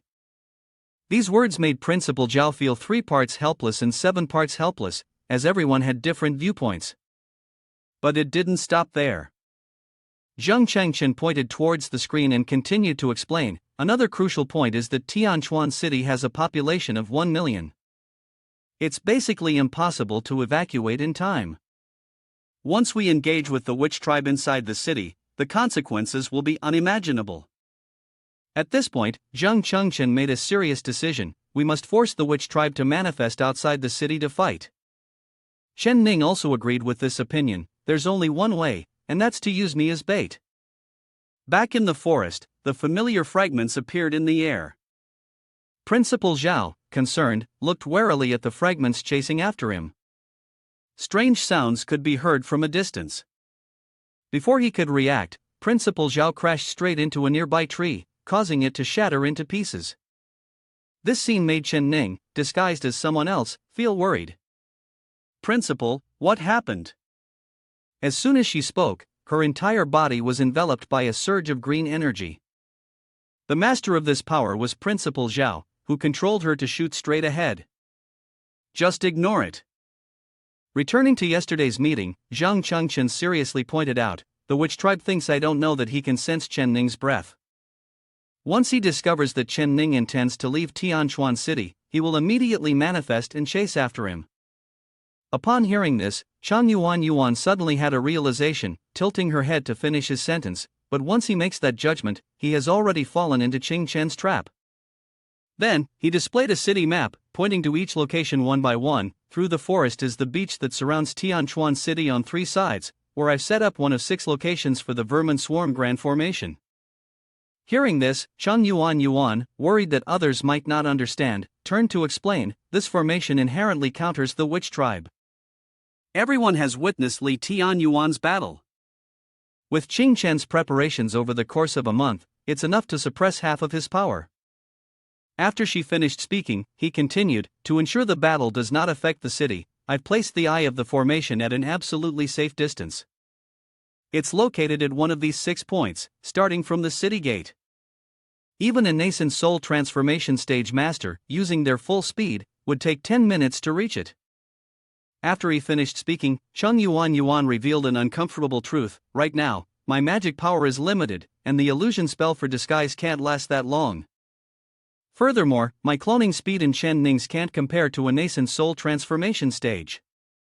At this point, Zhang Chengchen stated his purpose, therefore, we need 6 nascent soul transformation stage experts, each one helping to create a fake Chen Ning, spreading out to these 6 points. This will force the witch tribe to have no choice but to capture and verify each of the 6 Chen Nings, buying us more time. Finishing his words, he turned back to the screen, tapping and typing away. The speed at which the witch tribe moved through space was faster, able to catch up with Chen Ning, then return and pursue someone else. It would take at least some time. After calculating for a moment, he concluded, 5 minutes. With the specific data in hand, Chang Yuan continued. This means that if he makes just 2 wrong guesses, it would be enough for Chen Ning to reach the formation. Zhang Chen, standing beside him, affirmed. This time, in order to capture Chen Ning, the witch tribe will definitely enter the formation, and this is our only chance of winning. After he finished explaining, Shan, confused, asked, Which one is the real eye of the formation? Faced with this question, he refused to answer. Sorry, the true location of the eye of the formation can only be revealed to Chen Ning. You don't need to know the truth of whether Chen Ning is beside you or not. Just follow her directions and move forward quickly. Hearing this, Chief Shui fully agreed. Xing Chen is right. Although all of you here are trustworthy, it's still better to be cautious. In the midst of this atmosphere, Jiang Dudu asked a naive question. I have a question. What if, unfortunately, the witch tribe guesses correctly the first time? As soon as she finished, everyone present stared at Jiang Dudu. She quickly realized what she had just said and kept muttering to herself. My bad luck with this foul mouth. Chen Ning, the main character, who had been silent all this time, finally spoke. The opponent is the witch tribe. If you want to win against them without taking any risks, without any sacrifices, no matter how naive I may be, I will not hold on to such illusions. As she spoke, Chen Ning's face turned bright red. She turned to him and earnestly proposed. Please, make full use of me as much as possible. Her words left Zhang Chen stunned. Although there was nothing wrong with the words themselves, why did they sound off somehow? Putting that thought aside, Zhang Chen turned his head and confirmed one last time. Anyway, no one needs to know the truth or falsehood of Chen Ning, just focus on moving her forward as quickly as possible. Once that was confirmed, he gave his final instructions. Once the witch tribe manifests, immediately leave Chen Ning behind and run. Back in reality, the shattered black fragments gradually came together to form a shape. In Principal Zhao's mind, his voice echoed. The witch tribe's target is Chen Ning, they won't waste a second chasing after you. After that reminder, he shared his own plan. Once I successfully lure the witch tribe into the battle, I will face them alone. More and more fragments appeared. Principal Zhao and Chen Nin anxiously recalled what he had said.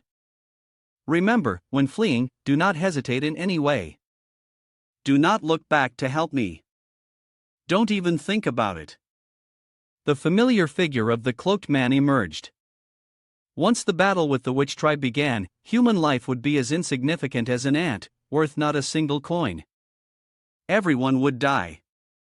Upon seeing him, Principal Zhao was horrified. The moment his soul returned to his body, he propelled himself forward without turning back. Good, my mission is complete. I'm leaving. After he left, the spot he had been in was immediately enveloped by a black barrier. After a while, the black turned into a blinding white. Witnessing this scene, Principal Zhao stood in the center, his face filled with a deep, skeptical contemplation about life. The space, with a radius of hundreds of meters in the forest, was like a mirror, directly transforming into fragments that could completely vanish. It wasn't destruction, but more like it had never existed, completely swept away from the space. At that moment, on the other end of the line, a panicked voice transmitted into the ears of Principal Zhao, who was still in fear. I can sense an extremely powerful movement. Principal, are you all right? After that sentence, Principal Zhao regained his composure and ran away, stumbling. While running, he answered. This is too terrifying. Not even a chance for direct contact. If I had been 1 second slower, my life would have been lost in there. After running for a while, he anxiously looked at the white space gradually shattering. What happened to Chen Ning? This was the concern he expressed. Zhang Chen on the other end of the line reassured him. Don't worry, it's a fake, continue with the plan. The others also heard this notification. Zhang Dudu, in particular, shouted with excitement. Oh, the witch tribe guessed wrong, the young lady knew it right away, surely the girl with 2 smiles won't be too unlucky. Director Shui on the other end also began to feel some faith and hope. Next, we'll proceed according to the plan, we can definitely do it. Before her words could finish, a huge explosion occurred on the other side of the forest. Zhang Dudu, who was mentioned at that moment, had blood all over her hands, gasping for breath. How could this be? The white space behind Zhang Dudu shattered, revealing the figure of a girl, battered and covered in wounds. Zhang Dudu angrily questioned, "What's going on here?" The man in the cloak looked at the spatial shield gradually breaking apart, leaving only Zhang Dudu, full of wounds, standing there. "It's not." Seeing the target appear, Zhang Dudu, in a battle-ready state, rushed straight toward him. "Stop right there." As she finished speaking, she threw a punch, but the man vanished right after. On the other end of the line, Zhang Changchen, hearing the commotion, shouted in concern. "Dudu, say something, are you okay?" She quickly responded. "It's the witch tribe. I just encountered their attack." Although she said she was fine, in reality, Zhang Dudu had no unscathed parts, breathing heavily as she replied. "It was so close.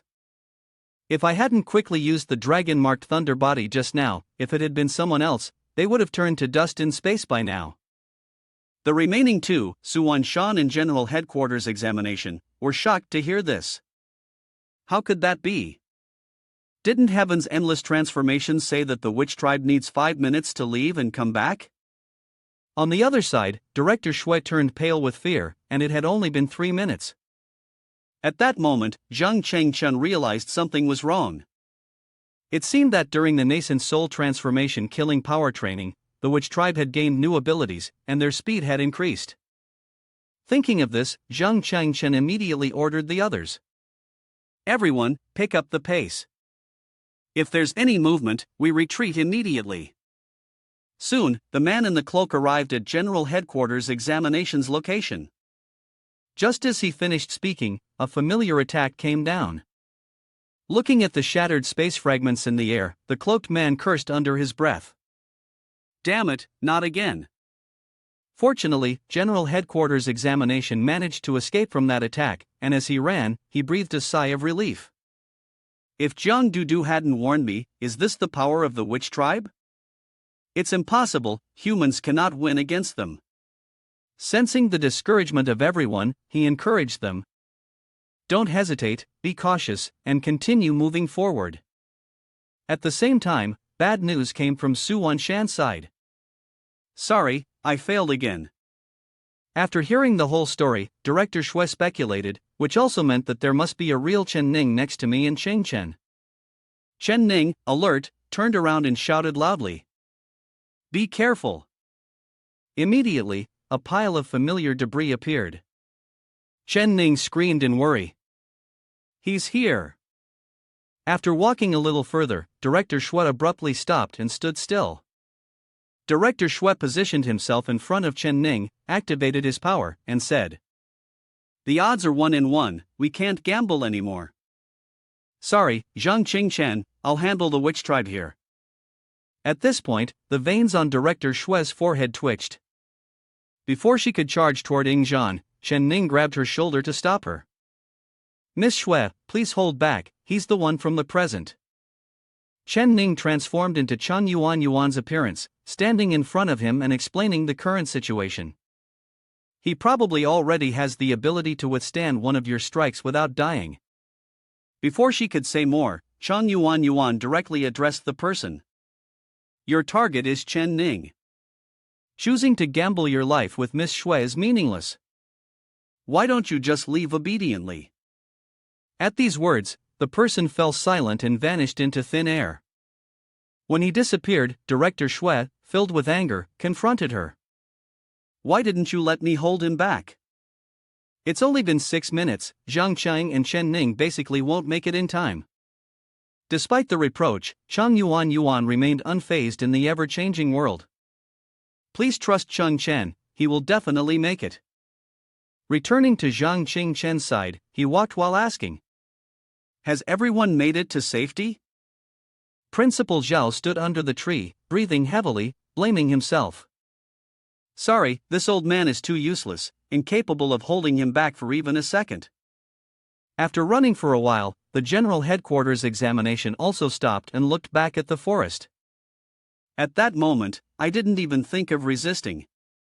Suan Shan began to lose faith and hope in life. It's too late, we've lost, completely lost. Headmaster Shui floated in mid-air, looking into the void, giving instructions. Be absolutely careful. The witch tribe can strike at any moment. Jiang Dudu, though battered and bruised, still stubbornly suggested. Xin Chen, let me help. Upon hearing this, Zhang Changchen immediately shouted a firm refusal, unwilling to let anyone interfere. I've already said it, no one is allowed to come here, I can handle this on my own. After saying that, he turned to look at Chen Ning and gently asked, Are you scared? Chen Ning looked at him, gathering courage to speak. With me here, sister isn't scared. At that moment, Zhang Changchen glanced warily behind them. The others, hearing these words, were struck with shock and concern. Soon, a significant noise from the forest caused the two of them to turn around cautiously. From behind a nearby tree, a dark figure staggered out, limping slowly. Seeing this figure, Zhang Changchen raised his hand to activate his strength, ready to strike at any moment. Seeing that he was preparing to attack, the figure poked its head out, breathing heavily as if it hadn't been able to breathe in ages. Phew, looks like I caught up. The flesh on my body is about to fly off. Boss, are you always this fast in bed too? Seeing a familiar face, he returned to his usual state, his expression suspicious as he looked at the chubby. Chubby, what are you doing here? In response to this question, the chubby scratched his head and laughed awkwardly, walking toward him as he answered. After you declared war on the witch tribe, I was really worried and found out you weren't at home. I thought that when you're in a bad mood, you usually go for a walk by the sea, so I rushed all the way here. Then, the chubby scratched his head, his face blank with confusion. Boss, are these two planning to leave their homes for another man? Upon hearing this, Chen Ning quickly waved his hand. You've misunderstood, we're just. Before she could finish speaking, the chubby pointed at Chen Ning and shouted loudly. Just as expected of the boss, you two really think alike. Upon hearing this, the two directly turned to look at him, observing his puzzled expression. The chubby pointed and explained. Today, I want to advise you. All you need to do is secretly take Chen Ning Chao and run far away, making sure those witch tribe fools can never get their hands on the Xian Yuan sword.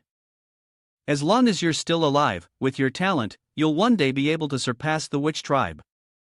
Not stopping there, the chubby continued. By the way, take me with you. After all, I'm all alone, and wherever the boss goes, I'll go. Even though I'm only at the second stage of foundation establishment, I think it won't be a problem for me to scout the way for you too. At this suggestion, Chen Ning and Zhang Changchen turned around and began walking away. Yeah, let's go together. Boss, take your time. Where do we need to go? To this question, Zhang Changchen replied with an emotionless face. Just follow me. MC ran breathlessly after him. Halfway through, he collapsed. I can't do it anymore, I can't run any longer, let me rest for a bit. Chen Ning turned back, about to refuse, but Zhang Changchen spoke up first. Right, the chubby one, how did you know that Chen Ning is the contract holder of Xian Yuan sword? Upon hearing this question, the chubby one responded in confusion. Huh? Didn't you say so? Receiving this answer, Zhang Changchen narrowed his eyes and shot the chubby one a piercing look. I said I helped Chen Ning escape, but I never said that the contract holder of Xian Yuan sword is Chen Ning. Even now, this guy is stubbornly making excuses. Oh, I was wrong. Perhaps Jiang Dudu hadn't been clear enough, giving him more excuses? Zhang Changchen struck with a swift motion. After the attack, he withdrew his hand, his face darkening, and spoke. I've already instructed everyone who knows that Chen Ning is the Xian Yuan sword contract holder, even the closest ones, not to speak of it. The person, stabbed by the primal azure sword, still managed to whisper, his voice weak. Truly, Zhang Changchen's strike was powerful. The Yin sword seals the throat, the Yang sword destroys the dantian. Seeing that he still refused to admit it, Zhang Chengchen's face grew terrifying, and he asked, "Why is it still you?" Knowing there was no way to hide it anymore, the person laughed maniacally, his face twisted with madness.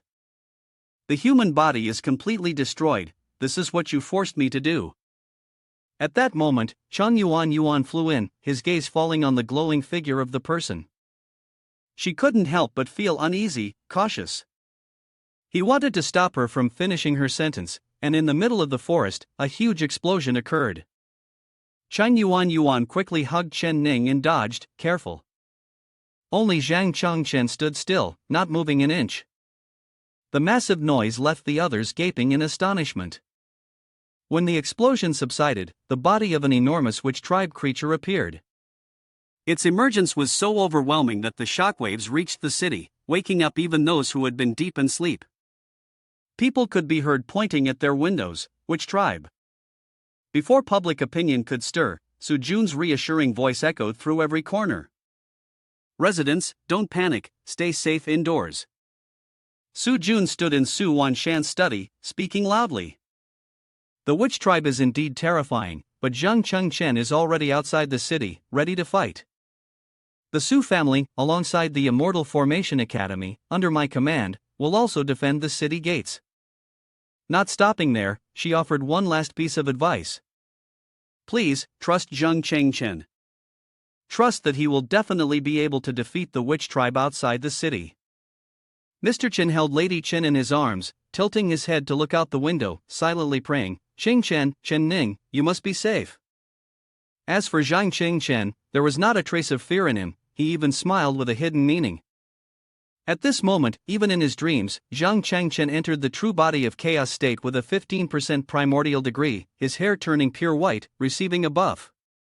He didn't hesitate to provoke, eager for what was to come. Upon finishing his words, a blinding light flashed from the elder brother, while Jin Yuanzi and the great enlightened one of supreme wisdom were quietly observing and evaluating in the background. After entering the nascent soul transformation stage and awakening the primordial spirit, this brat had approached the state of the primordial. At that moment, Zhang Chengchen shouted loudly, "Shared existence of the soul, the great enlightened one of supreme wisdom has singled him out and refused, saying that he should stay away from troublesome matters like fighting." Immediately after, he was pulled in by some force. The great enlightened one of supreme wisdom still resisted to the very last breath, but it was futile. The monster, after a moment of silence, also spoke up with complaints, "Good brother, you forced me." With those words, it swung its arm down where Zhang Chengchen stood, and from the palm of its hand, an eye appeared. At that moment, his body seemed to be bound by countless chains, unable to move, frozen in place. The surrounding space seemed to have been suspended by some kind of magic, and the eyes that were absent in his previous life now appeared. This scene made Zhang Chengchen question the nature of life. After a moment, he gritted his teeth and understood everything. After absorbing the divine killing power, not only had the speed of spatial movement increased, but he had also gained the ability to freeze all space within his sight. However, Chang Yuan stood in front of Chen Ning, shouting loudly towards the monster, and closed her eyes. Following her words, the eye on the palm of the witch tribe member tightly shut, and the chains binding Zhang Chengchen were released, setting him free. Zhang Chengchen solemnly raised his hand and shouted, "Shrink to the size of a thumb." Then, Zhang Chengchen controlled the force, causing the monster to crash down to the ground. Standing by and witnessing everything, Chang Yuan crossed her arms and assessed it carefully. Indeed, just like the primal chaos era of the witch tribe, it was so hideous it made one feel nauseous. The witch tribe member picked up a handful of dirt and shouted angrily, "Can humans still affect my illusory soul technique?" He threw the dirt into the air, screaming as if he had never screamed before, slicing through the space. As soon as he finished speaking, countless shards of white space fragments filled the sky. Chang Yuan, unfortunately, took the brunt of the blow, and her body began to disintegrate. A moment later, she vanished completely. The witch tribe member laughed loudly, pleased with himself for dealing with the first one.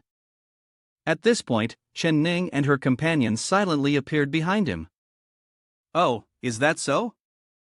Chen Ning grinned maliciously, and her entire body was suddenly enveloped by a surge of green energy. Unfortunately, this is just a clone. Moments later, Chen Ning had transformed into Chen Yuan. She raised her hand in a provocative gesture. Come here, and use your fearful and astonished expression to please me. At this point, he was directly questioning his entire existence. Were all 6 of Chen Ning's personas fake? Not only he, but even Jiang Du was just as confused. This didn't match the plan they had been told about. As for Director Shui, he laughed with 3 parts helplessness and 7 parts indulgence. This brat, even I was deceived. After realizing the situation, he felt a sense of hopelessness he couldn't conceal. It was over. Not even in Tianquan City could they find Chen Ning's breath. In the face of that despair, Chen Yuan proudly crossed her arms and boasted. You've underestimated the abilities of my master. Not even a fraction of the sword's edge would I allow Chen Ning to endure. The more he thought about it, the more he lost faith and hope in life. The Xian Yuan sword contract had vanished. It was impossible. How could a noble aristocrat fail? In the end, he stubbornly sought the truth. Finally, what method did you use? What is going on with all this? In response to this question, Zhang Qingchen smirked cynically. Who knows? After speaking, Zhang Qingchen began to rummage through information. Years ago, the Heavenly Earth clan passed on the illusory art of the 6-eared macaque, while hiding a trump card that only the world knew could disguise someone as another person, deceiving the heavens and questioning the fate. Then, his attention was drawn to a figure swiftly flying behind the monster, no longer relying on a move that made others disguise themselves as Jitian Mochi. That figure was none other than Cheng Yuan. 6 people, each carrying a fake Chen Ning, were being pursued by the witch tribe. The real Chen Ning had disguised himself as Cheng Yuan's breath, seizing the opportunity to flee to the sea. Chen Ning, in the form of Cheng Yuan, anxiously turned to look behind. Unlike the plan, the appearance of the witch tribe meant that in a short time, all 6 identities had been exposed, right? Cheng Yuan anxiously asked. Where is Qing Chen? Is Qing Chen still safe? After a moment of silence, she returned to the main issue. The task now was to quickly reach the eye of the formation near the sea. Yuan's illusionary fox form couldn't last much longer. They couldn't let Qing Chen and everyone's efforts go to waste. Only 10 kilometers left. We're almost there. Watching her figure speed up minute by minute, he silently prayed, just hold him off a little longer and we'll make it. At this moment, Cheng Yuan screamed in panic, hugging her body. This is not good. The effect of the celestial Maki is nearly dissipating, and the force surrounding Chen Ning's body is gradually fading. After a while, in Chen Ning's panic, she reverted to her original form, and the illusion technique lost its effect. At the same time, the witch tribe member immediately noticed the anomaly. Breath had appeared. So that's it, so this is what happened.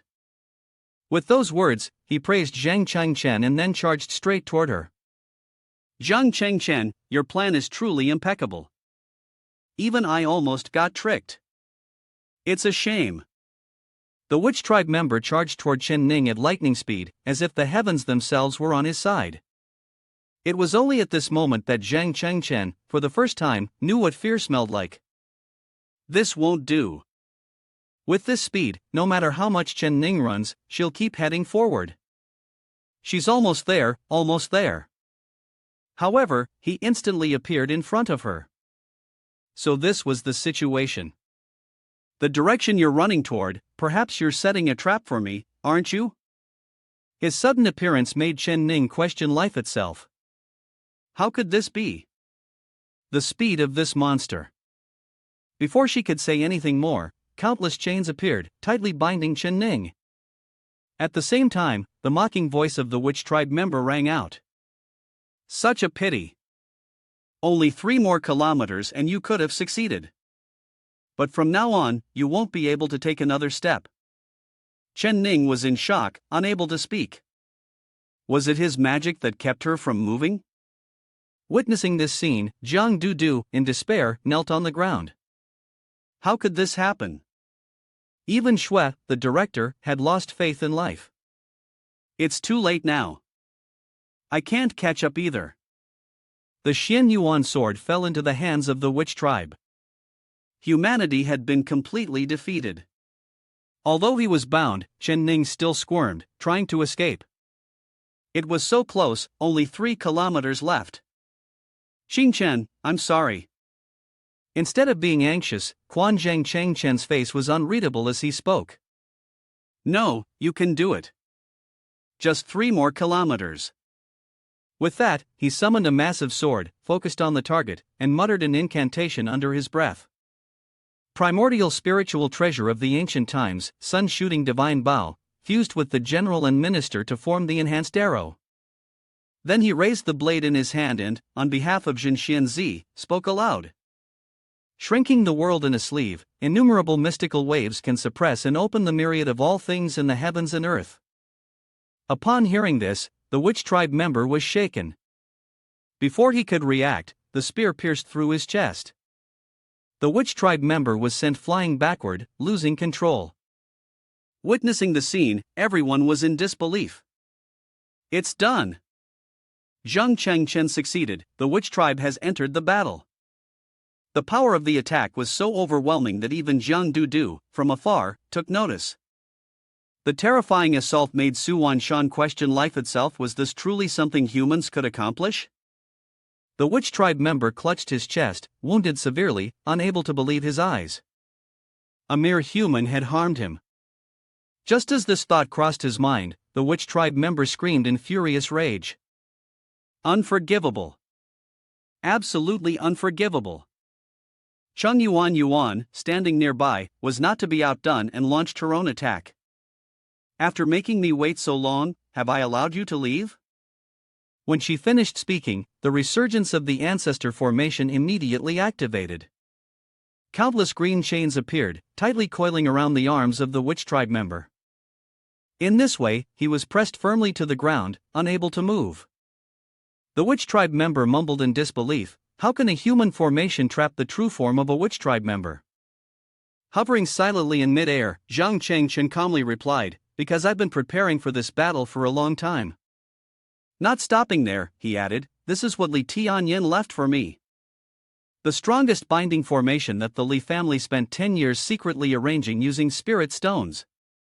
The witch tribe member, bound rigidly to the ground, unable to move, could only shout in anger, damn it, Ning was right in front of me. Even though Chen couldn't break the formation, he still managed to forcibly capture Ning. But he won't be able to leave here. After speaking, he stood up, struggling to break free. The witch tribe member gritted his teeth and said, then the goal is clear. Chen, you are my only friend in the human world, but now that I've thought it through, before I capture Ning, I will make sure to tear you apart. With that, he completely shattered the chain and lunged toward Chen. However, Chen was no easy target. He sent forth countless green chains. Only then can I be more determined to send you back to your ancestors, he said indifferently. At this point, Chung Yuan, who was by his side, also came to his aid, creating countless chains to reinforce the sealing formation. Thus, the 2 chains pierced the witch tribe member one after another, causing him to scream in fury, damn it, can you really suppress the bloodline power of the witch tribe? Behind him, he raised his spear high, revealing his own strength, shouting as if he had never shouted before. Shared existence of the soul shifts, Jin Yuanzi, Ganjiang Emosia, dual swords unite, the supreme yin yang scripture 100%. The witch tribe member was no slouch either, summoning the familiar eye in the palm of his hand. Die. Heavenly gifted divine powers shattered space. In the face of this attack, Chen began to question life itself. In his past life, it took him 5 seconds to complete this move. But now, considering the current situation, the speed at which it was activated had already increased. On the other side, Su Deji had joined in, casting mid-tier magic. After that sentence, the witch tribe member's hand was surrounded by a purple force. Seeing that things were not going well, he screamed. In his unwillingness, the illusory soul technique was unleashed. Not so fast. Before he could say more, Chen lunged at him, delivering a punch aimed at his entire attack. The witch tribe member screamed his name in anger. Hearing that name, Jiang Dudu peeked out from behind the tree. Is Zhang Chengchen fighting alone? Suan Shan also witnessed these events, gritting his teeth in disbelief. Unwilling, truly unwilling? Could it be that all of you can only stand here like fools and wait for the result? Principal Zhao also tried to argue back. Where do we even begin? This brat has. The more he watched, the more horrified he became, unable to believe his own eyes. He's surpassed us. Su Jun, on the other side, who had not been watching everything on screen, couldn't help but exclaim. The man Su Jun likes is risking his life right before my eyes. He must protect the city just as he promised. On his side, after that attack, Zhang Chengchen stood still, gasping for breath. As expected from the true body of the witch tribe, even though there was the counterbalance of Gong Jiang Emosia, it only took an instant, and it could be said that he had struck the most powerful defensive magic tool. The witch tribe man, holding his wounds, praised him with one sentence: "A mere human has injured the true body of my witch tribe." Zhang Chengchen replied, "I acknowledge you, you are my best human friend, offering the most merciless death." With that, he unleashed all of his strength, and the formation suppressed half of my power. But so what? Even so, my strength still far exceeds yours. Upon hearing this, Zhang Chengchen raised his hand to cover his face and spoke in a low voice, I understand. So, in order to defeat you, I have given up my dignity. I've compromised with the power of the witch tribe just this once. As he finished speaking, a strange black vein pattern wrapped around him. Zhang Chengchen revealed all the strength he possessed. The cursed power was unleashed. Witnessing this scene, the witch tribe man cursed, "You lunatic, you even actively absorbed the cursed blood of Shuiran." Lee Tian Yen was different from those witch tribe members who had drunk cursed blood. The more he looked at him, the more unbelievable it became. With the human body like yours, you have completely mastered the power of the curse. In the end, he had to admit, "Zhang Chengchen, I finally realized that among humans, the only one capable of stopping the great cause of the witch tribe's destruction of humankind is you." As he finished speaking, the chains controlled by Chang Yuan broke, and the spellcasting became faster, leaving no time to stop it. Not only was it alone, but the space around him also began to crumble. In his past life, I had trained countless times. He opened his eyes wide and shouted loudly, "Dragon-marked thunder body of Jiang Dudu." Then he charged forward, delivering a blow to the monster, relying on the power of the true body of chaos, combining it with the dragon-marked thunder body, and shrinking it into a dart to create a completely new magic, Extreme Thunder Flash, the first flash. Witnessing this attack, the witch tribe member remained confident. Pitiful humans, mere pests, daring to make the mighty gods kneel. He amplified his strength. Extreme Thunder Flash, second flash. It sat down and summoned a cubic box, the power of suspension and severance. Witnessing this scene, Zhang Chengchen widened his eyes, causing the space to stagnate, and his divine power transformed into armor, enveloping his body. Chang Yuan beside him began to feel uneasy. Not good, Chengchen's extreme thunder flash has already strayed into the net. Before he could regain his composure, it charged forward, summoning countless arms. It was over, but he was not afraid and countered. Shrinking the world in a sleeve, boundless mysterious chaos. As soon as he finished speaking, a yin-yang circle appeared, and the witch tribe member was pushed back. But it showed no sign of fear. Space shifting is not exclusive to you, you know. Su Daji, standing nearby, came to the rescue. "Don't forget, I'm here too, step aside." Controlled, he cursed quietly. "Damn it, it's the illusory soul technique again." Immediately afterward, the older brother was pulled by a strong force, but he was not one to back down and struck back. While attacking, he also explained, Extreme Thunder Flash was similar to Dragon-marked Thunder Body, which limited the body's power. However, after the body was cursed with blood empowerment, it was enough to break through the extreme limits of the technique several times. What? Then, a huge explosion occurred, and the man was attacked continuously. One moment he was here, the next he was there, striking the witch tribe member. Finally, he unleashed a finishing blow. By this point, the enemy began to retreat. Damn it, my power is suppressed by more than half, I've been completely surpassed. Then, I have no choice but to use the ultimate move to decide the outcome. After saying that, he turned around and launched his trump card towards Zhang Chengchen, a force so powerful it sliced through space 100%, heading straight for him. Zhang Chengchen also activated the ultimate mystical wave qi in response. He summoned the yin-yang circle, putting all his strength into blocking it. The two strikes collided with a tremendous force. Seeing this, everyone silently prayed, could humanity really defeat the witch tribe? This blow would decide the winner. Director Shui disagreed. No, this will decide the future of humanity. On the other side, the bodies of the two gradually disintegrated into mist. A massive explosion erupted, spreading throughout the city, and even part of the earth was affected. A while later, Ning cautiously stepped forward and asked, "Who won?" As the dust cleared, the figure of the chubby man was revealed, still dazed. Zhang Chengchen appeared, battered and bruised, but raised two fingers and smiled brightly. "I won." Upon seeing this scene, the two girls couldn't contain their emotions. "I knew you would definitely win my heart in the end."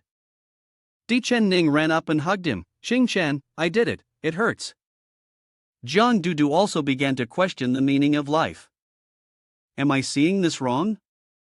Zhang Chengchen won. She screamed in joy. Su Jun over there also announced the good news, Zhang Chengchen won. For the first time, humanity has defeated the witch tribe. Zhang Chengchen won, and Tianchuan City is safe.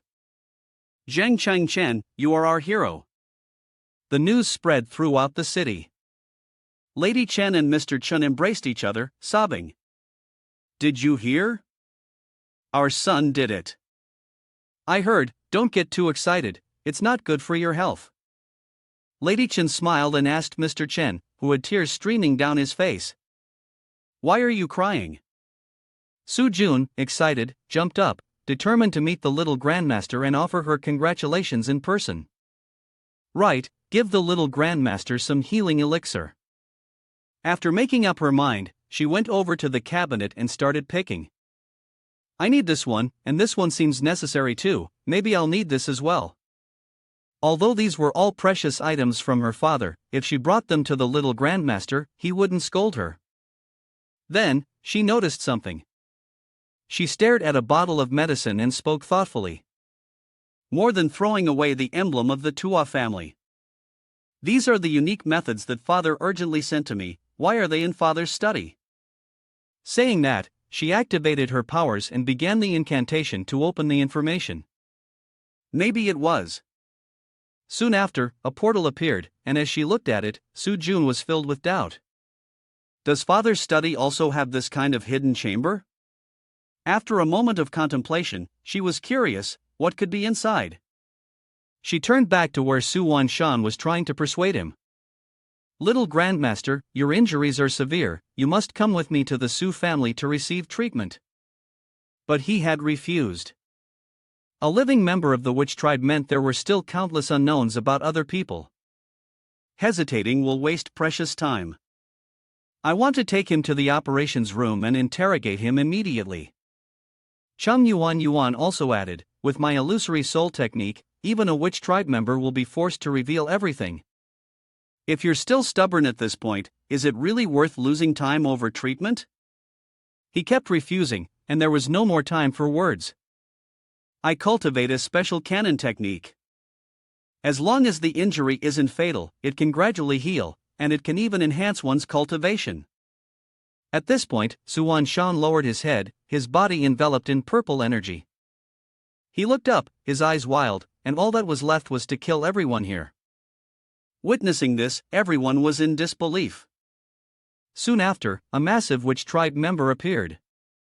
Looking at it, Zhang Chengchen could only grit his teeth. "So I have a hall of heroic spirits right here.